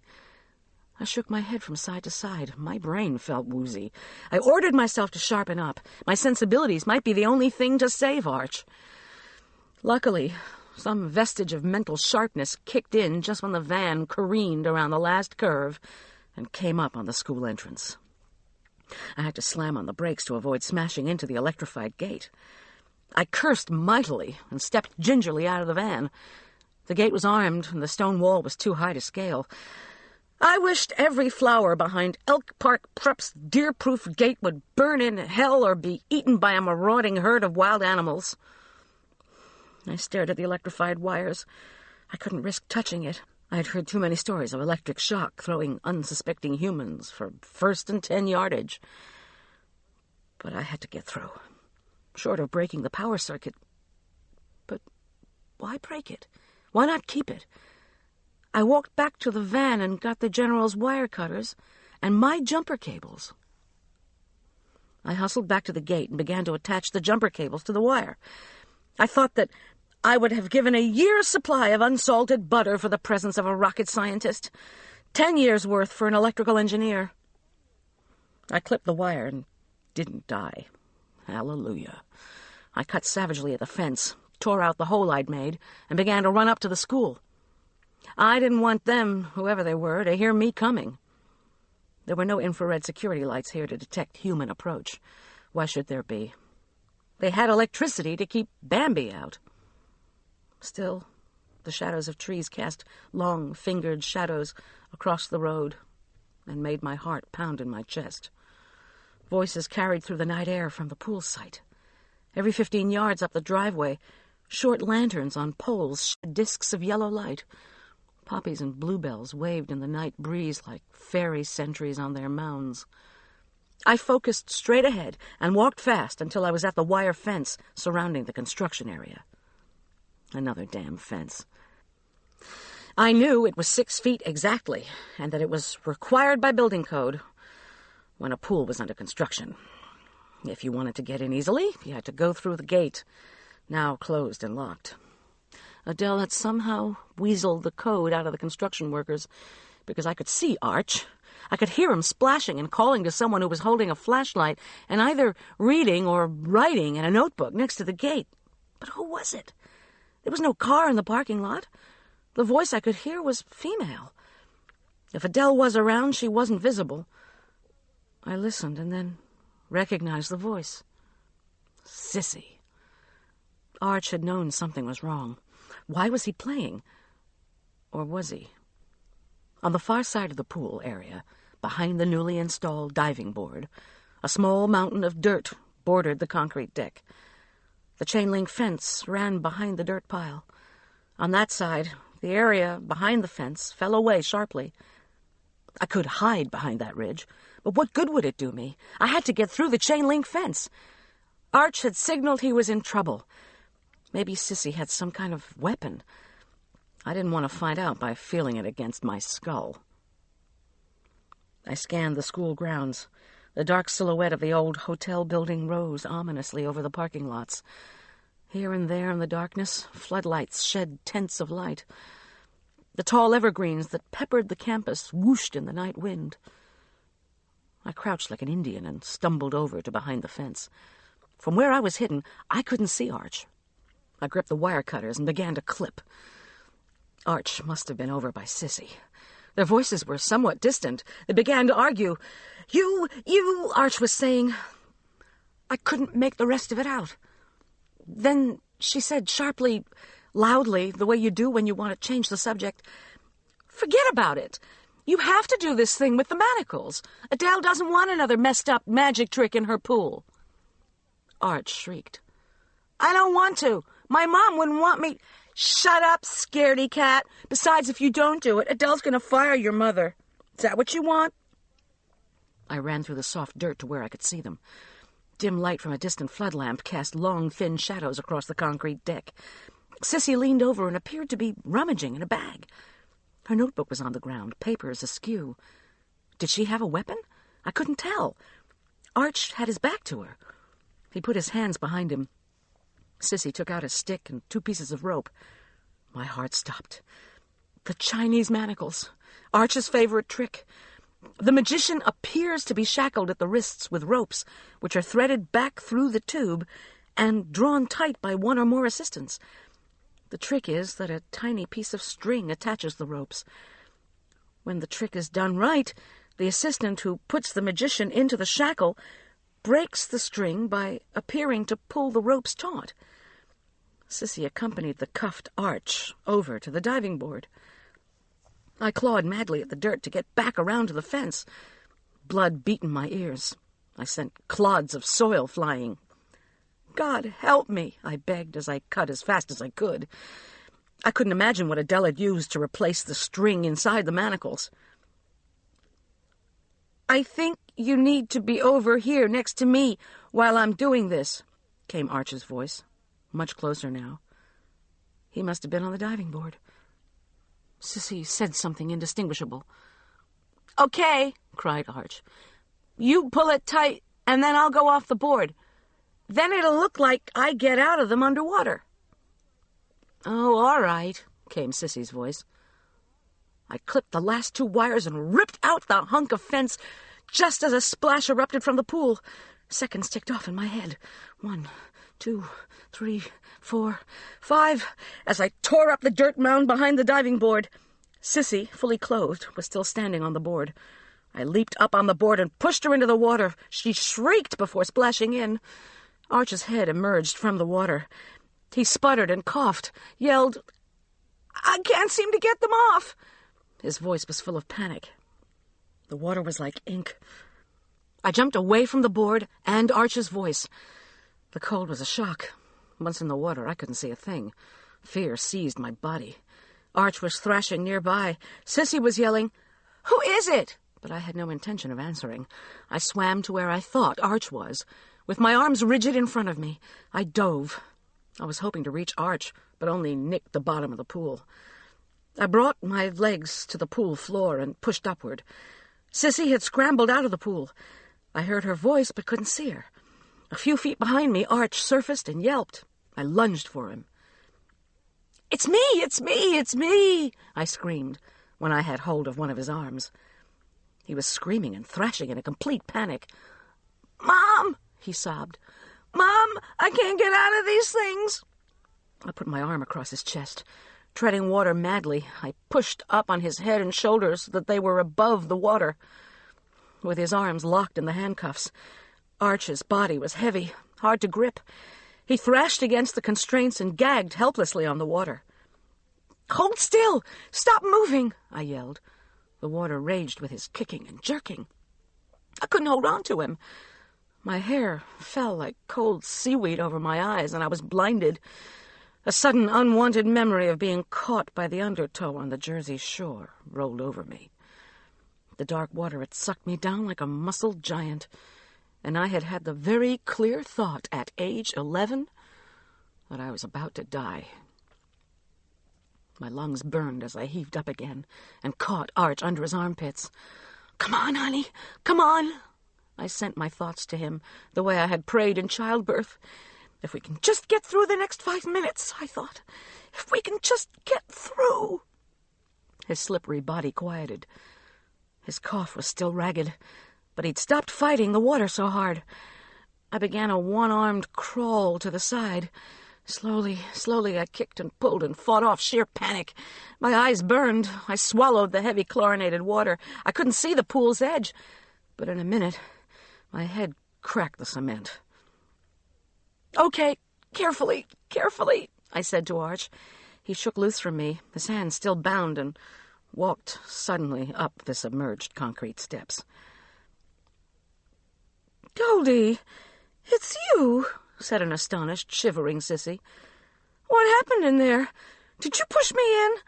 What happened to Arch?" I glanced around at my son. Despite the burn from the chlorine, my eyes were growing accustomed to the darkness. He had crouched down to bring his hands close to his feet. Savagely, he tromped on the bamboo pole with its ropes that pinned his wrists. Within a moment, the bamboo broke, and he wriggled his arms free. Sissy's hands were empty. No weapon.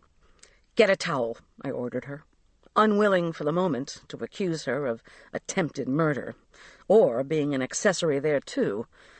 Her face puzzled. She silently handed me a couple of small towels. I wrapped both of them around Arch, who was sniffling hard and coughing. "Mom, I was trying to get away from her. I thought if I could get out of the manacles quickly, I'd be able to run away." "It's okay, Arch. It's okay." I grabbed a tarpaulin that was covering some pipes, then picked up one of the pipes. I looked around to where Sissy had been sitting. No weapon there, either. Nothing but the bag, her flashlight, and her school notebook. "Let's all get back to the van," I said. I reached the long-handled flashlight before Sissy could get it. "I don't want to be here if Adele comes back, and don't touch me or Arch," I warned Sissy fiercely as I brandished the pipe and the flashlight. She gaped at me. Arch said, "But, Mom, you have to look at her notebook. You have to—" "What we have to do is get out of here," I said curtly. Sissy marched sulkily in front of us. When we were all in the van, I turned the heat to high and handed Arch the pipe and flashlight. He knew what to do with them if he needed to. Greeted by a rush of cool air from a cold engine, I turned to Sissy as we lurched forward. "You want to tell me why you're here?" "I was taking care of Arch," she whined. "Just until Adele got back with you. I don't know what happened to her," she added. "She was paying me to keep him there." "Did that include drowning him?" "No!" she exclaimed. "Of course not. Adele gave me the bag with the tricks and just told me to make sure he practiced with the Chinese manacles tonight. That's all." "And what about pushing me into the glass case at the cafe? Did she pay you for that too, you little bitch?" Sissy snorted. "I wasn't trying to hurt you," she protested. "I was just supposed to warn you off. She's Julian's mother. She told me she could do so much for him financially, for his future and everything.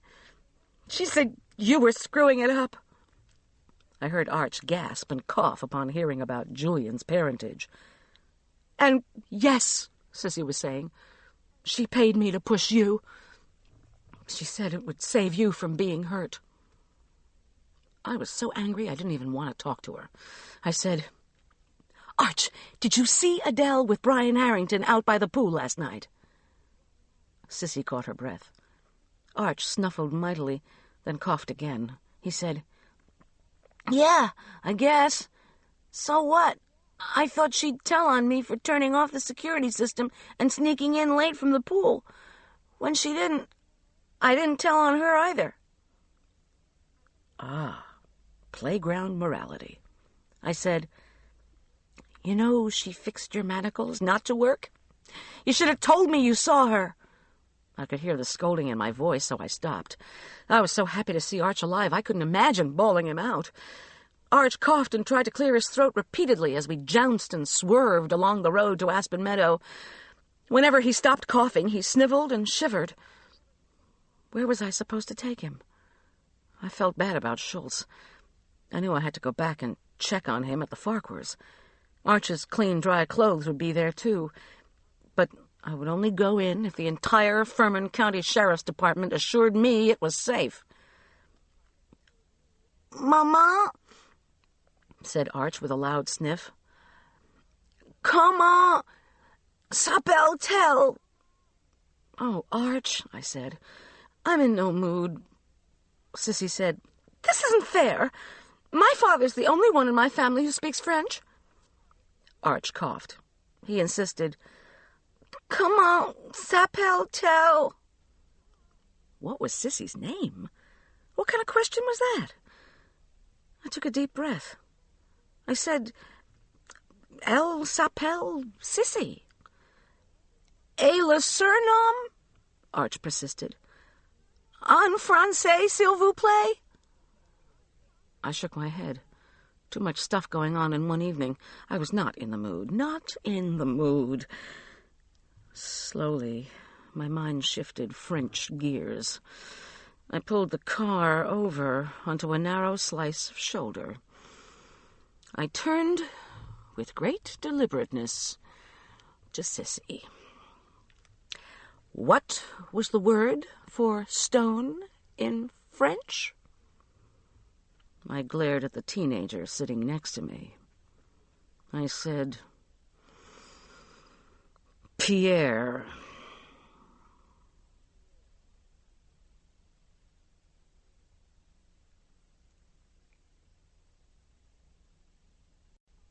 Chapter 30. Tell me, I said, was the pseudonym your father's idea? She sulked, said, No, I got it from a dictionary. I could feel my voice rising out of control. Now tell me, I shrieked, what did I ever do to you? Sissy's nostrils flared in indignation. Julian said he wanted to be a chef. He wanted to ask if he could apprentice with you. He was going to do that instead of be a doctor. Of course I had to make you look bad. I should have known. The unfortunately named Goldie Bear? Julian's grossly misguided quest? The undeniably pedantic use of language. I said, Sissy, if you are worth anything, which I doubt, I'm going to sue you for it. Now shut up until we get to the Farquhars. When we got to the end of Sam Sneed Lane, lights from police cars flashed importantly at the top of the driveway. The place looked like a carnival. I drove up to the police line and asked for Schultz. After some conferring between officers, Schultz came walking slowly down the driveway. Where did you go? He demanded. His color was still awful, but his eyes were furious. To the school, I said, to get Arch. His face softened. Thank God. Where is he? In the van. He's still pretty cold, and he has an awful cough. Did you find Adele? He rubbed his forehead. His tone was weary. Yes and no. She got out on I-70, turned off her lights, made a U-turn on the median, hightailed it back here. She's in that damn storage area, screaming about a detonator. They're trying to talk to her. My heart quaked with fear for Beau. What about the general? He's okay, on his way to Denver in an ambulance. As soon as he recovers, we're going to book him. Oh, that's nice. For what? For breaking every explosive storage law on the books, thank you very much. There was some shouting from the top of the driveway. A wave of police officers came running out toward their vehicles, shouting about clearing the area. Suddenly there was a flash and a boom. We were all thrown to the cement. Booms, hisses, more booms. I covered my head and hoped that the van hadn't been hit by a rocket-propelled grenade. Light erupted and then abruptly went out. The booms wouldn't stop. There was a great roar. The garage was on fire. Debris showered around us. The remains of the magazine. There was one final terrible explosion. Then a silence, broken only by the crackle of the fire and my ragged breathing. Arch! I cried. Schultz grabbed for me, but missed. I ran back to the van. It had survived the explosion. As I was about to open the door, I heard a loud meow and felt a wad of fur dash between my legs. I looked down at the Scout. I scooped up the cat and climbed into the van. Sissy looked at me wide-eyed. Her wet hair was disheveled, her face white with fear. Adele? I'm sorry, I said. I handed her the cat. Wordlessly, she opened the van door and climbed out, holding Scout. Arch was coughing, choking. His chest heaved. He was having trouble breathing. Why, I asked myself. Breathe for me, Arch. Take deep breaths, I ordered. He wheezed and coughed. His history of virally induced asthma made this doubly frightening. He must have aspirated pool water. I gave myself a mental kick. This happened all the time to river rafters. The raft would capsize in rapids, and rafters would aspirate river water. After initial coughing and gagging, they would appear to be fine, but water could get trapped in the air side of the lung wall, and an hour after being pulled out of the water, they drowned. Arch wheezed and couldn't get his breath. He gasped wildly before he went unconscious. I catapulted backward out of the van and went shrieking up to Schultz for help.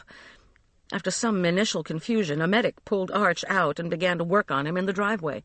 He cleared out the airway, while a second medic put in a call to Lutheran Hospital for permission to intubate.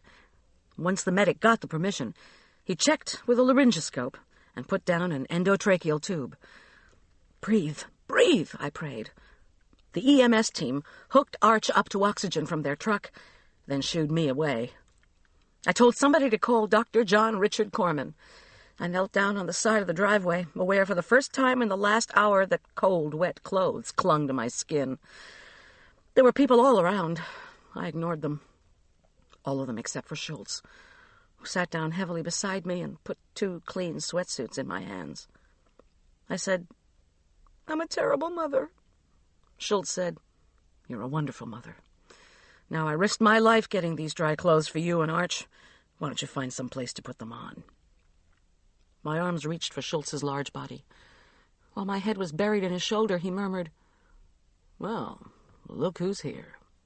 I jerked back and whirled to face a very disheveled Julian Teller, dressed in camouflage gear.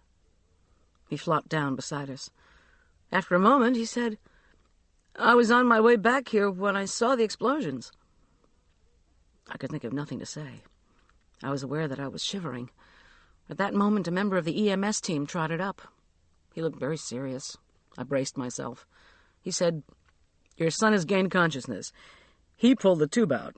He's breathing okay now, but we've got to take him down to Lutheran for 24 hours observation." I nodded and handed him the kid-sized sweatsuit. Schultz said, "Let's go."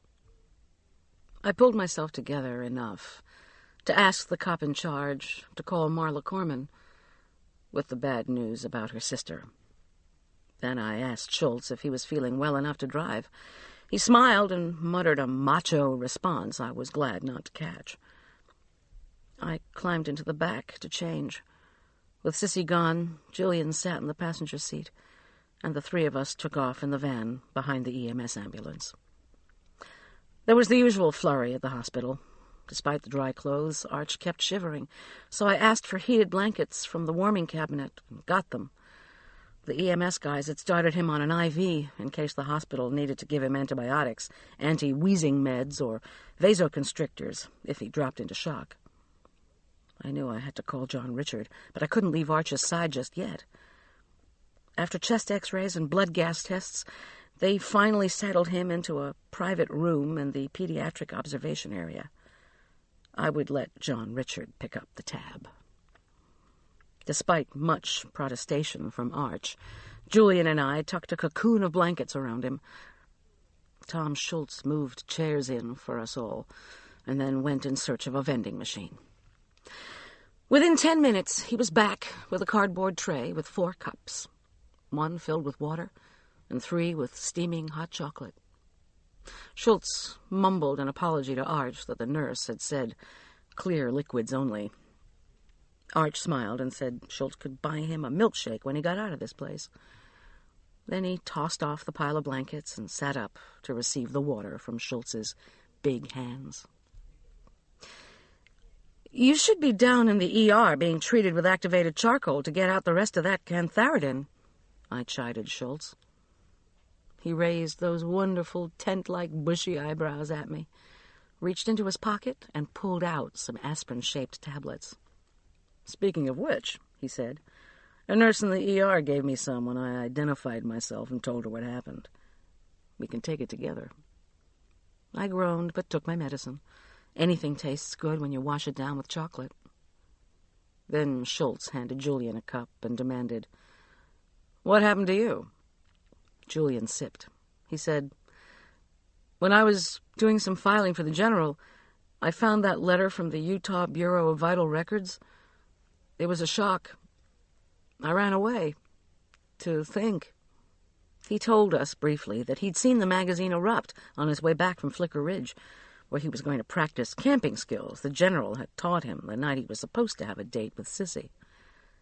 "I didn't want anybody to know I might take off," he said, "but I decided to come back. When I saw the explosions, I knew there was only one place." I told him Adele was gone. I said, "I'm sorry about Adele and Brian, your parents." He said, "My parents are in Utah."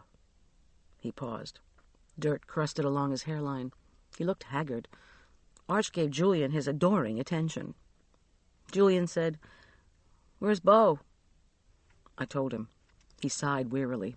He said, "I really liked the general. I'd like to help him.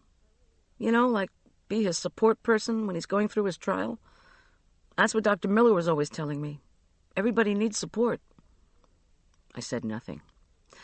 I'd tried to be supportive of Julian, but it had never worked out. And maybe Philip Miller had tried to be supportive of me. And that hadn't worked out either, despite what may have been his intent. I conjured up Philip's face. With some effort, I willed forgiveness. After a moment, Julian turned to me. He said, "My scholarship at Elk Park runs through next year. I'd like to finish there, but I need a place to live and a part-time job." He eyed me. His scalp under the bleached, clipped hair was covered with dried mud, like soil between parched rows of corn. There were dark smudges under his eyes. He put his cup down. I looked at Schultz, who raised his eyebrows. Julian went on. "You had a boarder once," Sissy told me. "I know I'm not real sophisticated."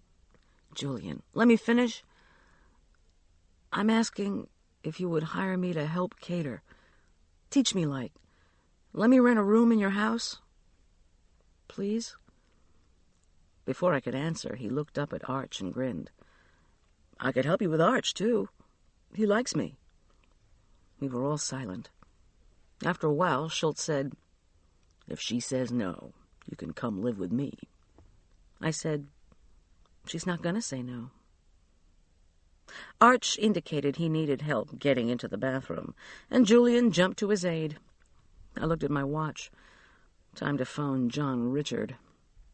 I was almost as surprised to reach John Richard at his house as he was to hear I was at the hospital. I told him Arch was fine, but that the Farquhars' house had exploded. He demanded to know what the hell was going on, why the hysterical phone calls saying Arch was missing, unconscious, why the devil couldn't I said, "You owe me." He was stunned into silence. "Owe you what?" "Listen. Why did I have to go to the Farquhars in the first place? Because of you? You were jealous of Philip Miller. You tried to intimidate me." The jerk began to say, "Excuse me." "You owe me," I pressed on. "And you can either make it up to me now in terms of dollars and cents, or you can wait for me to haul your stupid ass into court for breaking a bunch of flower pots. That ought to be great publicity for your precious medical practice." The jerk hesitated. I could feel his rage through the telephone wire. He said, "What do you want?" Well, it didn't take a corporate accountant to figure that one. I said, "I need money for two things. Number one, I've already started to put in a security system. You can pay for it. Number two, I need to change my name." He said, "Again?" I told him briefly about George Pettigrew and Three Bears Catering, and that I needed money for legal fees. "How much?" I said, "I'll send you the bill," and hung up. Arch came out of the bathroom. Julian helped him back into bed and resettled the IV. Then they silently toasted each other with their cups of cocoa and water. Schultz took my hand and held it determinedly. I asked him if he was feeling all right, and he said he was. He said, "Just tell me this. How come your ex-husband isn't jealous of me? I couldn't help it. I burst out laughing. Schultz said, So, what are you going to change your name to? Would you consider Schultz? Oh, my God. Julian gagged on his hot chocolate. I looked at Arch, who tilted his head and gave me a serene smile. I was utterly flabbergasted, speechless, for once. Finally, I said, I can't answer that one right now. Let me think about it. Thanks. I don't know what to say. Well then, Schultz went on. For now, how about B-A-E-R? Sounds the same, without the grisly connotation. Of course, you could make it B-A-R-E, but people might get the wrong idea. Schultz has a better ring to it. I smiled. Well, he said, I'm not going to force the issue. We were all quiet for a few minutes. I reflected on the people who had come to inhabit my life in the last month. That was what everyone wanted, to force love's issue. Adele and Wheezy adored Brian and had tried to make the adoration mutual. I had cherished the illusion that Adele was my friend and confidant. Julian was enamored of Sissy. Sissy, in turn, had great affection for the idea of being married to a doctor. And I wanted to make Arch love me, so that he would choose to live with me instead of his father. Mom, Arch said, as if he were reading my mind. He put down his cup. I'm sorry I said that about going to live with Dad. I'd like to stay with you. I mean, if you want me to. I got up to hug him. Schultz joined us. Julian held back, but after a moment, he put a hand on my shoulder and a hand on Arch's back. When we were all hugging, Arch said, Can Julian share my room?